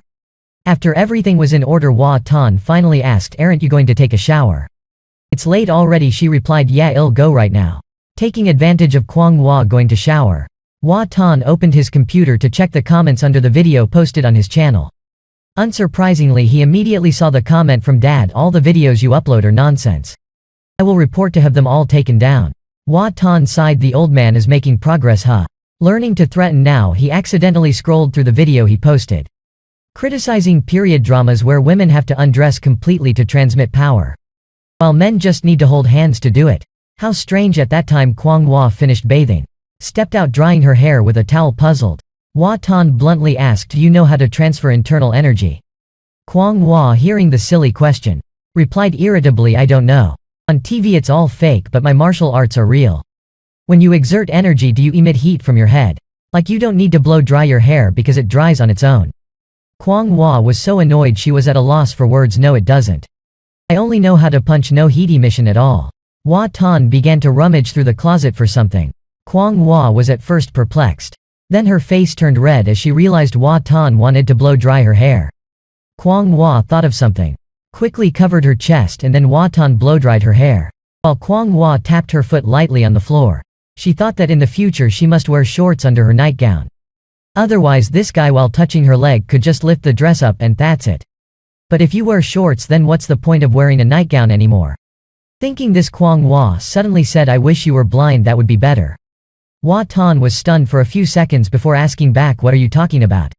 Is the evil nature within you awakening? The words you say sound like those of a classic tormented character. But when seeing Kwang Hua clutch her hands in front of her chest, Hua Tan immediately relaxes. It's okay, no worries. Just let go of your hands, I won't. Look, I am an upright person after all. Kwang Hua bluntly replies, then why do you care whether or not I cover myself with my hands? Whether I let go of my hands or not, it's all the same. The argument was clear and completely logical. Hua Tan couldn't help but be moved. Oh, the girl has grown up. At that, Kwang Hoa's eyes filled with indignation. She thought he had seen something of hers and said she had grown up. In this case it would be worth doing a bit of business in the dark. Moreover, he even wanted to do that thing. She roared, get out, I'll do it myself, and Hua Tan immediately retreated in fright. Watching Kwang Hua angrily drying her hair, he couldn't help but think, such a small body yet capable of emitting such immense power. It's completely unscientific, must be thoroughly researched. Hua Tan goes to the sofa, stretches his legs out and places one over the other. He asks Kwang Hua scientifically, do you want to move into my room? Unexpectedly Kwang Hua reacts violently, why should I move into your room? We're not even married yet. Hua Tan could only argue, I won't do anything. It's just that staying in the storage room is not convenient. The bed is small and uncomfortable. My bed is a rubber mattress. It's wide and soft, you'll notice the difference right away. Moreover, I can't beat you up. So if you don't want to do anything, I can't do anything either. Kwang Hua looked at him as if looking at an idiot. You still want to do that with me, yet you say you won't do anything. Do you think I am an idiot? Sharing a room will definitely lead to having children. Hua Tan proposed, then we can place a bowl of water between the bed. Like Luang Sun Ba and Chuk An Dai. I don't know the two people you are talking about. Moreover, what's the use of placing a bowl of water? Being continuously exposed by Kwang Hua. Hua Tan felt like a mangy dog sitting with his knees hugged, being caught by the neck by Kwang Hua and having his head smashed to the ground. He was extremely regretful, truly a mistake indeed. He should have lured her into his room earlier. Even if he were a pervert, would that be more important than getting to hug a cute girl to sleep? So he tried again. In conclusion, sleeping on a big bed is very comfortable. Try the experience first. Or shall we switch rooms? I'll move to your room and you move to mine. It's just a matter of swapping places. Science has proven that at night, the brain releases dopamine hormones, making people more excited and aroused. At this moment Hua Tan felt the same. He glanced at Kwang Hoa's smooth white legs, wanting to grab and caress them. Kwang Hua was first surprised to hear him suggest changing rooms, then immediately hugged her arms, saying, "I am not moving anywhere. I am very comfortable sleeping in my room already." Even though he was rejected, Hua Tan didn't give up. "But you are my girlfriend. If others knew I slept in the main room and you in the storage room, it would look bad for my reputation. They will look at me differently." This argument is indisputable. She refused persistently. "Who would know if you don't tell? How would they find out?" Kwang Hua was so angry her face turned red. Initially she was just a person taken in, then became the girlfriend, and now to move into the main room. To become the owner of this house. Alright, even if I am sure to become the owner later. But right now absolutely not. We are not married yet and cohabitation is surely not possible. Having children before marriage would mean being locked in a cage. Even Nyang would run into my dreams and scold me. We can kiss and hug. But without marriage we cannot sleep in the same bed. Just sleeping together would lead to having children immediately. That's the basic principle that Kwang Hua applies in her relationship. Hua Tan still tried to persuade Kwang Hua to move to his room. "Last time my parents came here they even scolded me. They said we should swap rooms. So if we're not sleeping together, let's just switch rooms." Kwang Hua turned around in surprise. "Why would your father say that?" Hua Tan collapsed onto the sofa. "Maybe he already sees you as his daughter-in-law, right? Now you can even call him dad." However, in Hua Tan's mind he was thinking of shocking the old man. Give him a big surprise and see his reaction. It would be fun. If Kwang Hua dares to call him dad, I must record it as a memory. But Kwang Hua kept shaking her head. "It's not okay."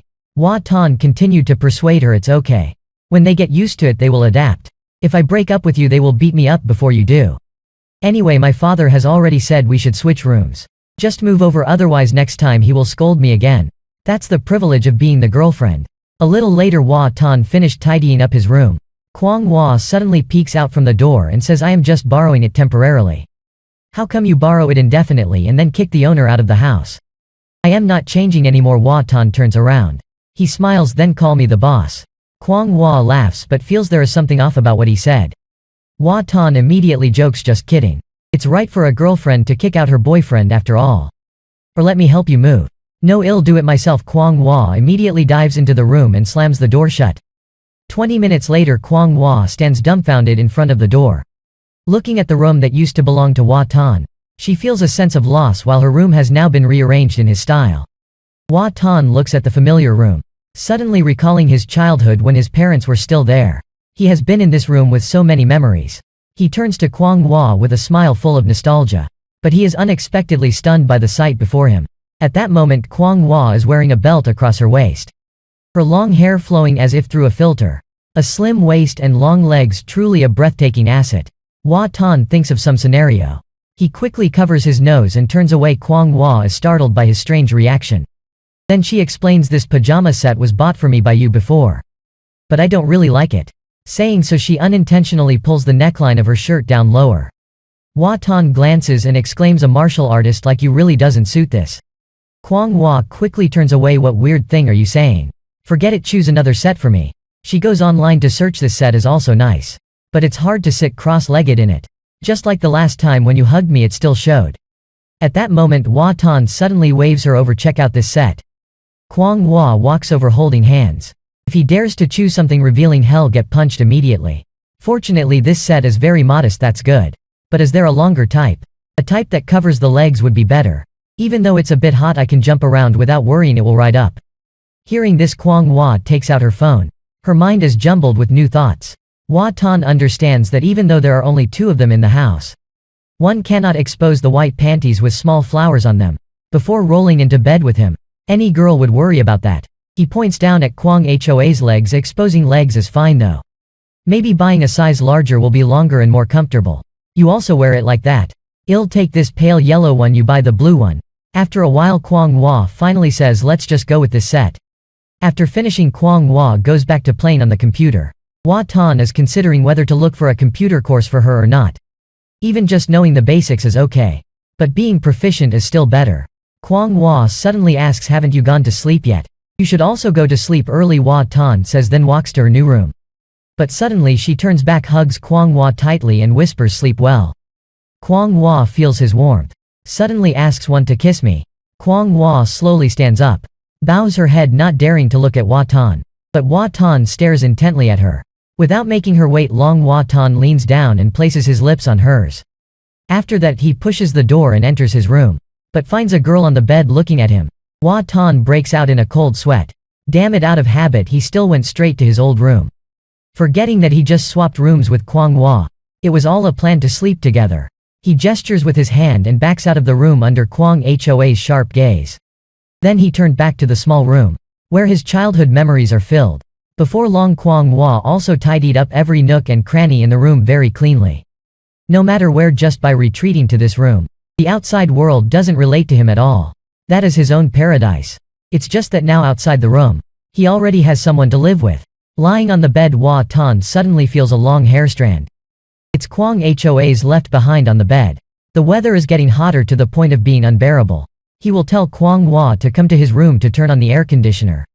She will surely refuse, out of shyness or some other reason preferring to endure the heat.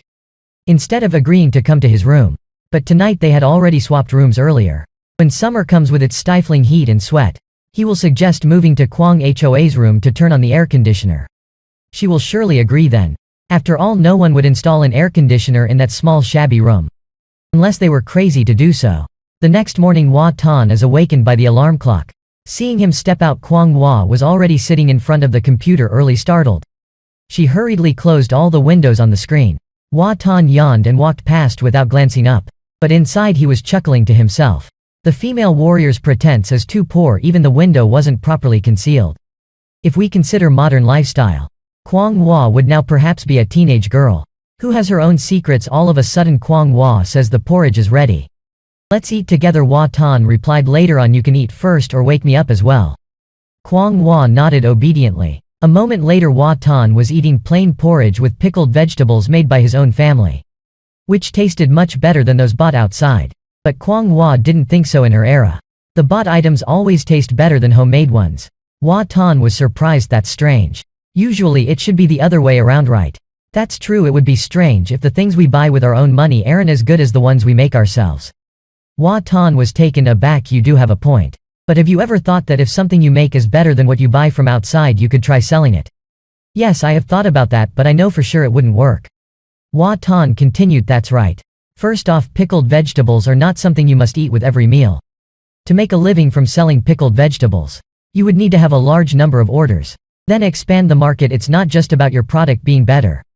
To expand you have to ensure supply, storage, transportation, consumption. Hua Tan spoke at length, leaving Kwang Hua completely baffled. Additionally, you have to research customer needs. People who go to supermarkets to buy pickles, sometimes they want to try something new, or are temporarily in a bind and can only afford bread with pickles. To put it simply, don't impose your own needs onto everyone else. After hearing all this Kwang Hua sighed. Nothing is easy. Hua Tan sighed too, but that was just his personal opinion. If you want to make money that way he won't interfere. He just hopes you live better, that's all. In fact, Kwang Hua also knew that second madam once said something similar. To live a better life, a better life. But what constitutes better depends on each person's way of thinking. There's a proverb about the frog at the bottom of the well, who must climb to the top of the well to see how vast the outside world is. Whether you like the scenery outside, step out of your comfort zone, or see the outside world and then return to the bottom of the well. Both are choices for a better life for each person. Hua Tan was thoughtful. He too was trying to climb up, fearing that after reaching the top of the well, you'll regret being deceived by me, so I hope you understand this world before choosing me. At least I won't be tormented by having been irresponsible, deceiving you into bed. Hearing this, Kwang Hua immediately became angry. It turns out he just thinks about having children. I won't let him have the chance to share a bed. If he dares to sneak into my room, I will before grab his leg and throw him out of the room. That way he won't be able to resist. At that time Hua Tan was washing dishes, suddenly feeling anxious without knowing why. After finishing he went to the living room. To stop the fear he must strengthen his martial arts. After all, what's the purpose of practicing martial arts? Of course, to enhance physical strength and health. Practicing martial arts is wonderful. Hua Tan stood in place practicing martial arts moves. Kwang Hua sat looking at her small notebook. Suddenly she said to Hua Tan, "I've thought of some things I can do now. Like you said about opening an online store selling pickles. The cost for the store can be reduced, and if the business doesn't succeed we won't lose much. And then cooking, I see others making cooking videos to earn money. If I learn many dishes I might try it in the future. But for now it's not possible. I still have to watch other people's videos to learn. While the dishes I know are already taught by others." Hua Tan just explained that's called a culinary coal. If others have taught, you can also teach. As long as there are people who like to watch, that's fine. The important thing is whether the style and content can attract viewers or not. It doesn't necessarily have to be cooking. Even strange or rare things can be content. Suddenly Kwang Hua seemed to think of something. I remember now. There's also filming. Eating and drinking. Eating can also be a money-making profession. Kwang Hua can't understand at all how there can be such good things in this world. Additionally, there's game streaming too. Kwang Hua feels that he's getting faster at playing games and farming items. Hua Tan, still in place, replies, "Who's going to watch me farm items? Whatever you want to do, you need compelling content." Others play at that difficulty level, completely unaware of what item they will receive next. That creates a sense of anticipation. Watching me farm is just from one account to another, grinding the same dungeon with nothing unexpected or interesting. Only someone with nothing to do like me would watch. Kwang Hua with an unhappy face, exactly, only someone with nothing to do like you would watch. In your phone there are only photos and videos of me. You even filmed a whole year of videos about me. Hua Tan smiles, "Because I am your girlfriend." Kwang Hua feels even more annoyed. "I didn't pay attention to myself while he was filming." Then Kwang Hua glances at Hua Tan. "I am thinking we should first open a pickled mustard green shop. After that I will make a cooking vlog and everyone can watch me eat after I finish cooking. After eating I will stream games and advertise our product." Hua Tan looks at her as if with sarcasm. But Kwang Hua is very hopeful, asking, "Do you think that's okay?" After a while Hua Tan speaks up, "So that's your decision after a whole day of researching? Why don't you try to live stream while you're sleeping? There are also a lot of people who like to watch that." Kwang Hua feels uncomfortable after hearing that doing that is not okay at all. Hua Tan continues, "That's just your personal opinion. Make your own food and then eat it yourself. Then play games and try to convince viewers to buy pickled mustard greens. Who will be watching, I wonder? Probably some guys who are into beautiful girls." Hua Tan looks at Kwang Hua. "Your plan is great, but it's hard to execute. I will only be able to choose one of those jobs. That way it will be more effective. If you're too ambitious you won't be able to do anything completely." Kwang Hua immediately changes her mood. She bows her head and remains silent. At that time Hua Tan is also fighting. He finishes his move and then flops down onto the sofa. Since practicing martial arts he no longer suffers from back or leg pain. He feels refreshed every day. Suddenly Hua Tan waves to call Kwang Hua over. She obediently sits next to him. Then she speaks up, "Why can't we do multiple things at the same time? They don't take up much time, do they?" Hua Tan thinks carefully and replies, "Concentrating on one thing is already difficult. We don't have the energy to do everything. Just the task of opening an online shop selling pickled vegetables. How to promote the store to attract customers. Do you have time to research everything? So you could introduce to the viewers who watch you eat or play games. But how will you attract them to watch you eat and play games?" Kwang Hua daydreams again. "I could show the people who buy the pickled vegetables how I make them. Just being able to eat is enough to get viewers." Hua Tan still maintains that look. Stays silent while Kwang Hua also stares at him intently, hoping he will agree with her idea. After a while Kwang Hua can't stand the pressure. Bowing her head in disappointment she says, "Then I will choose one thing to do first. Do well at it, then I can add other things later, okay? Just pick one to try. You'll only understand why I said it's not possible when you actually do it. But first you have to like it. When you love it then doing it will be best." Kwang Hua thinks for a moment and then speaks, flicking her foot as if to say, "Like how you love my shoes." Hua Tan immediately places her foot on his chest. "Exactly. Like I love your legs," he says. "Think about what you like to do. Ask me anything if you have questions," while feeling Hua Tan caressing her leg. Kwang Hua reflexively kicks hard into the arch of his foot. Hua Tan yells out in pain, clutching his foot as if he's gone through death and back. Kwang Hua pays him no mind, coldly smirking and saying, "I am going to play games." Hua Tan has to endure it alone. "Just now you got too close and I couldn't control myself." After a while Hua Tan takes out his laptop to check the stock market. "I am a gentleman after all. I can't lose my composure." Both are busy with their own work. In the evening Hua Tan stretches and tells Kwang Hua that he's going to pick up a parcel. Seeing him head out, Kwang Hua also starts preparing dinner. Not long after Kwang Hua started chopping the vegetables, Hua Tan had returned. "What did you buy?" Kwang Hua asked. Hua Tan smiled and took out a small mirror from his bag. "This is a portable hand mirror. It's a gift for you," he said as Kwang Hua opened it to look. It was a round mirror and there was even a round comb included. "It's really exquisite and beautiful," Kwang Hua commented while Hua Tan struggled to carry in a large box. Curious, Kwang Hua approached and asked, "What's this other thing?" She curiously opened it up and saw that it was filled with round iron rings. Hua Tan was holding one of the rings, waving it around frantically. "What are you planning to do with this?" He exerted force to bend the ring into a rectangle shape. "It's really quite a puzzle. Or maybe make a shirt," he mused. "First we straighten out 4 rings like this. Then open up one end this way. After that connect them together like so. Repeat the steps to create a chain of iron. Just keep doing this until you have a shirt." Kwang Hua was astonished. "So you can make a shirt out of these tiny rings?" "Is he okay?" she wondered.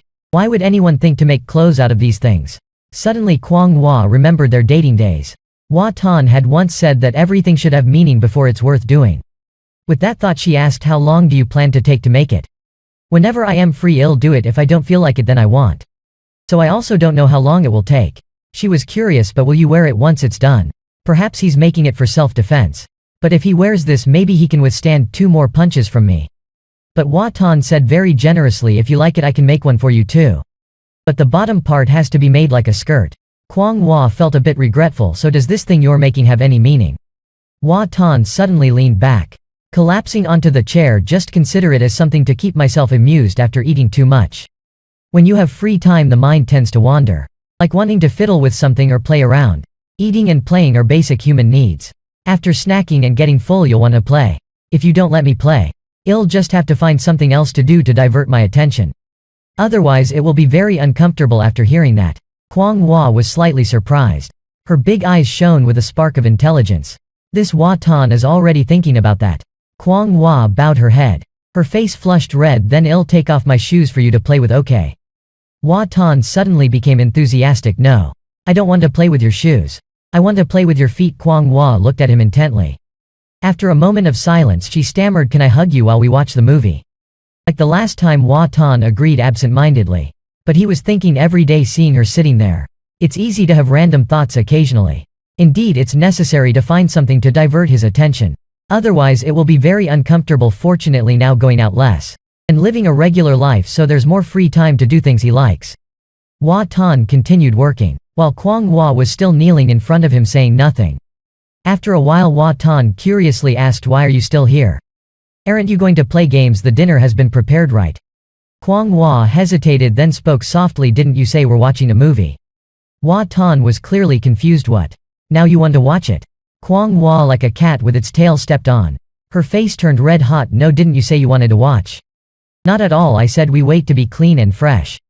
To watch together tonight." "Oh my god. It turns out it was a misunderstanding. She thought he wanted to watch the movie right now. And the touching of feet was just playing." So Hua Tan joked, "So you really like watching movies with me, don't you?"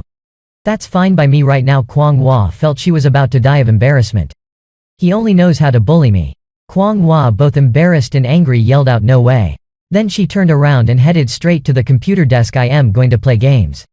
Hua Tan silently watched her. Not long after he suddenly picked up his phone and said to Kwang Hua, "Be quiet for a minute, I am recording a video." Kwang Hua nodded obediently. Then she sat down to watch Hua Tan prepare to record. He set up the phone and began to record. Suddenly Kwang Hua felt clearly he was working but still talking nonsense about touching feet for fun. It was all just to tease her for his amusement. Soon after Hua Tan finished recording the video. Exhausted, he flopped down on the sofa. "I didn't expect to be this tired just from bending a strip as long as the palm of my hand." When he opened his eyes he saw Kwang Hua still watching him. "Finished recording, do you want to watch it?" Hua Tan sent the video to Kwang Hua. Surprisingly, Kwang Hua also watched it very seriously. Only Kwang Hua would find such a mundane activity interesting. While watching the video, Kwang Hua asked Hua Tan, "Are you going to livestream too?" "No, I am just recording a video. Not streaming. Streaming is turning on the camera for everyone to watch me work." Kwang Hua couldn't help but exclaim that this era is really great. One can make a living out of one's passion. Just thinking about it makes one happy already. "Hey, can you do this? It looks simple but maybe it is possible." But I advise you not to do so. You just know how to imitate me making clothes. You haven't really learned anything, just developed hand strength. Kwang Hua let out a disappointed sigh. But she didn't take it too much to heart. After all, everything Hua Tan said was right. Besides giving birth, she just sits by his side, watching him intently manipulate the round earrings in his hands. She can't understand even after finishing this suit of armor. It's only for home viewing or taking a few photos to post online. What's the use? So she asked Hua Tan why making a video of the process gives it meaning. Hua Tan kept his head down working, answering that it's about perspective, theoretical knowledge and the ability to learn. Problem-solving skills, those are not innate. They need to be learned. Kwang Hoa's head is spinning. She doesn't understand but feels it's very powerful. Hua Tan continues, one can know and accept one's limits in the future. That's the power of knowledge. It's called knowing your fate and being happily content with it. If you want to stay at home, do laundry, cook, and hug the child. You don't need to study and work so hard. I can earn money to support you, that's enough. Hearing this, an image of holding a child suddenly appeared in Kwang Hoa's mind. A moment later she asked, as if Hua Tan was raising a cat, isn't it? It's different, a cat is a pet. While you have to do housework and after that you still have to do that thing with me. Kwang Hua blushed at the thought. What thing? Hua Tan asked eagerly. A bit of lewdness, that's the thing. That thing, but Kwang Hua still couldn't understand what that thing was. Hua Tan sighed, really not understanding anything at all. But it seems that people in the past also didn't understand the affairs of men and women before marriage. Only after getting married did they hurry to learn. Take it slowly, you'll know eventually. Stop looking at me. You'd better spend that time reading books. Self-study and self-education are very important. Kwang Hua pouted, not pleased. I know that. But in her heart she thought she didn't need him to support her.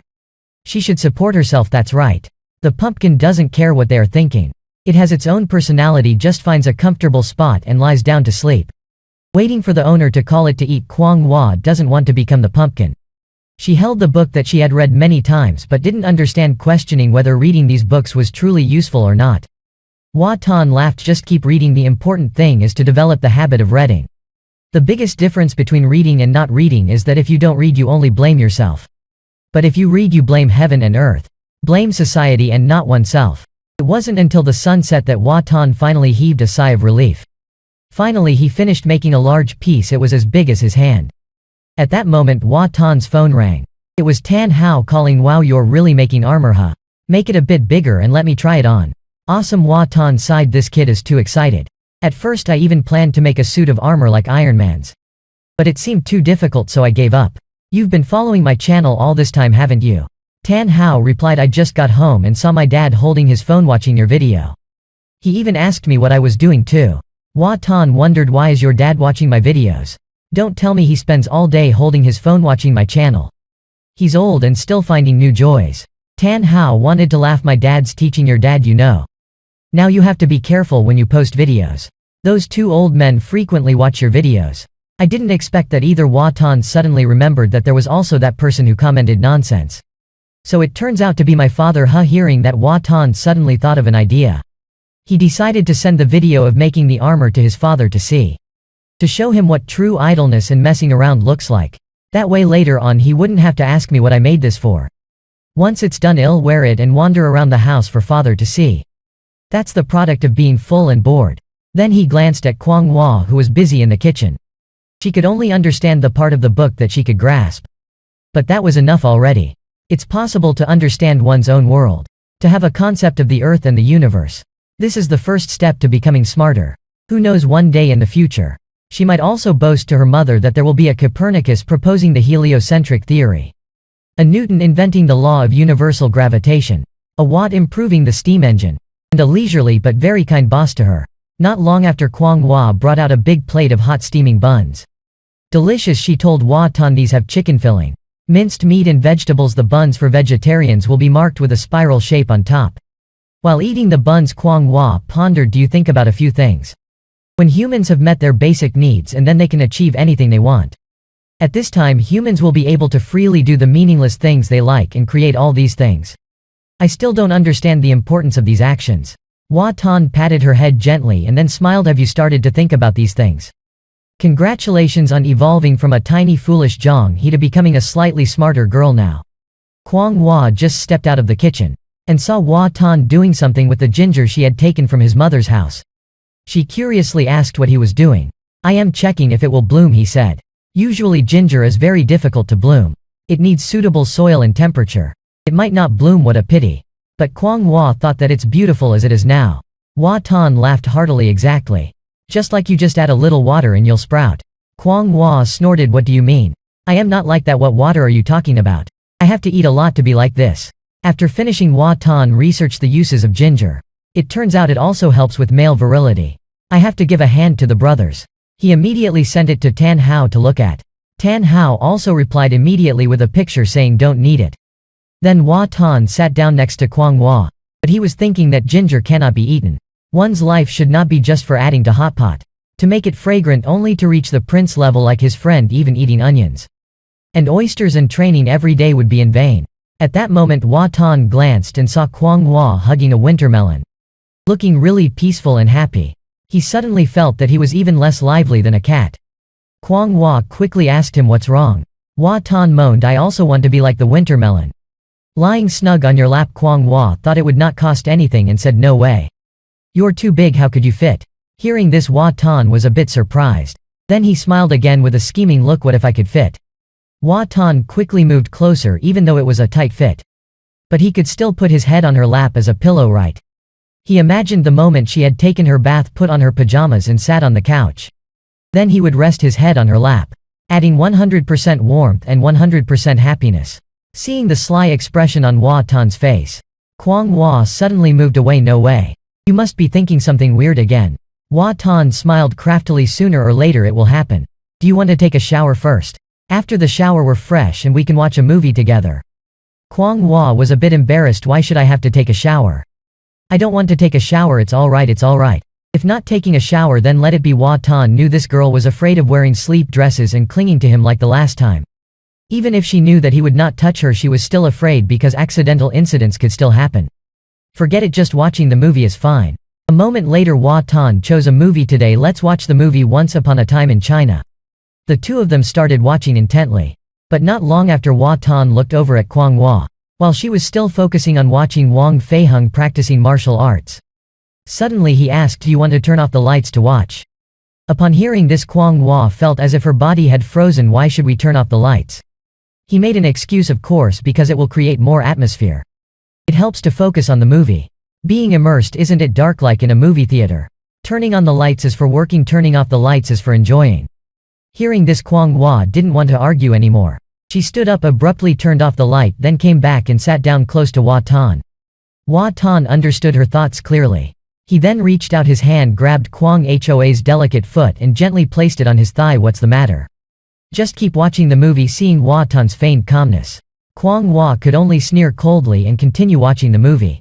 But not long after Hua Tan became restless again, as Kwang Hua was asking if this was a martial arts film. Hua Tan reached his hand behind her back. Wrapping his arm over her shoulder, he felt Kwang Hoa's slight trembling. Hua Tan quickly explained, yes, that's right. Wang Feiheng has a move called the Buddha's palm shadowless kick. The legs move so fast that the shadow can't be seen. This girl, although used to his gentle touches, was still very sensitive to bodily contact, always worrying he might do something excessive. But she had to admit it was quite comfortable. In the darkness with the lights out, the two cuddled on the sofa watching the movie. It made one feel at ease. The darkness even stimulated the romantic atmosphere further. Thinking so, Hua Tan suddenly stroked Kwang Hoa's foot lightly. She started grinding her teeth, asking, could you not do such weird things? Hua Tan reassured her, it's nothing big. Just watch the movie, you still haven't washed your feet yet. You've only been around the house all day. You didn't go out. But Kwang Hua still felt odd. If this continues, something will surely happen. At that moment Hua Tan gently pushed Kwang Hua away. He gestured for her to make room and then he lay neatly on Kwang Hoa's thighs. Closing his eyes to sleep, suddenly Kwang Hua spoke up, I still want to livestream playing games for everyone to watch. Hua Tan silently listened to her speak. But his hands never stopped stroking. Why are you so stubborn about wanting to stream games? At first you intended to stream cooking. She bent down looking at the winter melon as he said. You have to practice for a while. To understand all the intricacies inside. Because just looking at the surface you won't learn anything. If you start cooking now, you also have to learn how to make videos. What if you don't do well in both? Instead, I will first stream the game I am good at. I can farm and learn video making at the same time. Whether I do well or not, there will still be money from farming. Hua Tan listened while gently squeezing her toes. Not a bad idea. You've been playing games for so long now. Starting with a game isn't wrong. He understood this was her second time proposing to stream. If he refused, it would surely demotivate her. She had already been rejected before. Now bringing it up again seemed hesitant. It's pitiful, so he asked, have you decided already? Kwang Hwa affirmed yes. Decided, let's give it a try first. But also not expecting to do well right from the start. After understanding the rules, I will be more confident when doing the cooking segment. Very good, if you have any ideas just speak up. I will help you consider it. You see others stream character enhancement. Racing to farm equipment, things you don't know yet.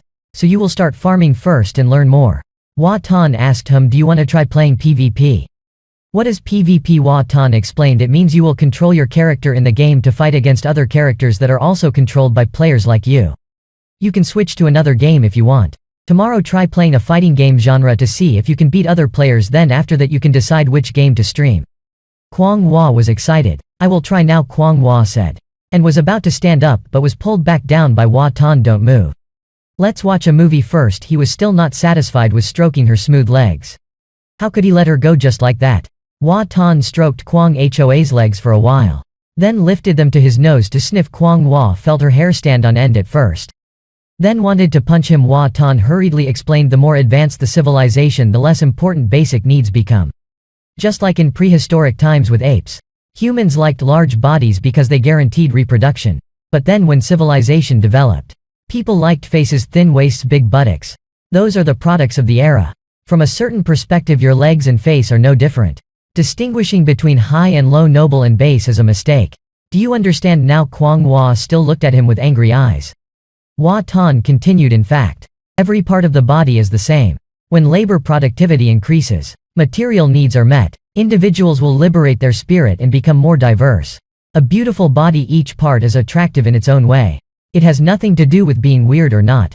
Whether you like it or not is another matter. Be quiet, Kwang Hwa snapped. She felt her dignity and honor were seriously insulted. Luckily she didn't hit him, but turned to playing games to soothe her anger. Meanwhile, Hwa Tan pondered. He never knew he had this peculiar hobby before. There were no signs at all, though it wasn't too strange. Or because she is too beautiful. Hwa Tan thought Kwang Hwa's legs would have many calluses. But in reality not at all. They fit perfectly in his hands. Soft and cool, the feeling is very wonderful. While playing games, Kwang Hwa suddenly felt the gaze of Hwa Tan. She turned back fiercely and asked, what are you smelling? Hwa Tan unconsciously raised his hand to his nose. Startled by her question like that, he hurriedly withdrew his hand and hid it behind his back. No, Kwang Hwa was angry because she had said that she hadn't washed her feet yet. And he deliberately touched her feet. It's certain that he likes legs now. Actually, there was no smell at all. Hwa Tan intended to explain something but was immediately silenced by Kwang Hwa's glare. Kwang Hwa turned away and continued playing her game. After a while, taking advantage of Hwa Tan's inattention, she stealthily scratched her feet and then brought them up to her nose to sniff. Clearly there was no smell. She hadn't left the house all day. But she still felt a strong urge to punch him. At that moment the screen displayed a notification that the queue had ended. Enter the battle room. Kwang Hwa's eyes lit up. She rubbed her hands and began her journey. Not long after, the sound of victory repeatedly came from the computer. Kwang Hwa turned to look at Hwa Tan after winning another round. Hwa Tan was concentrating on bending iron earrings. Seeing the look from Kwang Hwa, he explained, actually you don't need to hurry to learn. After all, it's just a trial anyway. You could title it Newbie's Journey in the Arena and stream the process of you playing. That could be content. Maybe someone will be free to watch it. Kwang Hwa is surprised that might work. It's better than boring farming. After all, nobody watches farming. But farming makes money. Who says it doesn't? This is different from your original idea. Let me think about it again. The lack of income from farming is indeed a problem. Or you could consider doing mukbang or cooking. I really recommend you do those too. This is more likely to get popular and you prefer it more. Kwang Hwa shakes her head. I just want to try it out first. Starting with what I am familiar with. Hey, don't let anyone see the videos filmed of me, okay? Rest assured, I've thought about it. You could just stream for 1 hour only. I plan to do a long stream so people can watch me farm and fight monsters continuously. But if it's arena, then it doesn't need to be that long. Spend an hour each day to do PK battles. Let's see how it goes. Clearly Kwang Hwa hasn't thought about this either. That could work. I can't treat this as a job. It's just an initial trial. Like farming, when I get more understanding of the modern world, there will be many things you've never seen or understood before appearing before you. Then you will go and find something suitable for yourself. Hwa Tan speaks with increasing enthusiasm. For example, Maybe you will like to do laundry. Cook and take care of the child every day, then let me play with your legs.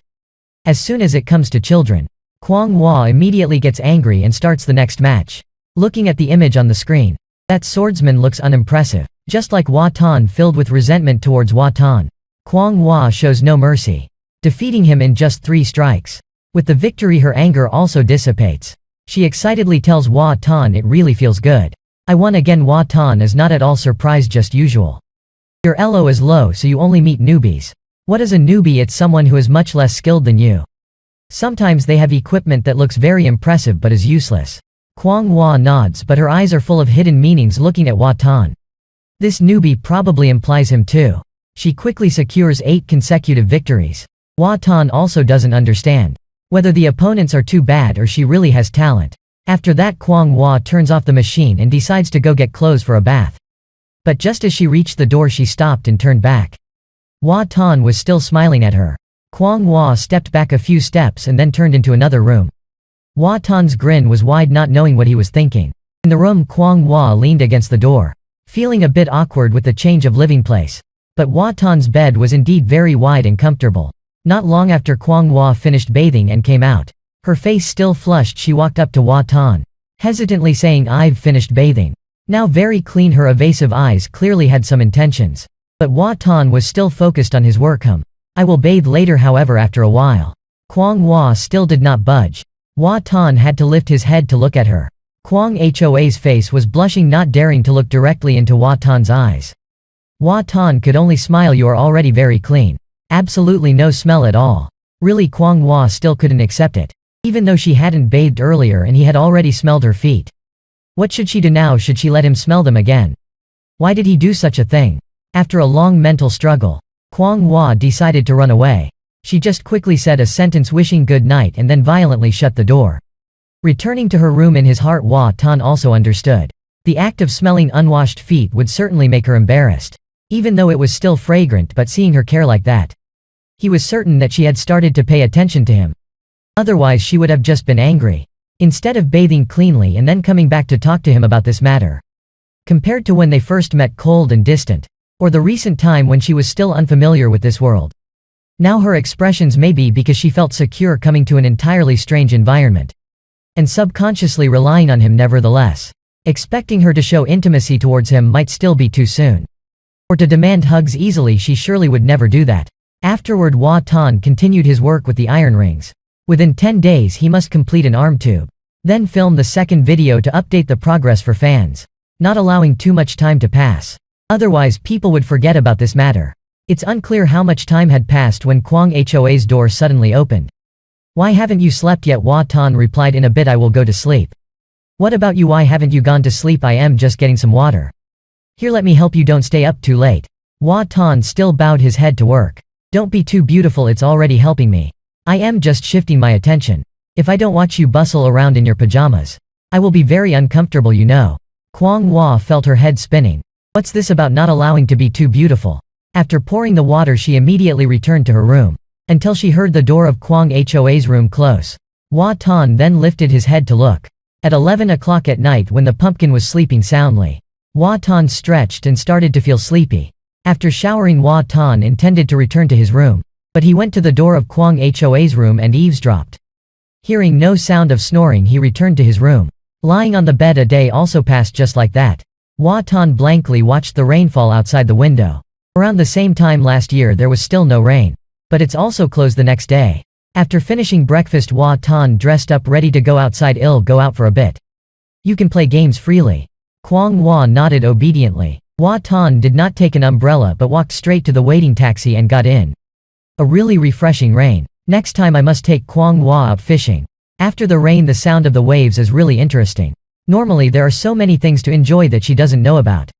Hwa Tan was enjoying the scenery outside the car window when he suddenly saw a familiar figure. Brother, can we turn back? Seeing 2 acquaintances, I wanted to turn back to the front. After the taxi turned around, Hwa Tan took a few pictures of the 2 intimate girls. He himself did not expect to have a day of following and hunting for hot news like this. What's crazier is that the 2 girls were even kissing. Hwa Tan hurriedly pressed the camera to take continuous shots. Then the driver asked, aren't you going to say hello? He replied, forget it, it's raining and I've already texted them. Besides, they are also busy with their work. A moment later the taxi drove off again. Hua Tan sat in shock in the car. What's this now? It's just normal for girls to like holding hands. Even hugging each other when going to school. Or lining up to enter the restroom. It's nothing serious, but that kiss is somewhat worth pondering. The message sent to Tan Hao also didn't get a reply. Probably busy. Not long after, Hua Tan arrived at an electronics center. The shop owner was focused on repairing a laptop. Hua Tan gave me money for a webcam for the computer. My old friend suddenly exclaimed, "Oh my god, you startled me. What kind of business do you run without giving a heads up?" Hua Tan teased, "Look at you working so hard. If I stole 2 RAM sticks from you now, you probably wouldn't even notice. Let's get to the main point. I want to buy these things. A webcam, a sound card, headphones, oh, and also a webcam stand. 2 of each, one for me and one for my friend. We are 2 people, one as a content creator and the other as a food blogger, working together every day." The shop owner took note and then suddenly asked his friend, "Do you intend to livestream making armor?" "I am very busy, but I still know about your videos." Hua Tan was also puzzled. "I just post them online. How does everyone seem to know, as if they are spying on my work?" After a while the shop owner handed over the items to Hua Tan. "Remember to let me know when you livestream. I will support you." Not long after, Hua Tan returned to the apartment complex, but saw a group of people discussing animatedly. "Mr. True, what are they doing?" Mr. True turned to look at the group preparing to install a magnetic gate with coiled steel wires. "We are taking measurements first. It should be done in a few days. Next month it will be officially in use. Delivery people can also enter, but I have to lower the gate first." Haha, with the security of Uncle Gatekeeper it's like a fortress. No monster could break through. At home, Hua Tan put the items on the table and then went over to Kwang Hua. "In the past, did your family stick various amulets to suppress evil spirits?" "Door gods, right. Some families would place a door god right in front of their house with a fierce appearance." Hua Tan was pleased. "Exactly, Chung Kui. Should I stick a Chung Kui behind me then?" Hearing that suggestion, Kwang Hua was completely baffled. "What do you mean by that?" That day Kwang Hua decided to start live streaming. Hua Tan then thought to put up a picture of Chung Kui behind her to look impressive. Kwang Hua was stunned. "Do you mean ghosts will crawl through the network cables or something?" Hua Tan then explained that he saw people live streaming with cute backgrounds. Little rabbits, plush bears, toy cabinets. "You have 2 small bears, but small bears are useless. Only Chung Kui can suppress the demons." After that, Hua Tan studied the wall opposite the computer. He decided to ask a delivery person to bring back a painting of Chung Kui fighting demons. Not long after, the delivery person brought the goods. Kwang Hua opened it to see indeed it was very imposing. "Hey, let's stick this painting on the door to suppress evil spirits." At that moment his best friend Tan Hao called. Tan Hao was eating a hamburger and said, "I was busy dealing with an incident earlier, only now am I free." "What's up? You called me?" "Hua Tan, are you hesitating? Have you ever kissed Lu Tin Fuang?" Tan Hao widened his eyes in surprise. "Oh my god. Why would someone ask such a question?" Tan Hao hesitated for a moment, then his face flushing red said, "We've only ever held hands." "Really? So you've never hugged each other?" Hearing that answer, Hua Tan was still puzzled. "Or maybe you should consider breaking up." Kwang Hua, hearing the words breaking up, faintly turned his head curiously. But Hua Tan had fallen into deep thought. Whether Lu Tin Fuang is pretending to be gay in a sham marriage or just playing around, she can just find someone else. Tan Hao is a straightforward policeman, wholeheartedly serving the people without bothering anyone. He told Tan Hao, "If the 2 of them haven't even hugged yet, can it really be considered dating?" Tan Hao was awkward. "Maybe it is." Hua Tan sighed. "What do you mean maybe? Be honest with me, this morning I encountered this." Then Hua Tan recounted the incident of seeing 2 girls kissing each other on the street. Tan Hao felt like he had been struck by lightning. There's even stuff like that happening. Even though it's between girls, I still can't accept it. At that moment Hua Tan abruptly said, "Or maybe you should try seducing them both." Hua Tan added, "What if that's just her sister? Just try to set up a meeting and ask her. Investigation is your specialty, isn't it?" Tan Hao knows full well how could such a beautiful girl be interested in him. There's definitely not going to be a good outcome. Let's end the story, Hua Tan. I just wanted to let you know, so you can prepare yourself mentally. Thanks. Bye. Hua Tan just hung up. Kwang Hua approached. "Who do you want to break up with?" Hua Tan hurriedly explained, "I am not breaking up with anyone. Just advising someone else. It's Tan Hao, the girl in the short dress we met the other day." "But I wasn't looking at the dress." "Okay. Anyway, you remember her, right? This morning when I went out I saw him kissing another girl." Kissing another girl? Kwang Hua couldn't help but exclaim in surprise. This was beyond her imagination. But Hua Tan was calm. "Right. Very strange, isn't it? Surely stranger than me, huh?" Kwang Hua fell into deep thought. Why would two girls kiss each other? Oh, because they have boyfriends and girlfriends, so they call each other girlfriends. Hua Tan once said that when material needs are met, the spirit will be more diverse and like strange things. She silently walked past Hua Tan, and then plopped down next to him. Is it normal for women to love each other in this era, isn't it? Hua Tan tilted his head towards Kwang Hua. It's not very common. But we need to respect their choices. Kwang Hua nodded. Yeah, I understand now. And about how two women can have children, what about that? Don't ask anymore. Hua Tan looked at her expression, wondering what he knew was thinking. Anyway, the identity has been verified on the livestream account now, so she can stream games already. Though it's rare for something to happen for safety. It's best that I also show my face in the video. Kwang Hua already had her own idea. Even if not successful, it's still an experience. Hua Tan didn't want to demotivate her further, so he suggested let's do live streaming from 7 to 8 in the evening daily. Okay. That's the time after dinner. We are also free, and after 8 there's still leisure time to watch movies. Let me stream a game first for you to see. Not long after Hua Tan lost the game as predicted. Kwang Hua sneered. You said they were all newbies. How come you broke my winning streak? Hua Tan was flustered. My fault. I haven't played for a long time, he said as he stood up. You play. You play. Okay, the live stream is still on. Although there's no one watching yet. But at any moment someone might join. Don't pick your nose or scratch your leg, okay?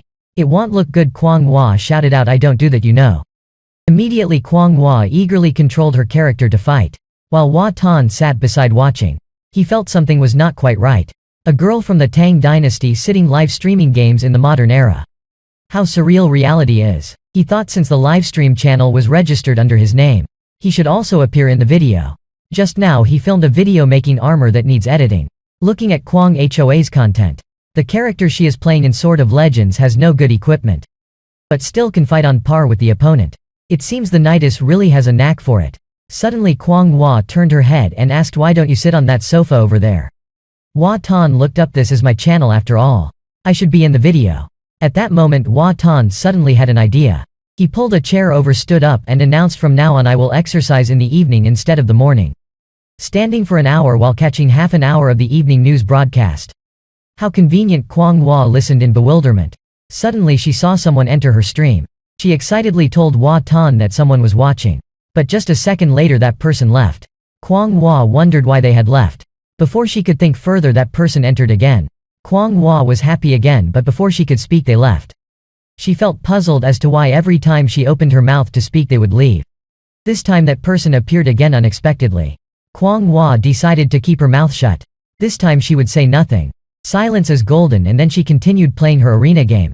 Meanwhile Hua Tan stood beside meditating. This was the first time he stood for so long. Previously it was only for 30 minutes.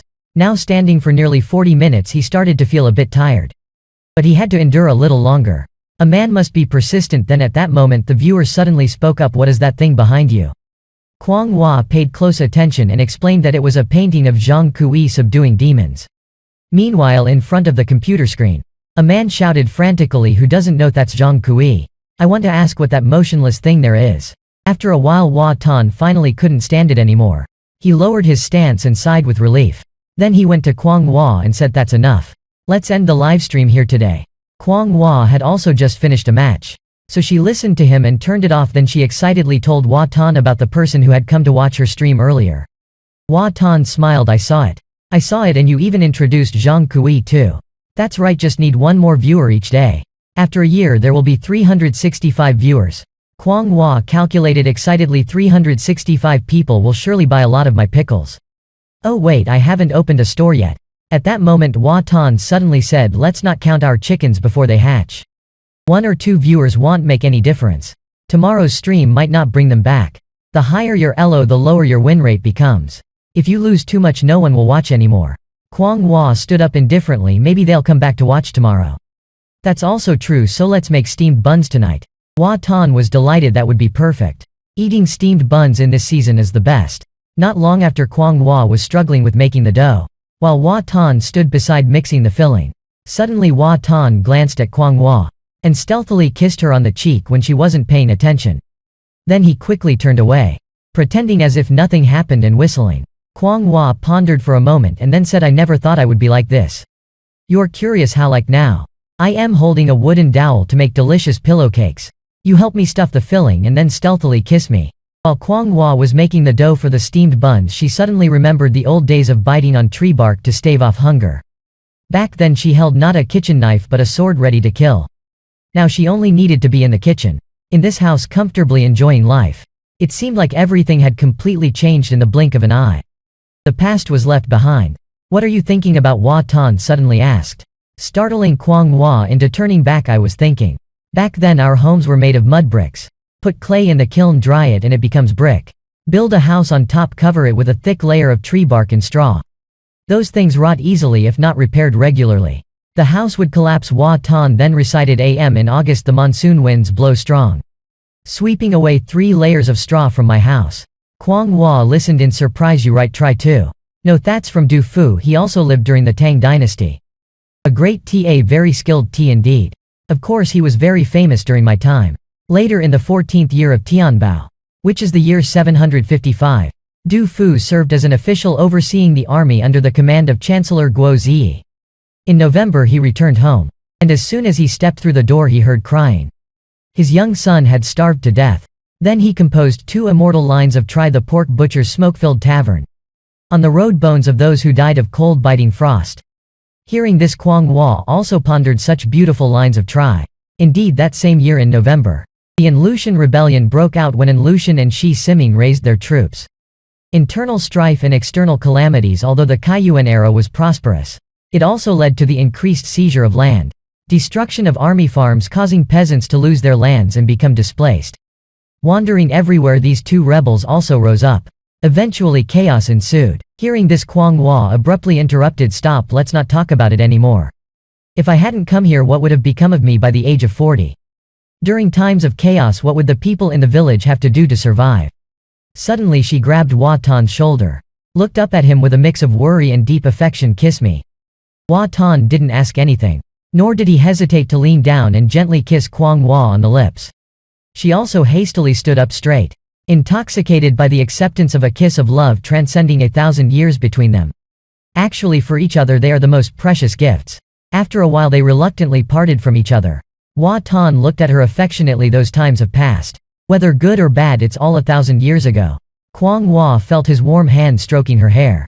She nodded lightly. "I am ready now. Let me help you wrap the cakes." Actually, 1,000 years can be long or short depending on one's perspective. But compared to the entire history of mankind, it's just a blink of an eye, yet for a person, it's an entire lifetime. A moment later, Hua Tan's hands were sweaty with nervousness as he tried to wrap the cakes. Or should he give up? "I can't do this," he conceded defeat. Kwang Hua glanced at the shapeless cakes he made, then continued with her own work. Hua Tan stealthily observed her face beside him, noticing that no matter how hard he tried, he could only see her as a diligent girl taking care of the family's meal. Who would have thought she was once a heroine? Hua Tan couldn't help but compliment, "You look really beautiful now." Accustomed to his compliments, Kwang Hua was not shaken. "You've said that before. So am I prettier than in the 8th century or now?" Hua Tan was startled, not expecting Kwang Hua to ask such a difficult question. He immediately stood up, declaring, "Of course I like both. No matter what, I like you all the same." "Female knight, ill go and boil the water first." "Go ahead." Hua Tan turned to get the water, when Kwang Hua suddenly asked, "And when I beat you up, did you like it?" Hua Tan jumped. He turned back and asked, "You don't plan to livestream beating me up with the title 108 Ways to Torment Hua Tan, do you?" Kwang Hoa's eyes immediately lit up, innocently asking, "Can I?" "Oh my god. Of course not." Not long after the 2 prepared dinner, Hua Tan turned on the TV to watch the news. While Kwang Hua was engrossed in looking at the cakes in front of her, she gently took a bite, savoring the sweetness in her mouth. Then she said, "Nhi none only ate till half full her whole life, only hoping for peace to last longer. Unexpectedly it only lasted for over 20 years. Kwang Hoa's eyes were filled with an indescribable sadness. Hua Tan also fell silent for a moment until Kwang Hua dipped her cake into the chili sauce. "He just said, but she extended the era of prosperity for you. She treated you so well. If you live well here, she would definitely be very happy." Hearing that, Kwang Hua felt happy again. "Are you serious?" "Of course, next time I meet her in a dream I will ask for you." As a grown woman, knowing how to live must have one's own direction. That day after they finished the cake, Hua Tan washed the dishes and told Kwang Hua a joke from decades ago. Back then there was still a landlord who invited a geomancer to evaluate the feng shui of the house. "Do you know what a geomancer is?" Yes, I know a geomancer travels around to examine and then told the landlord that his house backed by mountains and facing water would later produce countless scholars. The landlord was so happy that he cried tears of joy. One scholar brings glory to 3 generations of his family. Let alone countless, surely the ancestral graves must be smoking blue to have such fortune. Later he was overthrown during the revolution, and his mansion became a key high school, indeed producing countless scholars. Kwang Hua was stunned. Is feng shui really that effective? Then what about the prediction about our fate back then? Saying we should check the horoscope to match. Is it accurate? I don't even know my own birthday. Where would we get a horoscope to match? Then Hua Tan chuckled. Couldn't help wanting to tease Kwang Hua. He splashed water on her face. You believe anything I say? Kwang Hua wiped her face. Not everything, I only believe what I want to believe. Then Hua Tan focused back on his work making armor. Kwang Hua quietly watched for a while, then asked, do you have enough iron rings to finish the whole armor? Hua Tan looked up in surprise. Probably not enough. Why is that? Kwang Hua replied, I also want to use them to weave baskets. Iron baskets last longer than bamboo ones and with just a cloth lining inside. I can take them to the market without worrying about them getting dirty or being hard to wash. Hua Tan was astonished. These iron rings weigh at least over 10 kilos. Unexpectedly, the girl has such a good idea. Kwang Hua sighed. So it's not enough. Forget it. Seeing her disappointed face, Hua Tan couldn't help but burst out laughing. Indeed, there's no iron. But it can be woven from bamboo. Hua Tan placed an order. And 2 days later the goods were delivered. He and Kwang Hua opened it together. Unexpectedly inside there was also a set of pajamas he had bought earlier.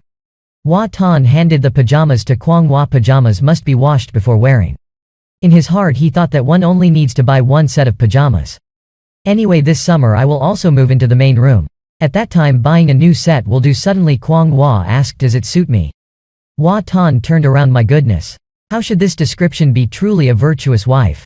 Indeed, very fitting. A wife who knows how to take care of her family must definitely have a small basket for herself.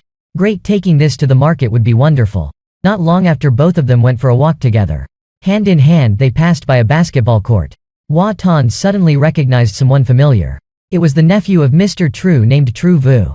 Seeing True Vu holding the ball ready to throw, Hua Tan approached. May I borrow the ball? Recognizing the newcomer, True Vu happily called out, Mr. Hua Tan. Then he passed the ball to Hua Tan, who gripped it firmly. Twirled it a few times to get used to the feel. Seemed okay. He took a run-up, jumped, hugged the ball, raised it above his head and dunked perfectly. Hua Tan landed safely, the ball bouncing beside. True Vu's mouth hung open in his eyes. Those who can dunk are like fairies. He asked with admiration, oh my god, Mr. Hua Tan. Can you fly? I can't fly. But that sister there can. Saying so, Hua Tan pointed towards Kwang Hua. Kwang Hua still didn't know what had happened. How about letting her show you? True Vu was overjoyed. That's wonderful. Hua Tan then passed the ball to Kwang Hua. Did you see the move I made just now? Just try throwing the ball. Seeing Kwang Hua imitate him, she started to handle the ball. Hua Tan felt a bit regretful. She probably couldn't understand the majestic air when he dunked earlier. But suddenly Kwang Hua glanced with a sly look, snatched the ball and broke through in one move, gently leaping up like a swallow. She easily dunked the ball into the hoop. True Vu gaped while Hua Tan continuously snapped photos. After swaying on the hoop for a while, Kwang Hua gently jumped down. If one didn't know her background, seeing this scene would surely shock them in the basketball world. Hua Tan returned the ball to True Vu, still in shock, then left with Kwang Hua, leaving the boy lost in a dream that had formed in his heart. That is to find a girlfriend who knows how to play basketball. That day Kwang Hua suddenly had an idea, and hurried back to her room. Not long after, she ran out holding an object. While being serious, she said to Hua Tan, I bought this necklace when we went shopping. You can wear it as a gift for yourself. It was a jade pendant that Kwang Hua wore when she first came here. Hua Tan scratched his head, not understanding. A gift for me? Is this an engagement item? Kwang Hua handed over the item directly to him without daring to look him in the eye. Clearly there was some intention behind it, Kwang Hua thought. Modern people seem not to wear jade pendants anymore. So she unhesitatingly strung the jade pendant around Hua Tan's neck and then, don't lose it. Okay, of course I want. But you've been wearing this for a long time, haven't you? Are you willing to give it to me? Kwang Hua awkwardly replied, once given it's yours. Hua Tan grinned broadly. It must have a special meaning, right? Not really, but actually Kwang Hua has worn this jade pendant since childhood. In the past my stepmother said if you marry someone outside of the Luong family estate, give this as a betrothal gift. But if you marry someone from the estate, just keep it. It will be useful in an emergency to pawn for some money. Initially when Kwang Hua first arrived she intended to use it to exchange for money with Hua Tan. But he didn't take it now that they were in love. Kwang Hua still wanted to give it to him. No matter what, she belongs to him. Kwang Hua took yogurt from the fridge. Noticing Hua Tan still holding the jade pendant looking undecided. Why are you still looking at it? Hua Tan just came back to his senses. Check if there's any engraving on it. Like the name Kwang Hua for instance. No need to look, there's nothing there. Hearing that, Hua Tan tucked the jade pendant into his shirt, pressing it against his chest to feel its coolness. He smiled brightly that afternoon while Kwang Hua was diligently gaming. Suddenly Hua Tan pulled up a chair to sit down next to her. After sitting down he gently placed Kwang Hoa's leg on his own thigh. Still not daring to look at her, Kwang Hua silently thought, today I am wearing long pants, so I'll indulge him. A moment later Kwang Hua compared the rankings and equipment of everyone, wondering if there was any way to get items other than buying them with money. While massaging, Hua Tan explained that most are bought. Sometimes events will give 1 or 2 items. At the end of the game there will be a full set of beautiful equipment. And for the arena there are 2 ways. One is to still use your noob account. Wear the tattered Christmas hat into battle. The higher you rank the more it shows your skill. The other is to buy a full set of beautiful gear to use and overpower others to rank higher. Kwang Hua glanced at him. I haven't lost yet, you know. It's not worth spending the money, I've only been playing for a short while. I don't yet realize the importance of gear and costumes. What's that Christmas hat for? To commemorate St. Nicholas' birthday. Hua Tan replied, no, it's a festival of the Westerners. On that day every year there would be an old man wearing this hat, dressed in red, placing gifts into everyone's stockings. When I was little I met him once. Later on the old man was too weak and handed the job over to me, asking me to inherit the tradition and continue distributing gifts for him. If you want something just wear those long plain stockings. Whenever you want a gift I'll stuff it into your stocking. Kwang Hua was skeptical, feeling like it wasn't something good, wearing those stockings and then being touched by him. The consequences are unimaginable. Kwang Hua blushed at the thought. She whispered, forget the stockings, but I could put on the hat for you to see. Hua Tan's eyes lit up. You said it. You can't go back on your word now, huh? Did I say that? Although it felt strange, after all he couldn't do anything to her. She let it be while Hua Tan explained the tactics in the arena mode. Kwang Hua took notes that in the arena one can change equipment. Just win a lot to get a full set of good gear. Meaning the more you fight the stronger you get. Remember this point, never press the enhancement button. Enhancements require gold. I won't touch the gold. I'll earn it all by fighting monsters. She even regrets having to repair equipment. So when it runs out of durability just sell it, and replace it with a new one, that way you'll save on repair costs. Seeing her enthusiastic face, Hua Tan couldn't help but laugh. It's good that female knights pursue a career as gamers. At least there's no need to worry about her running out at night pretending to be a ghost anymore. Kwang Hua also sneaked a look at Hua Tan. If she can't return, staying here to see how he deceives her is also interesting. Furthermore, now she just quietly earns money and reads books, learning modern knowledge. Life is much happier than before. If he didn't tell, who would guess that this girl who livestreams games is actually a female knight from the Tang dynasty? That day Tan Hao was calling his close friend Hua Tan. You analyzed it correctly. That Lu Tin Fuang had surrendered everything. As soon as I mentioned it I knew what had happened. She said her family had put pressure on her. Hua Tan was stunned. Wait a minute. What do you mean surrendered? You speak as if it's a criminal interrogation. Tan Hao instructed, never mind what I mean is that's the situation. My first love ended before it could even begin. But don't tell my dad, alright? Once he finds out about this, for sure he'll arrange for me to meet someone else. Hua Tan could only comfort his brother. You need to be more positive and optimistic. After hanging up, Hua Tan looked towards Kwang Hua, who was sitting in front of the computer. Suddenly her screen flashed with some image. Hua Tan immediately leaned in, asking, what were you looking at just now? Kwang Hoa's face clearly showed some abnormalities. I am playing a game. Really? Why does this reaction seem familiar? I usually have this reaction when my friends show me some refreshing photos. Kwang Hua seemed genuinely annoyed.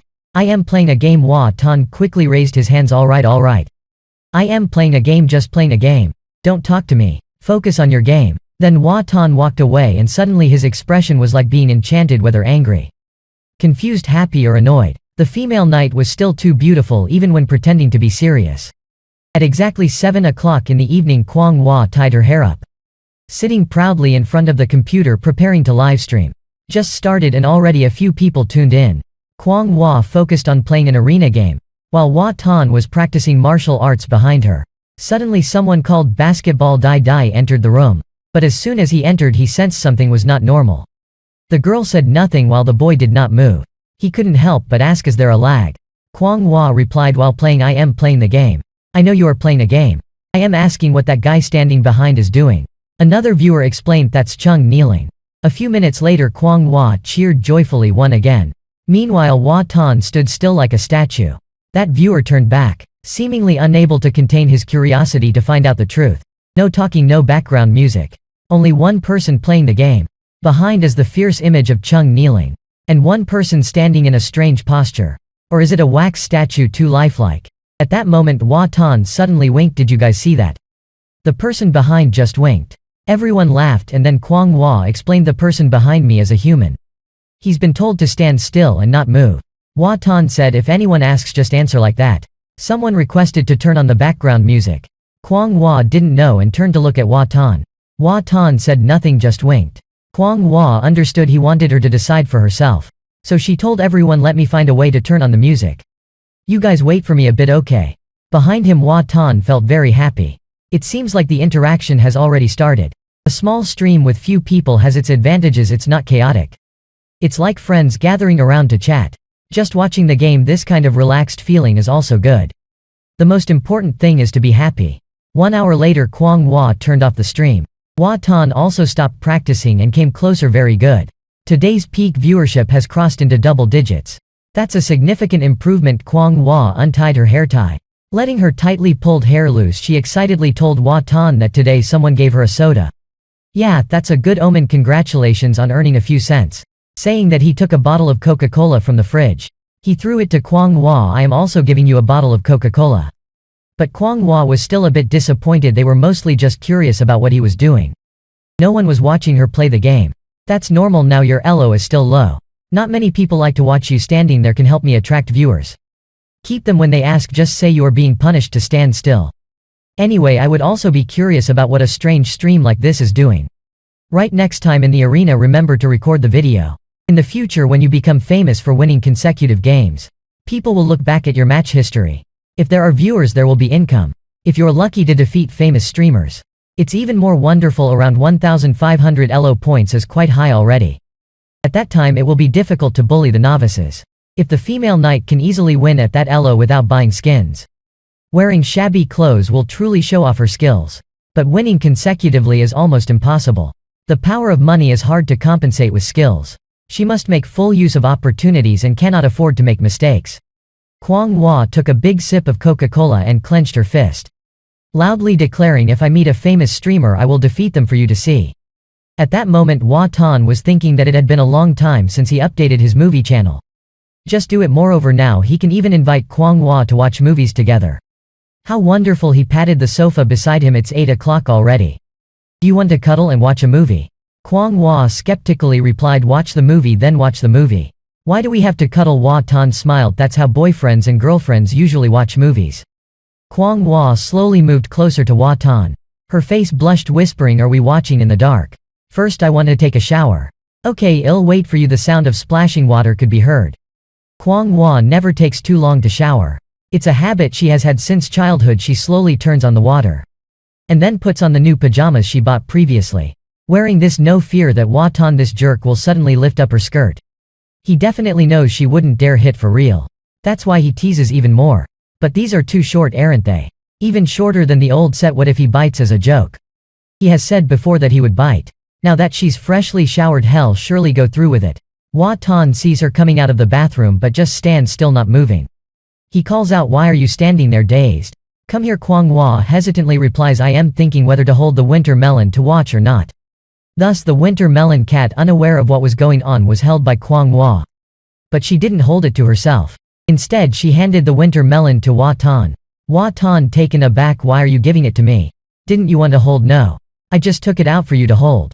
After saying this Kwang Hua glances at him. And then suddenly wraps her arms around Hua Tan's shoulders. Imitating his movements. Hua Tan is stunned by her action. Even forgetting his words. While Kwang Hua looks at him attentively. It seems like nothing is wrong. After a while Hua Tan couldn't help but ask, what are you doing? Unexpectedly Kwang Hua didn't stop. She even hugged his legs. I have to hug your legs too. Don't, I promise I won't move at all. Hua Tan sounded gloomy. Did Kwang Hua take the initiative to hug me first so I wouldn't dare to touch her? How terrible, just because of the last time he unintentionally smelled her feet he still remembers it till now. Having no other choice, Hua Tan obediently watched the movie in that position. What movie is this? Hua Tan lifted his hand to his chest. Zheng's men and women. It's about the Zhenghu world of the past. But it's not your world. It's like having its own set of laws. Separate from ordinary people. They have their own rules like loyalty and valor. That's their Zhenghu. While speaking, Hua Tan suddenly came up with an idea. He took up the jade pendant and said to Kwang Hua, have you ever thought that it's because of this jade pendant that you can travel through time? What if when the thunder roars I take this jade pendant and run into your camp? Kwang Hua was skeptical. This is just an ordinary jade pendant. How could it be possible? Hua Tan became more excited. Don't you know? It's often written like that in novels. Or inside there's a fairy. Or it could be a martial arts manual, or it could transport people between worlds. Sometimes you put it in your mouth when your gums bleed. And then you discover its secret. Kwang Hua is afraid, or you hide it somewhere. What if you really go to my era? Pretending, Hua Tan began to untie the jade pendant. If it's really like that, I must return the jade pendant to you. So you can come back. Hearing this, Kwang Hua is stunned. Not knowing what to say, she doesn't want to say that she doesn't want to go back anymore. She can only bow her head and mumble nonsense. Then Hua Tan suddenly reached out. Stop it. I was just joking, there's no such miracle. He clenched the jade pendant on his chest. I absolutely want return it to you. Once given to me, it's mine. Kwang Hua also recalls that day when she went into the forest. She suddenly arrived in the city. And then couldn't go back anymore. It seems really unrelated to the jade pendant. She closed her eyes. Actually, if it's like this forever, it's also very good. Hua Tan watched the movie not knowing how long after he glanced to the side.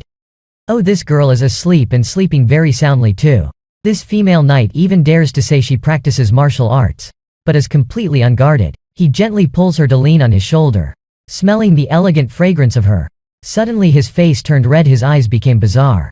Then he slowly leaned down and stealthily kissed her lips lightly. Once dreamed of holding a sword, traveling everywhere.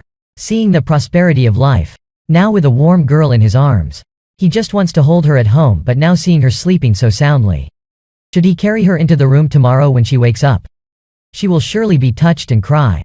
Then beg him to let her move into the bedroom with him. Hua Tan dreamily imagines. Then he puts his arm around her shoulder, one hand lifting her leg. Luckily he still trains diligently. Otherwise he wouldn't be able to carry the princess. But she is really light, probably just about 50 kilograms.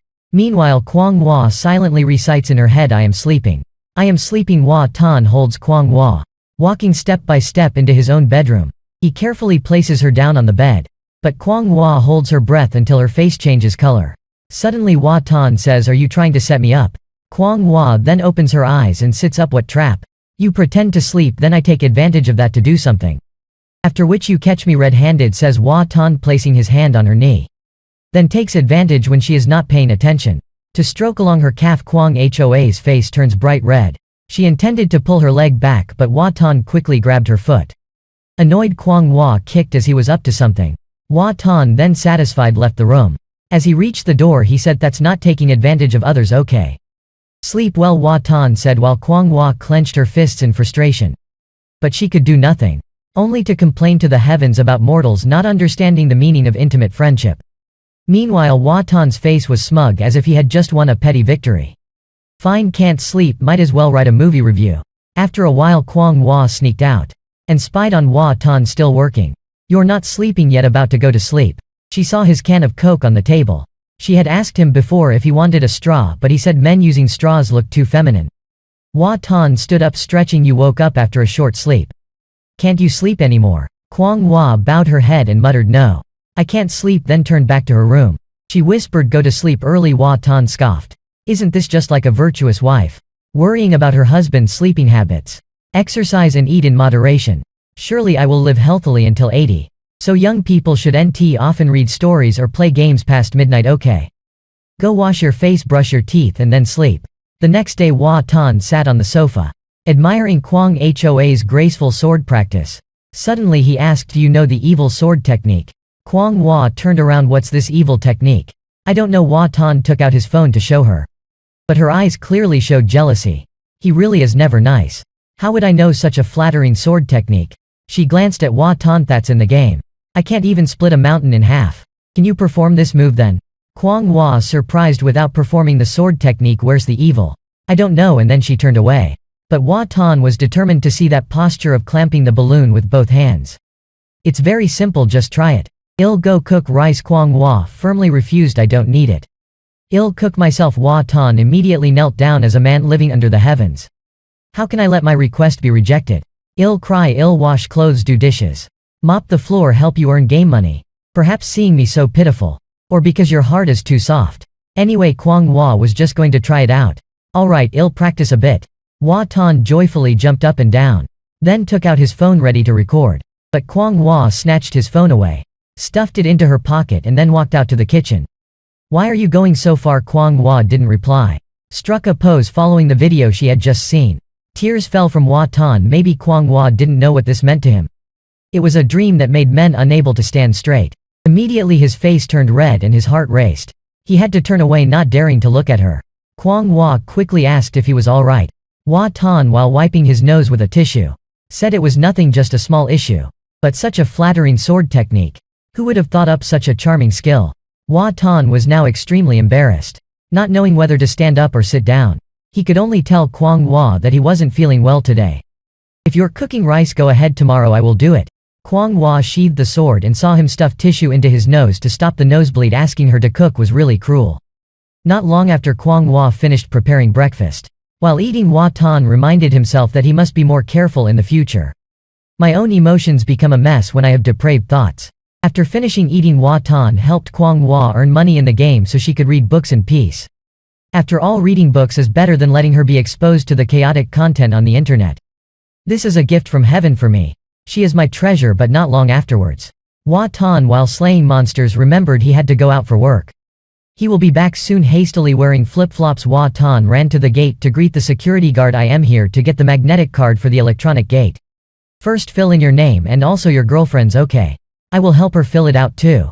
Why isn't your girlfriend coming? Hua Tan finds an excuse. Yes. I was just taking a walk and stopped by here for convenience. So I don't have to run back again. After saying that, Hua Tan was about to leave when the lady holding the papers looked down and said, "Ah. Only 19, huh? You're not old enough to get married yet." Hua Tan was taken aback. Who said we were getting married this year? Oh, I was just guessing. Hua Tan feeling helpless. We haven't even talked enough. When we have, then well, marry. Moreover, her family lost their documents.